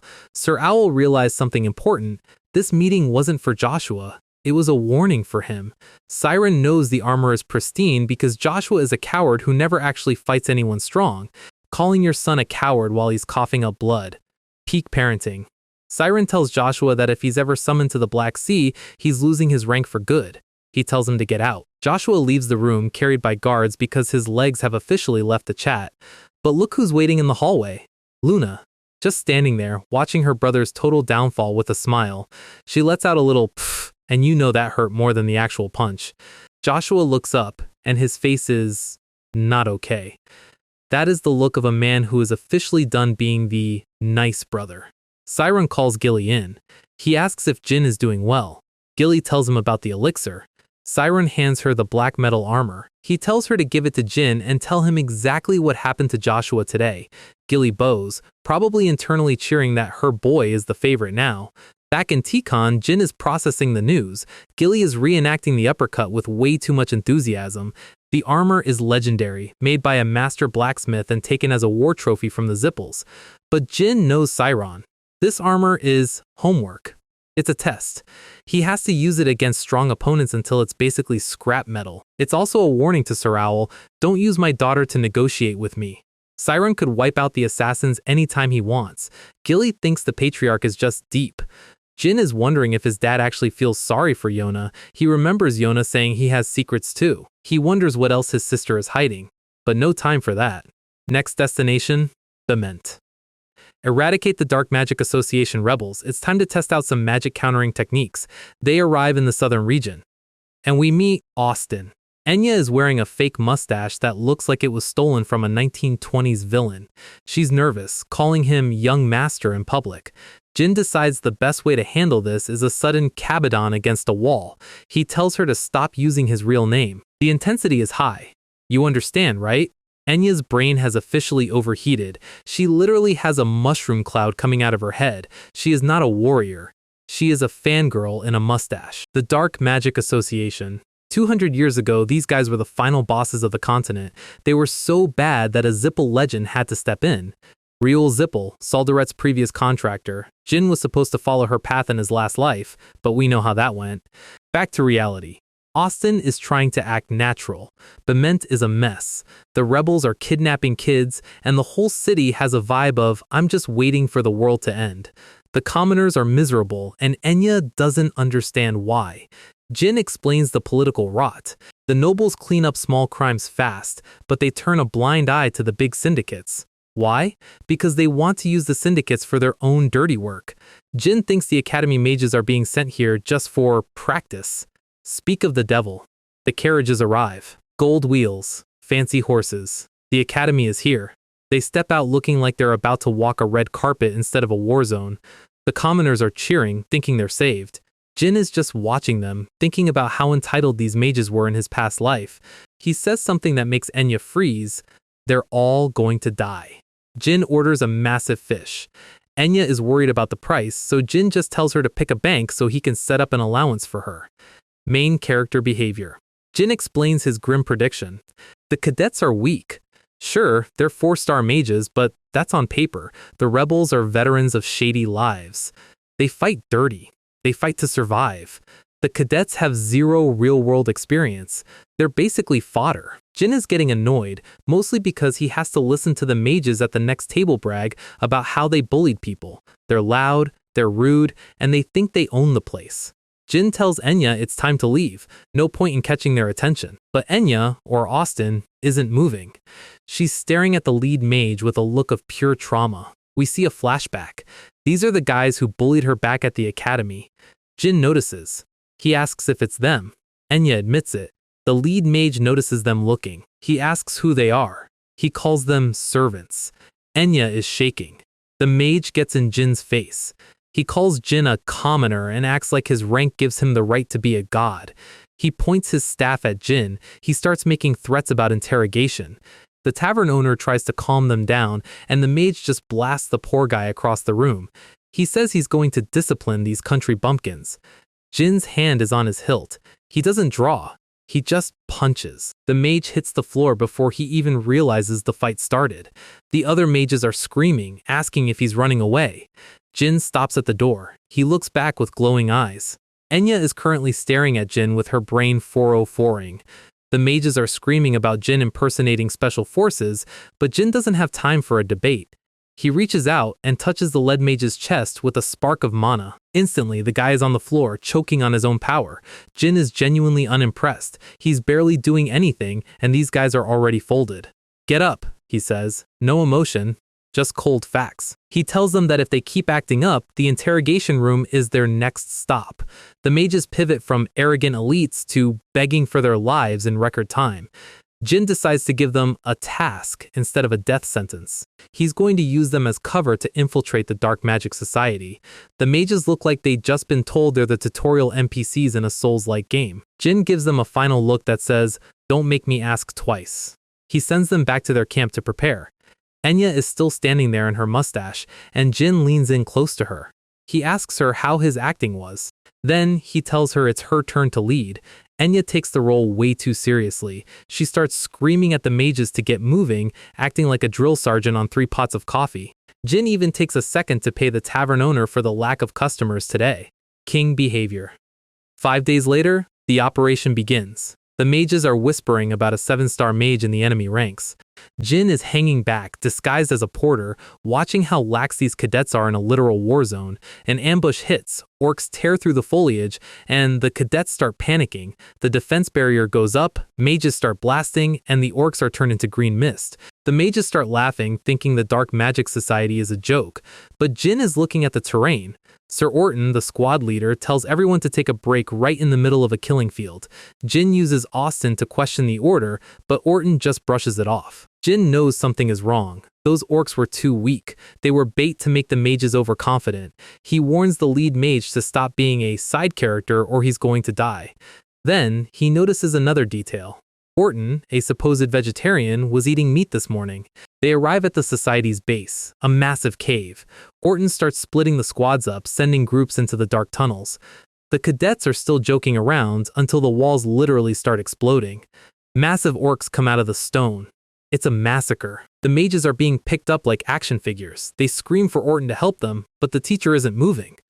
Orton turns around with a smile that would make a shark nervous. He tells them they're all going to be test subjects. The betrayal hits the cadets harder than the orcs did. Orton starts laughing, ordering the monsters to kill them all. Jin is just standing in the back, done with the theater. He realizes this Orton is a fake, probably using a high-level illusion. The mages are about to be cooked, and their leader has zero clue he's about to face a rung candle. Jin tells Enya to stay close. The kid's gloves are officially off. The fake Orton is still gloating until a massive whirlpool of mana suddenly erupts in the center of the cave. Jin doesn't even draw his sword. He just unleashes a reflux sphere that looks like a miniature galaxy. The impact turns the orcs into wall paint instantly. Jin looks around, curious if anyone actually survived that. Two mages are still standing. Orton and his 8-star boss, Rolt Joe. Rolt Joe is freaking out, mostly because his ears are bleeding from the mana pressure. He asks Jin if he's a disciple of Kiddard Hall. He recognizes the reflux. Rolt Joe decides to stop being a coward and starts charging up. He screams his name, Rolt Joe, like it actually means something to our guy. Jin recognizes the name. Rolt is the half-brother of Cold Joe, a master of earth magic. Jin gives him a compliment on the artificial cave construction, but Rolt just starts yapping about the 9 more mages above him in the society. Jin responds with the classic "I'm a generous person" move. He tells the 8-star mage that he'll give him a chance to join the Dark Magic Society under Jin. Rolt Joe is too shocked to even finish his sentence. Rolt tries to attack, but Jin mixes shadow energy into his reflux. The black energy swallows the room. Rolt Joe realizes too late that he's not fighting a mage. He sees the black mana and connects the dots. A contract with Soldaret? An aura mage? Jin hits him so hard he becomes part of the floor. 8-star in name alone, Jin sighs. What a waste of a boss fight. Suddenly, one of the orcs that survived gets back up. It charges at Enya, who is still in her mustache disguise. The orc's head flies off before it can even reach her. Enya is the one who did it. She's standing there with her staff, breathing hard. She asks Jin if he's okay, and Jin is actually impressed. She's handling her first real combat better than most 5-star knights. Jin's ears twitch. Something massive is moving in the shadows. The ceiling starts crumbling, and a giant white paw slams into the ground. Meet Golted Hapalep of the White Wolf tribe.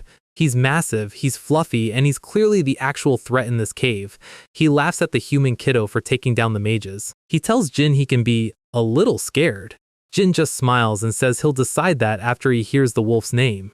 The wolf slams his stone pillar down. He lets out a howl that shakes the entire mountain. He likes Jin's energy. He says Jin is cool compared to the humans he just slaughtered. He introduces himself and points a claw at Jin. He gives Jin a chance to live. He tells him to join Kinzelo. Jin is confused. He thought this was the Dark Magic Society's base. The wolf explains that the society is just a branch of Kinzelo. He offers Jin an executive position because he killed Rolt Joe. Jin realizes Kinzelo is trying to flip the world. He pretends to be interested, which makes Enya panic. But then Jin drops the punchline, "I can't work under someone weaker than myself." Jin strikes. The cave explodes. The favor is done, and the wolf just realized he messed with the wrong kiddo. We pick up right in the middle of the chaos. Goltef is swinging that massive stone pillar like it's a baseball bat, absolutely convinced he's fighting a talented mage. He's shouting for Jin to stop hiding behind shields and show some real skill. He looks at Enya, still rocking that tragic fake mustache, and tells her to stay out of it. The wolf lets out a roar, pouring aura into his next swing. He thinks he's got the upper hand. Then, he feels a cold sting. Jin isn't holding a wand anymore. He's pulled Bradamante, and the look on Goltef's face is pure, wait, that's illegal. A magic swordsman. That's rare. Jin just smiles. It's been a while since he fought a white wolf, and he's actually looking forward to the workout. The pillar crashes down, Jin parries, steel meets stone, and the impact clears the room. Goltef is stunned. No human with that small of a frame should be able to stop his raw strength. He realizes the blade didn't just block him, it's cutting through his weapon. The wolf backs off, finally realizing he's not fighting a gifted student, he's fighting a monster. He feels the aura 7-star level, but the combat density is way higher. There is only one family on the planet that produces this kind of mechanical perfection. He calls it out. Runkandel. Jin doesn't see a point in lying to a dying man. He gives him his name. Goltef doesn't run. He does the opposite. He puts his tribe's honor on the line. This isn't a mission anymore. It's a duel. He swings with everything he has left, a final, desperate strike. Jin enters that flow state. He remembers the basics. 10,000 swings. The beginning and the end. The sword doesn't just swing, it erases whatever is in front of it. The stone pillar? Gone. The impact splits the ground and the fight is over in one breath. Jin stands over him. He offers a deal, talk about Kinzello, and he might live. But Goltef just laughs. White wolves don't snitch. Honor is literally their entire personality. He tells Jin to stop insulting him with mercy. Jin pauses. He respects the grind. He promises that the next time he meets a white wolf, he won't start with insults. He coats his blade in shadow ki. The ultimate courtesy for a warrior is a clean end. Goltef smiles. He goes out like a king. Done. Jin sheathes his sword, his expression going back to that neutral, just another Tuesday look. Enya runs up, calling him brother to keep the cover. She's vibrating with excitement. Jin is basically her idol, and she just had front row seats to the show. Jin is internally grading himself. The wolf was strong, but the gap between them is already becoming a canyon. He checks on Enya.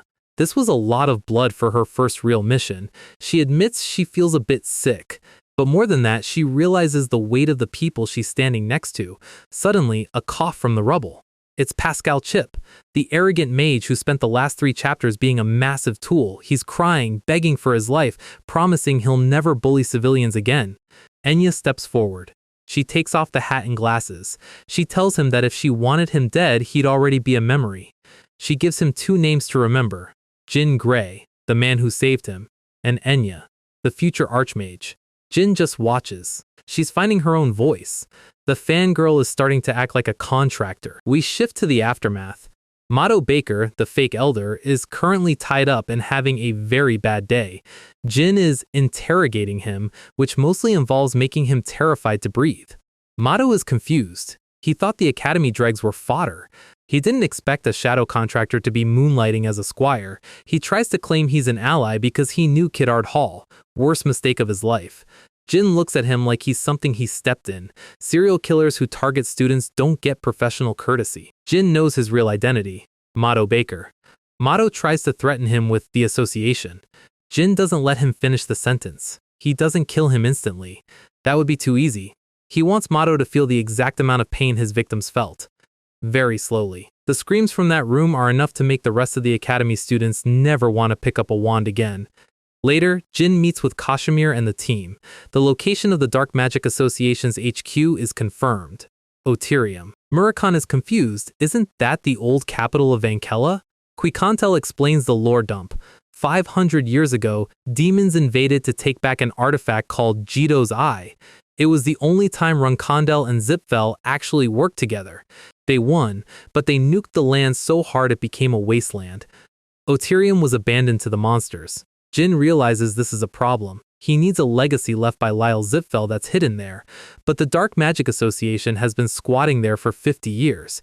And they aren't just remnants. They have 3 confirmed 9-star mages, names that make even Murakhan stop joking. Veridin would be having a panic attack if he knew his family let this grow in their backyard. Jin connects the dots. The big clans took a wait-and-see approach because the risk was too high. Then, Kashmir drops the name Jin has been waiting for. Bouvard Gaston, the Transformer. Jin's eyes go dark. This is the man who helped Joshua curse him in his past life. He's the one who can change anyone's physical form. Murakhan is skeptical. Even dragons find that level of transformation difficult, but the evidence is there. Motto Baker didn't even know how it happened. He just woke up with a new face. Jin remembers a mission from his youth where Zipfel followers were transformed into Runkandel Knights.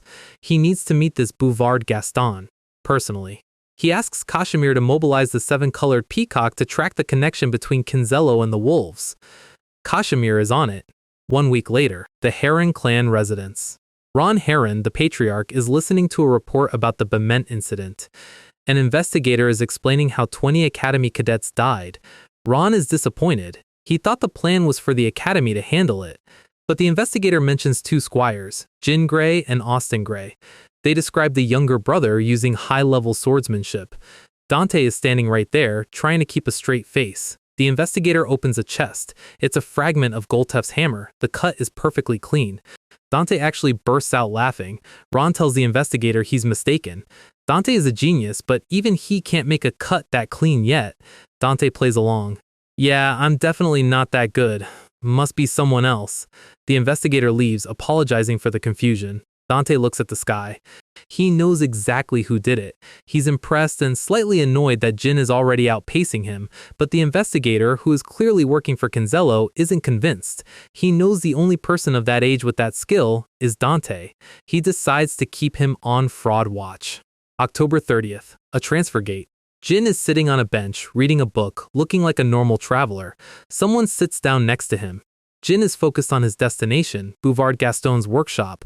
He's waited 2 lifetimes for this confrontation. He notices the person next to him is staring. Red hair, sunglasses, a smirk that says she knows exactly who he is. Silas and Dormian is in the house. Our guy finally makes it to the target location, Bouvard Gaston's workshop. Jin spent a lot of time visiting other shops just to make sure Kinzello didn't catch a whiff of his trail. He walks in and sees Boubare's latest masterpiece, a statue with the caption, "Art is explosive." Jin's first instinct is to just blow the whole building up. Honestly, valid. But he's a professional, so he just knocks. Very loudly. Boubare comes screaming to the door, looking like a man who hasn't seen sunlight in 3 years. He stops mid-yell when he sees exactly who is standing there. He recognizes Jin from the Runkandel banquet. This was not on his schedule today. Jin gives him the cold stare, the one that usually precedes someone losing a limb. Boubare tries to spray salt on him for good luck, which is a bold move for someone within sword range of a Runkandel. He tells Jin he's not welcome. Jin hits him with the "Is this how you treat your savior?" line. Boubare starts throwing a tantrum, reminding Jin that his siblings would have killed him for less at the banquet. Jin doesn't argue. He just moves. 1 punch later, Boubare is getting a very close-up view of his own floorboards. Then, the adult in the room shows up. Sir Bishkel. He walks in and finds a Runkandel provisional flag bearer hovering over his top asset. They exchange looks. Bishkel asks the obvious question, what is a Runkandel doing here instead of finishing his mission? Boubare is clutching Bishkel's leg, crying for him to kill the disgusting pig who humiliated him. Bishkel looks at Boubare. He looks at Jin. He tells Boubare to apologize. He knows our guy doesn't just start fights for no reason. Jin sighs and plays the part. He claims he just wanted to request a sculpture of his father, Sairon. Bishkel isn't buying it. He knows the Jin Runkandel he met at the banquet wouldn't apologize just for a statue. He calls the bluff. Jin smiles. He admits he actually came here to meet Bishkel. Bishkel thinks Jin is looking for a duel as part of his flag bearer test. Jin goes along with it. It's a perfect excuse for being there. Bishkel declines. He's here to rest, and fighting a Runkandel is the opposite of a vacation. Jin tells him he's being rude, and he makes a sudden move. Bishkel doesn't even flinch. He tells Jin to leave. Jin realizes that Bishkel is way more dangerous than he looks. If he had counterattacked, things would have gotten messy. Jin turns to leave, and Boubare, who clearly has a death wish, starts talking trash again. He tells Jin he'll die before he ever becomes a real flag bearer. Bishkel screams for Boubare to shut up, but it's too late. Bradamante is at Boubare's throat before the sentence even finished. Jin's voice goes ice cold. He admits he was being arrogant, but insulting the Runkandel name is a capital offense. Bishkel knows the rules. If he doesn't stop this, Jin is legally allowed to paint the walls with Boubare. Bishkel tells Jin he'll have to die then. Jin screams back that he'd rather die than let his family name be spat on. Bishkel realizes Jin isn't bluffing. He's actually ready to throw down. He gives Boubare 3 seconds to kneel and apologize or he's on his own. Boubare is sobbing, wondering what he did wrong. Bishkel loses his patience. Kneel, Boubare! The raw aura in the room is heavy enough to break glass. Boubare drops to his knees. He gives a pathetic, tearful apology. Jin stares him down. You're only alive because of Bishkel. Jin turns back to Bishkel and tells him he can hit him once to even the score. Bishkel just rubs his head. He wants this headache to leave. Jin walks out the door, looking like the victor. The moment he's gone, Bubare goes right back to cursing him out. Bishkel looks at him like he's considering doing Jin's job for him. Be quiet. One sentence, and the room goes silent. Bishkel takes a seat. He has actual work to do. The news is heavy. Kinzello is severing their alliance with the Zipfel family. Bubare panics. They need to retrieve the compass from the Zipfels immediately. With that artifact, they can find living gods to use as materials. Outside, a single red hair is caught on the windowsill. Jin is standing in the woods, looking back at the workshop. Bishkel senses something and looks out the window. Bubar asks what's wrong. Nothing, Bishkel says, but he knows. Jin is waiting. The air shifts behind him. A blade flashes through the trees. Jin doesn't even look back. He blocks the strike with perfect timing. The red-haired woman, the one who's been following him, is finally showing her face. Jin tells her there's no need for a ruckus. He puts his sword away. Elder sister Yona. The woman stops, rips off the wig and the sunglasses, and pouts. Youngest! It was so hard pretending not to know you! We jump back a few days. Yona is in Samil, the city of assassins, when she gets a letter. The second she sees it's from Jin, she lights up like it's Christmas. Sir Owl, the Skull-Mask leader, is worried. If Siren finds out she's sneaking out to help Jin, heads are going to roll. Yona doesn't care. She puts on her disguise and vanishes. Jin's request was simple. Eavesdrop on Bubare. And since Yona is literally the best in the world at not being seen, she got the intel Jin needed in record time. Back in the woods, Jin thanks her. He's genuinely impressed. Yona asks about that fatty, Bubare. She says she thinks they are in the same class. Jin is confused. What does a master assassin have in common with a sculptor? He shows her a spark of shadow ki. The energy flares up. The atmosphere in the forest changes instantly. Yona's face goes completely blank. She lets out a scream that sounds like raw trauma. Her murderous intent spikes so high the trees start to rattle. She grabs herself, shaking, and tells him to never use that power in front of her again.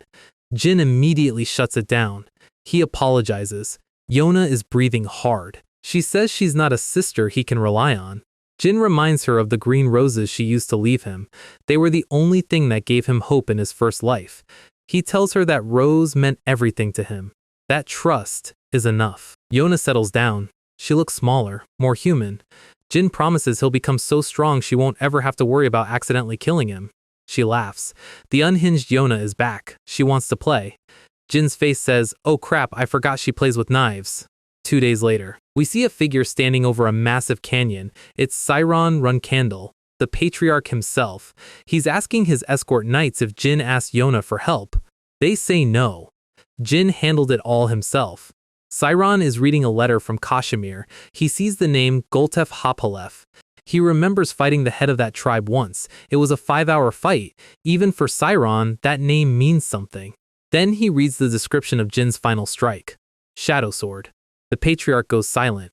That hasn't been used in 1,000 years. Since the first patriarch, Timar. Tikhon, Kashmir's estate. Kashmir is amazed that the Zipfels and Kinzello broke up. Jin explains that it was because the Devil Stone Bubare made was a fake. Bubar uses his sculpt ability to turn the remains of dead gods into whatever he wants. He is the core of everything Kinzello is doing. Murakhan is deep in thought. Corpses of dead gods! He realizes something. He tells Jin there's one more thing he hasn't said yet. Remember the graveyard giant Jin fought back at the academy? Murakhan defeated it quietly while Jin was busy. Now he realizes Bubare was the one who summoned it. Quicontel drops the lore. Bubare has a connection to the god of sculpting Well. Jin's never heard of him. Because he was erased from history. Well helped create the Origin Stone, then fell from divinity and became human. He created graveyard giants to protect the graves of fallen gods. Kashmir asks if Bubare made a contract with a dead god. Quicontel says it's the only explanation. Jin adds the final piece. Bubare created an artifact that can find god contractors. Murakhan is outraged. That should be impossible. Kashmir turns pale. Does that mean they found Julia? Jin says they calls it the compass. It's not perfect. It accidentally grabbed her dragon instead. But they use it to find contractors and force them to absorb devil stones. The Zipfels have it now, but they're handing it back to Kinzello in June. Jin's eyes narrow. That's our chance. We're stealing it. June is coming. Jin is planning a heist against the two most powerful organizations in the world, and somewhere in Oterium, the 3 9-star mages are waiting. Alright, Tikon is getting too hot, and I don't mean the weather. Jin breaks the news to the team. The Zipfels are using that compass to hunt contractors like they're playing Pokemon Go. Tikon isn't a fortress. Keeping 3 contractors in one spot is just asking for a tactical nuke. So, he's shipping the girls off to the Ice Palace. Alicia isn't thrilled, but she knows the vibes are rancid. The plan is set. Meet back up in May at the Bellado Empire. Kashimir asks the obvious, "Where are you going, boss?" Murakhan answers for him. Jin is heading to the safest place on Earth. Flashback to a few hours ago. Murakhan drops the bomb. "Kid, you need to go to the underworld." Gilly is worried. The underworld people were legends who suppressed the beastmen, but history says they fell 6 months after their peak. Jin is skeptical. Hard to visit a place that technically doesn't exist anymore, but Murakhan explains it's hidden in the Mitra Desert. No one gets in, not even gods, unless they have a contract with Saldaret. Jin needs the proper explanation DLC before he commits. The short version? Saldaret and the underworld folks have a pact. It's the training ground for Runkandle magic swordsmen. If Jin wants to actually master his kit, he has to go. So, our guy travels to the southern border of the Jin Kingdom. It's snowy, it's cold, and it's full of beastmen who aren't exactly fans of humans. But Jin has a cheat code. He's looking for a specific species that's known for being chill. Meet the watertail species. They look like blue, sentient jelly beans. They find Jin and decide he looks shabby. One of them literally offers him a grilled fish because it feels bad for him. Peak hospitality. Jin isn't here for snacks though. He brings out a massive, sparkly fish to repay the debt. The blobs are stunned. This is the equivalent of someone walking up to you and handing you a gold bar because you gave them a fry. They are officially Jin's biggest fans. Jin asks for the secret path to the Mitra Desert. The blob warns him he'll die. Then it hits him with the, well, not like I care. Tsundere blob energy. Jin has to crouch through these tiny caves because, again, these guys are the size of a bowling ball. They reach a massive underground waterfall. The blob tells him to hydrate now because it's nothing but sand from here on out. Jin fills his canteen. They pass through a hidden market full of diverse beastman species. Golden tongues, mice, rabbits. It's like a Zootopia deleted scene. A rabbit merchant tries to stop them. The blob argues with him, and Jin is just standing there thinking about how cute they are when they're angry. The blob bribes the rabbit with a gold coin. Capitalism wins again. The rabbit is suddenly Jin's best friend. They reach the exit. The Yuka Yuka market leads directly to the desert entrance. The blob gives Jin some final advice. Trust the canines, don't trust the golden tongues. Jin asks for the blob's name before they part. My name is Dark Spark. Jin starts to introduce himself, but the blob cuts him off. It saw his Runkandle robe. It knows he's the leader. Jin is impressed. A blob with situational awareness. Dark Spark promises to keep the secret. Jin promises to repay the kindness as a Runkandle. He heads out into the dark. In the market, a mouse merchant offers him a guide. Jin says he's fine, but he takes the recommendation. He remembers the trust the canines tip. He looks for a tall fellow in the Yuka Yuka market. He finds a massive wolf beastman and asks for a guide to the desert. Jin's eyes are sharp. He isn't playing around. The wolf agrees. And here we are. The wolf gets him to the edge of the Mitra Great Desert. From here, Jin is on his own. The Shadow Sword is waiting, and if he dies here, he won't even get a funeral. The Mitra Great Desert. Lore says it's full of gold and civilization, but in reality, it's just a place where beastmen go to commit suicide. No one survives this place. But the Shadow Sword is here, guarded by the Myungwang. 5,000 years ago, they were the kings of the beastmen. Flashback to Murakhan's cat chat. The Myungwang were arrogant. They thought they could 1v1 the gods. Jin remembers the Devil Stones. If a fake god power is that strong, imagine a real one. The Myungwang were annihilated in a day, but Soldaret pitied them. He saved a handful and made a contract. They became the sole keepers of the Shadow Sword. Even Temar Runkandel, the goat, had to learn it from them. Timar was the first patriarch, but the Zipfels erased him from the history books so hard he doesn't even have a grave. The Myungwang are the only link left to the family's true power. Jin realizes if he finds them, he might find the truth about Timar. 1 day passes. 2 days. The desert is starting to talk back. Jin thinks it would be easier to fight a 9-star knight than to walk through this heat.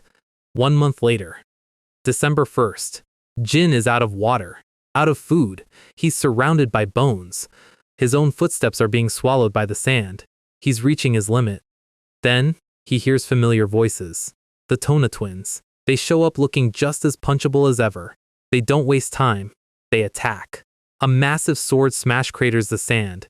Jin blocks, but his arms are vibrating. The weight is real. This isn't just a thirsty daydream. They swing again. Jin can feel the murderous intent. They brag about waiting until he was exhausted. Jin is confused. Is this an illusion or a curse? He dodges a vertical slice. They're quick. Way quicker than the real Tona twins should be. They mock him for not having fun. One of them appears right in his face. Jin's eyes narrow. He takes a hit to the ribs. Their teamwork is perfect. They're covering each other's gaps. Jin realizes something. They aren't his brothers. They're his own weaknesses given form. They represent the part of him that still pities his family. Jin counters. He shatters their weapon. He thinks about his past life.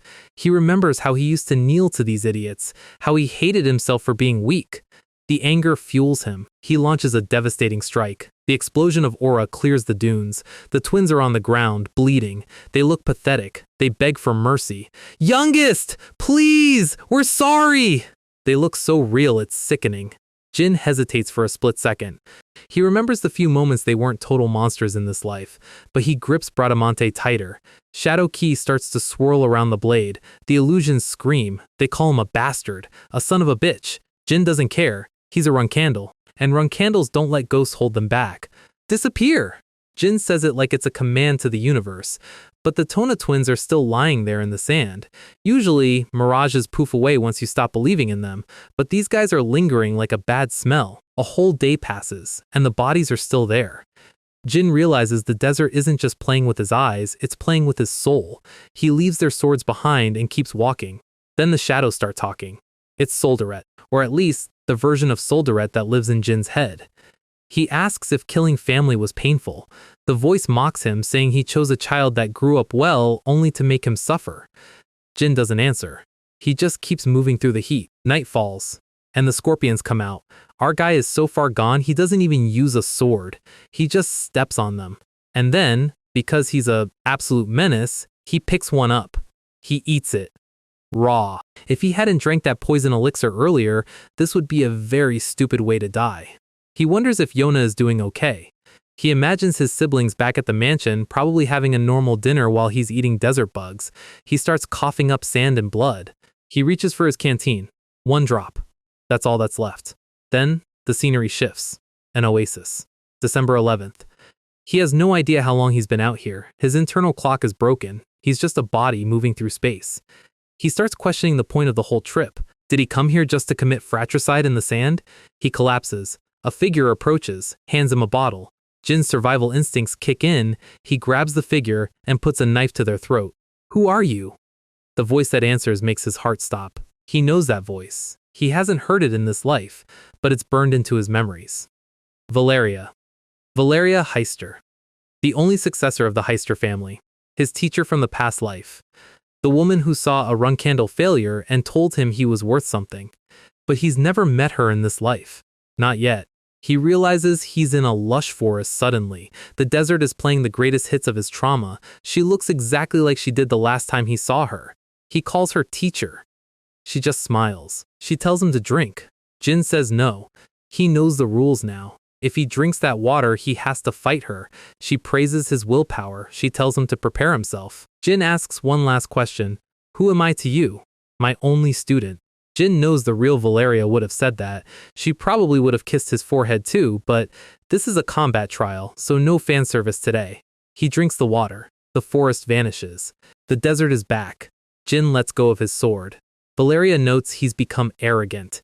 Jin says if he uses a sword to beat his magic teacher, he'll regret it more. He's going to win using the magic she taught him. "You were everything for my magic." Valeria opens with a literal pillar of lightning. She tells him to brace himself. The sheer scale of the mana is insane. Jin is pinned to the ground. Lightning strikes everywhere. She forms a lightning spear. Jin dodges, but it's close. He realizes she is genuinely trying to kill him. He sparred with her 100 times in the past life, and he never won. But she never tried to end him like this. She summons 5 spears at once. Jin starts calculating. Each spear is 7-star magic. She reads his mind. Are you checking my mana, Mr. Disciple? She gives him one last chance to pick up his sword. Jin refuses. He starts channeling reflux magic. Valeria mocks him. He found a new teacher and this is the best he can do? Jin doesn't engage with the trash talk. He knows she's just trying to hurt him. She's always been the type to use any method to kill once she's resolved. Jin's current reflux isn't enough to stop those spears. He needs a more powerful version, celestial reflux. But that takes time. 3 minutes. He starts the countdown, dodging lightning spears like his life depends on it, which it does. He thinks he's got the rhythm, then the ground explodes into fire. Magic chains erupt from the sand. They wrap around his legs. He's shocked. How does she have the mana to maintain the spear's A&D cast fire chains? He screams as the chains sear his skin. He realizes the trick. Only one of the spears was real mana. The rest were fakes. He laughs. It's a classic Valeria move. He summons Tess. The blue phoenix wings shield him from the heat. Valeria asks how long he can hold that summon. Jin just needs a few more seconds. The chains tighten. Valeria attacks. Tess blocks the lightning spear. The bird vanishes. Jin completes the reflux. A massive vortex of mana swirls around him. Valeria is caught in the backdraft. She starts bleeding from the mouth. She's impressed. Reflux is only for people who can't control mana well, so she's wondering what he's hiding. Jin says he's lost. There's nothing more he can do. He tells her to think about it. Who could survive all this? She tells him to stay back. You know I've never lied to you. Jin takes a step forward. She unleashes everything. Massive fire dragons made of mana. Jin says he just wants to see her up close one last time. She screams at him to stop. Jin reveals the final play. The celestial reflux sphere was just a tool. He uses the reflux energy to pinpoint the real spear. He dodges through the fire. He's right in her guard. A burst of red lightning. Impact. Valeria's wide open. She realizes too late. She can't cast in time. Jin pulls a small black dagger. He didn't use Bradamante, he used a simple knife. He follows her own teaching. Fool your opponent into lowering their guard. The knife goes through. My way of paying respects to you, teacher. The sand is still settling. Jin is on his knees, breathing like his lungs are full of glass. Across from him, the mirage of the only person he ever loved is fading out. She calls him her precious disciple one last time, and then she shatters into golden dust. Jin doesn't move. He just stares at the empty space. He knew it was a fake. He knew the desert was playing with his head. But in his past life, she was everything. To kill her, even a shadow of her, he had to be absolute. He had to mean it. And that is the part that's currently tearing him apart. The realization that to get stronger, he has to be willing to cut down everything he cares about. The scene shifts. The desert sun is gone. The sky turns into a void of stars and floating swords. The pressure hits him like a physical weight. A silhouette appears on the horizon. Thamar Runkundel. The first. The legend. The man who started the bloodline Jin is currently trying to carry. He doesn't say a word. The air itself starts to scream. Jin's body is already failing, and now he's facing a god-tier aura. He's literally vomiting blood from the sheer pressure of Thamar just standing there. It's not a fight. It's a gravity well. Thamar is trying to force him to his knees, to admit he's small, to admit he's nothing. But Jin didn't die once and crawl back from the afterlife just to kneel in the dirt.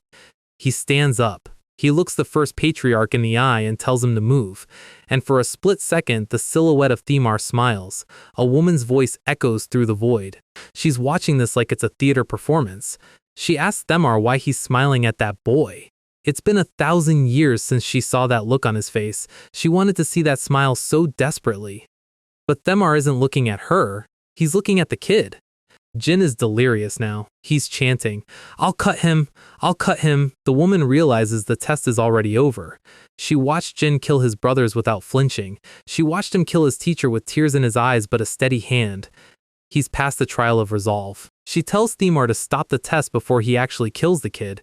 Thamar ignores her. He raises a hand and 1,000 shadow blades descend, tearing through the void, heading straight for Jin's head. The woman panics. She thinks Thamar has actually lost it. Thamar just keeps smiling. He knows something she doesn't. Jin takes a step forward. The shadow blades aren't an attack. They're a path.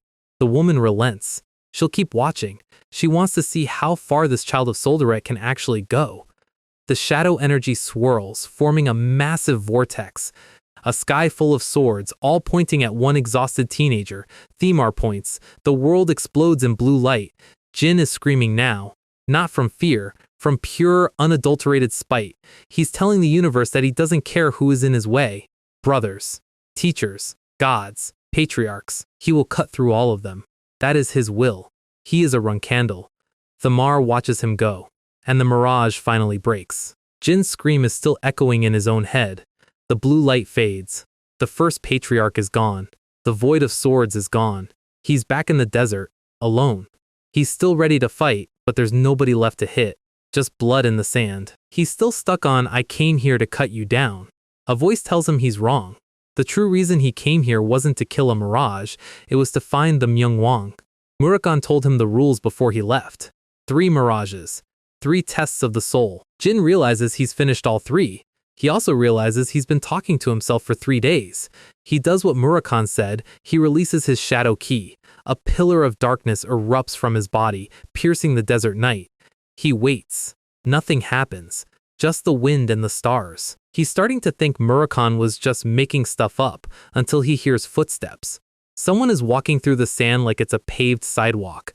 The air splits open. A man steps out of a literal tear in reality. Jin's eyes go wide. The man looks like he just finished a gym session. He gives Jin a thumbs up and tells him he passes.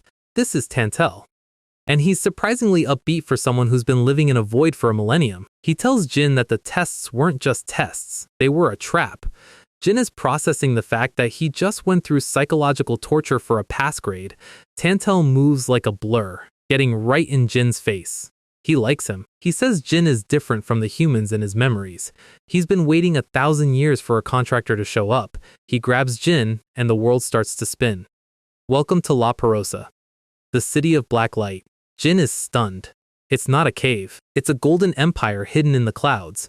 Tantel hands him a massive silver flask.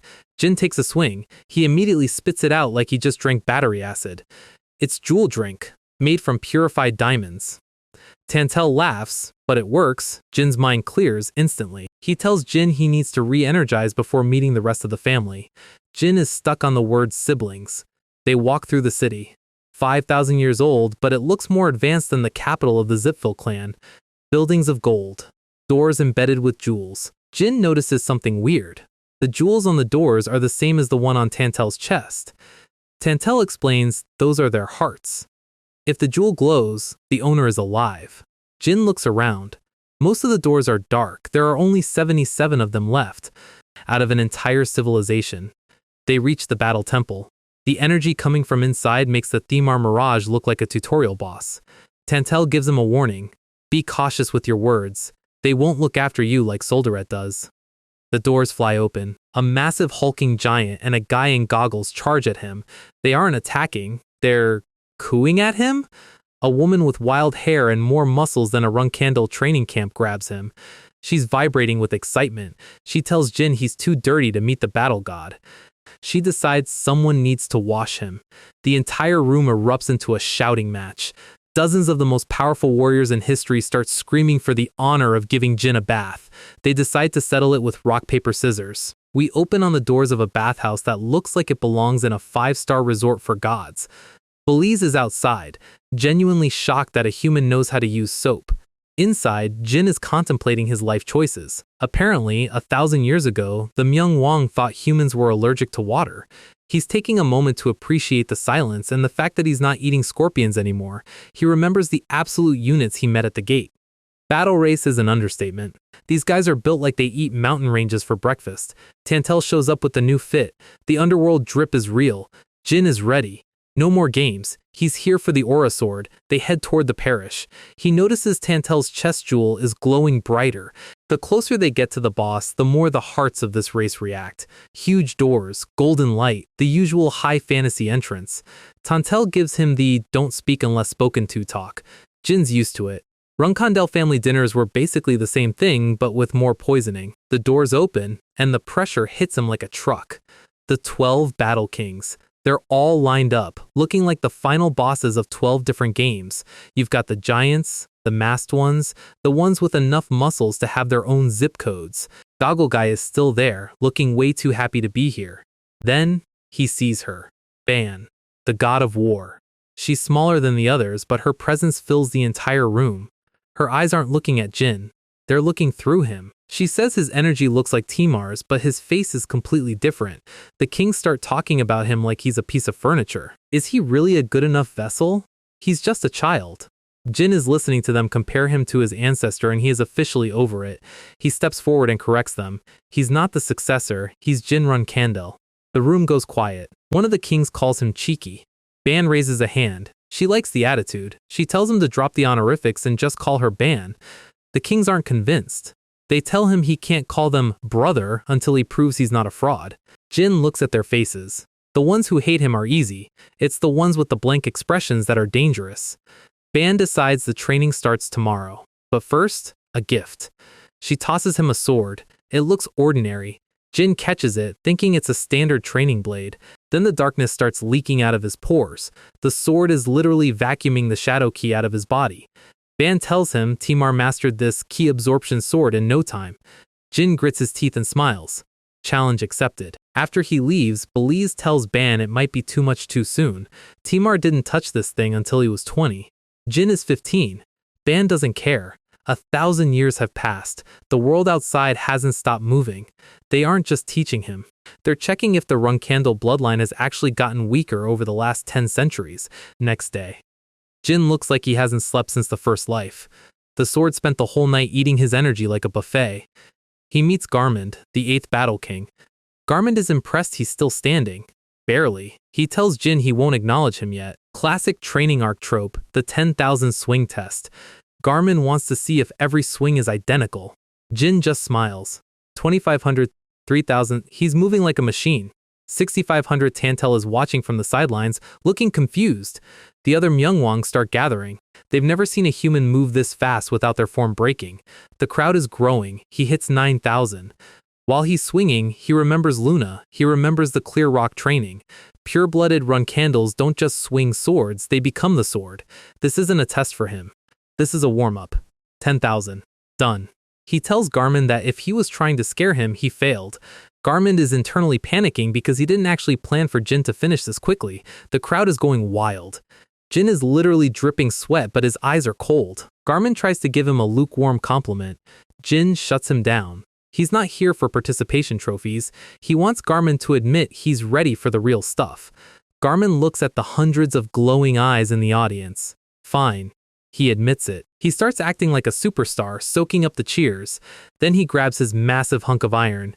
Time for the real lesson. Jin thinks they're sparring. Garmund laughs.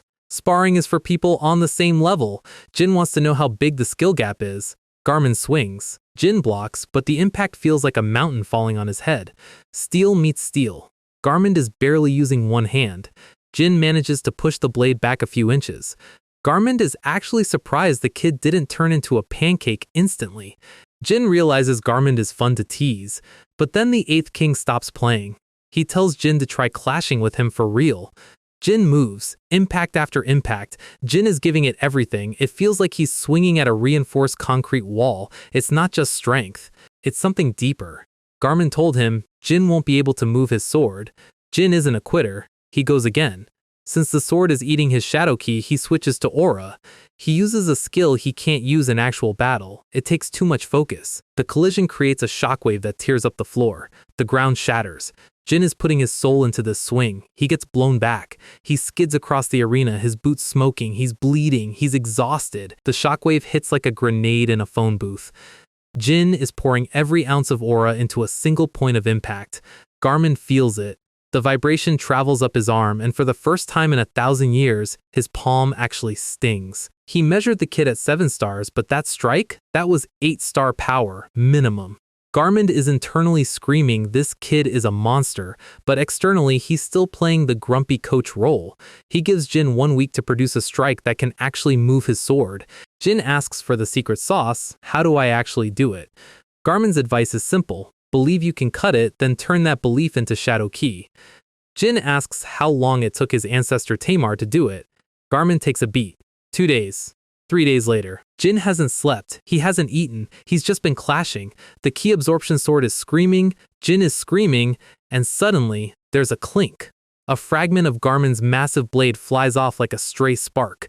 Jin stands there in the smoke, counting his hits.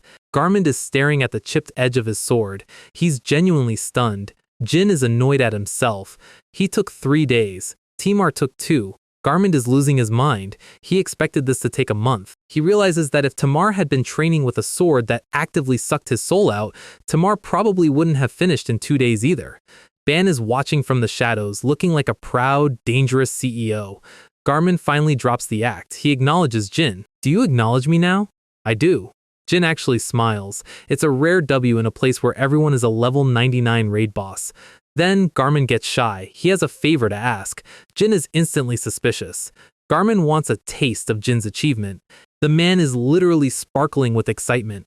Jin hands him the metal fragment he chipped off. Thanks. And Garmin just pops it in his mouth like a Dorito. He's chewing on solid reinforced steel. Jin's face says it all. What is wrong with this species? Garmin says the flavor is excellent. The kid's willpower tastes like La Perosa.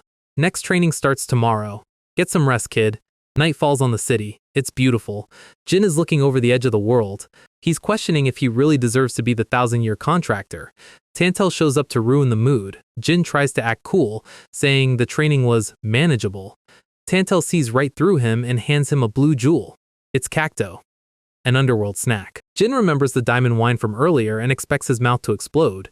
Tantel promises it's actually good for swelling. Jin takes a bite. It actually slaps. He's already planning on stealing some for the road. He asks Tantel how the legends are ranked. Turns out, they aren't. They're all equal. No complicated hierarchy, no office politics, just vibes and violence. We've never pointed our swords at our own. A shadow looms behind Jin. Boris, the 5th legend, teleports in and nearly gives Jin a heart attack. He's fast. Terrifyingly fast, and he likes the tensions. Jin recognizes him from the entrance. Tantel is just chilling in the background while Boris invades Jin's personal space. Boris leans in, real close. He wants to know why Jin is missing a back tooth. Jin didn't even see him move. He's literally got a finger in Jin's mouth. Jin explains it broke. During the desert trials, he ground his teeth so hard out of pure rage that one just gave up. Boris thinks that's the coolest thing he's ever heard, but a rung candle needs a full set of pearly whites. So Boris reaches into his own mouth and pulls out one of his own teeth. I'll just grind this down and stick it in your mouth. Jin is 100% done with these people. Boris teleports away to go start his dentistry project. Tantel admits this has never happened before. Jin is officially the first human to get a Myungwang tooth transplant. Jin walks back into the arena. He's looking at the floor with new eyes. He tests the ground with a swing. It's not just stone, it's some kind of ultra-dense material, stronger than Bradamante's iron. And then he sees the marks. There's one sword mark that looks like a literal earthquake hit the room. Garmin laughs. He's glad Jin is finally paying attention. That crater? That was Timar. Garmin tells him he'll learn the Shadow Blade's first form today, but he doubts Jin can leave a mark that big. Do you think I won't be able to? Yeah. Let's go. Soul Slash. Jin likes the name. Garmin says it's the beginning and the end. He coats his blade in Shadow Ki. Jin is unimpressed. How's what? Garmin is offended. Isn't it dense? Look at the quality. Jin sighs. Please just demonstrate the move, Garmin. Garmin mumbles about how Jin is more cold-hearted than Timar was. He grips the hilt. The atmosphere changes instantly. Shadow Blade first form. A clean, horizontal line of absolute darkness. The entire training site ripples like water. Jin's eyes are wide. The move was so fast he almost missed it. The impact hits a second later. The floor explodes into a new canyon. Jin is processing the math. This feels like Luna's Red Moon Slash. It might be technically weaker, but the speed is insane and the stamina cost is way lower. He realizes that if he can spam this move, nobody below 8 stars can touch him. Garmin is standing there, radiating Shadow Ki like a space heater, and Jin is honestly impressed. But Garmin drops a reality check. That massive shockwave from before? That was only 50% power. Jin starts doing the math. If the first form is the beginning and end, does that mean he's just aiming for bigger craters? Garmin stops him right there. He explains that once you master the Shadow Sword, Soul Slice isn't a technique anymore. It becomes a power. True damage. Basically, if your will is stronger than theirs, they die. No dodges, no blocks. Jin realizes this is some main character logic and asks for the first lesson. Step 1. Unite your shadow ki with the blade. Standard fantasy stuff, right? Jin pauses. He's felt this before. Garmin is all ears. Jin says he could probably emulate it right now if it weren't for the shadow-absorbing sword. Garmin's like, explain. Now. Jin takes a trip down memory lane. Muron Zipfel, the Demon King Orgel's spell. In that moment of absolute desperation, Jin didn't just swing. His intent and his blade became one. The beginning and the end merged. Garmin is staring at him like he just saw a toddler solve a calculus equation. Jin recalls the fight with Goltef, the struggle in the desert, facing the mirage of Thamar. Every time he was about to die, that belief that he could cut anything was the only thing that kept him breathing. Garmin loses it. He's ecstatic. The kid is a natural-born menace. He decides to show Jin the real deal again. Garmin focuses. Shadow Ki erupts like an oil spill. Soul slice. The atmosphere tears open. The impact is so loud it probably woke up people in the next dimension. A new canyon appears in the floor. It's deeper, sharper, and absolutely terrifying. Garmin is puffing his chest out. Jin realizes Garmin actually just got a power-up. Aren't you supposed to be teaching me? I feel like you're the one learning stuff. Garmin starts sweating. No, that's just, you're misunderstanding. Jin sees right through the BS. Garmin just got inspired by his student. Garmin makes up some excuse about efficiency. Jin is officially the first student in history to bully his teacher into working harder. Garmin tells him to get used to the soul-sucking sword so they can move on to the next teacher. But Jin has a condition. He wants to see the Myungwang sword, their actual race's martial arts. Garmin says no, mainly because humans don't have metal hearts, so it's physically impossible to use. Jin just gives him that look. Who said I wanted to learn it? I just want to see it. Tantel warned him, Jin has to fight normal warriors every night now. He needs to know what he's up against. Tantel refuses to show him. It would get him in trouble with the big dogs. Jin decides it's time for a little blackmail. If Garmin won't show him, Jin will just tell everyone that Garmin inherited his shadow sword from a human kid. The pure disrespect is palpable. Garmin crumbles instantly. Okay, just once! Garmin preps his aura, and Boros teleports in to ruin the moment. He's finished with his DIY dentistry project. Jin doesn't even get to process it before Boros is literally shoving a hand in his mouth. This man is speedrunning dental surgery with zero anesthesia. Done! Suddenly, Jin's eyes change. The tooth starts glowing with golden lightning. It's not just a tooth, it's a hard drive. Thousands of years of Myungwang combat data start flooding his neurons. He sees the forms. He sees the ancient battles. Jin is frozen, his brain currently being defragmented by battle god memories. He remembers Valeria telling him about memory transplanting magic. In the current era, it's basically a myth, but Jin just got a premium subscription to the Underworld's entire martial arts library. He asks Boris what kind of magic the Molar uses. Boris just smiles. It's a secret, and it's not magic. Jin's like, if it's not magic, what is it? Science? Bluetooth? Garmin steps in. Mages don't exist in their culture. People with high mana affinity just become blacksmiths. Boros is the GOAT of forging. Long ago, gods probably lined up to get their gear from this guy. Garmin teases Boros about being itchy to make something again. They're laughing, but Jin is having a deep realization. This civilization was so advanced 5,000 years ago that our current peak magic looks like a lemonade stand. Jin thanks Boris for the gift. Boris wants his second achievement as payment.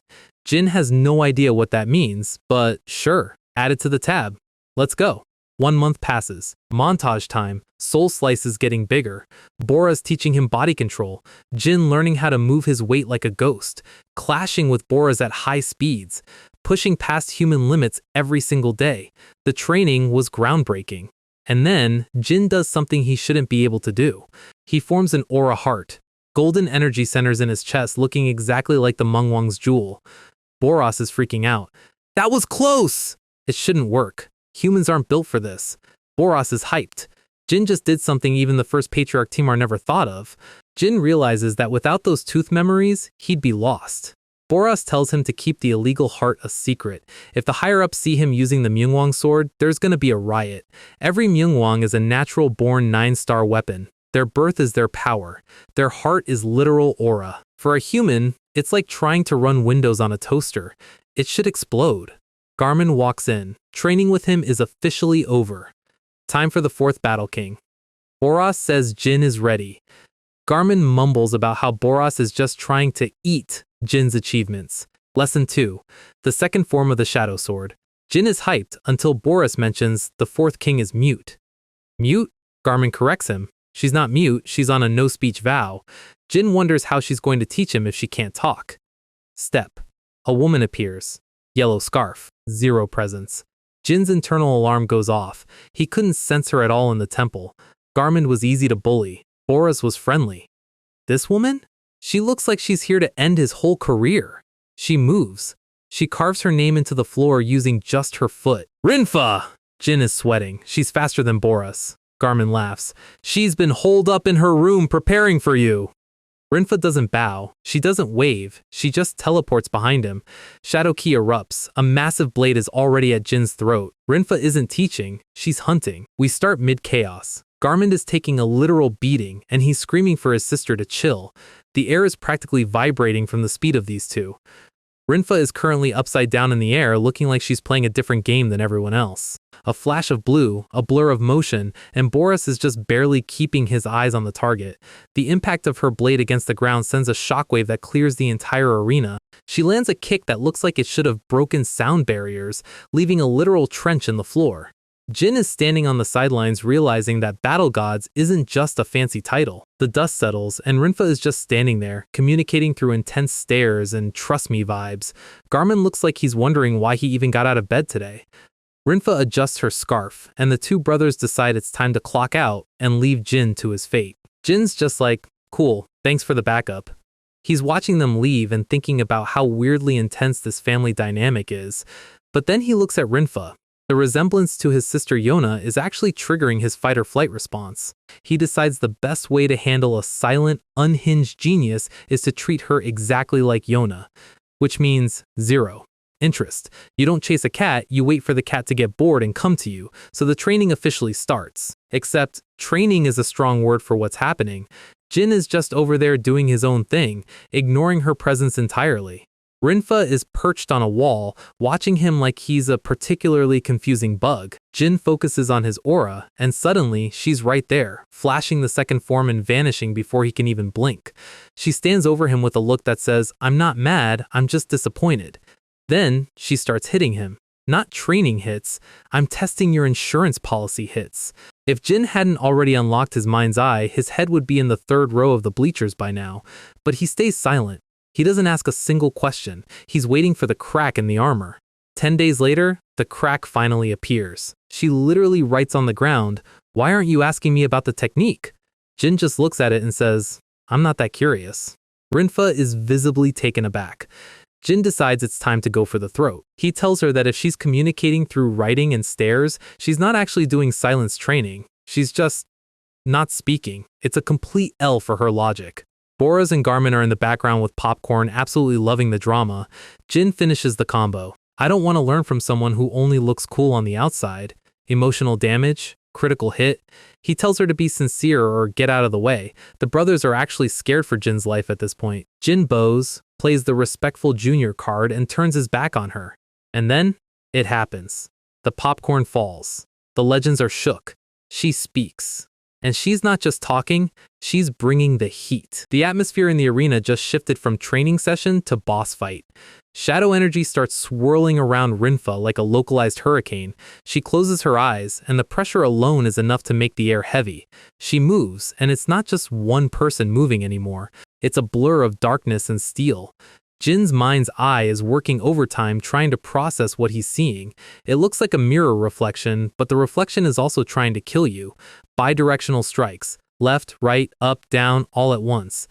Jin realizes this is it. The Shadow Sword's second form. The technique is beautiful, and honestly, terrifying.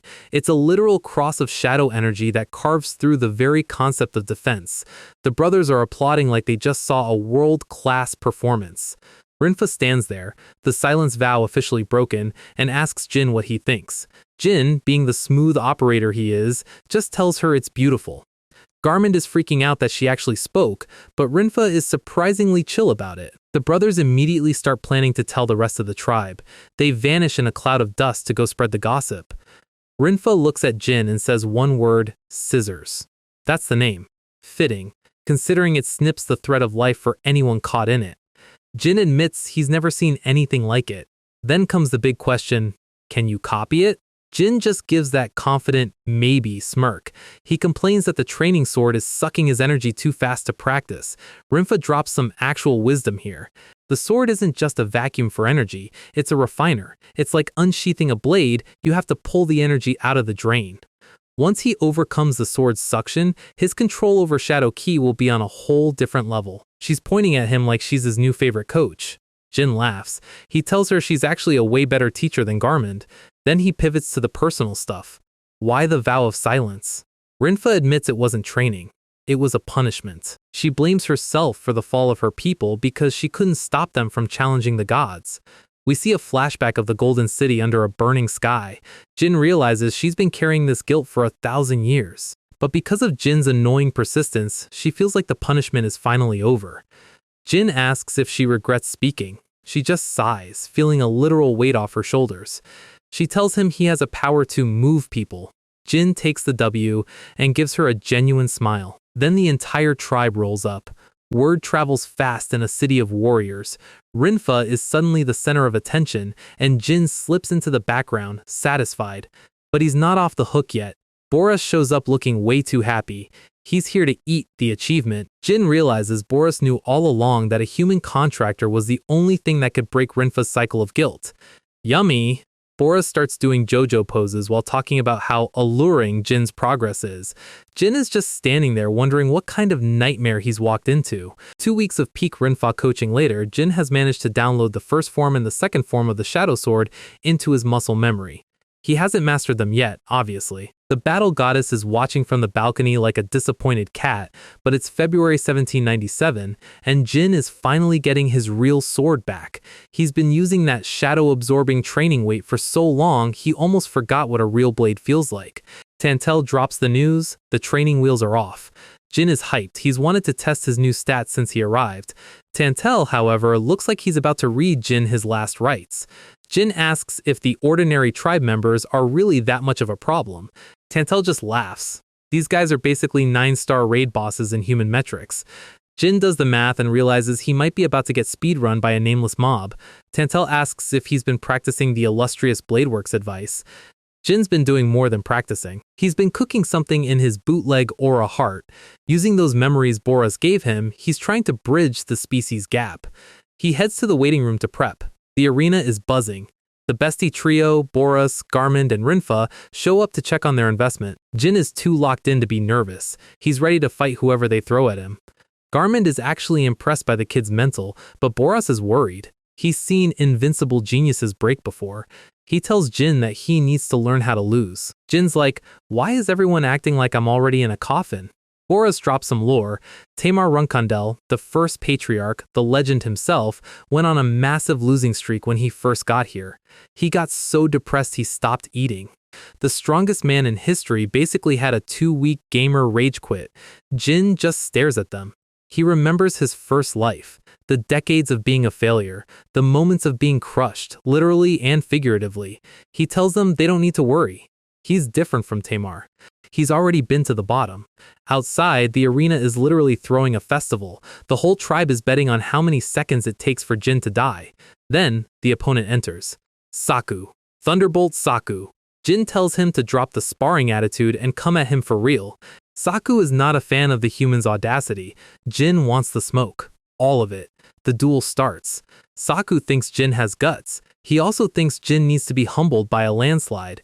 Jin ignites his aura heart. The sparks start flying, and it's not just regular lightning. The crowd goes dead silent. A human is using the illustrious Bladeworks. Saku is losing his mind. This is supposed to be a race lock technique. Jin doesn't explain, he just hits him. He admits the tribe's style is pretty good. Saku is vibrating with rage. This is heresy to him. Jin's internal monologue kicks in. He knows he shouldn't be able to do this. But he figured out the secret. It's the attribute of the heart.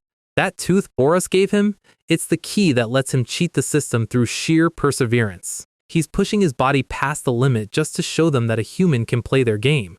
The legends are speechless. Even the random warriors in the crowd are reevaluating their bets. The battle goddess just watches, unblinking. Saku realizes this isn't a joke. He screams at Boris, asking who taught the human their secrets. Boris is just as surprised as he is. Saku decides if Jin wants to use god-tier moves, he's going to get god-tier consequences. Saku powers up.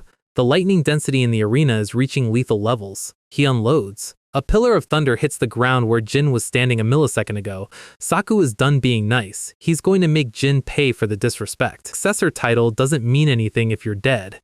Jin is barely dodging the afterimages. He tries to call for his summons. Nothing happens. He can't summon Tess? He realizes Solderet's dimension might be blocking his magic link. He's forced into a pure physical trade. Saku is a blur of yellow energy. Jin's mind's eye is the only reason he still has limbs. Saku is smiling now. He knows he has the advantage. Every exchange is an explosion. Jin manages to parry a hit that would have leveled a house. The speed is becoming an issue. Steel meets steel a dozen times in a single heartbeat. Jin is being pushed back.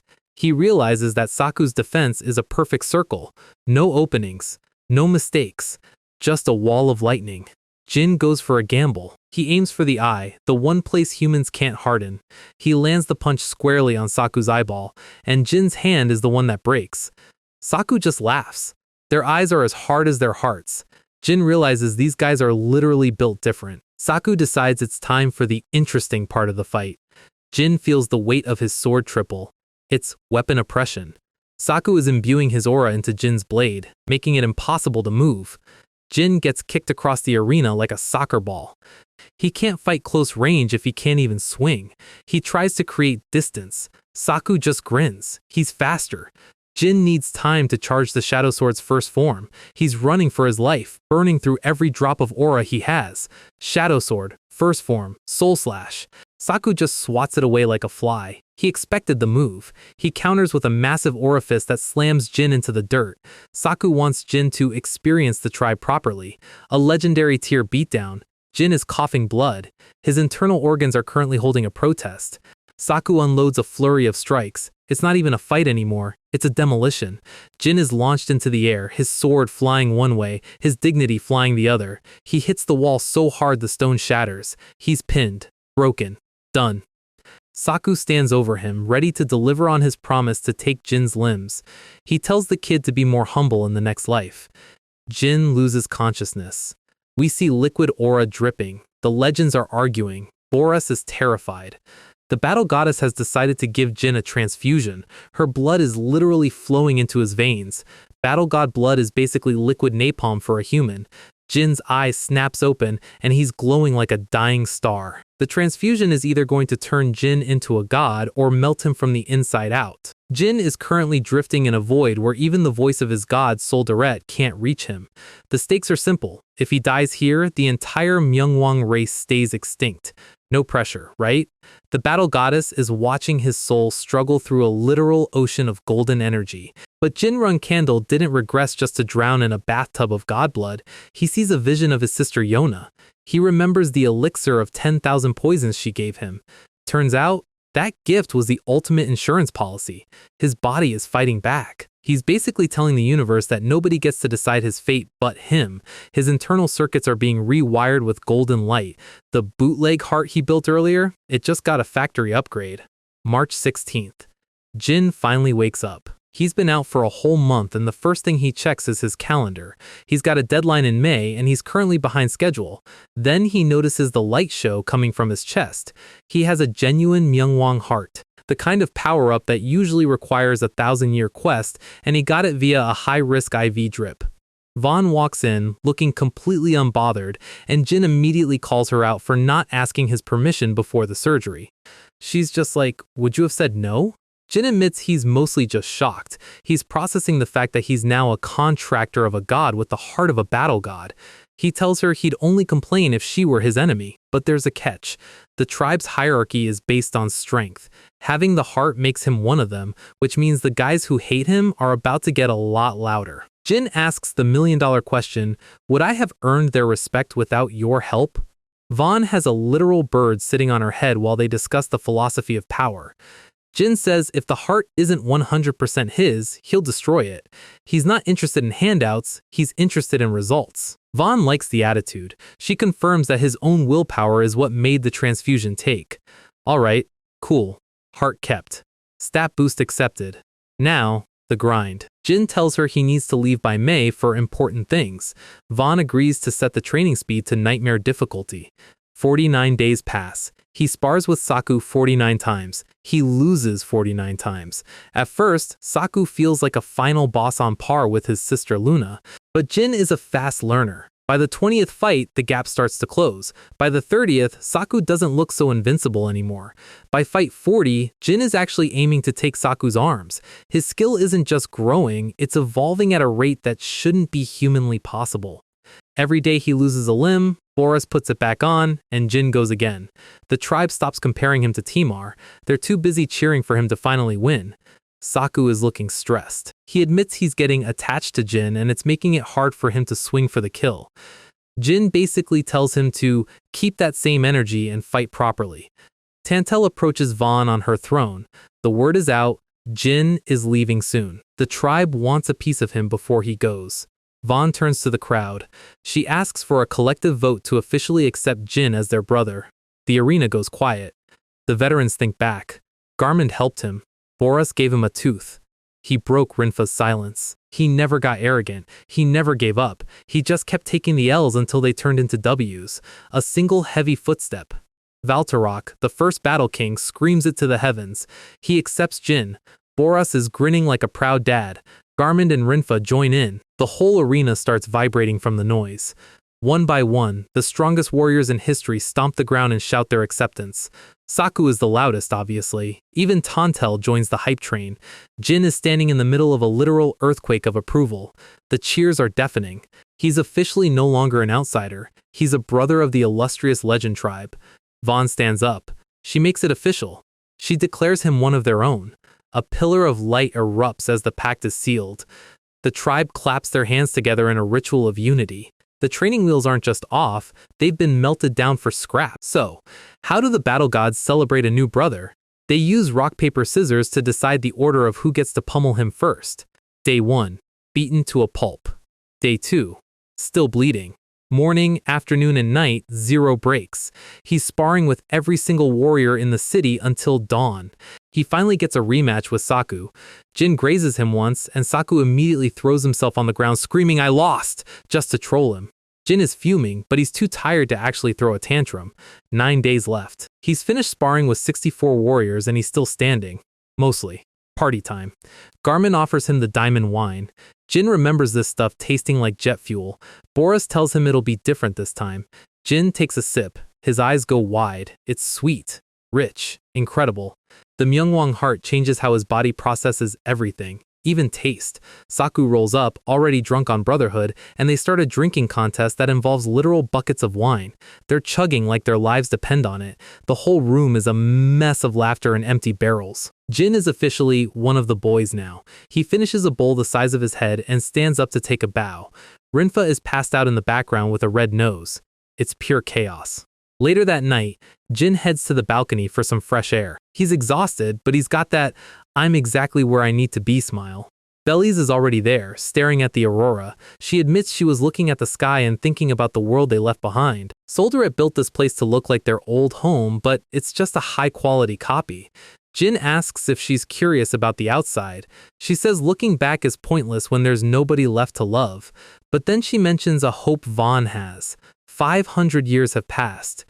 Magic must have evolved. Jin has to break it to her. Humans haven't made that much progress. Summoning otherworldly beings is still forbidden dark magic. The Magic Association is basically a bunch of gatekeepers. Jin mentions Tantel was visible from the outside. Belize explains that's only because he's a successor. She asks Jin to find a way to get them out. Jin gives her his word. He's going to free his new family. Next morning, the sun is up and the reality of the May operation hits him. Stealing the compass is the only way to find his first life's teacher. We see a flashback of the crew, Kashmir, Murakan, and the workshop they're targeting. Failure isn't an option. Vaughn appears behind him. She can tell he's worried about his weak companions. She tells him he still doesn't understand his own value. He's the only human that can save them. If he wavers, the whole tribe's hope wavers. Jin is carrying the weight of two worlds now. Vaughn decides it's time for the final lesson. She pulls out a sword. Not just any sword. The Sword of Lightning. Her own weapon. She's going to be his sparring partner until May. The boss is stepping into the ring. Jin is caught off guard. He's still processing the whole "I have a god's heart now" thing. He tries to argue he hasn't finished training with the other kings, but Vaughn shuts that down. She tells him she's going to comfort him. In battle god language, comfort usually involves a hospital stay. Jin grips Sigmund, the Sword of Lightning. He thinks he's ready. He thinks he knows what to expect. Then she just stands there, and the atmosphere gets heavy. Not bad weather heavy. Your soul is trying to leave your body heavy. Jin realizes that the moment he even tries to swing, he's going to die. He starts running mental simulations. He tries every tactic, every angle, every trick in the Run Candle playbook. The result? Death. In every single reality. He's stuck in a mental loop of his own failure. He can't even see her blade move. Over the next 5 days, he dies 90,000 times in his mind. 90,000 L's. Most people would have uninstalled the game by now. But on the 5th day, he finds it. 1. Single. Opening. He lunges. Vaughn stops the blade with 2 fingers. She asks why he hesitated when he clearly had the skill to strike 5 days ago. Jin realized the problem wasn't his stats. It was his faith. He was so busy worrying about the goddess title that he forgot he was a Run Candle. Vaughn smiles. She wanted him to learn that anguish is just a filter that blurs your own image. If he hadn't unsheathed the sword, she would have taken it back. Jin's back, and he's more dangerous than ever. In the last 4 days, he downloads the final battle god techniques. The grind is officially over. He's ready to see his friends again. Vaughn tells him the others are waiting for the goodbye party. Jin tries to thank her, but she cuts him off. Between siblings, kindness is not calculated. She calls him brother one last time. It's the first time in 2 lives Jin has felt like he actually belongs somewhere. May 17th, 1797. Jin leaves the Golden City. He walks out with his loot, custom robes, Boris's molar, and a heart full of god blood. He's crossing the desert like it's a stroll in the park. The Myungwang heart is basically a cheat code for stamina. May 25th. He reaches the desert entrance and bumps into some familiar faces. The watertail blobs. They can't believe the human is actually still alive. They're heading back to Yuka Yuka, but they look terrified. They ask if he really overcame the desert trials. Jin says yeah, it was a moderate workout, but the blobs tell him he can't go forward. The Red Tiger tribe is running a toll booth nearby, and they're not being nice. Jin doesn't have 4 days to waste on a detour. He asks if there's a secret passage. There isn't, so he decides to just walk through the front door. The blobs are vibrating with fear, but Jin just gives them that MC smirk. He sees the tigers shaking down some other beastmen. He tells the blobs to wait here. I'll take care of it. The tigers are currently bullying a watertail merchant. They hit the poor guy just for being cute. Jin steps out of the shadows. The tigers see a lone human and think it's Christmas. They tell him to strip and hand over his gear. Jin ignites his energy. The air around him literally catches fire. That's my line, he says. The tigers realize they just tried to mug a tactical nuke. The leader's instinct is screaming that this human is dangerous. He tries to pounce before Jin can move. Jin doesn't even draw his sword. One flex of his new energy and the tiger is gasping for air. It's like trying to fight a mountain. The tigers hit the floor and start begging for their lives. Jin gives them a count of 3 to get lost. He doesn't even make it to 2 before they vanish into the horizon. Tigers? More like runaway kittens. Jin returns the stolen fish to the watertail merchant. The little guy is over the moon. The tribe wants to throw him a party, but Jin's on a clock. He tells them to give the rest of the gold back to the rightful owners. The blobs decide if he won't stay for the party, he has to stay for the snacks. Jin realizes he actually is starving. They have a little cookout under the stars. Jin asks if there's any hair dye in the local market. The blob is confused. Why dye your hair when you're already a menace? Jin explains he needs a disguise for where he's going. The blob recommends the Golden Tongue tribe. Better than dye, they have magic. Jin meets Hera, the mouse merchant. She immediately tries to upsell him on a premium package. She starts a 30-second sales pitch about natural essences and flower extracts. The watertail blob interrupts to tell her Jin just soloed the red tigers. Hera looks at the piles of returned gold and realizes her savior is here. She pivots instantly. I almost scammed a hero! My bad! She offers the disguise for free. The golden tongue disguise magic is top tier. Even 9-star mages will have trouble seeing through it. May 31st. Southern Island of the Bellotto Empire. This place is a literal cesspool of junkies and failed gamblers. The southern side is the slums. The northern side? A playground for the wealthy to burn money. The Compass Exchange is happening in that northern gambling house tomorrow. Meet young Master Bommerl. Blonde, arrogant looking, and perfectly disguised. He's walking through the slums when a beggar grabs his leg. Jin looks down and realizes it's Jet. The man who annoyed him in his past life is actually a genius at blending in. Jet is terrified he might have actually grabbed a real noble. Jin drops some coins and a hidden message. Recruitment complete. The message leads him to the Birdbeak Inn, room 203. The innkeeper is grumpy, but the password works. Have you been well, Bill? He gets the key and heads up. Under the bed, behind a loose plank, the intel packet from Kashmir. Jin reads the situation report. The crew is all here, spread out in different inns. Kinzalo is bringing the heat. Chukon Tolderer, a 9-star archmage, 5 8-star mages, and 3 White Tiger assault commanders.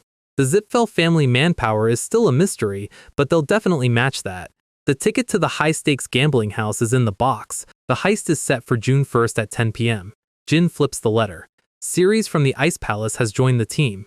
Jet is heading back to Tikon to give Gilly his regards. Jin looks out the window. Tomorrow night, this island isn't just a casino. It's a war zone of stars. Meanwhile, in the casino, a mysterious woman with a black cat is cleaning out the house. Jin walks in and stops cold. The war zone just got a lot more crowded. The crew is in place, the 9 stars are on the move, and Jin just walked into a room full of people who would kill him for his last name. June 1st, 1797. Welcome to the Grand Estates gambling house on Bellotto Island, the kind of place where you lose your soul or your life depending on which table you pick. Our guy Jin walks in looking like he owns the place, or at least like his dad owns half the continent. He's currently young Master Bommerl, and the ladies in the room are already lining up to take his lunch money.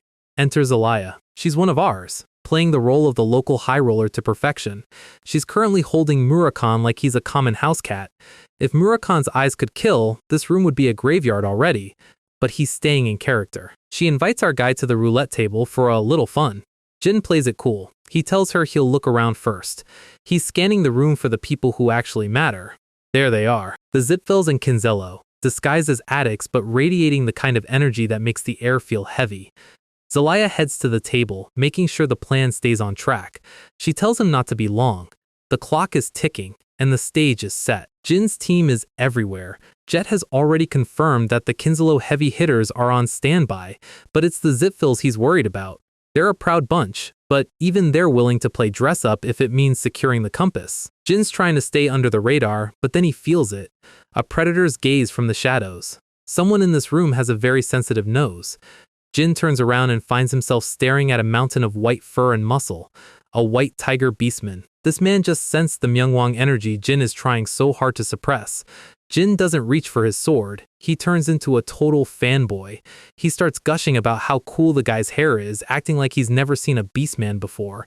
The tiger is disgusted. He was expecting a threat, but he found an idiot.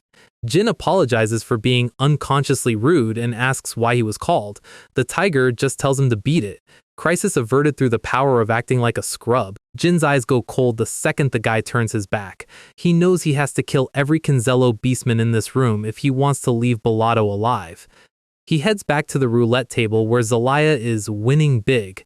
She asks if he's ready to play. She's pulling him in, making sure the entire room sees them together. Jin catches a glimpse of Murakhan. The dragon is currently eating a piece of paper. It's the final intel, 10:00 p.m., second floor, central poker table. That's the drop zone. Jin compliments the cat while Murakhan looks like he's about to cough up a fireball. He finally gives his name. Young Master Bommerl is officially in the game. He sits down with a group of random gamblers. Jin takes a look at his tablemates. It's the whole squad. Kashmir is playing the hook-handed veteran. Enya is the math nerd calculating the odds of every spin, and Alicia is the guy with the suspicious mustache. Zelaya starts the betting. The marble rolls. Steel on wood. Zelaya wins. Again, the squad is doing their part, acting like concerned friends while Jin loses 1,000 gold. Jin puts on his best I'm tilted face. He says his pride is hurt and demands a change of scenery. Zelaya smirks and tells him to pick the next game. Let's play poker. He's moving the party to the second floor, right where the exchange is supposed to happen. The squad stays behind to secure the first floor. The clock hits 9:55. The crowd is following the high-stakes match upstairs. Jin's hand is trash. He's losing everything. He bows his head, looking like a man who just gambled away his inheritance. Zelaya says she's had her fill and starts to leave. She leaves him sitting there, broken and pathetic.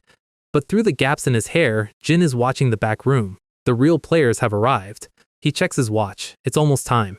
Everything has to be perfect. Inside the private room, the heavy hitters are talking. The representative reaches into his cloak. Jin's eyes lock on. There it is. The Zipfel compass. Jin's hand starts to glow with a very specific, very ancient light. He's not playing the noble anymore. The heist starts now, 5 minutes to 10. The air in the hallway is thick enough to choke on. Jin is still sitting at the table, leaning back like a man who's accepted his defeat. Inside the room, the exchange is already getting heated. Meet Cal Zipfel, the kind of guy who thinks being a mage makes him a god. And standing across from him is Chukan Tolderer, a man who doesn't need magic when he has fists the size of Jin's head. Cal tries to keep it professional, but Chukan isn't here for small talk. He's suspicious. He thinks the thieves in the hall might be Zipfel plants. Cal points out that if they wanted to keep the item, they just wouldn't have shown up. He tells Chukan to drop the arrogance. If the Runkandals catch wind of this alliance, everyone in this room is cooked. Cal doesn't like being threatened. Chukan isn't impressed. He has no idea what the Zipfel patriarch is planning. Cal just smiles. It's the smile of someone who knows something you don't. It's time. Hand it over. The clock hits 10:00. Jin takes a breath. This is the only window he's going to get. Chukan reaches for the compass. Jin's eyes flare. The artifact is visible. Ancient light magic, the flashbang. It's not just a bright light. It's a sensory overload designed to blind 9-star monsters. The room explodes in white. Even the legends are caught off guard. Jin explained it to the team earlier. Murakhan thought it was just a flashy distraction. Kashmir was skeptical. Blinding 9-star mages?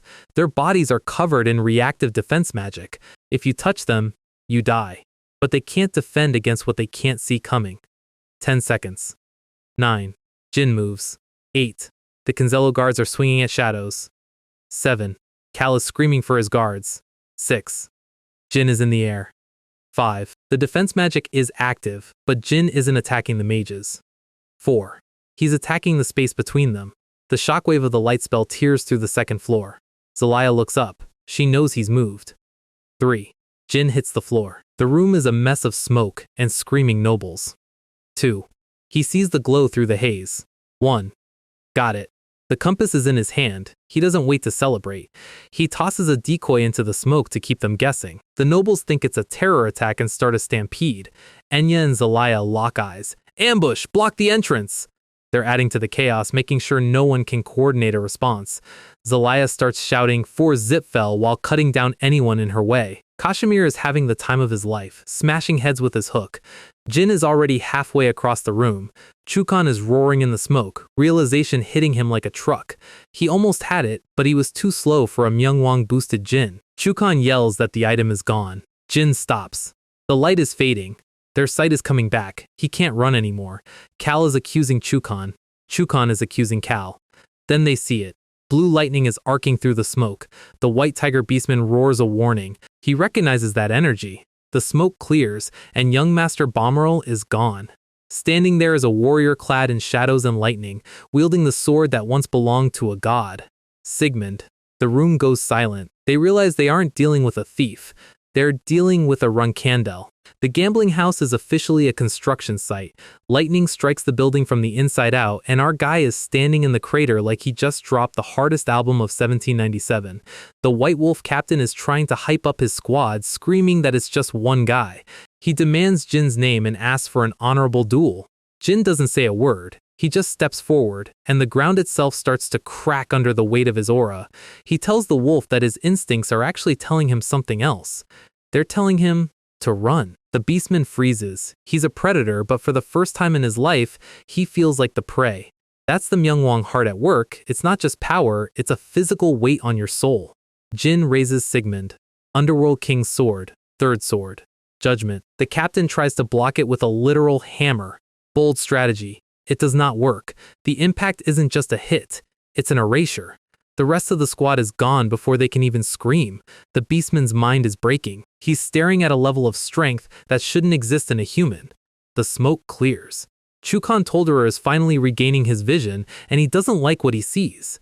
The room is a graveyard of elite beastmen. Chukon decides he's seen enough. He's a warrior, and he's going to go out fighting. He lunges, but Jin is already moving. Steel meets steel, and the shockwave levels whatever was left of the second floor. Chukon's hammer hits the ground, and Jin just absorbs the impact. Chukon realizes he's not fighting a man, he's fighting a force of nature. Karl Zipfel finally wipes the flashbang out of his eyes and realizes he's late to the party. He stares at Jin. The lightning, the shadow key, the helm. He screams a warning to Chukon. Jin doesn't let them breathe. He's a blur of blue sparks and black smoke. Karl tries to throw up a defensive circle, but Jin is already inside his guard. A direct strike to the mages. The explosion of mana is blinding. Karl's shield is the only thing keeping his head on his shoulders. He's a 9-star mage, and his shield is cracking. He's genuinely wondering if this guy is secretly a legend he hasn't heard of. He recognizes the techniques, but they don't make sense together. Is it Talaris? Is it a Run-Candle Black Knight? No, it's Thunderbolt, the Hister family skill that died out centuries ago. Karl stops the fight. He wants answers. He demands to know Jin's affiliation. He's confused because Jin is a magic swordsman, something Zipfels usually think only they can master. Jin tells him it doesn't matter what he is, because they're all dying today anyway. Karl starts clapping. Of course he does. Villains always have to clap when they realize they're in a shonen battle. Chukon looks at him like he's lost his mind. Karl introduces himself as the 4th Tower Lord, and then he makes the offer. Join the Zipfel clan. Karl Zipfel really thinks he can just buy his way out of a beating. He promises Jin anything he wants if he just flips sides. Jin is listening, but he looks like he's listening to a waiter explain a salad he didn't order. Chukon is losing it. He screams at Karl for the audacity. Karl tells him to shut up because his eardrums are sensitive. He explains very logically that they probably can't kill this guy, so why not recruit him? He even tells Chukon to try recruiting him for Kinsalo. It's like a job fair in the middle of a war zone. Jin laughs. He calls them a joke. He mentions the airship, Kozek. Karl freezes. The gears finally turn in that silver-haired head. He remembers Myron. He remembers Colin. It was you! The recruitment offer is officially off the table. Karl goes full offensive, charging up his ice staff. Massive shards of frost fill the room. Jin is dodging mid-air, looking like a pro gamer playing a bullet hell on easy mode. He tells Chukon it's decision time. The compass is gone, and his teammates are dead. Karl screams about trickery and lunges with a spell. Jin doesn't even use a sword for this one. Underworld King's sword, Thunderstrike. Lightning rains down, shattering the ice spears. He closes the gap in a fraction of a second. He tells Karl he's barely worthy of being called a Tower Master. He hits the staff, and Karl takes a face full of his own mana. The staff breaks, and Karl hits the dirt. He's gasping, realization finally setting in. Jin tells him not to be too disheartened. If Karl had managed to trigger his secret rune script, Jin might have actually had to try. Jin explains that he actually did Karl a favor. If the runes had triggered, reinforcements would have arrived, and then the run candles would have known everything. Karl tries to stand up, desperate and humiliated. He screams about an unquenchable blaze, but Jin has a better fire. A blue feather drifts through the air. Chukon's eyes go wide. Tess, the ruler of blue flames. The phoenix appears, and the room goes from freezing to I am literally melting in 2 seconds. Karl screams at Chukon for help, and Chukon helps him by putting a hole in his back. Chukon points out that the alliance ended the second the compass disappeared. He's just returning the favor for Karl trying to backstab him earlier. He picks up the half-dead mage. Chukon realizes that since he can't get the compass, taking a Tower Lord prisoner is the next best thing. Mutual interests, he calls it. Jin lets him. Chukon knows he's lost the battle, but he's trying to win the war. He has to bring something back to the Kinsella commander to save his neck. He flees into the smoke with Karl over his shoulder. See you next time, kid. Someone else comes charging out of the smoke. Murakhan is back in his human form, and he tackles Jin with a hug that probably breaks a few ribs. He's so proud he's practically crying. Jin pushes him off, trying to be cool, but even he's smiling. The compass is safe. Team Tikon has it, and it's already off the island. 6 months of planning and it actually worked. But Murikan's face changes. Jin asks if someone got hurt. No, Murikan says, it's the other factions. He points out the window. Jin's face goes pale. The horizon is covered in ships. Runkandel Special Forces. The Beaumont Navy. The Velado Duchy. The heist is over. Now comes the survival. Velado Island is currently a 5-star GTA wanted level. While the high-tier mages are busy having an identity crisis, meet Captain Cosmos. He's currently being woken up from a nap to find out his retirement plan is on fire. His subordinate is panicking because the Imperial warships are basically at the front door.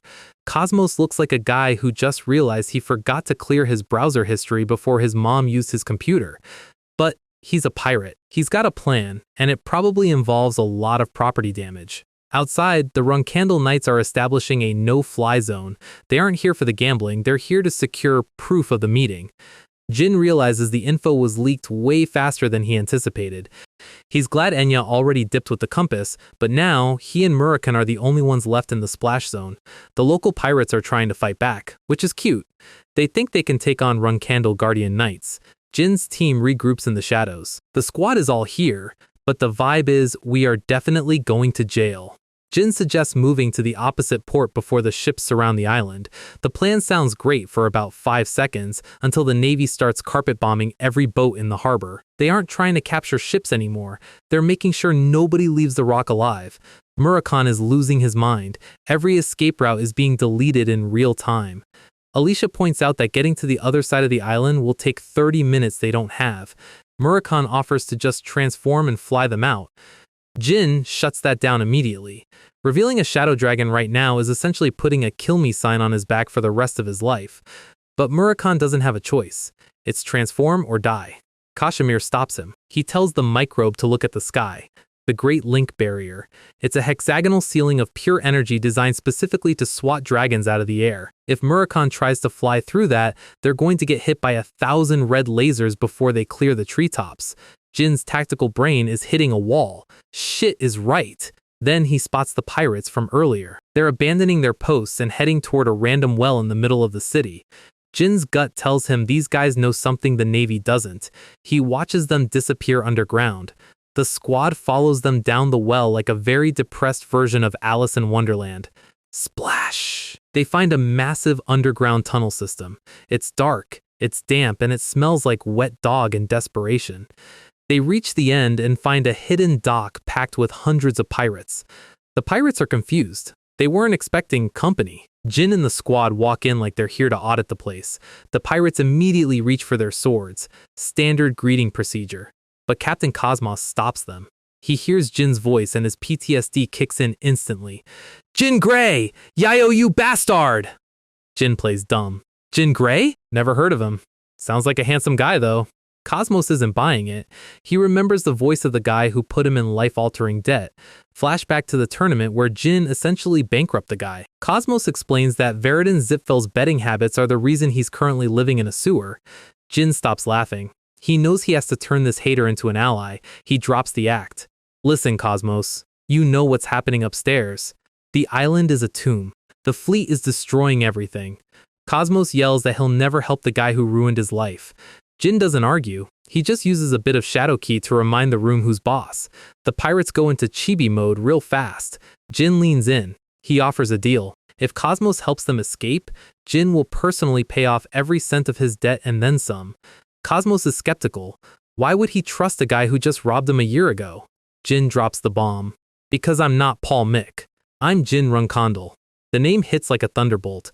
Cosmos realizes that if a Runkandel gives his word, it's basically a cosmic law. Deal signed. Cosmos is officially the getaway driver. He reveals his secret weapon, the Soul. It's a massive ship hidden in the cave. Jin looks at the ship. It's big, but it's sitting in a puddle. He asks how they're supposed to sail it through a mountain. Cosmos tells them to hold on to their souls. Just trust me.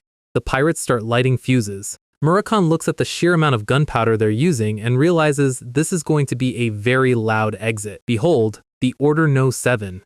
Cosmos is hyping it up like it's a Ferrari, while Jin is looking at it wondering if the pirates actually know how physics works. Cosmos tells them to just get on board. The crew is loading up like they're preparing for the end of the world. Kashmir is worried. Can they actually trust these guys? There's no water. There's no exit. Just a wall of solid rock. Jin tells him to prepare. These pirates have survived this long for a reason. Cosmos takes the wheel. He's grinning like a maniac. Detonate! The fuse reaches the wall. Spark meets powder. The entire mountainside disappears in a ball of fire. The squad is bracing for impact as the cave roof starts to rain down. But then comes the water. The explosion didn't just break the wall, it opened the floodgates to the ocean. A massive tsunami surges into the underground chamber. Cosmos screams for everyone to hold on. Jin's eyes go wide. The ship isn't just sailing, it's being launched like a projectile. The ship rides the waves, smashing through the debris. Jin is getting a face full of seawater and regret. They blast out of the mountain, and they aren't hitting the water. They're hitting the air. The squad is screaming in the background while Murakhan is having a midlife crisis. Even the cat-formed dragon can't handle this much G-force. The pirates are cheering. This is their Tuesday. The ship glides over the Imperial blockade. The barrier in the sky? Cosmos points out that since they aren't using magic to fly, the barrier doesn't even detect them. They're literally just a very heavy piece of wood falling with style. The Navy watches in total confusion as a pirate ship flies over their heads. The Imperial soldiers look like they just saw a glitch in the Matrix. Cosmos strikes a pose. Pirate King energy. They hit the water past the blockade. Jin is still processing the fact that he just survived a pirate-themed space launch. The barrier arcs above them? Useless. They're in the open sea now. The Imperial captain is screaming to turn the ships around, but it's too late. Cosmos unfurls the sails. They disappear into the night. See you again! June 18th, 1797. Free City Tikon. The nightmare is over. The squad is home. Gilly runs out to meet them, nearly in tears. Jin gives her a rare, genuine smile. He's safe. Enya is vibrating with excitement. She's been guarding the compass with her life. They head inside to see the prize. Enya explains that the compass works by infusing mana. Jin touches the artifact. The room lights up with a blue holographic map of the entire continent. It looks like a military radar screen. Kashmir notices hundreds of red dots flickering across the map. Those are the contractors. Every person who has a deal with a god is visible. Murakhan notices something weird. Tikon is a ghost town on the map. There are 3 contractors in this room, but 0 dots in Tikon. Enya assumes it's because Jin is radiant and the compass is too shy to point at him. Yuria points out that even she and Enya aren't showing up. Jin realizes it's the fountain of magic. The infinite mana mirror is acting as a natural jammer, hiding everyone in Tikon from the world. Kashmir sighs in relief. They have the compass, and they're invisible. Perfect win. Then a messenger bursts in with the morning news. Enya grabs the bulletin and starts screaming. The headline, a mysterious expert appears. The world is talking about Barmel, the blonde-haired expert with the lightning energy. They're calling him the contractor of Feitel, the storm god. Jin is embarrassed, but Kashmir points out this is actually great for them. Everyone is looking for a blonde storm contractor, which keeps the heat off a black-haired Runkandel. But then Jin's eyes lock onto a specific spot on the compass map. A red dot just appeared in Hupster, deep inside Runkandel territory. Someone is using lightning magic at the Runkandel main estate. Cut to Joshua Runkandel. He's sitting on his throne, reading the same report. He looks at a young boy with white hair standing in the shadows. Joshua calls the Barmel rumors nonsense. He already has a lightning contractor under his thumb. We open at the Runkandel main estate. Joshua is reading the reports about Bellotto Island.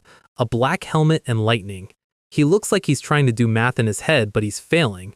His subordinates think this Barmel guy might be Solderet's contractor, but Joshua has a secret. He looks at the white-haired kid in the corner. This kid is supposed to be the real contractor of the storm god. A puppet Joshua is keeping on a leash to control the narrative. Julian, the pink-haired menace, thinks the new guy is a fraud. But the kid is shaking. Joshua asks him if he could take down 3 White Wolf captains in an instant. The kid folds immediately. No. I can't. Joshua realizes the guy on the island is a different breed. He decides it's time to enhance his pet contractor's power. That usually involves a lot of screaming and trauma. Meanwhile, in the Black Sea, things are much more chill. Lord Siren is reading the same news. He's smiling. If the world knew this Barmel was his youngest son, they'd lose their minds. His subordinate Khan is stunned. Sairon tells him to keep it quiet. He doesn't want the family getting too interested yet. He's reading Jin's letter, the one where Jin claims he can take a hit from his old man. Sairon's eye twitches. He lets out a laugh that probably kills a few monsters nearby. He shows Khan the line. I think I can exchange one move with father. Khan thinks Jin has officially lost his mind. But Sairon brings up the Myung Wang, the battle gods. He knows Jin met them. He knows Jin fought their goddess. If he exchanged a move with her, he thinks he can do it with me. Khan offers to go discipline the kid. Sairon says no, he's curious. He's sending someone else to Tikon to check the receipts. Fast forward to Tikon, Kashmir gets a knock on the door. Some old lady is here wanting to sponsor the Rainbow Crow. Kashmir is like, a sponsor? Send her in. But Quikantel feels it first. She looks like she's seen a ghost, a very scary dragon-murdering ghost. She remembers the Antea Mountains, a single human who massacres dragons for fun. Murakhan is offended. A single human? Who? Vanessa Olsen. The heels click on the floor.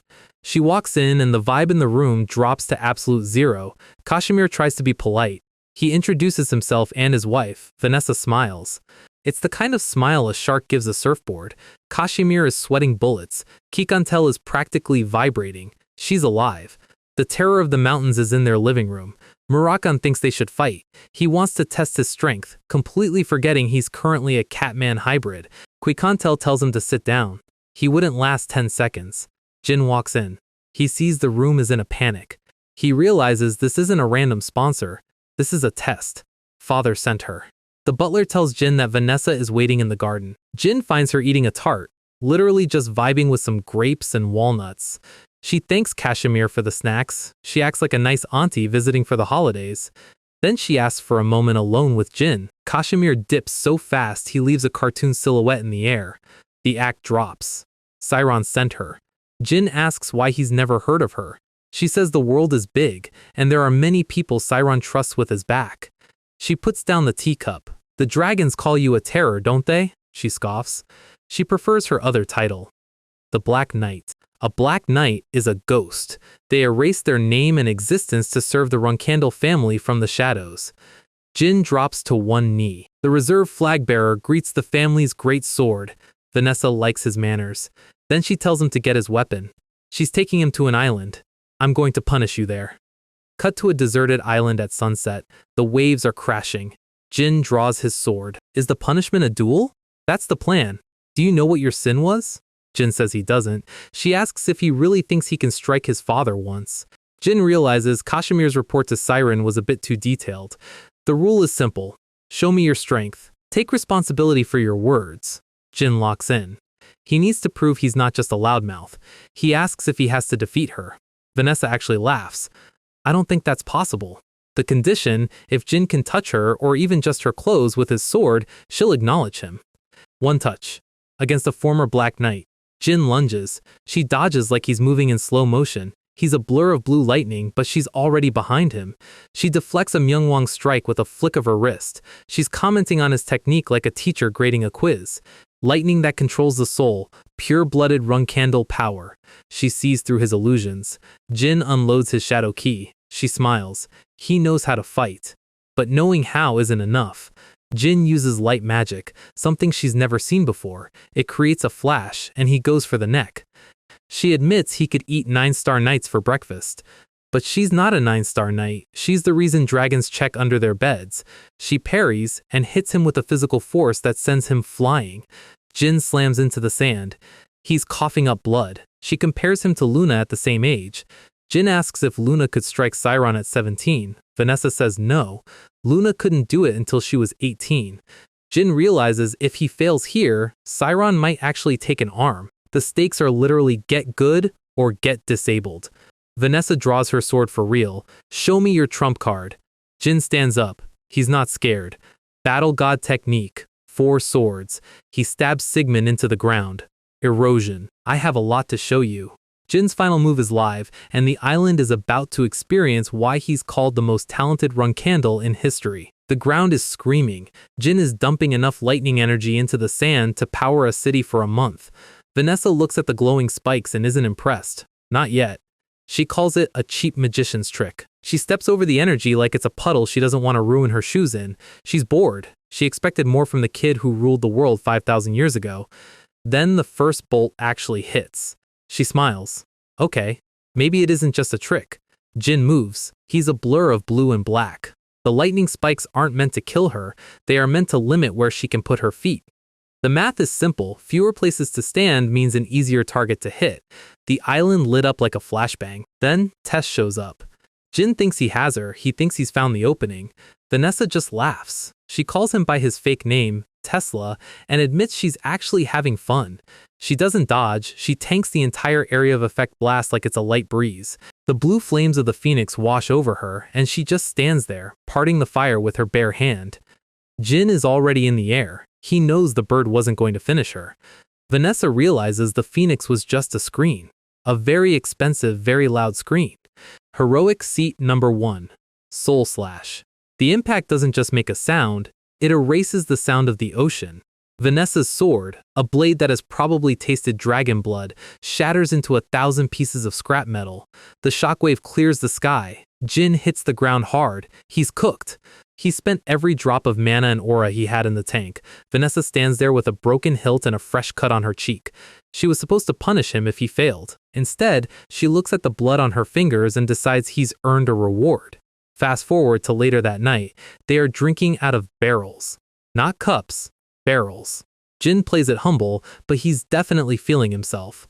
He asks her the one question you don't ask a Black Knight: how did a monster like her end up serving his father? Vanessa looks into the fire. She tells him a story he wasn't expecting. She was an orphan. Her village was a bonfire because of a fire dragon. She watched her sibling die. She spent 15 years hunting dragons, turning the mountains into a graveyard, but she could never find the one that took everything from her. She was losing her mind. She was becoming the monster she was hunting. Then Siron Run Candle showed up. He didn't just beat her, he showed her the truth. The dragon she wanted was a Zitfeld guardian, protected by the strongest of their kind. Siron held off the big guns so she could get her revenge. That's why she's a Black Knight. Not for the family name, but for the man who gave her a reason to keep living. Jin stays quiet. He knows better than to interrupt a trauma dump this heavy. Vanessa snaps out of it and hands him a scroll. A map. Jin opens it and his eyes go wide. It's a map of the Black Sea, the place where nations go to die. The Zipfels don't even have the balls to map this place. Vanessa points to a red mark. Your next trial is there, kid. Go kill the monster the witch Helaram left behind. Somewhere else, in a cave that looks like a dragon's interior decorator went through a goth phase, Vanessa walks in. She's meeting another heavy hitter. He's impressed she actually gave Jin the map. This guy is huge. Muscular, scarred, and looks like he's been through 3 different wars this morning. He sees the look on Vanessa's face. He knows Jin passed.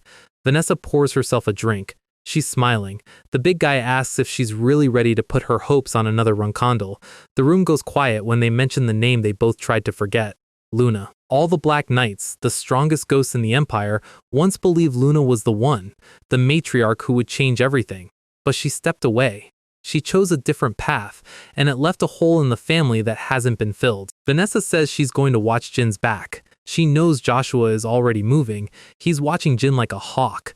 The big guy doesn't care. If Jin can't handle his own family, he's got no shot against the rest of the world. Vanessa asks what they'll do if Jin turns out like Luna. The big guy just gives her a look that says, that's why we gave him the map. The scene shifts to purple. A lot of purple. Jin and Murakhan are flying through the Black Sea. Jin points at a giant pillar in the distance. Murakhan corrects him. That's not a pillar, that's a nest. A nest for Colchius. Imagine a swarm of bats, but each one is the size of a car and wants to eat your soul. Murakhan is feeling himself today. He unloads a blast of shadow energy that clears the sky. The explosion is massive. Purple fire meets black shadow. The Colchias are basically raining from the sky. Jin is impressed. He tells Murakhan he's actually getting his strength back. Murakhan plays it cool, but you can tell he likes the compliment. He's still frustrated though. He's a god-tier dragon living at a fraction of his peak power. He lands with a thud that cracks the landscape. This is as far as they can fly. The clouds ahead aren't water, they're poison. Everything in here is designed to kill things that aren't from here. The plants are glowing with a light that definitely says, don't touch me. Jin looks at the map and then at the hellscape around him. He can't believe his father actually spent time mapping this place out. Murakhan sighs. He mentions Helaram again. Jin asks if he actually knew her. Somewhat. She was the favorite of every disease god in existence. Jin remembers the history books. She was the source of every major calamity. Murakhan describes her, a half-demon whose existence was literally a curse. Even the demon king Orgol had to take precautions around her. Jin teases Murakhan for being afraid. Murakhan gets defensive, which is usually a sign he's actually terrified. Jin wonders why his father just mapped these monsters instead of killing them. Something moves in the shadows. A pack of wolves. Black Sea wolves. Jin moves through them like a ghost. He isn't even using his sword for most of them. The blood of these things is pure acid. Murakhan warns him to be careful. One drop on his skin, and it's over. They reach the thorns. The red mark on the map. Jin tells Murakhan to wait. This is a solo mission. He walks into a field of purple butterflies. It's beautiful, which in this place means it's definitely a trap. The vines start to move. Something is waking up. A pair of ears? It's a cat. A giant, fluffy, black cat. Jin stops. He's seen a lot of things, but a giant kitten in the middle of the Black Sea was not on his bingo card today. So, we're staring at a giant cat. Jin is looking at it, it's looking at Jin. The vibes in this forest are immaculate if you like purple lighting and probable death. It's blinking at him with those massive I'm innocent eyes. Jin is genuinely confused. He was expecting a hydra or a chimera, not a house-sized feline. He starts thinking this might be a spiritual being rather than a beast. He actually tries to say hi. The cat's pupil dilates, and for a second, it looks like it's about to ask for treats. Then, it just books it. Jin is standing there like a guy who just got ghosted on a first date. He doesn't wait. He launches himself after it. The cat is fast, but Jin is literally built with an engine in his chest. Suddenly, the cat turns around and things get weird. It's not just running, it's leading him into a trap. The air starts rippling with mental pressure. Jin draws his sword. Blue sparks are flying. The cat starts using the environment against him. Those fluffy paws? They pack enough weight to crush a mountain. Impact. Jin is sliding back, his sword vibrating from the force. He realizes this thing isn't running away because it's scared. It's running away to reset its cooldowns. Jin hits the ground and realizes he's bleeding. Unpleasant. That's the official rating for this encounter. He was worried about how to defeat something this cute. Now he's worried about not becoming a cat toy. Time to stop playing nice. Flame, jade, storm, wind. The entire area turns into a microwave. The cat is forced out of the shadows. It's hopping around as the thorns catch fire. Jin tells it to come out before he turns this entire section of the Black Sea into a charcoal grill. The giant paw steps out of the smoke. It looks annoyed now. Jin is grinning. Finally, a proper fight. The cat tries the sad kitty act one more time. Jin is not falling for the Puss in Boots eyes twice. Suddenly, the cat's eyes go pink and spiral. Hallucination time.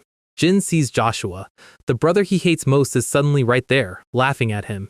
The fake Joshua strikes. Jin bites his lip to snap out of it. He hates hallucinations. He slices through the vision and goes for the real cat. He lands a solid hit, but the wound just closes.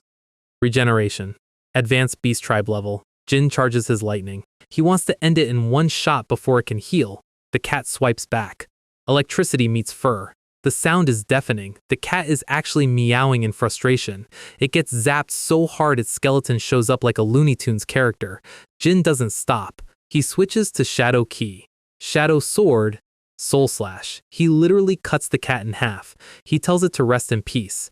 Then he watches in horror as the two halves start sticking back together. Jin is staring. This shouldn't be possible.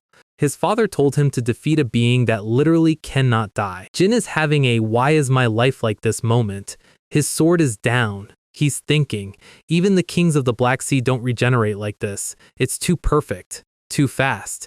He thinks about the silver dragon Quicantel and her time reversal powers. Even she has limits. Then the realization hits him like a truck. This isn't a power. It's a curse. The witch Helaram casts an immortality curse on this thing. The cat starts crying. Actual tears. Jin realizes this thing isn't an enemy. It's a prisoner. It's been abandoned in this burned out forest for who knows how long. The look in its eyes is pure loneliness. Jin actually says he's sorry. He explains he's just here to finish a job his dad gave him. The cat stops crying and just says, "Meow?" Suddenly, it's being super affectionate. Jin is still a bit weirded out. He doesn't speak cat. The cat starts walking away and looks back. It wants him to follow.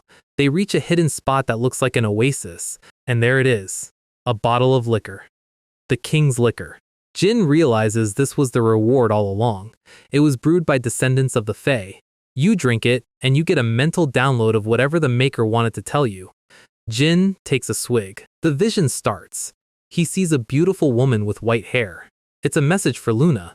The message says that when Luna arrives, she and the beast will meet.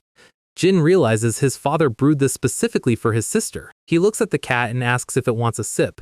The cat takes a lick. Its eyes light up. The mental message updates, "Follow the Runkandal who has come for you." Meanwhile, Murakhan is still sleeping in a tree. Jin wakes him up and Murakhan is visibly annoyed. Then Murakhan sees the giant cat and almost falls out of the tree. Wait, the monster was Shuri? Jin asks how he knows its name. Murakhan explains that this is Helaram's red jade cat. It's legendary. Orgel, the Beast King, gave it to Helaram because she couldn't ride a horse.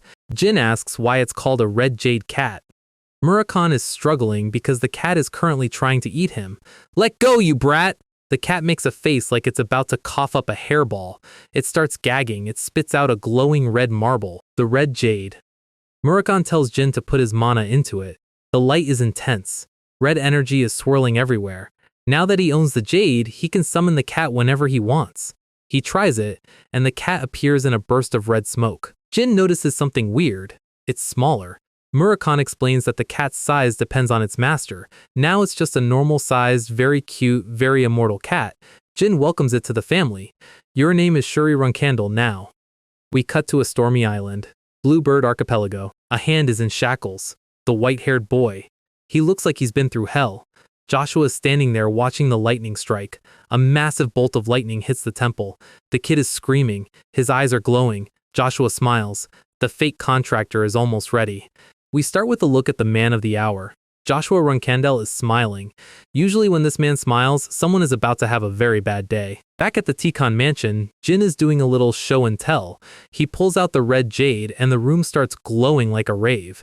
Enya and Gilly are expecting a legendary artifact, maybe a world-shattering weapon. Quikantel looks like she just saw a ghost. Then Shuri pops out. It's not a weapon. It's a giant, fluffy, black cat. Jin explains that it's a spirit beast, according to Murakhan. Quikantel adds the lore drop, these things were famous 2,000 years ago. Turns out, Murakhan used to raise one himself. He's even modeled his own cat transformation after his old pet. Our legendary shadow dragon is currently crying over a kitten he lost a millennium ago. Quikantel's eyes go cold. She reminds them that Shuri isn't just alive, she's cursed with immortality. And the witch Helaram didn't just cast that curse for fun. Jin asks what the cost was. Minimum? 1,000,000 humans. 1,000,000 souls used as batteries just to make one cat immortal. And if the curse is still active, that means the witch Helaram is still breathing somewhere. Jin looks at Shuri and thinks about his father. Sairon left the king's liquor there for Luna. Murakhan thinks this means Sairon is acknowledging Jin as the true successor. Jin isn't so sure. He remembers how his father treated Luna. The moment she gave up the throne, Sairon stopped caring. Jin knows that if he fails, he'll be thrown away just as fast. It's the Runkandal way, you're a king or you're nothing. Gilly approaches him. She tells him that the family head didn't despise Luna's gentle nature. Jin listens. Gilly knows Siren better than most. She strokes Shuri's fur. She suggests that maybe the test wasn't about power. Maybe Siren wanted a leader who could actually care for something that cannot die. Just like Jin did in the Black Sea. Jin relaxes just a little. Shuri meows. The vibes are restored. Transition to the war room. Kashmir has the Zipfel compass out. Unusual activity on island number 32. The 7 colors tracked a contractor frequently visiting that specific rock. The island belongs to one of Joshua's personal guard. In other words, it's Joshua's secret clubhouse. Jin decides it's time for a surprise inspection. If Joshua is hiding a contractor, Jin wants to see what they've got. We cut to the ocean. The weather is absolute garbage. Lightning, massive waves, the works. Joshua picked this spot because it's a nightmare for travelers. Murakhan is currently puking his guts out. A dragon getting seasick is side character behavior, and he knows it. Jin asks him what the plan is once they meet the contractor. The ship can't get any closer to the cliffs. Murakhan tells Jin to summon the furball. Jin is skeptical. A cat in a typhoon? Murakhan promises she'll cut through the current like a hot knife. Jin summons Shuri. Murakhan hitches a ride on her back, still looking green. Jin grabs the fur. They dive. The impact shakes the water. Shuri isn't just swimming, she's basically a high-speed jet ski. Even Jin is shocked by the speed. They tear through the rough currents and hit the shore of Island 32. Jin tells Shuri to stay safe. He's going in. Suddenly, Murakhan points out something weird.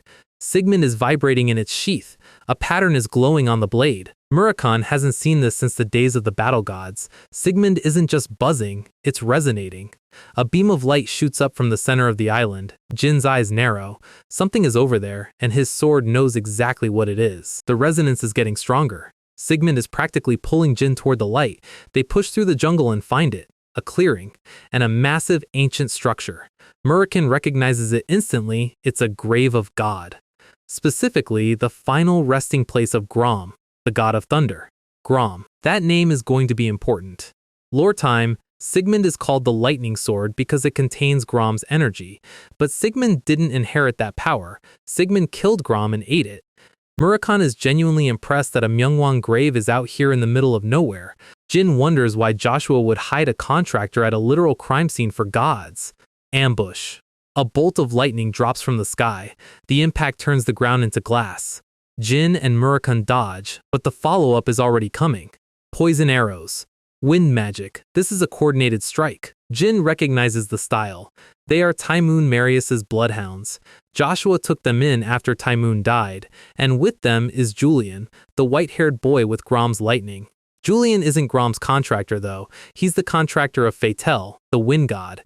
The boy fires a blast, but his aim is trash. Murakhan gets offended. Everyone always goes after the dragon first. He tells Jin to handle the small fry. He's going to discipline the brat. Julian launches a lightning spear. Murakhan catches it with his bare hands. He slams Julian into the dirt. The shockwave clears the forest. Julian looks completely outclassed. Murakhan tells him he's nothing special. Meanwhile, Jin is busy with the bloodhounds. Kujan lunges at him, screaming about his mother's honor. He thinks Jin killed Tymoon. Jin blocks the strike effortlessly. He tells Kujan to use his head. Joshua lied. Kujan freezes when Jin reveals his real name. Varys tries to keep the fight going, but Jin shuts her down. He tells them they're being played. Joshua ordered Tymoon to curse Jin, then killed her to keep her quiet. The bloodhounds are literally working for their mother's murderer. Kujan's world is currently falling apart. Varys is in denial. She thinks Jin is just talking to save his life. Jin hits her with the hard truth. They're only fighting him because they're too scared to fight Joshua. Varys screams and unloads a tornado of wind magic, but the tornado isn't coming from her anymore. Julian is glowing. Something is waking up inside the boy. It's Fatel's lightning. Murakhan's grin disappears. Kid, we have a problem. The boy is no longer a student, he's an incarnation.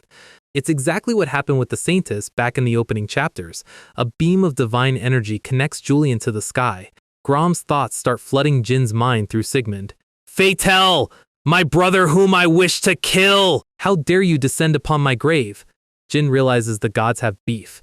Serious 1,000-year-old beef. He tells Kujan to grab Varys and run. If they want revenge, they have to survive this first. The bloodhounds retreat as the island starts to tear itself apart. Sigmund is screaming for blood.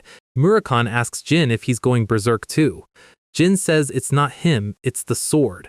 Grom wants to kill his brother. Murakhan needs time to charge up his shadow energy to counter a god. Jin steps forward. He's 15 years old and about to sword fight a god. I'll try, he says. Murakhan is screaming for Jin to get ready. The dimensional gate is wide open and the divine energy is dumping into the island like a broken dam. Julian is gone. There is only Fatel now. He can feel Grom's power coming from Jin's sword. He locks eyes with our guy and decides this mortal has lived long enough. Jin feels the pressure. It's heavy. He compares it to his father and the battle gods. His verdict? It's nothing special. He can take him. Fatel strikes. Lightning shears the ground, but Jin is already airborne. Fatal summons a dozen lightning circles to box him in. It's basically a bullet hell game at this point. Jin weaves through the beams, narrowly missing a strike that would have vaporized a normal knight. A bolt grazes his ear. Jin grits his teeth. No more dodging. The impact of Fatal's blast turns the clearing into a crater. Fatal calls him an insect. He's offended that a mortal is using his brother's power. Then he looks closer at Jin's chest. His eyes practically pop out of his head. The Nether King's heart. Jin doesn't care about the god's confusion. He tells him that the person who killed Fatal's brother gave him this sword. Fatal realizes he's fighting the legacy of Vaughn and the Myungwang. Jin charges Sigmund. He tells the god to stop floating up there and come get these hands. The lightning strike is massive. Fatal is actually struggling to hold the descent. The explosion rocks the entire archipelago. Kujan is watching from the bushes, realizing Jin is a literal monster. Jin takes a breather to remind the Bloodhound that Joshua is the real snake. The realization is finally starting to sink in for the assassins.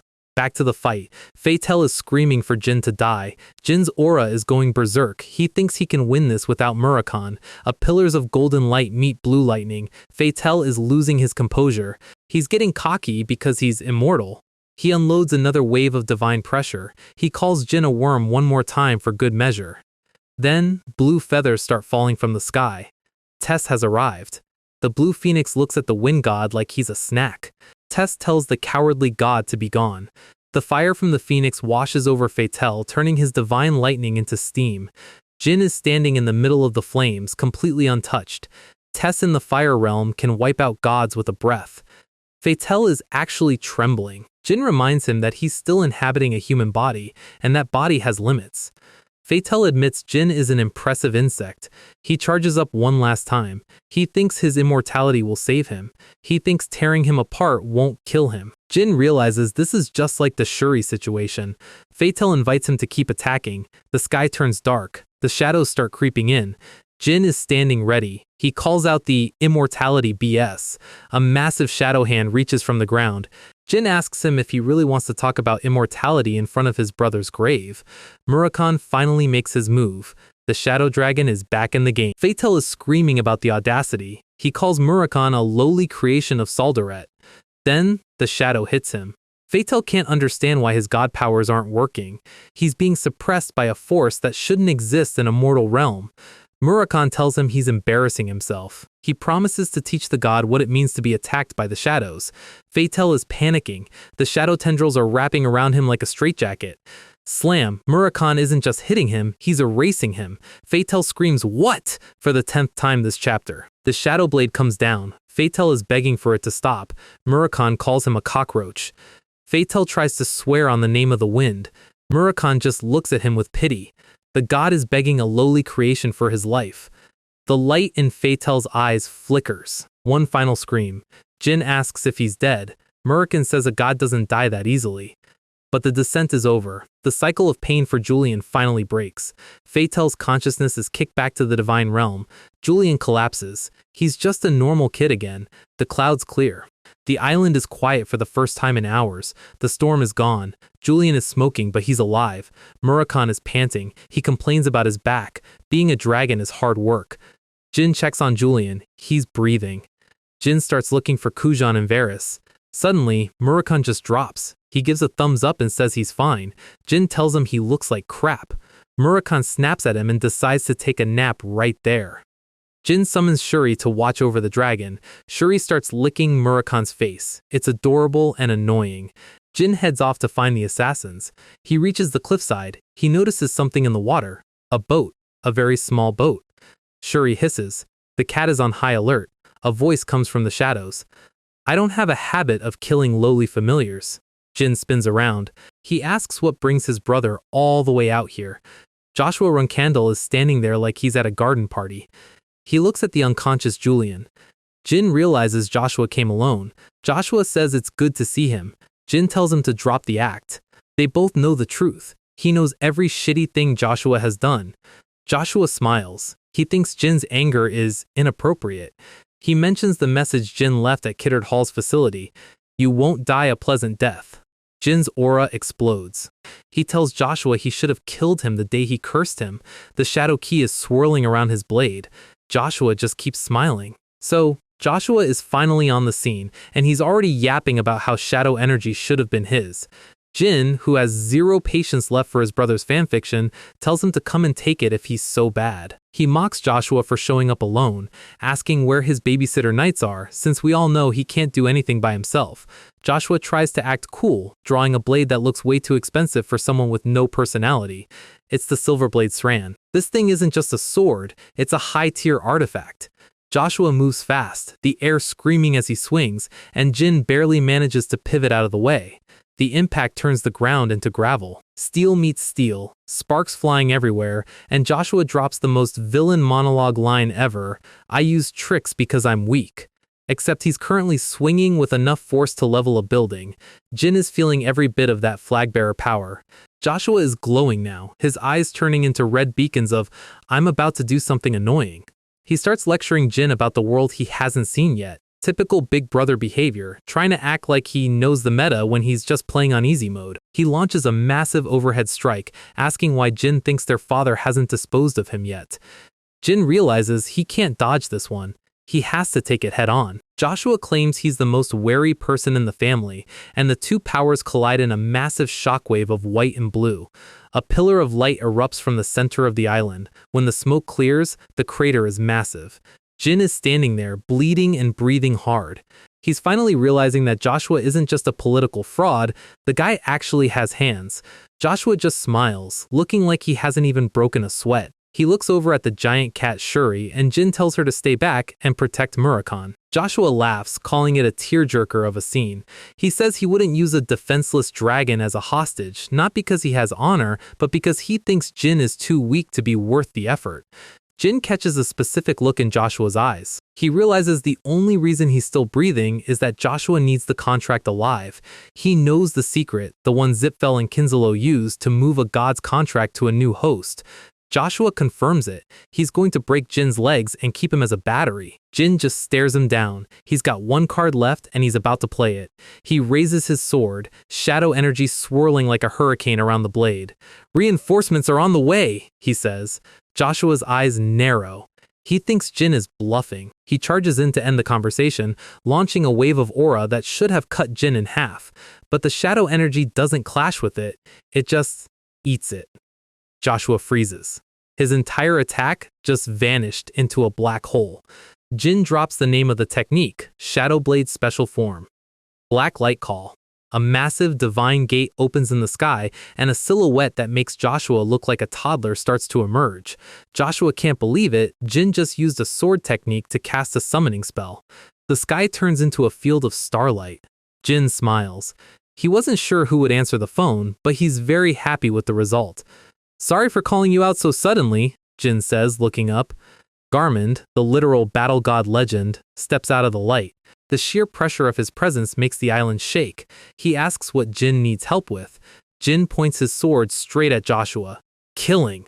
That guy right there." Garmund introduces himself, and his voice sounds like mountain ranges grinding together. He tells Joshua to say his last words, and the air pressure alone is starting to crack Joshua's ego.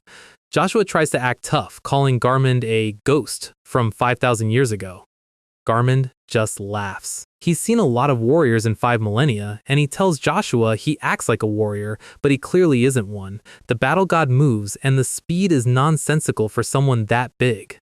"Now despair, enemy of my brother." The axe sword comes down like a falling moon. The impact is absolute. Blue energy tears through the island, and Joshua is sent screaming into the dirt. Garmund is actually disappointed. He thought a Runkandle would be sturdier. Joshua is coughing up blood, his face a mask of pure rage. He swings wildly, insulted that a wraith is talking down to him. He disappears into a blur of speed, trying to find a blind spot on a guy who literally lives for combat. Garmund just sighs. He tells Joshua he isn't even worth tasting his blade. Joshua stands there, his fancy sword broken and his pride in the trash. He looks up just as the sky starts to glow again. The impact sends him flying backward, and the look of pure shock on his face is the most satisfying thing we've seen all arc. Garmund isn't even using techniques yet. He's just hitting him with basic attacks. He grins, lightning crackling around his beard. The ground explodes again. Joshua unloads a massive fountain of blood. He is officially cooked. But villains never know when to quit. He tries to stabilize, but Garmund is already on top of him. The battle god calls out his blade's standard form, Demon King's sword. Joshua's hand is shaking so hard he can barely hold his hilt. The aura of domination hits him like a physical weight. The tip of Garmund's sword cracks the island's crust. Joshua tries one last desperate maneuver, but it's like a housefly trying to parry a wrecking ball. Garmund pivots midair, his eyes glowing with cold, ancient, predatory intent. The final strike descends, turning everything within 100 yards into a crater. Lightning and aura mix in a chaotic storm. Garmund stands victorious, holding his sword to the sky. Jin looks on, thinking this is finally the end of his shadow. But something is wrong. Joshua starts laughing. It's a wet, psychotic sound. His entire body starts glowing with a terrifying, unstable red light. Jin realizes it instantly. The coward is actually going for it. Garmund is impressed by the human's aura, but he knows what's coming. Joshua is basically turning himself into a tactical nuke. Jin's eyes go wide. It's a run-candle forbidden technique, the only self-destruction move the family has, and it's designed to wipe out everything in the zip code. Jin tells Garmund they need to bounce right now. But Garmund knows his summoned form won't make it out. He tells Jin not to worry, he'll be fine back in La Perosa. He grabs Jin and throws him onto Shuri, telling him to run in the direction he's facing and not to look back. Joshua's eyes are pure blood now. Survive this if you can, brother. Run-candle final sword form 7. The island disappears in a sphere of white-hot destruction. Jin can only watch from Shuri's back as the world turns white. Garmund puts himself between Jin and the blast, taking the brunt of a god-tier explosion with his bare chest. His axe sword shatters, but he doesn't move an inch. The heat is melting the ocean around them. Garmund's body starts to dissolve back into spirit energy. I'll be waiting for you in the dimension, brother. The explosion finally peters out, leaving nothing but steam. Jin stands on the shore of a nearby reef, looking back at the empty ocean. He's quiet. Joshua is dead. He never thought his nemesis would go out so pointlessly. So Jin is staring at the news report like someone who just saw an ex's just engaged post. Joshua is alive. The realization hits him harder than that island-level explosion, all that effort, all those resources, and the target didn't even lose a life. Cut to a rainy basement in the middle of nowhere. The real Joshua is currently having a terrible time.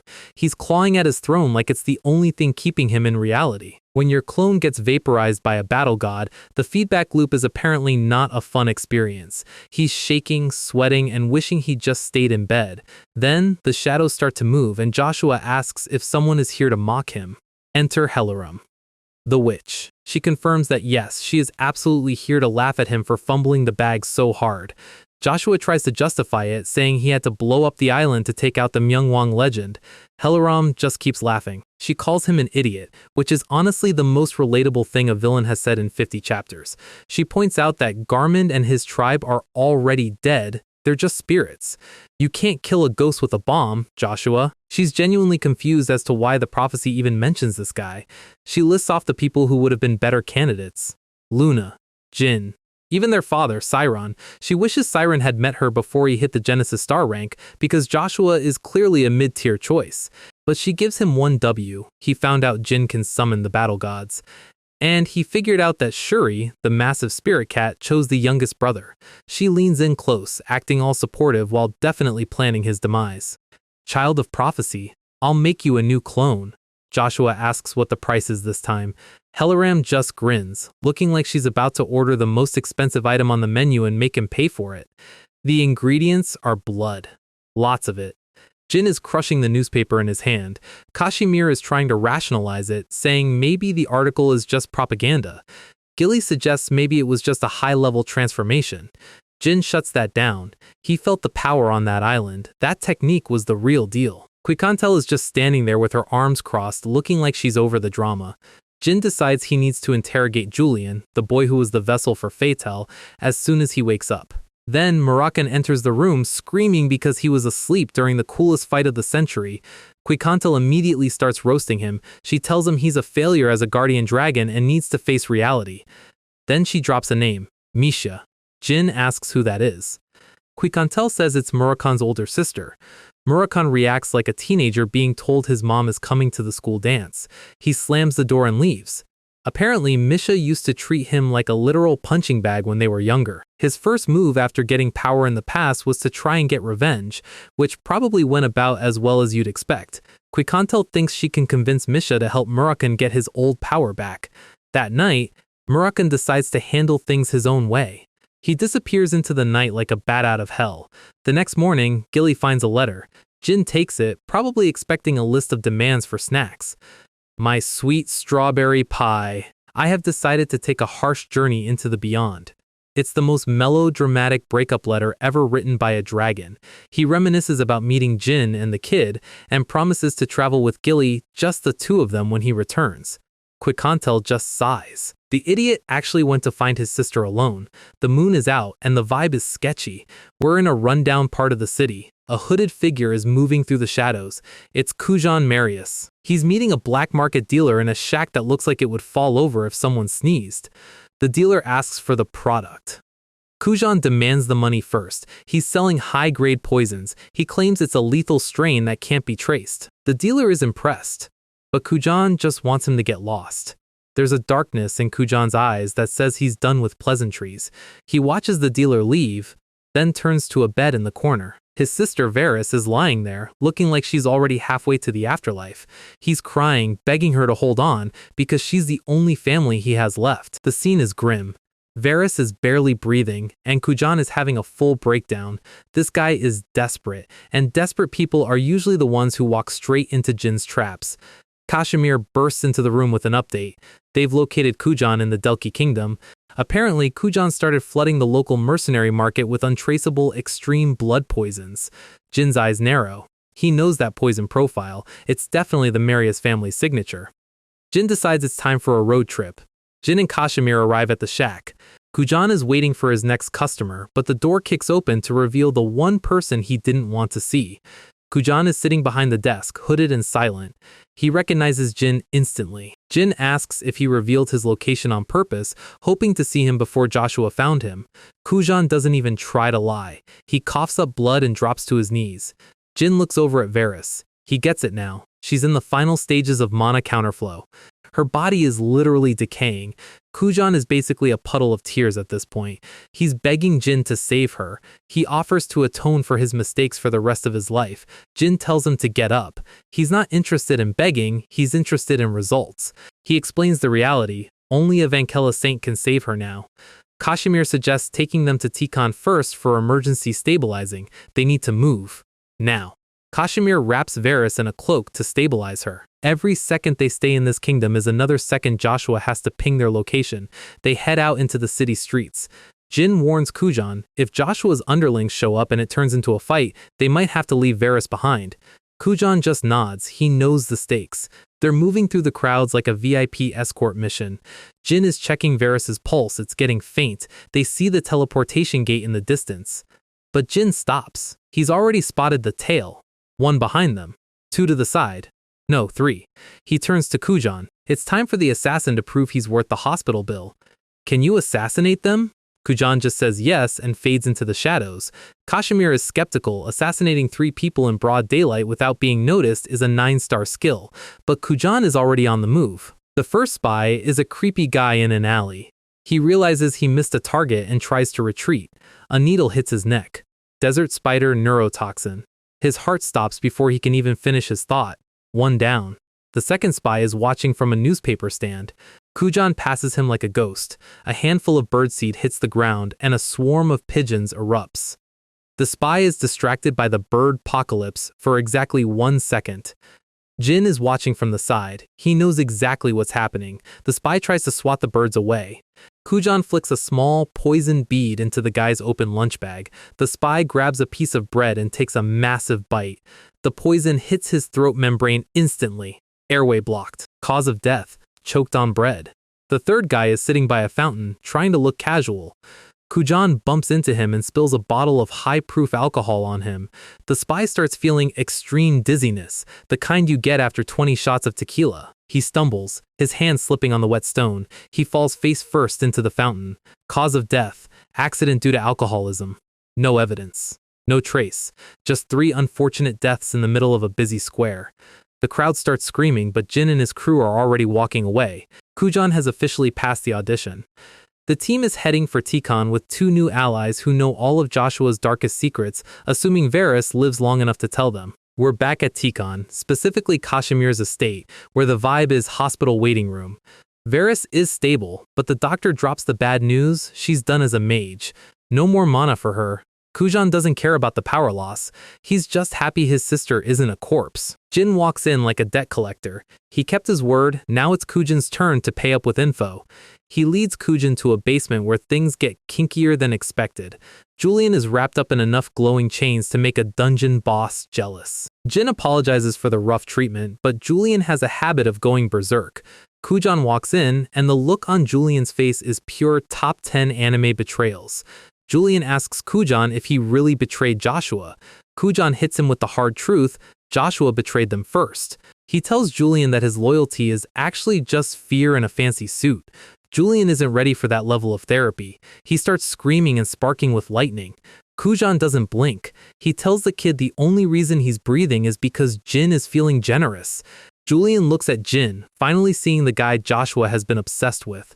Jin introduces himself properly: youngest Runkandel, Solderet's contractor, and the guy currently holding the leash. Julian realizes he's staring at Joshua's sleep paralysis demon. Jin draws his sword, reminding the kid that they've already traded blows once. Shadow energy starts leaking out of the blade, turning the basement into a horror movie set. Julian's eyes go wide. The PTSD from the island fight is hitting him in real time. Jin threatens to end him right there if he doesn't start talking. He slashes through the bindings, freeing Julian because he knows the kid is too terrified to run. Julian hits the floor, his spirit completely broken. "Let's have an honest conversation," Jin says. "Tell me everything, or this short life gets even shorter." Jin starts with the easy questions. Did they meet at the Bluebird Archipelago by accident? Julian nods.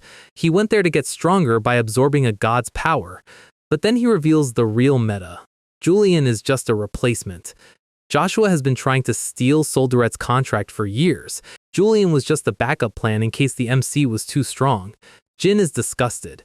Stealing a god's contract is basically the ultimate crime in this world. He brings up the island explosion. He knows the power he felt was real. But Joshua was just at a kingdom investiture ceremony looking perfectly fine. Jin asks Julian if he knows the how. Julian bargains. He'll talk if Jin promises to protect him. Jin agrees, provided the intel is worth the protection fee. Julian drops the bomb. Joshua works with a woman called the Prophet. She's the one whispering in Joshua's ear, making all his decisions for him. She's the one who found the Wind God's grave and told Julian how to become a vessel. And most importantly, the Joshua Jin fought on the island was a clone she created. Jin is skeptical. A clone that can use 100% of the original's power is unheard of. The cost is insane. They're apparently using death row inmates from Hewfester as raw materials. Jin asks why Julian didn't just run if he knew he was a pawn. It's the classic villain move. Joshua murdered Julian's entire village and kept his guardian dragon as collateral. Julian is drowning in self-loathing. He's been working for the guy who erased his life. He knows without his dragon, his life has zero meaning. He begs Jin to rescue his dragon. Jin gives him the cold shoulder. He's a prisoner, not a client, but he leaves the door open. He tells Julian to earn his keep first. The goal is for Julian to get strong enough to rescue his own dragon one day. Jin walks out, leaving Julian in the dark. He's building an army of people who hate his brother.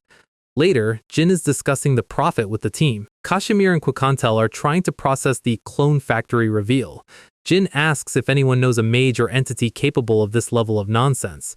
Quikantel drops 2 names, a Demon King or Helaram. If it's Helaram, the rules of reality basically don't apply to her. Jin realizes this prophet might be connected to the Runkandel family in ways he hasn't seen yet. Kashmir agrees. If Joshua is pulling this off, the family elders might be turning a blind eye. They need to figure out who is a bystander and who is an accomplice. Quikantel is worried about what the ancestor Tamar would think of this corruption. Jin knows he can't just walk back into the family yet. He needs to be a flag bearer first. But 5 years is too long to wait. The meta is changing too fast. Suddenly, a Seven Colors agent bursts in screaming about bad news. A massive fight broke out in the city of Santel. A fire dragon is duking it out with a monster. The monster is described as a black dragon. The team realizes it instantly. Murakhan is currently in a 1v1 against Khadun. The fire dragon is raining hellfire down on the city. Santel is literally melting. A local knight is staring up at the sky, realizing they're living through a disaster movie. Murakhan is roaring in pain as the fire dragon bites down on his neck. Jin and the squad are moving. Shuri is running through the forest like a jet. Quikantel is panicking. She shouldn't have let the idiot Murakhan go alone. Jin tells her to breathe. He's the contractor. If Murakhan died, he'd feel it in his soul. He points out that if it's Khadun he's facing, Murakhan is too valuable to kill. Khadun probably has him drugged or locked in a basement somewhere. The fire dragon is likely using Murakhan as bait to track Jin. Shuri reaches a cliffside and lets out a roar. The view is horrifying. The entire city of Santel is a pillar of fire. Quikantel confirms it. That's Khadun's signature flame. Kujan notes that the press has been silent for days. Zipfel is definitely running a media blackout. Jin doesn't care about the news. They're going in. They reach the city gates and find it looks like the end of the world. Jin notices something odd about the security. This area belongs to the Sol Principality, but the guards are holy knights from Bankala. The Holy Nation is sealing off the area instead of helping the survivors. Bankala has been neutral for centuries, but now they're acting as Zipfel's cleanup crew. Quikantel tells the boys to watch and learn from a pro. She walks straight up to the guarded door. The Holy Knights tell her to halt. Area is restricted. They threaten her life if she takes another step. She punches the ground with enough force to shatter the foundation. One knight gets a boot to the face before he can even draw his sword. Kujan follows up with a speed slash that clears the perimeter. Quikantel starts charging up a golden spell. The massive stone doors shatter into a million pieces. Jin and Kujan walk through the wreckage. But Quikantel isn't done. She doesn't want to leave a trace. Time magic gears appear in the air behind her. In a blink, the shattered door rewinds and fixes itself like nothing happened. They enter the city and it's basically Hell's lobby. Bodies everywhere. Suddenly, they hear a voice booming over the city. A holy knight is standing on a platform addressing the survivors. He's acting like a messenger of the heavens, telling them not to despair. He points to the sky, calling Murakhan a hateful beast that killed their families. Jin realizes what's happening. This is prophetic speech. It's a form of high-level mental magic that brainwashes people in shock. The Holy King Miklin actually banned this as heresy, but these knights are doing it anyway. They're pinning the massacre on Murakhan to protect Zipfel's reputation. The speaker senses something and points into the crowd. Infiltrators! The team tries to fade back into the smoke, but the brainwashed civilians start pointing them out. An angry mob surrounds them, fueled by holy propaganda. Kujan pulls out a smoke bomb. The street disappears in a cloud of white. The speaker screams for them to be eliminated. Jin's group is sprinting through an alley, but the holy knights are already on them. Light magic starts flying through the smoke. Heretic! Drop your weapons and kneel! Jin draws a glowing blue blade, looking like he's done playing nice. He slices through a knight's armor like it's paper. Lightning erupts from his sword, stunning the entire squad. The wall behind them explodes. Kujan prepares his poisons for the final knight standing, but the knight holds up his hands. I'm different! He steps forward into the light. Jin keeps his blade level. He's not buying the good cop routine. The knight claims he only draws his sword on heretics, and Jin is connected to the Black Dragon. Jin asks the only question that matters, where is he? The knight takes off her helmet, revealing she's actually a girl. She's been waiting for Jin because Murakhan asked her for a favor. Her name is Lani Salome, and she's the only person in this burning city who isn't trying to kill them. The Holy Knights have arrived, and the vibe is officially, get out or get cooked. Lani tells Jin and Quikantel to tuck themselves behind a building while she handles the boss. Enter the 5th commander, looking like he's about to give a performance review that ends in an execution. Lani plays it off, apologizing and saying they were attacked. She points the knights toward District 1, giving our guys the opening they need to disappear. The commander isn't happy. He calls her beliefs useless and her comrades fallen. Lani just takes it. She's willing to play the obedient knight role if it means saving the dragon. The commander drops a slur, calling Murakhan a pagan, which is high talk for someone working for a cult. Lani snaps back for a second, questioning his certainty, but she knows she's on thin ice. She's on probation. Hand over the sword, hand over the armor, and think about what you've done. The commander moves his squad out, thinking he's dealt with the problem. The other knights tell her to get lost and stop ruining their reputation. Lonnie is literally biting her lip to keep from drawing a blade she doesn't have anymore. Jin is watching from the shadows, and his brain is currently running a history search. In his previous life, Lonnie was the Holy King's adopted daughter and a total disaster. Every newsletter had a story about her drinking and debauchery. But this Lonnie? She's focused. She's brave. The timeline is shifting again, and the trash daughter of the past is becoming a major player in the present. She leads them deeper into the city, acting as their VIP guide. The city is still actively melting, but they reach a hidden hatch. One secret switch later, and they are heading underground. This is a restricted area that even most knights don't know about. Jin asks the obvious question, "Lonnie, why are you helping us?" She drops a quote that would make a paladin blush. She serves the goddess first, and the corrupt organization second. She saw Khadun. She knows who the real evil is. She saw Murakhan trying to save the city while the holy knights were just watching it burn. Quikantel is stunned. The idiot Murakhan actually tried to be a hero? Lonnie admits she tried to heal him, but her holy magic wasn't hitting the spot. They open the final door, and there he is. Murakhan is currently a glowing dragon-shaped being sitting on a pile of hay. He didn't choose this form, it's an unconscious survival mechanism only the top-tier dragons have. Quikantel is half crying and half laughing at how pathetic he looks. Jin looks at his partner and realizes just how close he came to losing him. They need to bounce. If they stay here, he might never turn back. Lonnie points them to a secret exit leading outside the walls. Quikantel grabs the dragon bean and they start the sprint. Jin stops for a second. He swears on Solderet's name that he will repay this debt. Lonnie just salutes. She's a real one. File her under allies we need to protect at all costs. Cut to Khadun, who is currently punching a hole through a mountain because he's mad. He knows he missed his target. He's disheartened, which for a dragon means about to commit a war crime. The white-haired Zipfel mage tells him to chill. They were looking for Misha, but found Murakhan instead. Still a win in their book. They realize that if they catch Murakhan, they catch the MC. It's only a matter of time. They mention the Bement Earth Dragons. More names to file away for later. The mage is skeptical about Murakhan being weak. Black dragons are built different. They talk about resurrecting a dragon's heart without a devil stone. Apparently, Murakhan is moving around solo to regain his peak power. The mage is more worried about the Holy King. He casually asks if he should just kill the king to stop him from creating a fuss. Even Khadun thinks this guy is a psycho.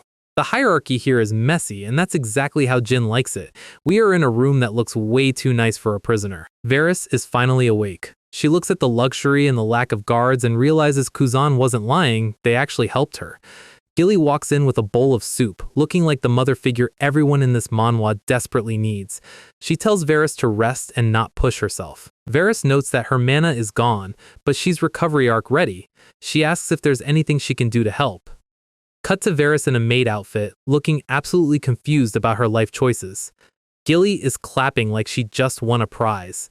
"It suits you very well!" Varys is about to learn how to clean. From assassin to intern maid. Life comes at you fast. She looks at the apron and remembers someone. A woman with white hair and glasses. "Mother!" This detail is definitely going to matter later. Suddenly, the room starts to bleed shadow. A portal opens in the middle of the estate. That idiotic little brother? Misha has arrived, and she looks like she's here to speak to the manager of the entire planet. Jin and the squad finally make it back to Tikon. Gilly meets them at the gate, but the reunion is cut short by Kuzan seeing his sister. Kuzan grabs Varys in a hug that looks like it could break ribs. He's crying. She's roasting him for crying. It's wholesome. Jin gives them a rare smile. One mission successful, one dragon still a potato. They both bow to Jin. He officially owns their loyalty now. Kuzan stops. He smells something or someone. He sees a small wound on Varys' chin. Gilly mentions a guest showed up and startled them. Kuzan enters overprotective brother mode. The drawing room? Unforgivable! He charges in, dagger drawn, ready to delete the guest. He lunges at the silhouette in the chair. Next panel, Kuzan is face down on the floor. Misha didn't even stand up. She just looks at him like he's a bug she forgot to step on. She's currently eating a bun. Oh ho, this is quite tasty. Yuria, the Asmil contractor, is there too. She's the one who provided the snacks. Misha realizes Yuria isn't just a kid, she's a god's contractor. She remembers seeing a shadow in the desert. She's embarrassed she was being watched. Jin asks how she even knew to come here. Misha laughs. Murakon is in the palm of her hand. She cast a tracking spell on him when they were kids, and he's still too dumb to find it. Quicontel says spell is the wrong word. Misha agrees. It's an authority. She tells Jin that Murakon only knows how to brawl. She, however, understands the craft. She plunges her hand into a pool of shadow on the table. The entire room is suddenly engulfed in a nebula of starlight and darkness. She explains that if she buries her shadow in someone, she's their permanent GPS. But then, she shows the real trick. The shadow starts to rise and take shape. It forms a perfect copy of Jin. You look tired, how about taking a break? I'll play your part instead. Jin is staring at himself. Same face, same eyes, but the vibe is 100% demonic. This isn't a clone. It's a sentient manifestation. Facing yourself without a mirror, rare experience, right? The shadow Jin dissipates into smoke. Jin is sweating. He didn't know shadow energy could do that. Misha warns him, shadow energy is dangerous for mortals. She says she won't let him meet the same end as Tamar, the ancestor. Yuria tugs on Misha's sleeve and says, "You're not like that, mister." Misha freezes. Mister? And then she realizes the kid is reading her inner thoughts. Yuria, Asmil's contractor, sees everything. Misha is thinking, did Yuria see Tamar and Jin? Could Jin be Tamar's reincarnation, or is it just Soldaret's influence? She realizes why Soldaret has been silent. If Jin is that person, the rules are different. Kashmir is confused. Why are you calling her mister? Yuria just giggles. She knows things the dragons don't. Jin remembers that Yuria called him Mister the first time they met too. Misha decides she likes the kid. Talking with people isn't so bad. Then she reaches out and grabs the tiny Murican bean. Do I really have to return him to normal? He's cuter as a cat. Jin is like, please, we need the dragon back. Misha grins. I'm kidding. Get me a spare room. And one more thing, if you hear screams or noise during the treatment, just wait patiently. Kuzan being told to put on the maid outfit too. Kashmir picks up Yuria. Jin looks exhausted. The team is finally all under one roof, but with a black dragon about to perform surgery on Murakon, nobody is getting any sleep tonight. Misha is finally done with the surgery, and she looks way too satisfied for someone who just spent 3 days digging around in a dragon's soul. She tells Jin and the crew to stay put, even if they hear screams that sound like a horror movie soundtrack. The air gets heavy. Then Murakon lets out a scream that probably woke up every dragon on the continent. 3 days of this. Jin is standing in the yard looking like he hasn't slept since the last arc started. Quicontel drops the lore. Misha isn't just patching him up. She's trying to force reinstall his old power. It's a high-stakes gamble. If this fails, Murakon doesn't just stay weak, he loses the tiny bit of power he has left. He'd basically be a house cat forever. Jin asks for the odds because our guy doesn't do hope. He does math. 50-50. Great. Standard protagonist odds, honestly. Jin stares at the window. He's thinking about his partner, the dragon who was there when he was a nobody in Stormcastle. The guy who ate his snacks, complained about everything, and stood in front of gods for him. The bond is real. Murakon isn't just a mount, he's the only one who truly knows Jin's secret. Suddenly, the screaming stops. Misha is at the window looking like she just ran a marathon through a blender. She says the words every gamer dreads hearing after a long grind. It's a failure. Jin's heart drops into his boots. But then, a massive explosion of shadow energy tears the roof off. The house is basically gone, but nobody cares. Because Murakon is standing in the middle of the crater laughing like a maniac. He's feeling himself. The shadow key is overflowing. He starts gloating, and Misha immediately hits him with the shut up kick. Turns out it was only a failure by Misha's standards because she only got back 40% of his peak power. Murakon immediately starts complaining that she held back on purpose so he wouldn't be stronger than her. The sibling energy is immaculate. She's beating the life out of him for being ungrateful. The rest of the squad is just standing there watching the two strongest beings in the room play tag with high-tier magic. She tells him if he acts up again, she'll finish the job Khadun started. Jin steps in to thank her before the backyard becomes a permanent wasteland. Misha is done. She's heading back to her own business. She's got things to do, unlike that fool on the ground. Jin feels bad. They took the help and gave her nothing in return. But she doesn't care. She's a representative of Soldaret. Helping Jin is literally her job description. Before she leaves, she drops a quest marker. Old Oterium. There's a special magic tome there, the final form of a Zipfel forbidden spell. It's currently the headquarters of the Dark Magic Council, but with Murakan's 40% buff, they might actually survive the trip. She warns him he needs to move fast because someone else is hunting it, a maid she's been watching. Arya Owlheart. Jin's brain short-circuits. That's an alias for Valeria Hister, his teacher. He can't believe she's already active this early in the timeline. Misha tells him Arya is an ally in the grand scheme of things and to be nice if they meet. The mystery of the Hister family just got 5 levels deeper. One last kick to Murakan's ribs for good luck, and Misha is ready to dip. But Gilly steps up with the ultimate weapon, strawberry pie. Misha's eyes turn into literal stars. She leans in to give Gilly some sisterly advice. He's totally your type, but if he tries anything fishy, cut him off. Quicontel is just happy the scary lady is leaving. Misha gives a final smirk and vanishes into a shadow portal. Murakan is face down in the dirt. He crawls back to Gilly, acting like a wounded puppy. Jin checks on him. 40% power or not, he's back. Murakan gets serious for a second. He knows he wouldn't be alive without that holy knight. Lani Salome, the adopted daughter of the Holy King. They owe her, and in Jin's world, debts are paid in full. But Kashmir drops some news that changes the vibe instantly. Lani apparently caused a scene while drunk at a ceremony and yelled at the king. She's been arrested and is awaiting trial. Trial in Vankella usually means a one-way trip to the executioner. We see her in a cell, broken, surrounded by empty bottles. This isn't the proud night we saw in Santel. December 14th. Vankella is throwing a massive festival for the goddess Ayula. The streets are packed, but 2 guys in cloaks are definitely not there for the parade.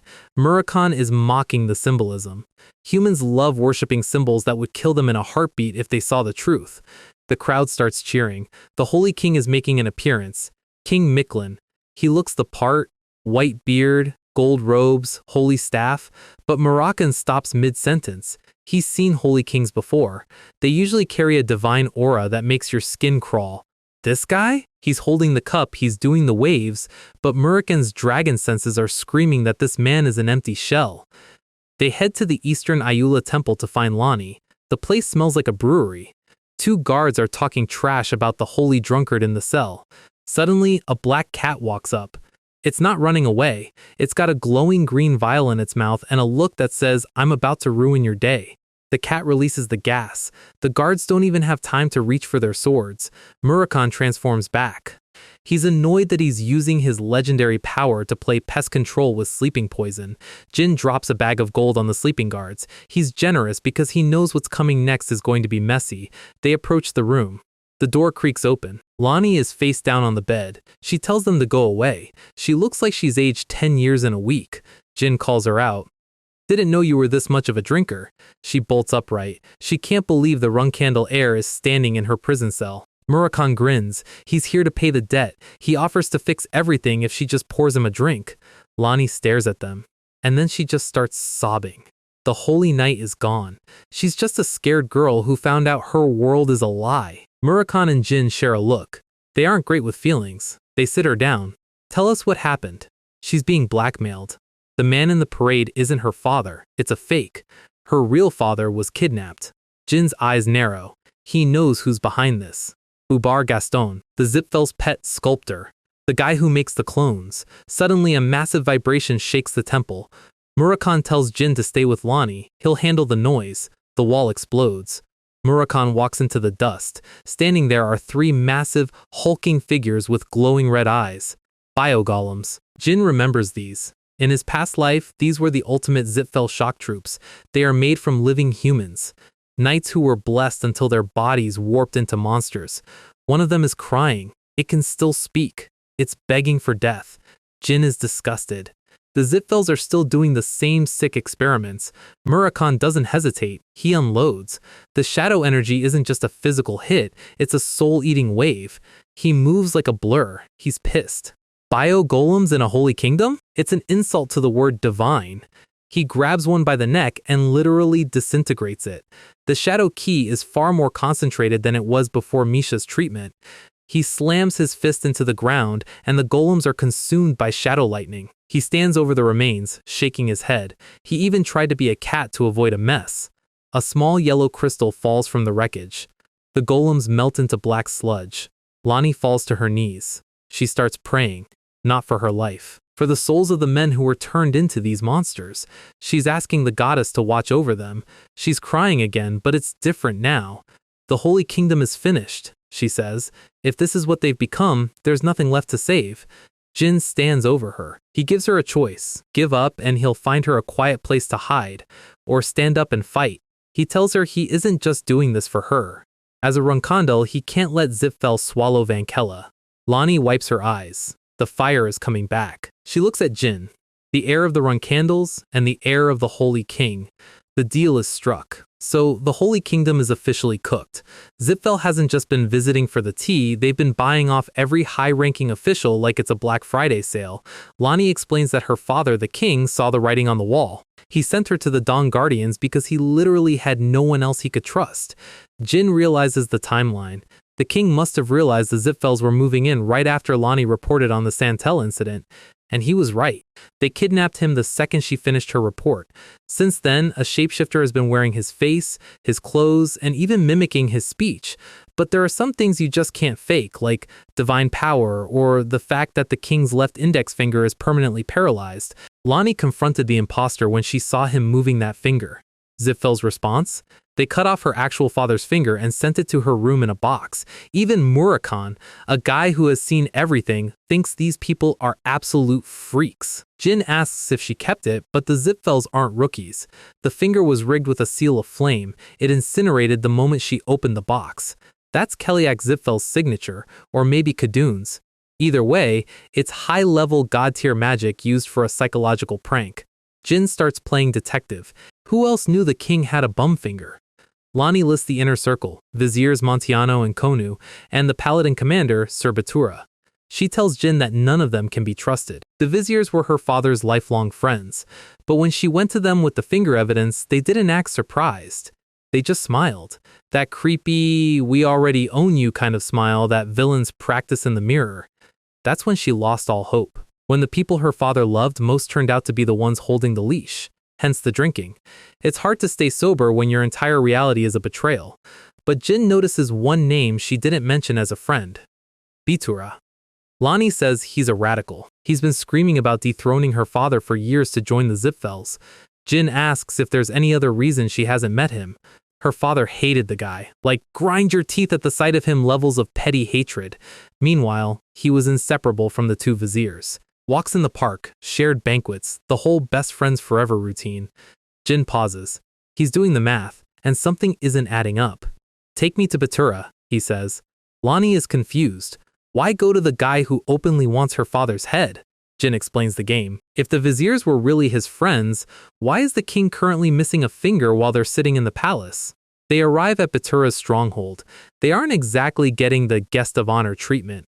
The tension is thick enough to cut with a rusted dagger. The guards cross their halberds. Surrender your weapons.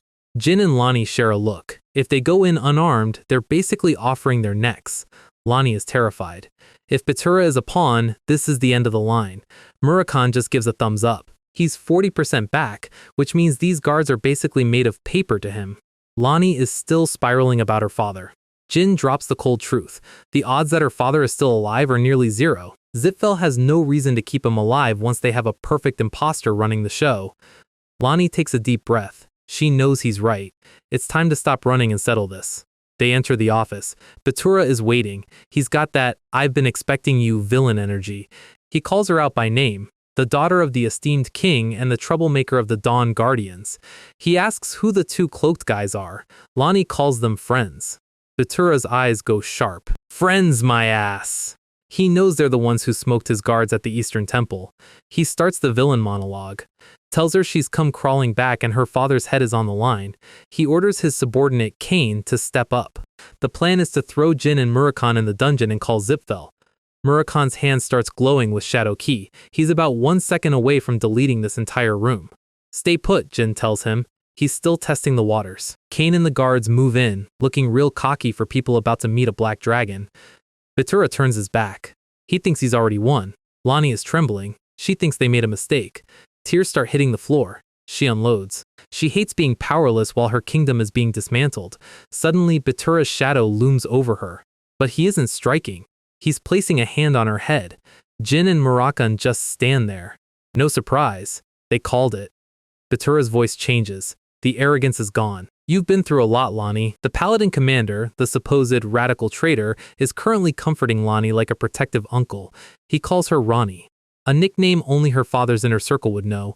Lonnie is in shock. She doubted the only man who was actually on her side. Jin steps forward. He's not even surprised. I'm glad I was right. Batura recognizes Jin from the Narrow Bridge party at the Garden of Swords. Jin remembers him too, the guy having a quiet drink in the corner while everyone else was busy being fake. Batura drops the act. He and the king were only political enemies in public. It was a divided role strategy. One played the beloved king, the other played the radical opposition to catch all the traitors in one bucket. The Zipfels fell for it. They thought Batura was an easy win, so they approached him first. But the situation is worse than they thought. It's not just Zipfel. The group Kinzello is the one who provided the shapeshifter for the king. Jin's eyes narrow. Kinzello. They're always in the middle of the most annoying plots. Initially, Zipfel and Kinzello were allies, but the alliance broke. Now the kingdom is a battleground between the Zipfel faction and the Kinzello faction. Jin holds up the fragment from the bio-golem core he smashed earlier. Batura sighs. Kinzello has been running these experiments for half a year in a place called the Old Auterium. Jin is stunned. Kinzello? Not the Zipfels? Usually, Zipfel owns the monopoly on human rights violations. Over 100 citizens and soldiers are being used as lab rats every month. Batura apologizes to Lonnie. He and the king weren't strong enough to stop it. Murakan asks the obvious question, why didn't you ask the Run Candles for help? Jin answers for him. If the Run Candles showed up, they wouldn't help. They'd just use the chaos as an excuse to start a world war and loot the Eternal Vault.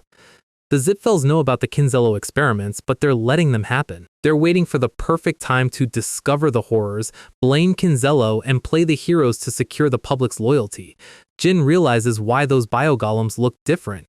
They're Kinzello's bootleg versions of Zipfel's tech. But the big question remains, why is Kinzello even making them? Murakan sees Jin's big brain look and asks what he's planning, a way to kick them both out without the kingdom becoming a crater. Step 1.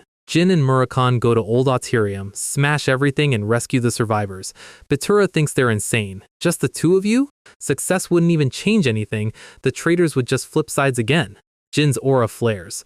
We'll get Kinzello by force and the Zipfels through morality. Lonnie speaks up. I believe them! She knows Jin and Murakan don't do talk. They do results. She's ready to bet everything on our guys. Murakan just laughs. He's already bored of the talking. Batura looks at Jin and sees something he didn't expect. A flicker of hope. He clenches his fist. I will believe in you. Tell me what I can do. Jin tells him to stay undercover. Keep acting like a Zipfel henchman and protect Lonnie. Batura agrees. He'll guard her with his life. Jin starts to leave. Murakan tells Batura to make it look like they fought. Act like you got hurt or something. Murakan doesn't wait for permission. He unloads on Batura, making the fake fight look very, very real. Lonnie screams, playing her part perfectly. Batura is bleeding on the floor, telling her not to heal him. He points to his dead guards, the ones who were actual traitors. This mess is the only way to explain their deaths to the Zipfels. He hands Jin a sword. Get out of here quickly. Jin takes the blade. We'll be back before the festival ends. Deep beneath the city, the lab is in full swing. A scientist in a white coat looks at a tank. Forgive me for not being able to save you. Suddenly, alarms start blaring. Shadows start leaking through the doors like a flood. The guards are panicking. The barriers didn't just break. They vanished. What the? Infiltrators? They look out the window. One guard's eyes go wide. Murakan has decided that 40% power is more than enough to stop being a cat. The Black Dragon is back. He looms over the Auterium headquarters like a nightmare made of ink. The Mage Corps tries to rally, but they're screaming into the wind. Dragonfire. The air turns into a furnace. Shadow Key tears through the stone like it's butter. The entire building is being dismantled in seconds. Murakan's jaws open. The mages try to put up barriers, but magic doesn't work on this darkness. Murakan is grinning. This is the first time in centuries he's really let loose. One wing beat sends a shockwave that flattens the outer walls. The facility is being sliced into pieces. A beam of Shadow Key incinerates the main tower. From the sky, Murakan looks like the end of the world. The impact shakes the entire underground. You who are still alive, prepare to die. I am your death. Murakon is clearing the way, but Jin is heading into the heart of the lab. Murakon is currently delivering the kind of death that doesn't come with a refund policy. Jin is watching from the shadows, realizing that if this is only 40% of Murakon's prime, the full version must have been a literal cheat code. Inside the lab, the head honchos are panicking. Susan Lalista and Chukon Tolderer are wondering how their unbreakable barrier got folded like a cheap lawn chair. Then the ceiling decides it doesn't want to be a ceiling anymore. A shadow fist the size of a semi-truck comes down, and these two masters realize they are in way over their heads. Chukon tries to pop a defensive spell, but he's literally biting his tongue just to stay conscious under the pressure. Susan is screaming for a distraction. They know you can't hide from a black dragon. Their only hope is waiting for Lord Joe to arrive. Meanwhile, deep in the guts of the facility, someone is doing some very dark math. The rituals here aren't just magic, they're human rights violations with a budget. The energy flaring up is red, raw, and honestly pretty gross. Rows and rows of tanks, lightning crackling between them as the materials inside are cooked. Joe is smiling. It's that specific I have no friends and a lot of power smile. The tanks start to crack. The bio-golems are waking up. One fist shatters the glass, and the smell of monarch blood hits the air. Jin arrives at the main chamber, but he's not seeing a rescue mission anymore. The room is empty. He's worried he's too late to save anyone. A figure jumps out of the dark. Jin has his sword at her throat before she can blink. Her name is Mutual Sila. She's a saint from the Holy Kingdom who's been undercover for 3 years. She drops the bomb, the citizens are already gone. Jin asks for the number. He needs to know the scale of the L they just took. She looks down. The weight of it is crushing. 800 people. 800 humans turned into biological weapons. Back on the surface, Joe has finally arrived to join the party. He looks up at Murakon and isn't even scared. He's excited. The mages think their savior is here.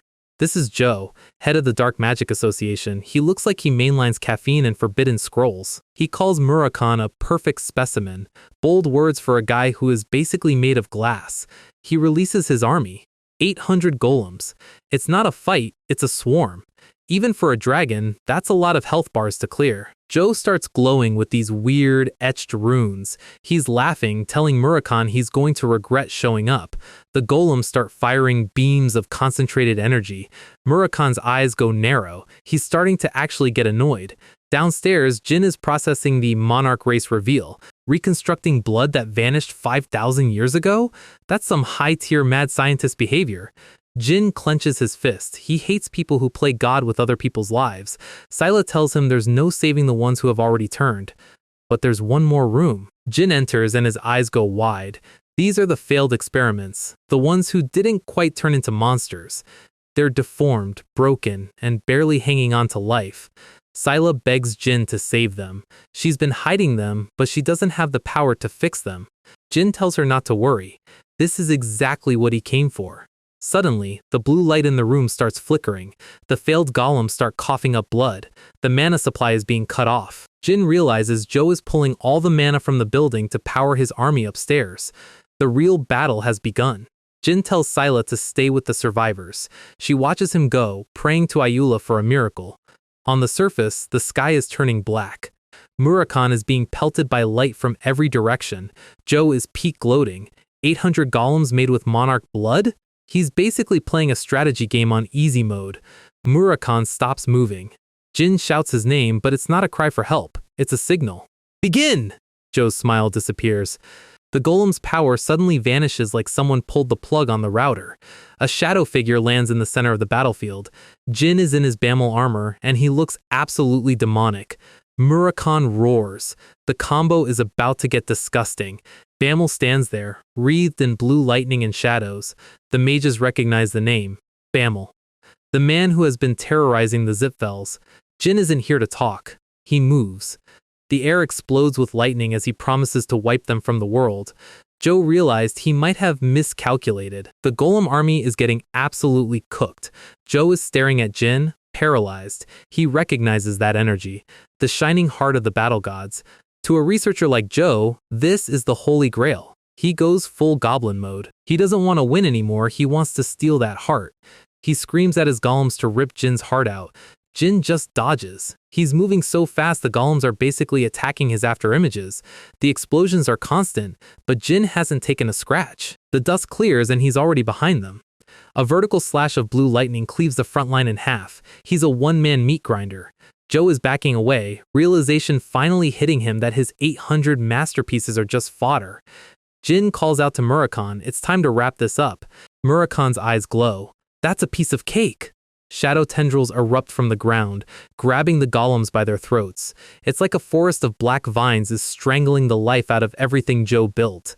The monarch blood can't handle the corrosion of the shadow key. Susan and Chukon try to run, but they get caught in the crossfire.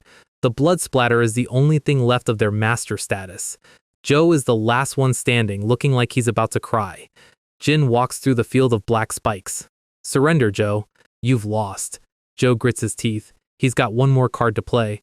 He summons his ultimate masterpiece, Faluk. The temperature drops instantly. The ground freezes for miles. Something massive crashes down from the sky. A giant ice monster with glowing blue runes and chains. It's the same size as Murakon's dragon form. Jin feels the energy. It's a mess of conflicting powers. His boots are already freezing to the floor. Joe is back to laughing. What's up, Greenhorn? Overwhelmed? He explains the recipe for Faluk. Body of a white elephant, blood of demonkind, and a core made from 5 phoenix hearts. He built this thing specifically to kill Keliak Zipfel. An ice golem that swallows fire! Murakon looks at the thing and just sighs. He thinks Joe is an idiot for bringing a bootleg phoenix golem to a fight with the guy who literally has a contract with the owner of the Fire Realm. Murakon tells Jin to be careful, because Jin is about to ignore their contract and use a power that will probably drain him dry. Jin's aura changes.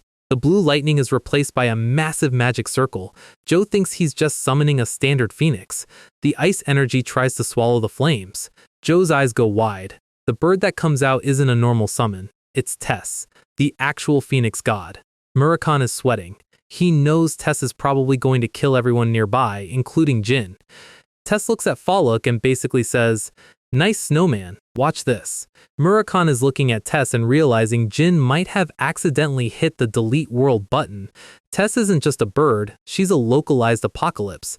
The entire ice fortress, Joe's lifework, is currently turning into a very expensive puddle. Joe's face is doing that thing where a villain realizes their unbeatable boss just got one-shotted. The blue flames are swamping everything. Jin is barely holding on to the mana connection. Summoning a god is basically like trying to download a terabyte of data through a dial-up modem. Faluk, the great Ice King, is currently screaming in a way that suggests ice can, in fact, feel pain. Joe is still trying to bark orders, telling his snowman to swallow the fire. Buddy, it's not a snack. It's the sun. The impact isn't even a fight anymore. It's a cleanup crew. Joe tries to pop a last-second barrier, but he looks like he's trying to stop a tsunami with a napkin. Tess finishes the job. Faluk is officially steam. Jin starts to slump. His mana tank is on E, and he's seeing stars. Joe gets hit by the backlash. He's coughing up enough blood to paint a house. He can't believe it. His masterwork gone in 60 seconds. No! Yeah, that sounds about right. Murakon steps in and tells Tess to pack it up. He's yelling at the bird because if she stays any longer, Jin's lifespan is going to be shorter than a TikTok trend. Tess gives him a look that says, "I'm the god here, watch your tone," but she eventually vanishes. The dust settles, and the Dark Society is, well, it's not a society anymore. It's a parking lot. Joe is sitting in the ruins looking at his broken hands. Everything he built, all the human sacrifices, all the research, reduced to atoms by a greenhorn. Then a light starts to glow behind him. A voice tells him not to give up.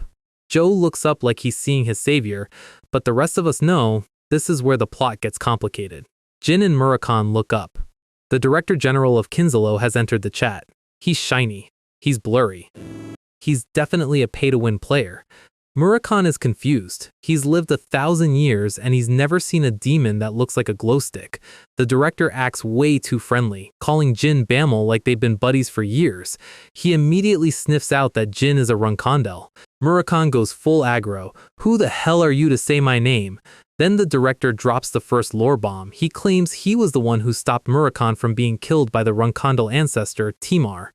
Murakon's brain hits a 404 error. He remembers a rampage, but the director is twisting the narrative. Jin tries to tell Murakami to stay calm, but it's too late. The director points a finger. It's not a move, it's a flex. The light explodes. Suddenly, we're in a flashback or an illusion. Everything goes gray. Murakami is paralyzed. He realizes this guy's magic is working on a shadow dragon. The director starts whispering about reconstructed memories. He asks Murakami if he really thinks it was Timar who went on a rampage that day. The implication is heavy. Murakami sees a vision of himself, or someone like him, covered in blood.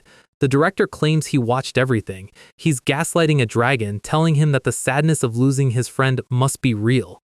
Murakami is breaking down. His eyes are wide. He's sweating. He's losing his grip on reality. A massive eye opens in the darkness. Murakami starts to transform into something dark and unstable. Murakami is about to go nuclear, and not the good kind. The director is just watching, probably waiting for the fireworks. Suddenly, Jin jumps in. He doesn't use a speech. He uses a punch, or a hilt smash. He literally hits Murakami back into his senses. Murakami snaps out of it, breathing like he just ran a marathon in his own head. My bad, kiddo. That guy got in my head. The director is disappointed. He says if it was that easy to stop the rampage back then, Timar wouldn't have died. Jin isn't buying the hype. He calls the director out. If he was truly that powerful, he wouldn't be using cheap psychological counseling to win. He'd just wipe them out. The director actually laughs. He admits he's not in peak condition. He decides he's seen enough for today. A rift opens behind him. Jin watches, frustrated. He can't stop a guy who can just Alt F4 out of a fight.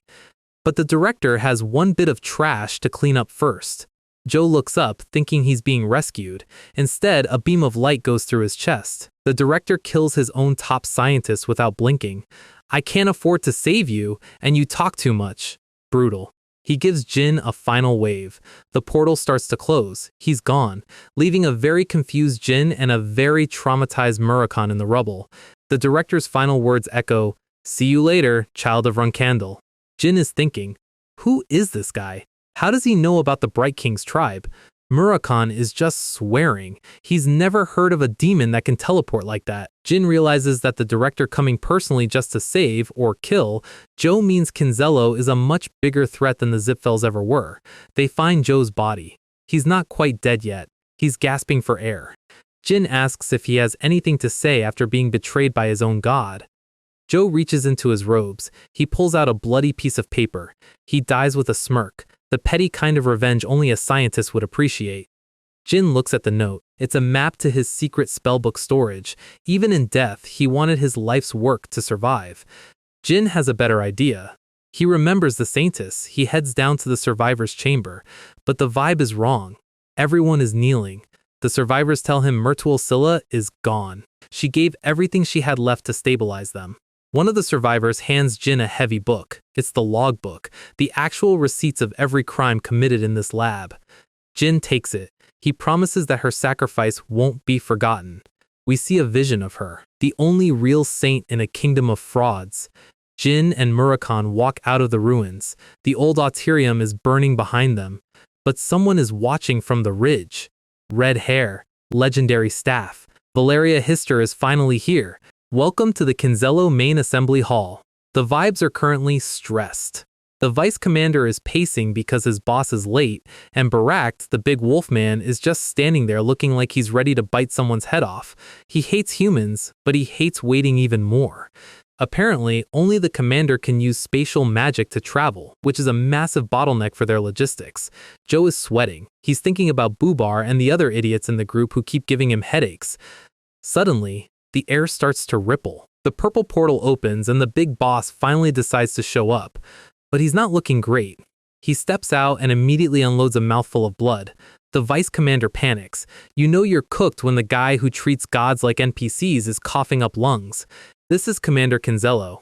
Even while bleeding out, he looks more menacing than most final bosses. He dismisses the concern. He just needs a nap and maybe a new ribcage. Then there's Cho. Look at this guy's face. Barak is literally about to eat him because the commander got hurt saving him. The commander stops the execution. He says it wasn't a complete loss because he figured out something spicy. Bamel?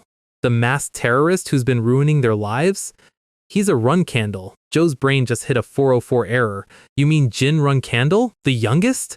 The commander confirms it. He saw it through Cho's vision before the lab blew up. Joe is having a full-blown midlife crisis right now. He realizes Jin isn't just a swordsman. He's got magic, shadow powers, and contracts with top-tier gods like Tess and Solderette. This means the Run Candles are officially breaking their peace treaty with the Zipfels. War is coming, and Kinselo needs to get their popcorn ready. But for Joe, it's personal. He remembers the narrow bridge party. He remembers the carving workshop. He realizes Jin has been playing him like a cheap fiddle since day one. He remembers sensing a presence that day. He thought it was nothing. He realized he was the one who leaked the top secret documents to the very guy they were trying to hide them from. The guilt is hitting him like a truck. He tries to confess his massive L to the commander, but the boss cuts him off. This is bad, the commander says. He forgot something important. Ryle Zipfel's grimoire. The ultimate nuke against the Zipfel clan. He left it behind. He asked Cho if he grabbed it. Cho looks like he's about to cry. Cho's excuse is basically, everyone else died, I was busy not being dead. Barak has heard enough. He's going for the throat. Joe steps in to stop the team killing. He's trying to be the voice of reason while his own soul is leaving his body. Cho gets tossed like yesterday's trash. The commander is devastated. Losing that book means they lost their best card against the Zipfels. Joe decides, you know what? Maybe I won't mention my mistake today. He tells the boss not to worry. The Zipfels can't find it, and the Run Candles don't even know it exists. Spoiler, they absolutely know it exists. The commander buys it. For now. Cut to Jin and Mirakan. Found it. The grimoire. The final form of annihilation, flame prison of dark heaven. The greatest magic in history, hidden exactly where the records said it would be. Jin's just casually holding the magical equivalent of a hydrogen bomb. He thinks of Scylla, the saintess who died to make this happen. He promises to make her a hero. Meanwhile, back in Vankella, it's festival time. The crowds are hyped. The Holy King is on his throne, looking like the ultimate holy man. Lady Lonnie is there too. The king starts the miracle ceremony. Some random guy recovers his sight. It's a total scam. The actors are pre-assigned. The king is literally laughing at how easy it is to fool these people. Then, the real show starts. A group of hooded figures crashes the stage. They beg the king to hear their story. The king tries to ignore them, but Lonnie whispers to him, reminding him he didn't drive out intruders last year either. He has to play along to keep up appearances. How much pain drove you to seek me? They drop the hoods. The crowd screams. They aren't just refugees, they're monsters. Half man, half void. The king is shook. Who did this to you? Vitura, the High Commander of the Holy Knights! The crowd turns. Vitura is standing right there, looking completely unbothered. Flashback to the night before. Jin explains the play. They rescue the survivors from Kinselo's lab, then they claim they were found in a Zipfel magic tower. The fourth Tower Master is already a prisoner of Kinselo, so the story holds up. Vitura has to be the one to stir confusion. This puts the Zipfel leader Keliark in a checkmate position. Either admit his son is a loser who got captured by terrorists, or take the blame for the Golem experiments. Back to the present. Vitura is drawing his sword. The trap is sprung. The ultimatum is simple. Zipfel either admits to being weak or admits to being evil. Vitura screams at them to be silent. He's playing the vile heretic role to perfection. Jin and Murakan are watching from the shadows. Lonnie is looking at Vitura. She's trying to hold it together. She calls him out for drawing a sword during a sacred ceremony. Vitura doubles down. He calls the survivors grotesque forms colluded with demons. He's baiting the Holy King to make a judgment. Say another word and I'll consider you a heretic too, Rani Salome. The other knights step in to protect Lonnie. Vitura's eyes are cold. He's fully committed to the bit. Drawing a weapon without the king's orders is treason. He tells his own subordinates he'll punish them along with the monsters. Another flashback. Vitura asks his loyal men if they'll stand with him. They know the plan. They know they're going to be hated. Back in the arena, the fight starts. Vitura is a beast. He's tearing through his own knights. The crowd is in a frenzy. This is the High Commander turning into a traitor in real time. The panic spreads. People are trampling each other. The survivors rush the Holy King, begging for help. Vitura charges. Your Majesty, I will save you! He strikes. Lonnie throws herself in the way to block him. The impact shakes the entire stage. She's barely holding on. Vitura is screaming about eliminating heretics. One more flashback. Vitura tells Lonnie, strike me down. He explains that even if Jin's plan works, the corruption will just find new scapegoats. Vankela needs a clean break. It needs a true leader. He wants Lonnie to become the Holy King. He says it's God's will. Lonnie is crying. She can't do it. She can't turn her mentor into a historical traitor. But Vitura doesn't give her a choice. He's already lived his life as a villain, pretending to be pro-Zipfel for this moment. The lighting in this scene is heavy. He looks like a ghost. He tells her that when she publicly executes him, the people will see that the divine will is still alive. I'm sorry to burden you with this, Ronnie. Back to the fight. He swings his sword. The Holy King is trying to crawl away. Vitura reaches him. You think you can stop me with petty tricks? He lunges, and the Holy King's head is no longer attached to his body. Vitura calls him a lapdog of Zipfel, who rotted the kingdom. The crowd is stunned. The king is dead. Lonnie screams for her father. She has to play her part too. She attacks Vitura with everything she has. Steel meets steel. Vitura whispers to her, "It's all right." He drops his guard. Lonnie's eyes go wide. She realizes this is the end of the script. She strikes. Vitura falls. The traitor has been defeated by the princess. The Dawn Society, the internal security force, rushes in. They see the carnage. Lonnie is kneeling over her father's body. The Dawn Society commander orders her arrest. He's calling her a rebel. Murakan asks Jin if they should step in. Jin says no, because the people are already stepping in. The crowd forms a wall around Lonnie. They are tired of the Zipfel lackeys. And then, the miracle happens. A real one this time. Lonnie starts to glow. The light is blinding. It's not a stage trick. The divine symbol of Ayula appears in her hands. The knights drop their weapons and kneel. Lonnie has been chosen. She is the true saintess. The entire arena is flooded with light. Vankela has its new king. And Vitura dies with a smile on his face. Mission accomplished. The crown is on. Rani Salome is officially the Holy King. The kingdom is finally stabilizing, but stabilizing is a relative term when half your government was just arrested. The Zipfel agents are the first to get the handcuffs. Rani is currently giving the speech of her life. She can't name Jin for security reasons, but she's publicly accusing Zipfel of running human experiments in their backyard. The newspapers are going wild. Holy King assassinated, Zipfel exposed, the world's Twitter feed is essentially on fire. And while the world burns, people are starting to demand answers that the Zipfel clan really doesn't want to give. Over at the Runkandel HQ, Rosa is watching the drama with a smile. She realized Zipfel and Kinzalo made the first move, which finally gives the Runkandels a reason to intervene. She sends Joshua to Vankela to offer condolences, which is Runkandel speak for "we're taking over." Meanwhile, in a much quieter part of the world, Luna Runkandel is visiting a grave. Her nanny, Taimoon. The snow is falling, and she's not alone for long. Kashmir shows up with Kuzan and Barris, the two assassins Taimoon raised. Luna knew they'd come. She's not here to fight them, she's here to let them say goodbye. It's a rare moment of peace for a family that usually only communicates through violence. Barris is actually crying. Assassins aren't supposed to have feelings, but Taimoon was the only mother they ever had. Let the moment land. No jokes here. She breaks down at the tombstone. Absolute grief. Luna watches, then turns to Kuzan.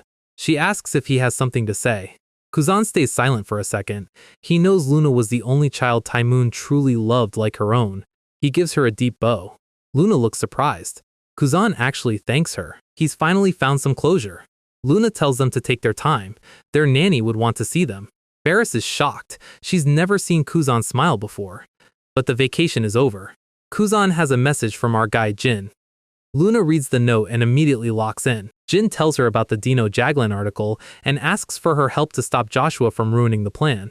Cut to Vankela. The tension is high. Keliark Zipfel is finally forced into the chat. He's looking at the reports of a hero rescuing survivors from his tower. He's in a terrible spot. Admit weakness or admit evil? He chooses the third option, the scapegoat meta. He contacts Kinzalo. He's going to use his own son Carl as the fall guy.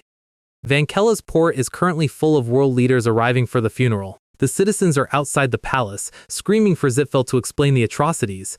They're ready for blood. Then, everyone looks up. A massive light splits the clouds. The Kojek. Zipfel's flying fortress. They really showed up in a battleship just to deliver a press release. Talk about overcompensating. Jin is in the crowd, mocking their arrogance. The Zipfel spokesperson starts the official statement. They admit to the political meddling and the experiments. But then comes the twist. They blame it all on Carl Zipfel. They claim he was blinded by ambition and acted alone. They disown a pure-blood Zipfel just to save the brand. That's cold even for them. They drop Carl right in front of the angry mob. The light beams down on him like he's the main attraction at a gladiator match. The crowd loses it. They start throwing rocks, screaming for him to die. Kellyark's plan is simple. If Carl dies here, Zipfel can blame Vankella for the death of a disarmed prisoner and flip the narrative. Jin sees right through it. Kellyark is playing the long game. Then Ronnie steps forward. She tells the citizens to stop. We are the children of Ayula. She calls for mercy. She wants an apology, not a lynching. She stands over the broken Carl Zipfel. She offers him a chance to speak. Carl looks up, blood running down his face. He starts the rehearsed confession. He takes all the blame. He's literally reading the script his father gave him. Ronnie looks skeptical. Suddenly, someone shouts from the back, "Lord Carl Zipfel!" It's Dino Jaglin. He charges forward, screaming that Carl is lying. He reaches into his bag. He throws a stack of papers into the air. "I'll expose the filthy truth." Jin has entered the chat. Dino reveals the truth. The survivors weren't in Carl's tower. They were in a Kinzello fortress. The other journalists are confused. A pure-blood Zipfel got kidnapped by terrorists? Dino shuts them down. Kinzello isn't some third-rate group. They were Zipfel's secret allies. He brings up the Velato explosion from 6 months ago. The crowd recognizes the name Bamel. Dino explains that Bamel caught Zipfel and Kinzello making a secret deal. When the deal went south, Kinzello kidnapped Carl to leave with something. Dino even links Bamel to the Kolon native massacre. The passing bystander who saved everyone? That was Bamel. He's basically writing Bamel's Wikipedia page in real time. Murakhan is in the crowd, loving the hero title. Jin tells him to shut up. Dino is in full flow now. Zipfel's elite guards, the White Knight, have heard enough. The leader, Maul, charges Dino with a spear of light. Joshua Runkandel is watching from the side, thinking this is his moment to shine. He's planning to save the journalist and win the public's favor. He's got that I'm the main character smirk. He goes for his sword, but someone gets there first. A massive wave of pressure hits the square. Maul's attack is just gone. Luna Runkandel drops from the sky like a tactical nuke. She blocks the light spear with one hand. She's not even looking at Maul. She just casually dissipates the magic. The explosion of energy is massive, but Dino is completely safe behind her. Luna's eyes are glowing. The white swordswoman has arrived. She looks at Joshua and tells him he's being reckless. Sheathe your sword, second cadet. Joshua is fuming. He can't believe his sister, who never cares about politics, is here. He realizes Jin must have planned this. His perfect plan is falling apart. He backs down. You don't argue with Luna unless you want to be a permanent part of the pavement. The Zipfel guards are terrified. Runkandel's first cadet! The crowd is losing it. Zipfel versus Runkandel in the middle of a holy festival? Best day ever. Luna thinks to herself, just as the youngest predicted. Flashback to Jin explaining that Joshua would try to steal the credit. Luna promised she wouldn't let him take Jin's masterpiece. Back to the present. Luna tells Dino he's okay. She invites him to the Runkandel envoy later to hear more. She's basically putting a protected status on the journalist. Maul tries to act tough, introducing himself as second in command of White Knight. Luna just mocks him. Trying to kill a journalist in front of witnesses? Sensitive subject? Maul tells her to stand aside because Dino insulted his house. Luna basically tells him to make her. Dino is her guest now. The Zipfel guards prepare to act. Luna's aura starts to flare. She tells Maul his life isn't worth as much as that battleship in the sky. The Kojak crew is sweating. They know Luna could probably take that ship down solo. Ronnie steps in to stop the war from starting. Maul is actually relieved. He was looking for any excuse to not fight Luna. Ronnie thanks Dino for the truth. We nearly punished the wrong person. The crowd is 100% behind the journalist now. Jin is watching the mob turn on Zipfel. Everything is going perfect. Then, Jin notices someone in the crowd. A girl in a wheelchair. Margiela Ibliano, deputy leader of Kinzello. She's talking to him. Not out loud, she's lip-reading. She offers to help Bamel. A little give and take never hurt anyone.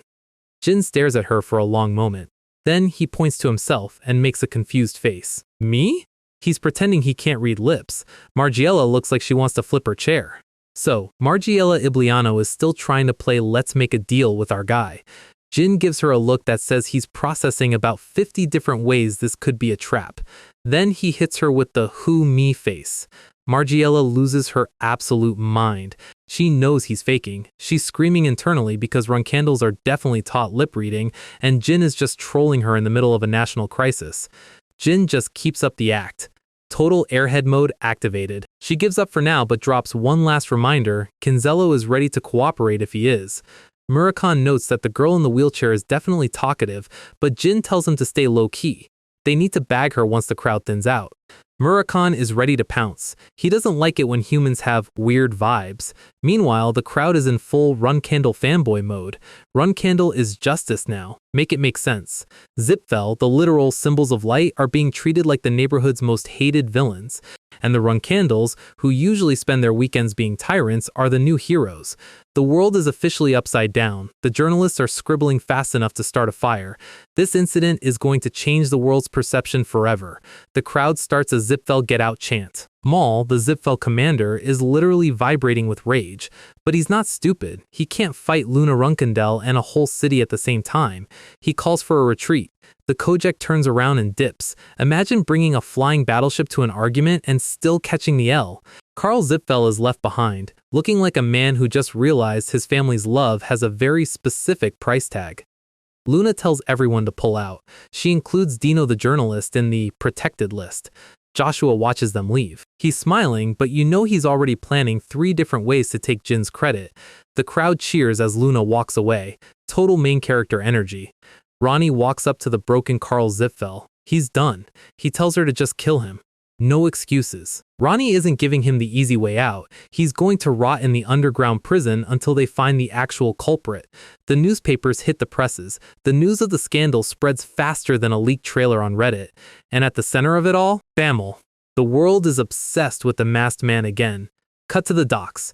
Murakami is having a pride crisis. He's at 40% power, and he's still lost track of Margiela in a simple alleyway.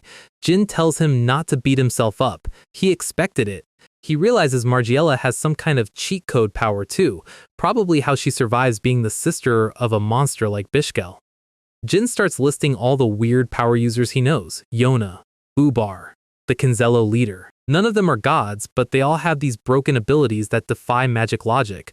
Murakami is just annoyed that humans keep finding new ways to be annoying. Then, Murakami spots something on the horizon. The sky is glowing. Jin realizes it's Kinzello. Already, they brought 500 warships just to pay respects at a funeral. It's a massive show of force. They're telling the world, we aren't terrorists, we're a global superpower. Jin notes that it's clever. If the world sees them as trash, their alliance with Vankella won't have any credibility. So they're showing up with the whole guild just to dock one ship. Barak Sidriker steps onto the red carpet. He drops a flower on the coffin. Look at this man. A literal wolf in a 3-piece suit. He looks like he's about to sell you a very expensive watch or tear your throat out. The walk to the throne is silent. The tension is thick enough to cut with a sword. He introduces himself formally.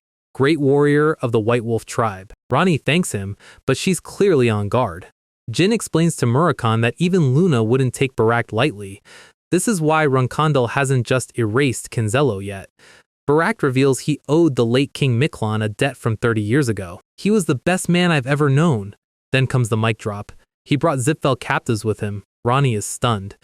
Barak claims these guys were running unauthorized experiments on Kinzello land under the Zipfel Patriarch's orders. The crowd is confused. Is it Kinzello's fault? Or Zipfel's? Jin realizes Margiela's plan was brilliant. They're pinning everything on Keliarch Zipfel specifically. Barak prepares to leave. He doesn't want to make the humans uncomfortable. But he has one more tip for Ronnie. There's another Zipfel lab right here in the Holy Kingdom. Go find it. Jin realizes Zipfel has no escape route now. Kinzello is backing them into a corner. Kinzello wins either way. They look like a global force and they destroy Zipfel's reputation. But Jin isn't satisfied. He knows Kinzello is just as rotten as Zipfel. Suddenly, Dino Jaglan runs in, looking like he just saw a ghost. "Young master! There's big trouble! Karl Zipfel has been murdered!"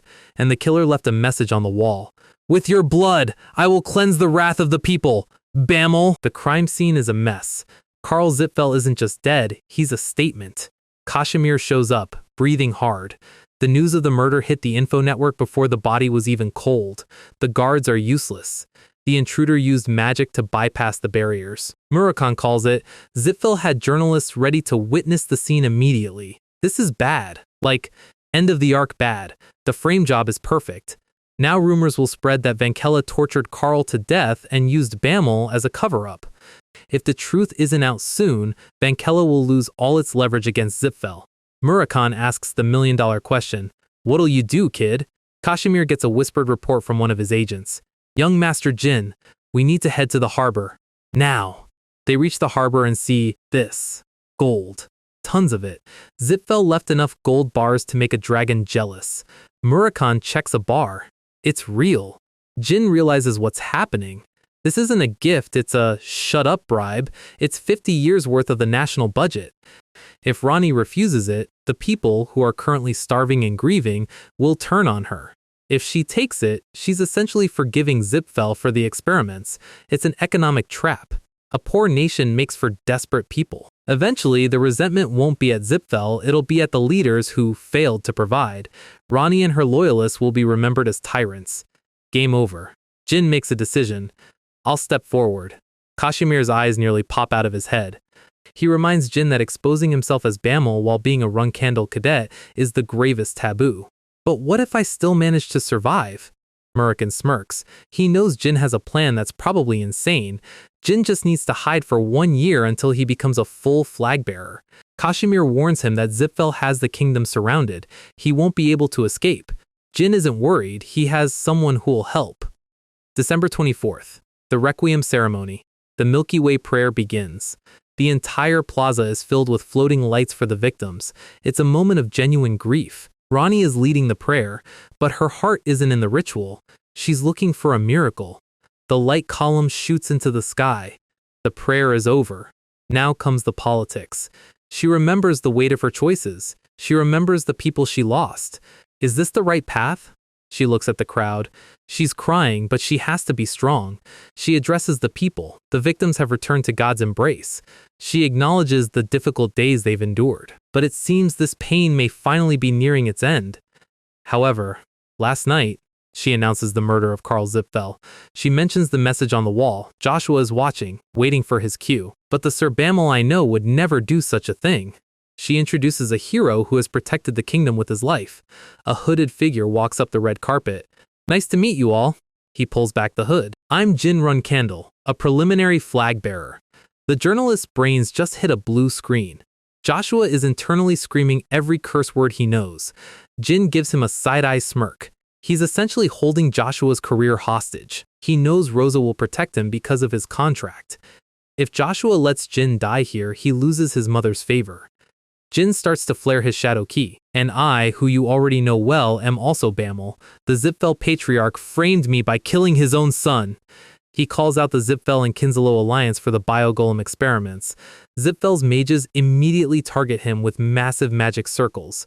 "Now move, Joshua." Joshua realizes he has no choice. "Runkandel's guardian knights, protect the preliminary flag bearer!" The knights charge in. Luna is watching from the shadows. She drops in like a meteor. She tells the knights to protect the citizens, not just Jin. "If even one innocent life is lost, I'll personally take heads." Joshua is officially screaming. He's ordering the Runkandel knights to protect Jin, and the knights move in like they're running a VIP escort quest they didn't sign up for. But Joshua knows the truth. If he lets the next head die, his own head is next on the chopping block. Then there's Luna. She doesn't do escort missions. She tells the knights to ignore Jin and protect the civilians. "If one innocent person dies, I'm taking heads." The knights freeze. When Luna gives an order, you don't check the manual, you just do it. Zipfel's mages aren't waiting for a group photo. They start the attack. Massive beams of light are raining down on the plaza like it's an orbital strike. Jin is dodging between the pillars of fire while the citizens are running for their lives. It's total chaos. A magic blast hits the ground, but Jin isn't fighting alone. Luna is swatting away 8-star magic like she's clearing cobwebs. She stands in the center of the square, looking like the goddess of "you messed up." The civilians are stunned. She tells them to stay low and move out slowly. She's essentially becoming a human shield. Jin is tracking the mages. 4 on the left, 6 in the center, 5 on the right. Zipfel has the whole kingdom surrounded. Escape is looking like a 0.1% chance. The Zipfil commander is screaming for Jin's head. He knows his career is over if Jin gets away. Joshua is sweating. He realizes if Jin gets hurt, all his effort to keep this quiet is wasted. He charges in, thinking he can save Jin and regain some control. Luna blocks his path with a single glance. "Second cadet, did you not hear me?" Joshua tries to argue about family honor, but Luna isn't having it. "If you keep repeating yourself, I'll cut you down first."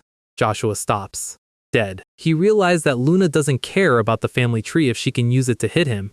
He backs off. He knows better than to test her patience today. The knights continue the evacuation. Ronnie is helping too, leading her people to safety. Luna is satisfied. The square is mostly empty, and that means Jin can finally stop pretending to be a victim. He draws his sword and starts moving. Now we can finally fight. The Zipfel mages think they have him surrounded. They start casting a massive ritual spell. Jin raises his lightning sword, Sigmund. They fire. The impact shakes the entire city. But when the smoke clears, a giant fluffy cat has entered the server. The Zipfel mages are glitching. "A cat? What is that now?" It's Shuri, and she's not here for treats. Reinforcements show up for Zipfel, deploying magic circles across the entire palace wall. Jin is casually sitting on top of the giant cat like he's riding a fluffy tank. The mages are panicking. They know he's about to escape. Jin just smirks. He whispers to Shuri, and she lets out a meow that sounds like a war cry. Zipfel fires everything they have at the cat. The sky is literally filled with magic beams. Jin is moving at light speed, slashing through the spells and the mages alike. Shuri is leaping between the towers.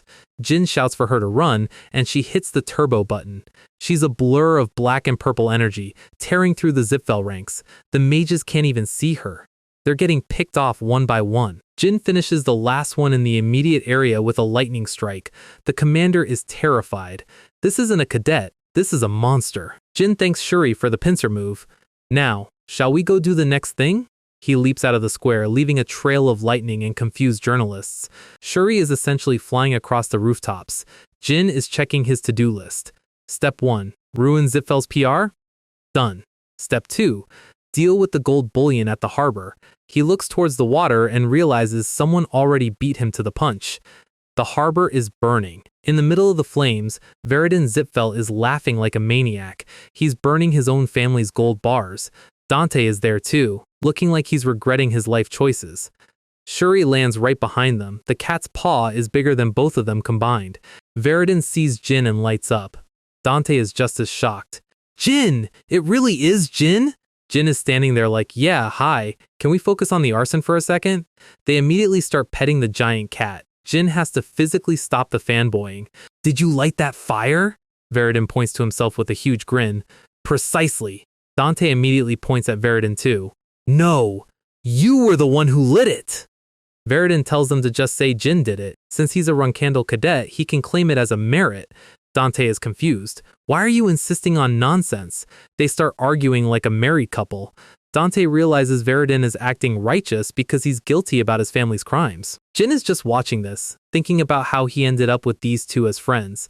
He tells them to shut up because Zipfel's mages are going to be here any second. Veridin is still processing. Jin confirms it. "I'm the one who exposed the full story. I'm Bamel." The two heirs have a simultaneous brain aneurysm. Jin doesn't care if they say he lit the fire. He was going to do it anyway. Veridin and Dante have a main character moment admiring Jin's gigachat energy. But Jin points out the problem. He just outed himself as a Runkandel cadet and a terrorist. The world is hunting him now. Veridin's mood shifts instantly. He sees the mages arriving and snaps. "These bastards have no shame. I'll kill them all." Jin realizes Veridin is about to lose his senses and go full berserk. Veridin raises his staff. He's thinking about the poor citizens who would be corrupted by that gold. Jin tells him to calm down, but Veridin is already channeling a massive amount of mana. Jin explains that he can escape because he's a neutral party, but if Veridin kills his own mages, there's no coming back. Veridin doesn't care. "Father will understand my intentions." Narrator, he absolutely will not. Veridin prepares a massive flame orb. Jin notes that Veridin's level has increased significantly since they last met. He wonders if this is some late puberty righteousness. Dante is panicking. He knows Veridin is pushing himself too hard.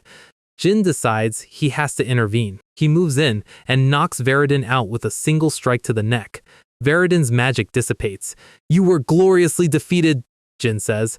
Dante notes that Veridin is hitting a mana reflux. It's dangerous. Jin tells Dante not to worry. The Zipfel mages will handle their own heir. "You never came here." Jin is erasing their involvement to protect them. He calls Shuri over. She bites Veridin's robe and tosses him towards Dante. The Zipfel mages reach the harbor. "He's escaping!" They start casting a combined 8-star spell, Hellwind.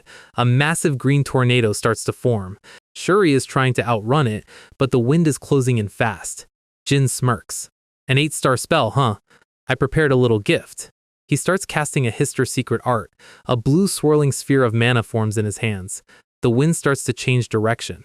The mages are terrified. The surrounding mana is being sucked into that sphere. Reversal of heaven. The giant tornado is literally sucked into Jin's tiny sphere. The mages are losing their minds. "Run Kandel dares to use magic?" Jin looks at them coldly. "I hold no personal grudge. Blame the fact that you belong to Zipfel." He fires the accumulated energy back at them. The explosion is catastrophic. The ships are destroyed, and the mountain of gold bars is sent straight to the bottom of the ocean. The Vankella incident is over, but the escape is just beginning. Dante finally wakes up to find himself on the back of a giant cat in the middle of the ocean.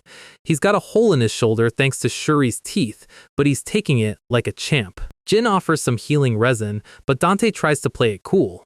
Jin isn't asking. He grabs the cloak, and a gold bar falls out, right into the ocean. The silence is loud. Dante realizes he just watched a small fortune sink to the bottom of the sea. Jin's face says it all. He thinks Dante's been pocketing loot. Dante starts panicking, trying to explain the misunderstanding.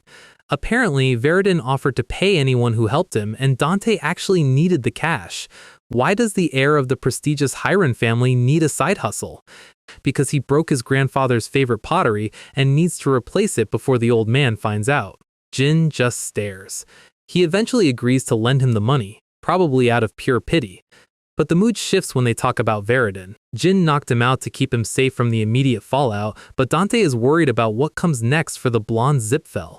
Veridin isn't just a rival, he's the only person in that family with a working moral compass. And that is exactly why he's in danger. Jin knows the Zipfel family better than anyone. They aren't just dirty, they've gone completely off the deep end. Jin used to think Veridin was in on it, at least a little bit, but after watching him set his own family's gold on fire, nah. Veridin is genuine, which means he only has 2 exits: oppose his family and get exiled, or get his will broken until he's a puppet. Or, option 3, he ends up in a casket like Karl Zipfel. Dante, being the terminal good guy, suggests they have to save him. Jin stays silent. In his past life, Jin was the loser, the exile. And back then, Veridin was the golden boy, the Ninth Circle prodigy everyone loved. Jin feels a weird sense of responsibility. If they hadn't met, Veridin's life would have been a smooth ride to the top. Dante is shocked to hear Jin actually agree to a rescue mission.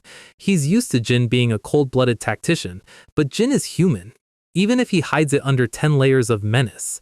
The bond between these 3 is the most main character thing in the series. Flashback to the younger days, 3 heirs of the world's most dangerous families, drinking together like they aren't destined to kill each other. Jin never truly accepted the word friend back then. He thought the whole idea of them being close was a joke that isn't very funny anymore. Dante calls him his best friend, and Jin just tells him to shut up. Standard behavior. They decide to head to their prearranged meeting spot to wait for Veridin. If he wakes up and chooses to run, he'll go there. Shuri picks up the pace, cutting through the waves. While our guys are bonding on a giant cat, the rest of the world is losing its mind. The Vankella incident wasn't just a news story, it was a tectonic shift. And the center of the storm is Jin Runkandel. In the palace of a distant kingdom, a queen smiles at the news. Jin is a son-in-law candidate now. High risk, high reward. She notes that he truly takes after his father. Meanwhile, in the Runkandel Shadow Ops, someone is getting a report. It's Yona, our favorite chaotic sister. She sees Jin's face on a wanted poster and starts cheering. A $100 million bounty. She's practically a proud parent. Deep in the Black Sea, a place where the air itself feels like poison, a man is reading the same report. It's Cyron Runkandel. His advisor tells him the riders are ready to move. The clan wants to capture Jin immediately. Cyron doesn't look angry. In fact, he calls what Jin did an achievement. He sent Jin out to build a reputation, and Jin decided to burn the Zipfel clan's house down instead. That's Runkandle behavior if I've ever seen it. But Sairon isn't a normal dad. A monster lunges at him from the shadows, and he doesn't even look at it. He just orders an emergency manhunt. The bounty isn't 100 million anymore. He triples it. 300 million gold. Absolute protection for whoever brings him in. And then he says the words that make everyone's blood run cold. A corpse is acceptable. Now it's official. Runkandle and Zipfel, the two biggest guilds on the server, have both put a delete order on one guy. The bounty is enough to buy a country. Every mercenary group, from the Black King Corps to the Ghost Brigade, is currently gearing up. They're searching cities, countrysides, forests, and mountains. If there's a cave or a hole in the ground, someone is looking inside it. The sea isn't safe either. Every travel gate is being monitored. The word is out. Jin was last seen heading toward Taiken. Kashmir is currently drowning in paperwork and inquiries. The Taiken crew is gathered, exhausted after the Zipfel mages finally left. Kashmir is sick to his stomach. The search was thorough, which is code for they trashed the place. But they didn't find anything. Zipfel can't just do whatever they want outside their own territory, even if they are the magic dictators. The Baimont Special Task Force even showed up. They realized Austin Gray was actually Jin Runkandle. Remember that bully from the academy Jin saved? Turns out, the guy actually has a soul. He didn't report Jin's secret alias, a rare W for a side character. Kashmir is just glad the Runkandles haven't showed up yet.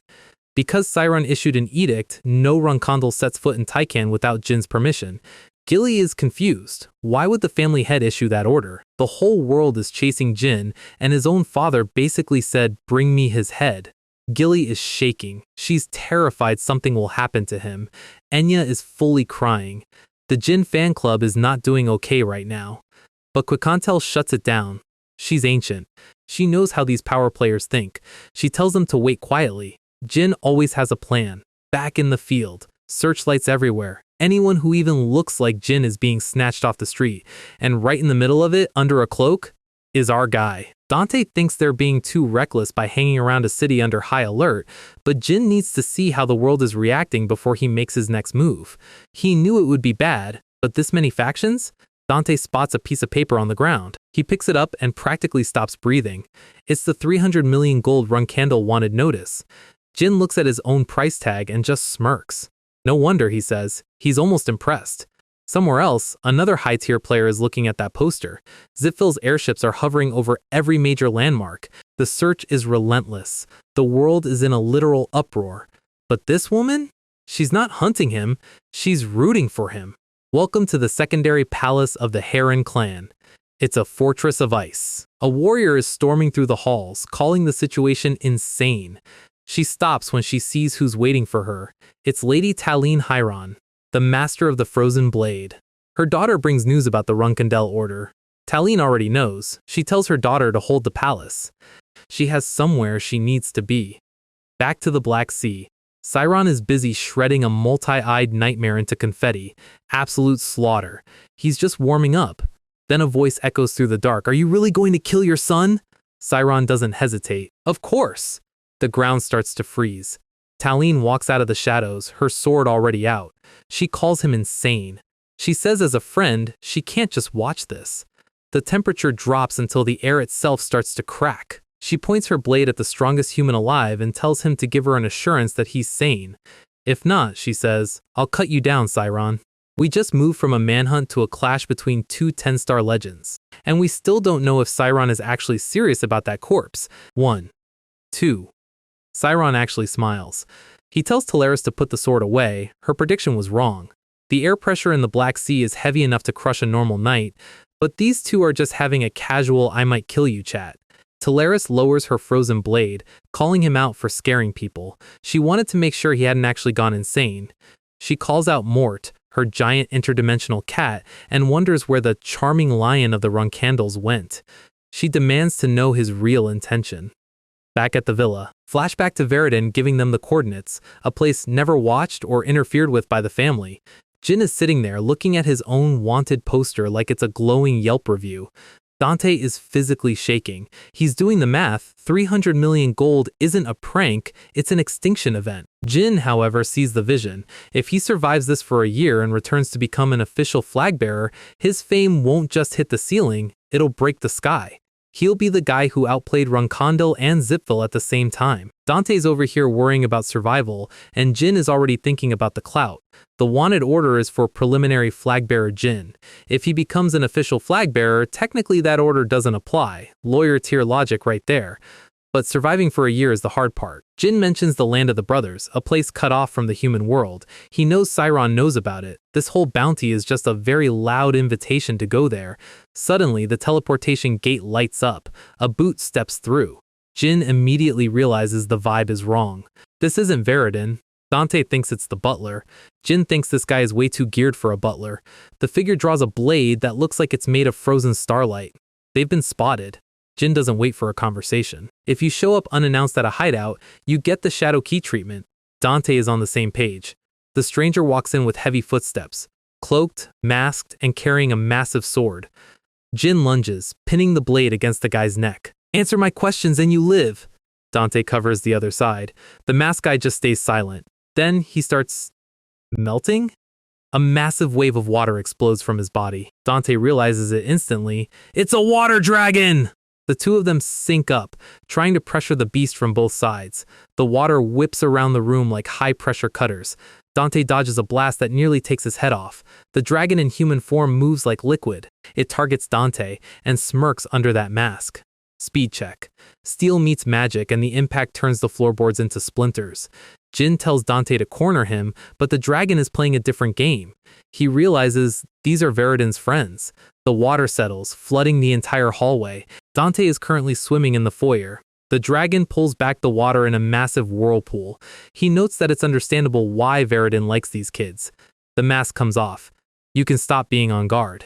He introduces himself as Tuyen, the dragon of Itelmian. He knows Jin. He knows Dante. Jin is still ready to scrap. He asks if Veridin sent him. Tuyen adjusted his suit. "I'm the butler here." And then a fish hits Dante right in the face. Tuyen tells them not to look at him weirdly. Apparently, being a butler is a valid career path for ancient dragons. Suddenly, a massive eye appears in the window. A giant earth dragon head pokes into the room. "Aren't those the kids Veridin mentioned?" She looks at the shattered glass and the wrecked door. Jin and Dante are sweating. They realize they just broke into a house guarded by literal deities. Flashback to 3 days ago. Dante points out the teleport gate hidden behind a waterfall. Shuri, the giant cat, dives right through. Shuri has a fish in her mouth and is having the time of her life. They find the villa, looking all fancy and untouched. They knock. No answer. The place feels empty. Shuri decides that no answer means use the cat as a battering ram.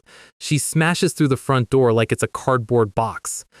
Jin and Dante try to apologize to the dragons for the uninvited entry. The earth dragon tells them the key was literally under a rock near the entrance. She gives them a "are you guys stupid" look that would hurt more than a dragon's breath. Proper introductions now. This is Finia, the earth dragon of Ricta. Veridin has 2 guardian dragons. Jin is genuinely stunned. Finia is way more chill than Tuyen. She's excited to meet the legendary friends. Jin Ronkondel. Dante Haran. She smirks. She tells them to relax while she and Tuyen take care of something. Taking care of something turns out to be manual labor. The dragons are literally dusting the clocks and arranging the flowers. Tuyen pours tea with the precision of a master sommelier. Jin is just sitting there sipping tea, watching 2 gods do housework. Tuyen is cleaning by spraying the walls with high-pressure water, and Finia is mopping at mock speed. Dante asks if they can help. He grabs a mop. Finia's eye twitches. She gives him a look that says, "If you touch that mop, I will bury you." Jin tells Dante to sit down. You don't mess with a dragon's cleaning schedule. Jin realizes Veridin's dragons are all a bit loose in the head. But more importantly, 2 contracts? In recorded history, humans are limited to 1 god, but the Zipfel clan has always been pay to win when it comes to contractors. Suddenly, the gate flashes again. Veridin is finally here. He bursts in, arms wide, screaming, "I'm touched!" Dante is happy to see him safe. Veridin asks if his dragons were rude. Of course not, Jin says, lying through his teeth. Veridin sits down, admitting he'd be dead if his father had caught him. He's still got a headache from the mana backlash of his heroic moment. Tuyen serves him tea. Jin gives him a small smirk. But Veridin gets serious. He knows Jin is wanted by the whole world. He needs to know if Jin has a plan. The mood in the room turns heavy.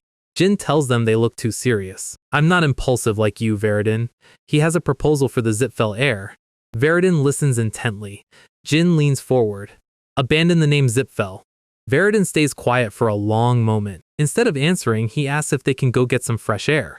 Jin realizes this isn't going to be a quick conversation. Outside, Shuri is living her best life, jumping around the garden while Dante hangs on for dear life. The setting is beautiful, an iron gazebo under a starry sky. Perfect place for a tactical breakdown. Jin mentions Shuri was lonely before they met. Veridin smiles, but it's a sad one. He says he felt the same way before meeting them. Dante is in the background being a goofball, but the mood at the table is heavy. Veridin looks at his guardian dragons and then back at Jin. He asks Jin a weird question. Have you ever read a diary you wrote, but you don't remember the events at all? He pulls out a small, unassuming book. He wrote this the day his mana reflux treatment ended. The diary describes Jin punching him, his father threatening him, and the entire Holy Kingdom incident in detail. It's written exactly as it happened. Jin realizes where this is going. He looks at the book, then at Veridin. I don't remember any of it, Veridin says. The wind picks up. Veridin realizes he's having his memories tampered with. He's being gaslit by his own biology. Meanwhile, Tuyen and Finya are underwater chasing lobsters. Back to the serious talk. Jin asks what memory manipulation actually looks like. Veridin explains that every time he gets additional treatment, a piece of his past vanishes. When he greeted Jin warmly today, it wasn't because he remembered their bond. It was because he read his own diary and acted based on the reports. That is some high-level horror movie stuff. He suspects the clan elders, but he knows the truth is deeper. Jin guesses that they erases his memories of the atrocities, so he stays a pure heir. Veridin laughs it off, which Jin finds extremely disturbing given the situation. Memory manipulation is a Zipfel specialty. Jin flashes back to another victim, Ratri, who also returned with a wiped brain. The kidnapping, the dragon word's magic, all gone. Jin realizes the connection. It's the same energy as the Holy Kingdom, the Demon Stone. Jin starts piecing it together. If Veridin's mind is being scrubbed, it means he probably saw something he wasn't supposed to. Veridin didn't just burn the gold because of a moral epiphany. He might have learned about the Demon Stone experiments before any of them. He rebelled impulsively because he couldn't stomach the Zipfel clan's true nature. Jin wants to ask him directly, but he hesitates. If the clan can reach into Veridin's head, then this entire conversation could be leaked the next time he gets treatment. Jin has to be careful. Dante gets absolutely drenched by a giant fish. Jin decides to hold back on the Demon Stone intel for now. Safety first. They go back to fishing, trying to enjoy a moment of normal life. Dante is failing at catching anything while Shuri is having a blast. It's a rare moment of peace. Dante gets knocked over by a carp that's bigger than he is. The giant cat is laughing. Veridin is laughing. Even Dante joins in eventually. Jin watches them. He thinks to himself, isn't this much okay? For one night, they aren't heirs to warring families. They're just 3 kids. Dante demands Jin stop laughing and say something. Night falls. The campfire is crackling. Dante sneezes. The vibe is perfect. Veridin notes that they are the only people in the world enjoying themselves in such a serious situation. Dante agrees. Every time they meet, it's dangerous, but it always ends with them like this. Flashbacks to their previous drinks and duels. Jin smiles. Veridin drinks deeply. He cheers. He's relieved that his memories of them aren't gone yet. Jin drops the hammer. He says Keliark Zipfel, Veridin's father, is at the center of the manipulation. Veridin doesn't argue. He asks Jin if he already knew. Jin nods. It's the truth Veridin didn't want to believe. Veridin feels like a failure. Even with 2 dragons and near 9-star magic, he isn't enough for his father. Veridin asks if Jin thinks he's just a puppet. Dante nearly chokes on his drink. Jin asks again, will you leave the clan? Veridin looks at the fire. He says it's impossible. He has a responsibility to fix the clan from the inside. Jin tells him that's unrealistic. You can't fix a clan while your brain is being rewritten. Veridin turns to Jin with an expression of pure desperation. Help me. He knows it sounds impossible. Even if I change, don't let go of me. He asks for Jin's help to stay human. The campfire glows in the woods. Jin and Dante's instincts scream danger at the exact same time. The peace is officially over. The guardian dragon's eyes narrow. They've detected an intruder. Everyone, get down! A blinding green light erupts from the forest. A beam of pure mana tears through the gazebo. The explosion is massive, turning the iron structure into scrap. Columns of smoke rise where their campfire used to be. The dragons have already cast a shield. Jin recognizes the magic type. Light magic. In his past life, he never even heard of a light magic user with this level of firepower. The dust clears. Varadin is pale. He tells Jin to run, now. Jin is confused. Varadin is almost a 9-star mage. Who could possibly scare him this much? Varadin is shaking. They are. Shapes emerge from the smoke. Plague doctor masks. Hooded cloaks. These aren't normal knights. Only a tiny number within the Zipfel clan even know they exist. The elite secret unit. The Ghost Legion. And the one leading them steps forward. Boots clicking on the stone. A woman with long white hair and sunglasses. Octavia Zipfel. Commander of the Ghost Legion. She looks around the ruined garden with bored indifference. She calls Jin a little run-candle brat. Jin's eyes go wide. He remembers the name. Jin is sitting with Cyron. Cyron is explaining the Zipfel power structure. Andre Zipfel was just a figurehead. The sub-patriarch wasn't the real threat. Cyron warns him that someone else holds the real power below Keliarch, the true second-in-command. He didn't tell Jin the name back then because Jin wasn't ready. Now, Jin realizes. He's standing across from her. Varadin tries to explain that he didn't call her. He's terrified she thinks he's betraying the family. Jin tells him to calm down. He knows Varadin is innocent. Octavia wants to see what kind of brat is causing all this noise in the world. She moves. Green mana chains erupt from her fingers. Jin barely dodges, the ground behind him shattering. He smirks. You think I'll get caught? He tells Dante and Varadin to hold the line while he draws the heat. Jin leaps into the air, shadow ki flaring around him. Octavia orders her men to keep him alive. She wants him brought to her personally. The Ghost Legion mages launch a synchronized barrage. Varadin screams for her to stop, but he's ignored. She treats Varadin and the dragons like annoying flies. Once I finish my business, I will return, she says. She tells Varadin to sit still and watch. This is an adult's game. Jin is free-falling through a storm of magic. A Ghost Legion member intercepts him. High-speed aerial combat. Jin clashes with the mask-wearing mage mid-air. The mage's hand glows with digital-looking patterns. Magic chains lash out like snakes. Jin uses Shadow Ki to create a defensive cocoon. He cuts through the first wave, but a second mage is already behind him. These guys are testing his limits. A burst of mana sends Jin crashing into a tree. The forest canopy explodes in a shower of leaves. Jin recovers instantly, slamming Bradamante into the ground to anchor himself. Octavia is watching from above, surrounded by floating orbs of mana. The Legion launches a grid of beams. Jin realizes each one of these guys is at least 8-star, maybe higher. He can't block 9-star mana. He has to deflect it. The pressure is insane. His arms are starting to go numb from the shockwaves. He needs an opening. He needs to break the formation. Suddenly, a chain wraps around his leg. The digital glow intensifies. I let my guard down, Jin thinks. He's yanked toward the ground as dozens of mana arrows lock onto his position. Octavia smiles. Jin is caught. Octavia Zipfel is just as terrifying as Cyron warned. The Ghost Legion doesn't do gentle. Mana chains slam down, and the Legion mages close in like they're finishing a quest. Jin is forced into a defensive Shadow Ki shell, but the sheer heat of the light magic is literally melting the ground beneath him. He's looking for an out, and then he sees her. Shuri. The giant cat took the brunt of that initial blast to save Jin. She's bleeding, whimpering, and still trying to protect him. Jin hates this. He hates that people he cares about keep getting hurt because the world is rigged. He tells the crow brats it's time to try again. Properly. He flares his aura, and for a second, the forest looks like it's on fire. Varadin looks on in horror. He knows exactly how this ends for anyone not named Zipfel.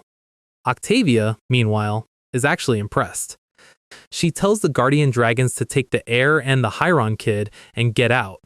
Dante doesn't want to leave, but he knows when he's being a liability. The fight restarts at Mach speed. Jin clashes with a Legion mage, steel meeting mana chains. The problem with the Ghost Legion? They ignore the mages are squishy rule. There's one hunchback mage in the back who hasn't moved a muscle. He calls Jin's skill pathetic. Then he tries to back it up with a sun-sized ball of fire. The blast covers the entire horizon. An absolute white mechanic. Jin is barely holding on, his armor charred and his breath ragged.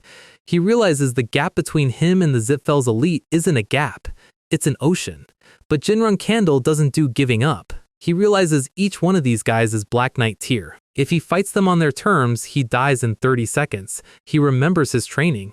The land of siblings. Survival against monsters far worse than these guys. He tells himself to go faster. He stops reacting and starts predicting. A Ghost Legion mage lunges and hits nothing but a shadow. Jin is already above them. The ground shatters as he lands a heavy strike. He catches a mana-infused fist with his bare hand.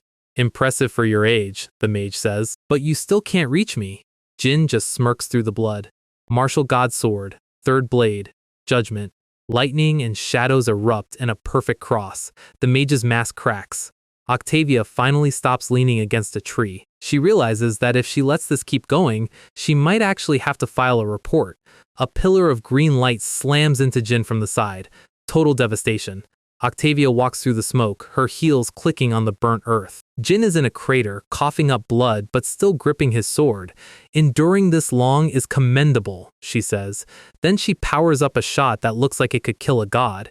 You don't need to stay intact. Just as Octavia is about to delete Jin from the world's source code, the sky literally splits open. Enter the reinforcements. Murakhan is back in his dragon form, and he looks like he's having a very bad day. But he's not alone. His sister, Misha, is flying right beside him. The shadow dragons are back, and they are not here for the snacks. Octavia pauses her execution. Jin is barely conscious, but he sees them. A barrier shatters in the sky, and a massive blue beam clears the area around Jin. Octavia looks up, her sunglasses reflecting the impending doom. Miles away, Talaris stops what she's doing. She senses the aura of a black dragon. She recognizes it instantly. The Hidden Palace's domain is being shaken by the sheer mana. She notes that this familiar aura means things just got very complicated. Back at the crater, the black dragons descend. Murakhan tells Jin he held out well. Jin manages a weak Lady Misha, Murakhan. Murakhan asks if he was scared. Then he tosses Jin a healing pill like he's feeding a stray cat. Misha lands, and the Ghost Legion mages actually take a step back. Jin realizes that even he hasn't seen the Zipfel's top power like this before. Misha identifies them. The Ghost Legion. Founded right after the death of the Runkandal patriarch, Tamar. Misha fought them a few times while Murakhan was sleeping. She notes that these modern ones seem weaker than the original squad. Octavia just smiles. She's not even sweating. She calls it a rare honor to meet the legendary dragons in a place like this. She mentions that one of them was badly beaten by Khadun recently. Murakhan's eye twitches. Octavia asks if they truly believe a Runkandal can seize the throne of the world. Murakhan starts laughing. It's a low, rumbling sound that shakes the trees. Zipfel? Runkandal?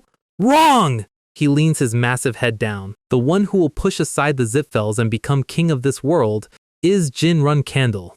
Octavia's smile disappears. She orders the Ghost Legion to scrap the capture order. Kill Jinrun Candle. Deploy the Red Abyss! The mages chant in unison. Blood-red chains erupt from the ground, creating a cage of literal death. A massive magic circle forms in the sky. A beam of concentrated malice fires downward. Murakhan slams a claw into the ground, blocking the blast with pure physical might. You're not very good at listening, are you? Octavia removes her coat. She looks like she's about to start a workout. Green flames erupt from her back. She sprouts wings made of pure, unstable light. She lunges at Murakhan, her hand glowing like a miniature sun. Misha intercepts, firing a shadow breath that collides with the light. The sky turns into a strobe light of green and black. The black dragons are officially at war with the Zipfel's top brass. The clash at the center of the battlefield looks like a dying star. Energy is bleeding everywhere. Murakhan's aura is being shoved back. Even for a dragon, this is a lot to handle. Jin realizes the problem. This isn't just another squad of mages. These guys are on a different tier. If they don't move now, they aren't winning this. He looks at Misha and suggests a tactical retreat toward the secret palace. Misha just smiles. It's that I'm about to show you why I'm the big sister look. She tells him to stop worrying. The old Ghost Legion couldn't touch her, and these specters are just a name change. Jin is watching her aura, and it's actually terrifying. He expected her to be strong, maybe a little better than Murakami. He was wrong. Her aura is so dense it's basically physical matter. "I'll open a path," she says. She steps forward and tells him to get Murakami out of here. Then she fires. A beam of pure shadow ki cuts through the horizon like a laser. The impact isn't a bang, it's a erasure. Octavia Zipfel, the woman who was just dominating the field, is looking at her defensive formation like it's made of wet paper. 20%, 30%. The shield is dissolving. Misha laughs. She tells her that her magic is basically a parlor trick. "Try to block this one, mage." Octavia panics. She releases the defense and tries to bind Misha with chains. Misha doesn't even dodge, she just points. The chains shatter on contact. Octavia is actually sweating now. Focusing all her mana didn't even slow Misha down. Her subordinates scream for her to look up. The sky is already gone. The shadow has filled everything. Murakami takes the opening and takes flight. He's carrying Jin, heading for the clouds. Jin looks back one last time. Octavia realizes she just got played. She fell for the diversion. The 300 million gold bounty is literally flying away. She loses it. She orders the entire unit to ignore the sister and chase the dragon. Mages are firing everywhere, trying to bring Murakami down. Misha lands right in front of them. She asks if their seniors never warned them about her. She builds a spear of pure darkness. The air screams as she launches it. Octavia recognizes the move. The shadowless spear. She tells everyone to pour their mana into her. She's decided Misha has to die right here, no matter the cost. The mages connect their mana. It's a massive circuit. Octavia glows with enough energy to level a city. The magic circles overlap into a complex geometry of death. Massive moth wings form around her, burning with light. Pierce. Tear apart. Devour with the beak of the abyss! The attack is a blinding, jagged spear of light. Misha just stands there and makes a fist. The collision clears the entire area of debris. Octavia is breathing hard, looking for a corpse. She finds Misha instead. Misha looks like she just finished a light workout. "Now this is finally getting fun!" Meanwhile, Murakami and Jin are long gone, disappearing into the whiteout of the clouds. Higher than the storm, higher than the hunters. Jin is looking over the edge. He's not worried about Misha. Murakami asks if he's okay to go straight to their destination. Jin is covered in blood and his mana is a mess. He can't show up in Tikan like this. Flying a black dragon over populated areas is basically a giant kill me sign. He tells Murakami to drop him near the Jin Kingdom. He'll disguise himself there. He tells Murakami to go to Tikan alone and tell the team he'll see them in a year. Murakami grins. He'll be waiting. Cut to the snowy forests of Jin. There's a small, hidden village here that looks like a Christmas card. These are the water tails. They catch fish, they eat, they sing. Then they see something sliding down the mountain. It's Dark Flame. Or at least, that's what they call Jin. Jin walks into the village. The houses are built into the roots of a massive tree. It's adorable. It's also completely empty. Except for a bear eating grass in a hut. Jin pets it. He's been here before. He decides to use the silence to meditate. He needs to circulate his mana. It's currently flowing backwards, which is usually a "you are about to die" situation. As he focuses, he realizes just how close he came. Octavia Zipfel is a raid boss. He wasn't ready for her yet. He thinks about the fight, the light magic, the chains. But mostly, he thinks about Veridin. His friend is being hollowed out by his own family. He wonders how deep Keliark Zipfel's influence goes. He's interrupted by a giggling sound. The water tails have returned. They tell him to wake up. They've been treating him while he slept. Jin thanks them, but wonders why they're all losing their minds laughing. They hold up a mirror. Our guy survived a 10-star war only to get cooked by some blue blobs with a permanent marker. He has spirals on his cheeks and a mustache. The leader asks if he's okay. They saw the wanted posters. They're worried, in their own way. Jin cleans his face. He needs to talk to the Golden Tongue tribe. A chinchilla-looking merchant pops out and immediately says absolutely not. He knows Jin is the world's most wanted man. Helping him is a death sentence. Jin says he has a deal they'll like. The merchant is listening. Chinchillas can't resist a profit. Jin reaches for his sword. The merchant panics, thinking he's about to be deleted. Jin just hands it over. He offers the sword as payment. The merchant reaches out, eyes sparkling. Jin explains the plan. They escort him across the desert in a business disguise. Once rumors spread that Jin Runkendel is dead, they take this sword to the Runkendels. The merchant asks if they'll even believe him. Jin tells him to say he found it in remote ruins in the Mitra Desert. The run candles will be so happy to have a legendary family sword back they'll pay a fortune. Plus, they'll be forced to protect the tribe to keep their reputation. The merchant thinks about it. Then he declines again. The money is great, but dead is a very long time. Jin takes the sword back. He's not mad. He understands the risk. He'll just go to the desert alone. The merchant apologizes as Jin walks away. Then the air changes. Glowing butterflies start filling the tunnel. The beastmen all drop to their knees. A white cat in a robe and a staff walks out. The felines, the actual owners of this land, even the water tails are bowing. Jin wonders if these are the beings who actually built this place. The magic in the air is heavy. The feline walks up to Jin. It reaches out a paw. Jin is confused. The cat is just looking at him with those big purple eyes. It smiles. And in this world, when something that cute smiles at you in a dark cave, it usually means your life is about to get a lot more complicated. So, the cat spirit is currently booping Jin's forehead. He's not sure if he should be honored or just confused, but the boop is official. A flash of light later, and the catfolk vanish into thin air. The beastfolk in the cave are losing it. They're looking at Jin like he just pulled a SSR on a single pull. Jin's just standing there like, guys, what just happened? Pangy explains it's the catfolk's blessing. It's basically a VIP pass for the entire beastfolk community. The catfolk are legendary. Most people think they're extinct or just myths, but among the small tribes, having this blessing means you're basically a saint. Suddenly, the chinchilla who wanted nothing to do with Jin is begging to take the deal. Jin realizes these cats are more than just cute mascots.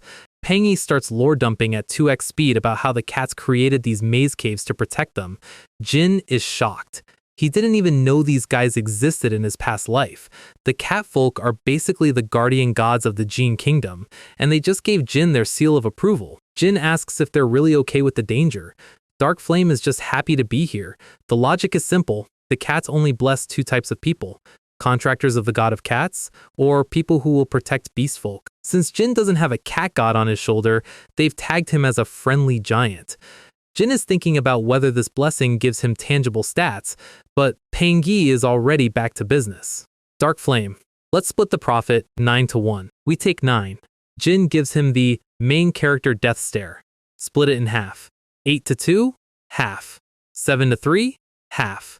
The merchant is literally crying at this point. He tries to argue that 5-5 is unfair because they're doing all the logistics and the disguise work.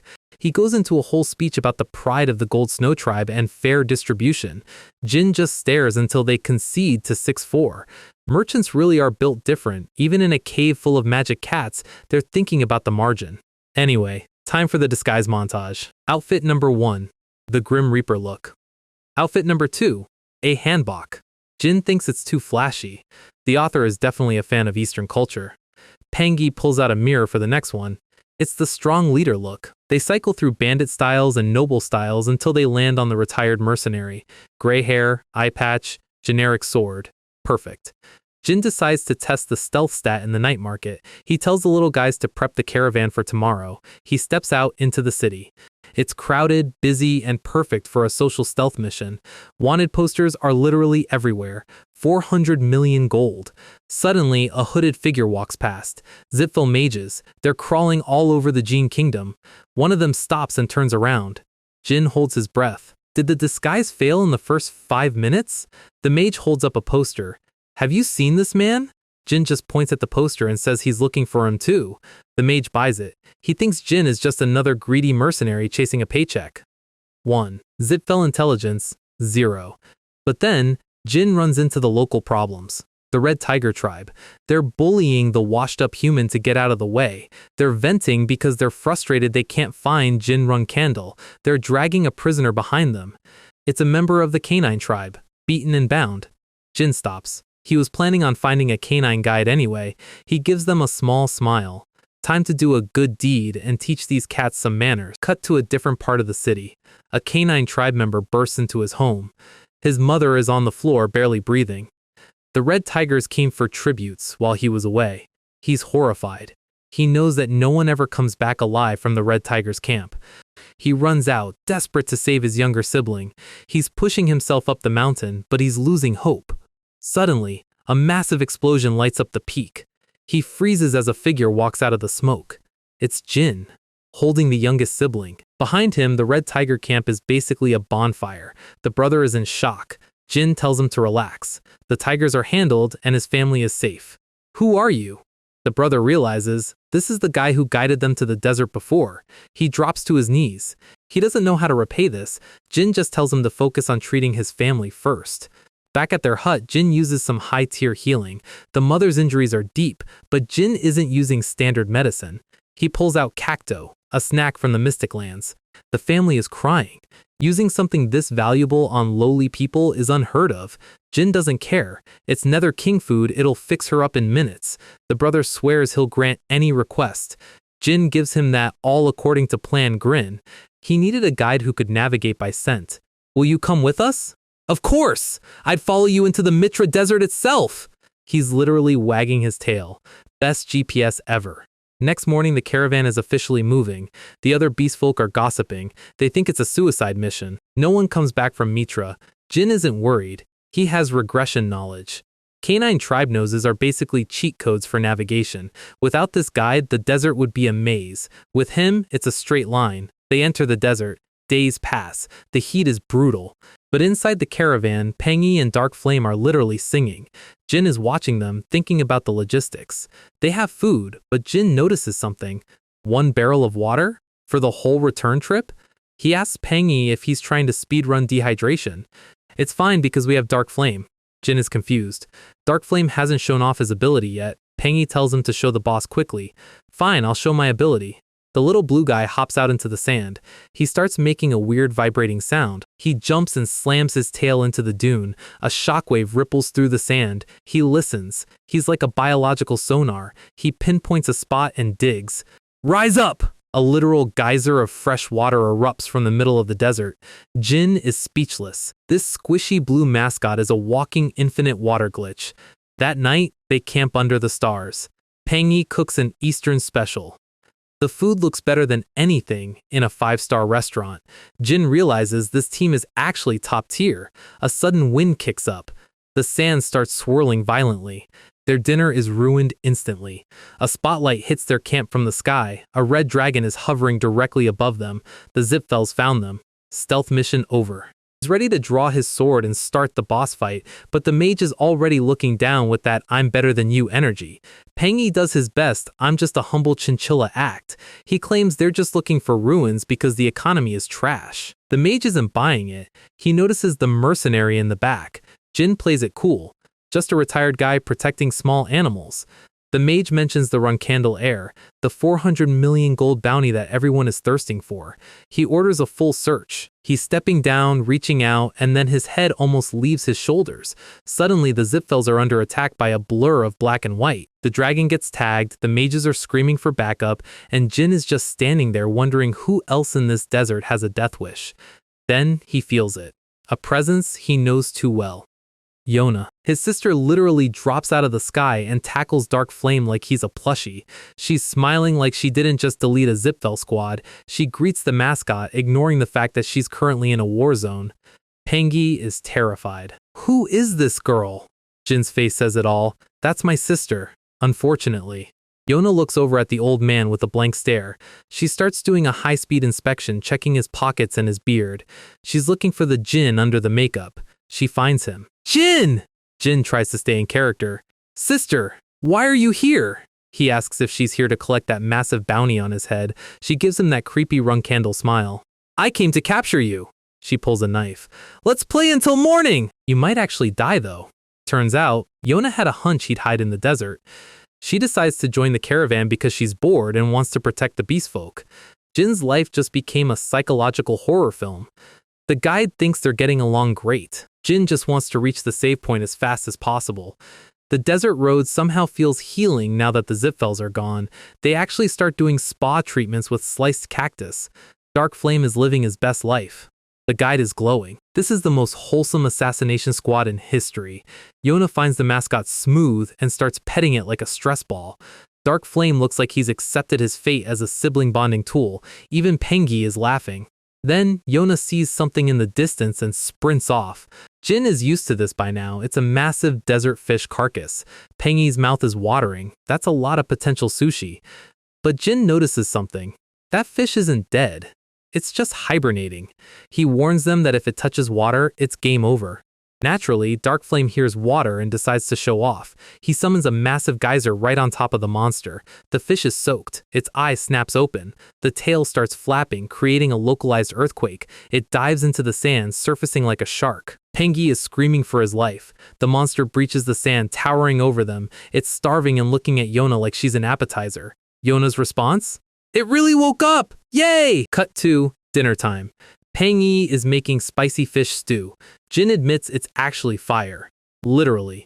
Yona and Dark Flame are passed out in a food coma in the corner. They're currently sitting in a ruin hidden directly under an oasis. Yona dealt with the fish in one hit and accidentally collapsed the ground. Jin looks around. This place feels familiar. It's clearly catfolk architecture. Pengi thinks it's another blessing from the cats. Jin is wondering why a race of cats would build something this massive. He sees a carving on the wall. It's a symbol for La Ferosa. He realizes this might be the secret entrance to the inheritance ground. Pengi is hyped. A shortcut through the desert is a merchant's dream. They find a massive stone door with a green cat emblem. The emblem fires a laser beam directly at Jin's forehead blessing. The door rumbling open is the only sound in the cave. They head inside, only the bare minimum of luggage. It's a maze. Branching paths everywhere. Even the beastfolk are getting turned around. Pengi claims his tribe has a secret art for navigation. Dark Flame calls him a fraud. The chinchilla gets heated. I'll show you! He spits in his hand. He slaps the floor. That way! Dark Flame just points in the other direction. Pengi gets hit by a face full of water trap. The secret art was literally just guessing. They eventually find the right way through trial and error. But the dungeon isn't done with them. The guide steps on a pressure plate. Lasers start firing from the walls. Cat paw-shaped lasers. Jin is dodging like it's a bullet hell game. Then a pit opens up full of glowing spikes. A giant axe swings from the ceiling. Pengi is currently rethinking his life choices. They keep moving deeper. They reach a long ramp. Something is coming. The sound of rolling stone. It's the Indiana Jones special. A massive boulder is chasing them. The crew is sprinting for their lives. They dive through a gap just as light fills the room. They've reached the final gate. A golden sphinx cat is waiting. It tells them to answer 3 riddles. Jin is tired of the gimmicks. He's about 2 seconds away from smashing it. Riddle 1. When rain falls in the desert, who wakes up first? Pengi nails it. The desert fish! Riddle 2. What is 1 yet 2, absent yet present? Yona gets it. A shadow! Riddle 3. The final question. Dark Flame is nervous. This question has no fixed answer. Speak your thoughts. The Sphinx asks about things forgotten against their will. Why seek them? Jin thinks about his battle god family, the tribe that the world erased. What is forgotten exists again when someone remembers it. If even one person seeks it, it returns to the world. The Sphinx is satisfied. A pleasing answer. The golden gates grind open. They step through the ruins and reach the edge of the desert. Jin stops. His disguise is fading. He thanks his crew. The journey is over for them. He draws his sword, and lightning starts to crackle. The air around him explodes with energy. He's not a retired mercenary anymore. He's home. La Ferosa. While the rest of the world wastes time searching for him, he's going to be in the one place they can't reach. He's going to finish the training he started. A massive battle god picks him up like a child. Jin has returned! The Pluto tribe is losing their minds. Who gets to wash him first? They start playing rock, paper, scissors to decide who gets to train with him. Jin finally smiles. The hunt is over. For now, he's just the youngest brother again. Welcome to Bigung, where the wine is cold and the politics are colder. Talaris is currently getting grilled by Misha about why she intervened in the Zipfel fight. Misha's like, I had it handled, but Talaris reminds her that Bigung is neutral ground. She couldn't let the surrounding islands get deleted just for a run candle flex. The logic is actually 200 IQ. If the world knew a black dragon killed the Ghost Legion, war would start today.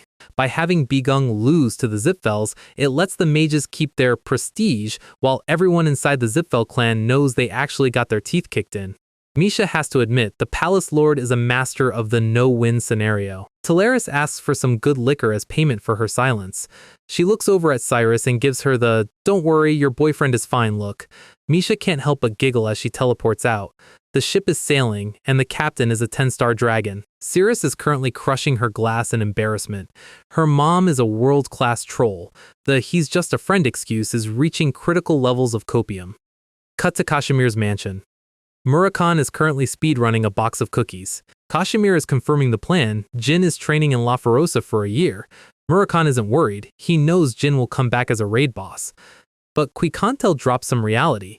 Even Siren Runkandel would fall if he stood alone against the entire world. Jin's ancestors fell the same way. Temar Runkandel, a name that still carries a lot of weight. They decide they can't just wait for Jin to carry the team. It's time for the side characters to start their own training arcs. Quikantel is going to help Murakhan recover his lost power. Kashimir and the others are going on an intel hunt for Julian's guardian dragon. Meanwhile, in the gardens, Gilly is watching Enya. The kid wants to learn magic from Barris. Gilly is a bit hesitant, but she realizes they can't shelter Enya forever. Barris might be a bit of a weirdo, but his knowledge is the real deal. It's better for Enya to have a teacher than to be a glass cannon in a war zone. The Taikan Guild is officially locking in. Everyone has a job to do. The prep phase has begun. 6 months pass in the blink of an eye. Enya is making progress, drawing massive magic circles. She's becoming a threat in her own right. But while the allies are growing, the world is mourning.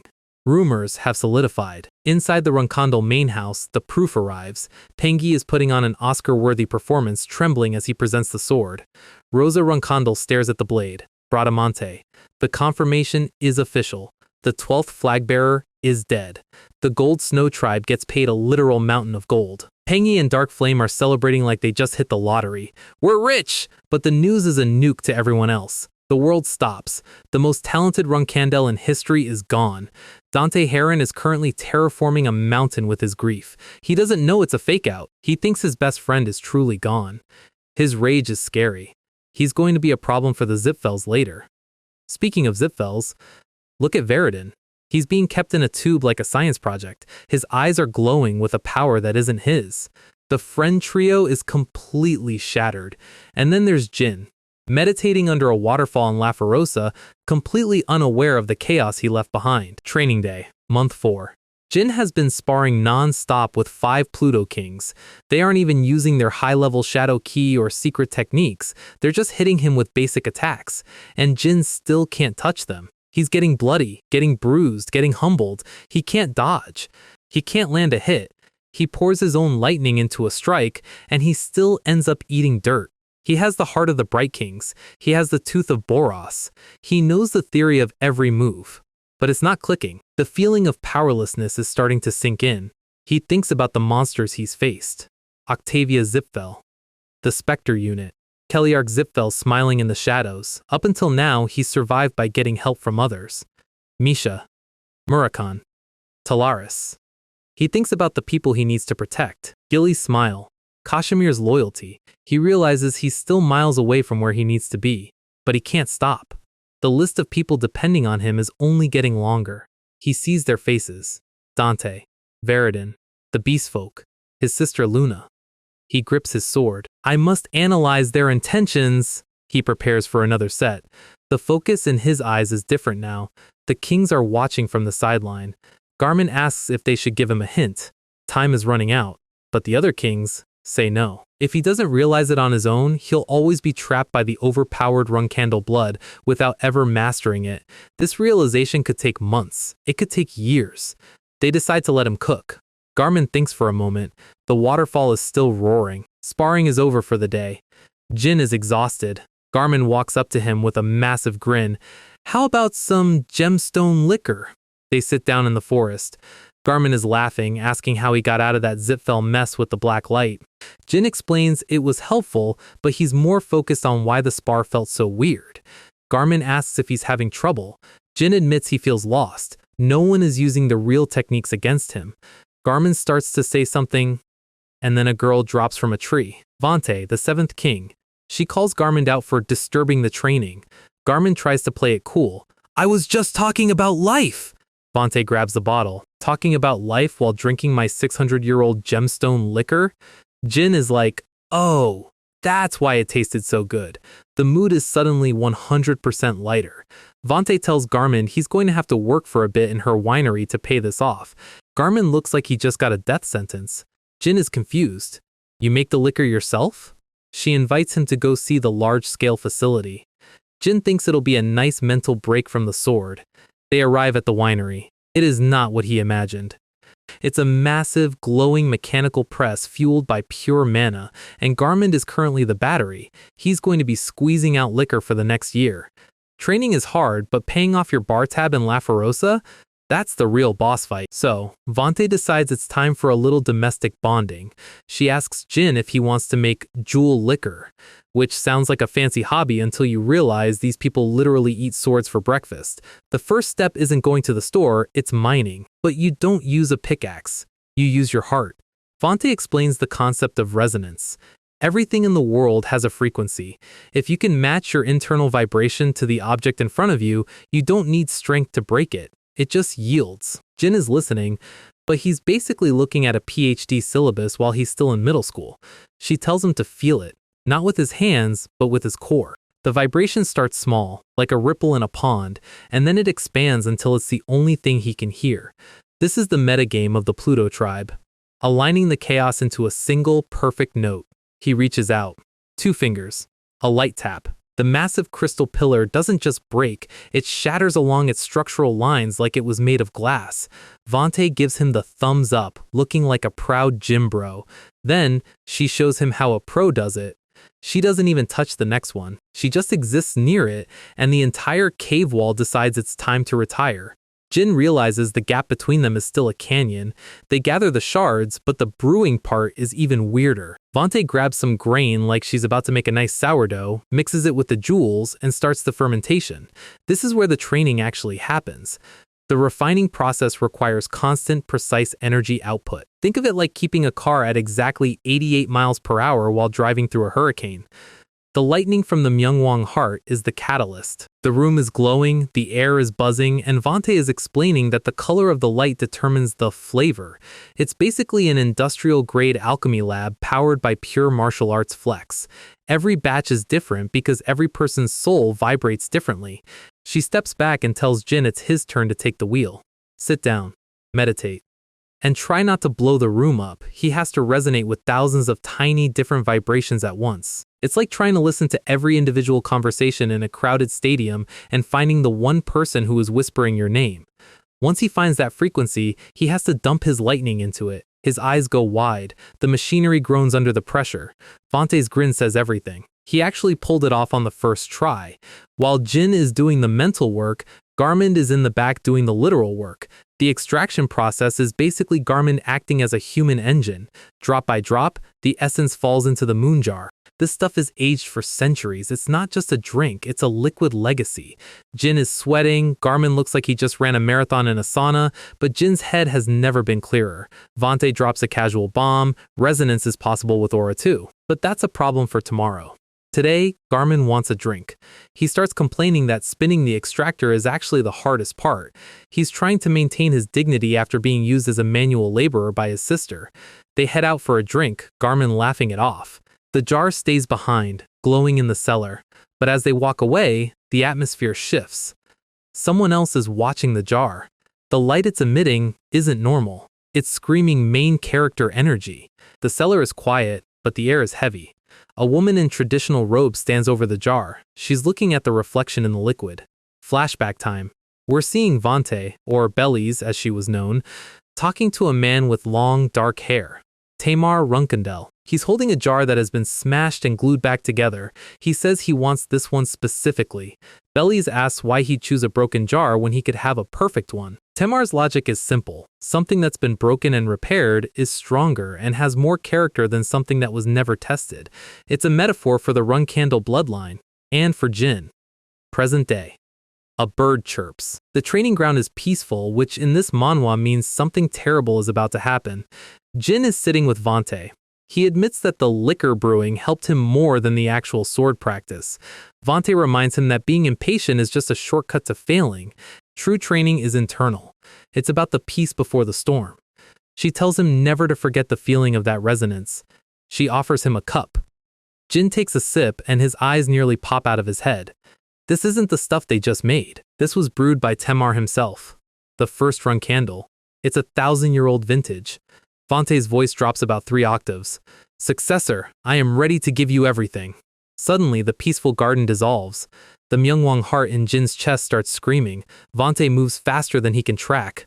The cool aunt persona is gone. She says 4 words, "I will kill you." Back in the city, the other Battle Kings feel the shift. They realize Vante has taken Jin to the Sky Garden.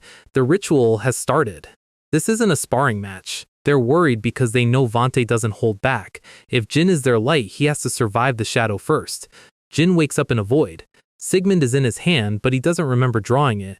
A voice tells him to escape his own death. Vante appears like a ghost, her energy cutting through the space. Jin feels his arm get sliced. He thinks it's an illusion, but the pain is 4K high definition. If he dies here, he dies for real. He can't breathe. The attacks are coming from every angle. He's being shredded in a sea of red energy. He falls. Vante catches him, looking down with cold, glowing eyes. She's not checking if he's okay, she's checking if he's worth the effort. Jin is bleeding from his eyes. He's sinking into a literal ocean of blood. We start with a dive into Jin's head. He's looking back at the script of his life, the contract, the regression, the 1,000 years Murakami spent waiting in a box. He's realizing that his fate isn't just his own anymore, it's a shared burden with everyone he's met. He's questioning his own value.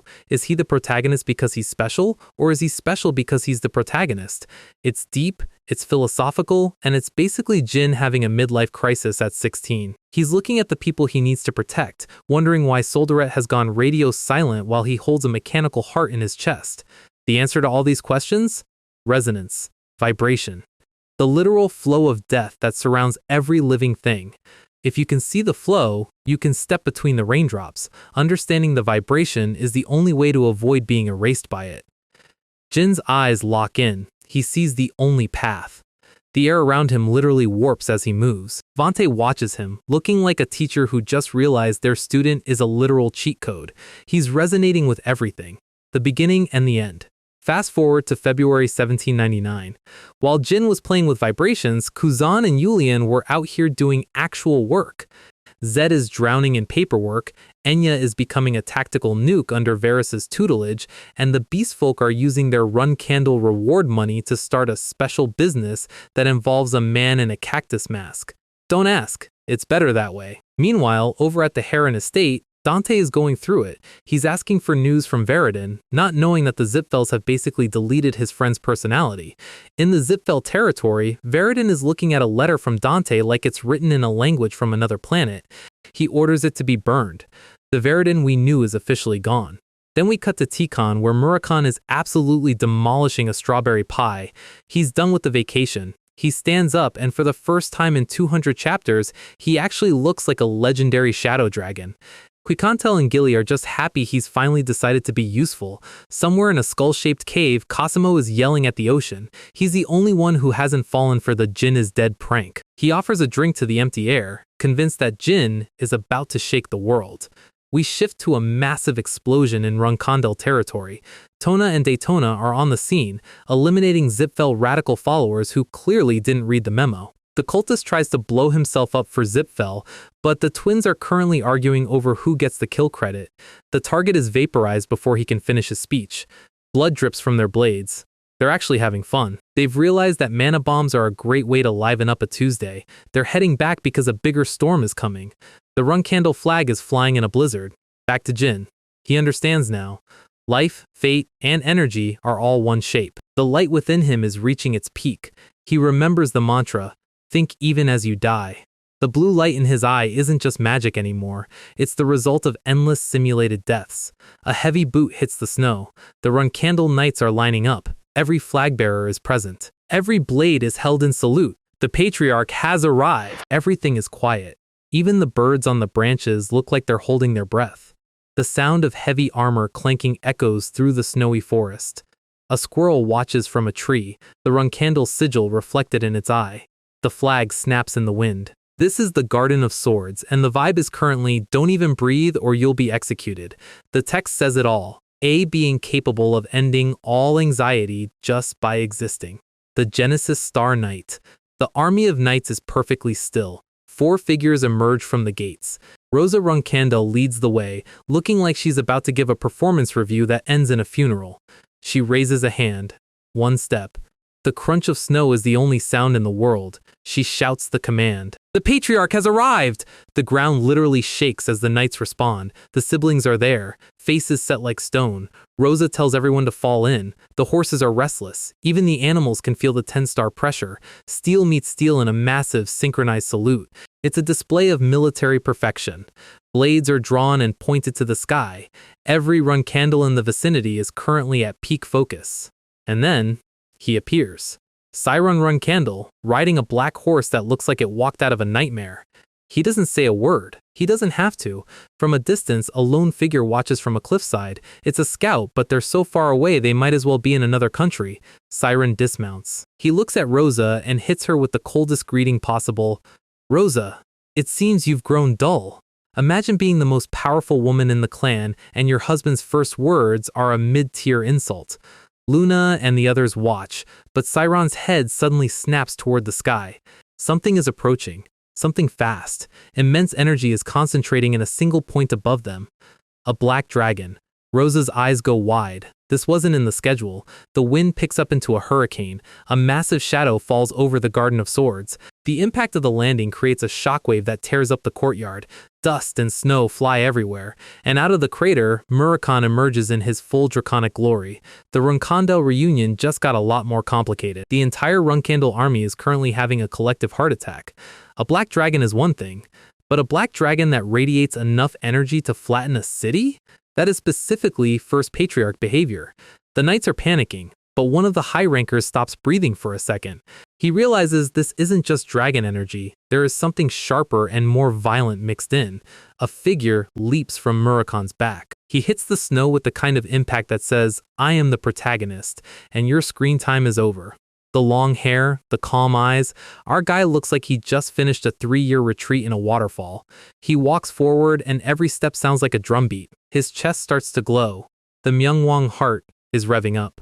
Blue lightning begins to dance across his blade. He swings the sword once, clearing the snow and the tension in one go. It's been a long time, he says, looking his father dead in the eye. He drops into a formal salute. Reserve Knight Jin Run Candle. I have returned after completing my training. The silence in the courtyard is so heavy you could probably build a house on it.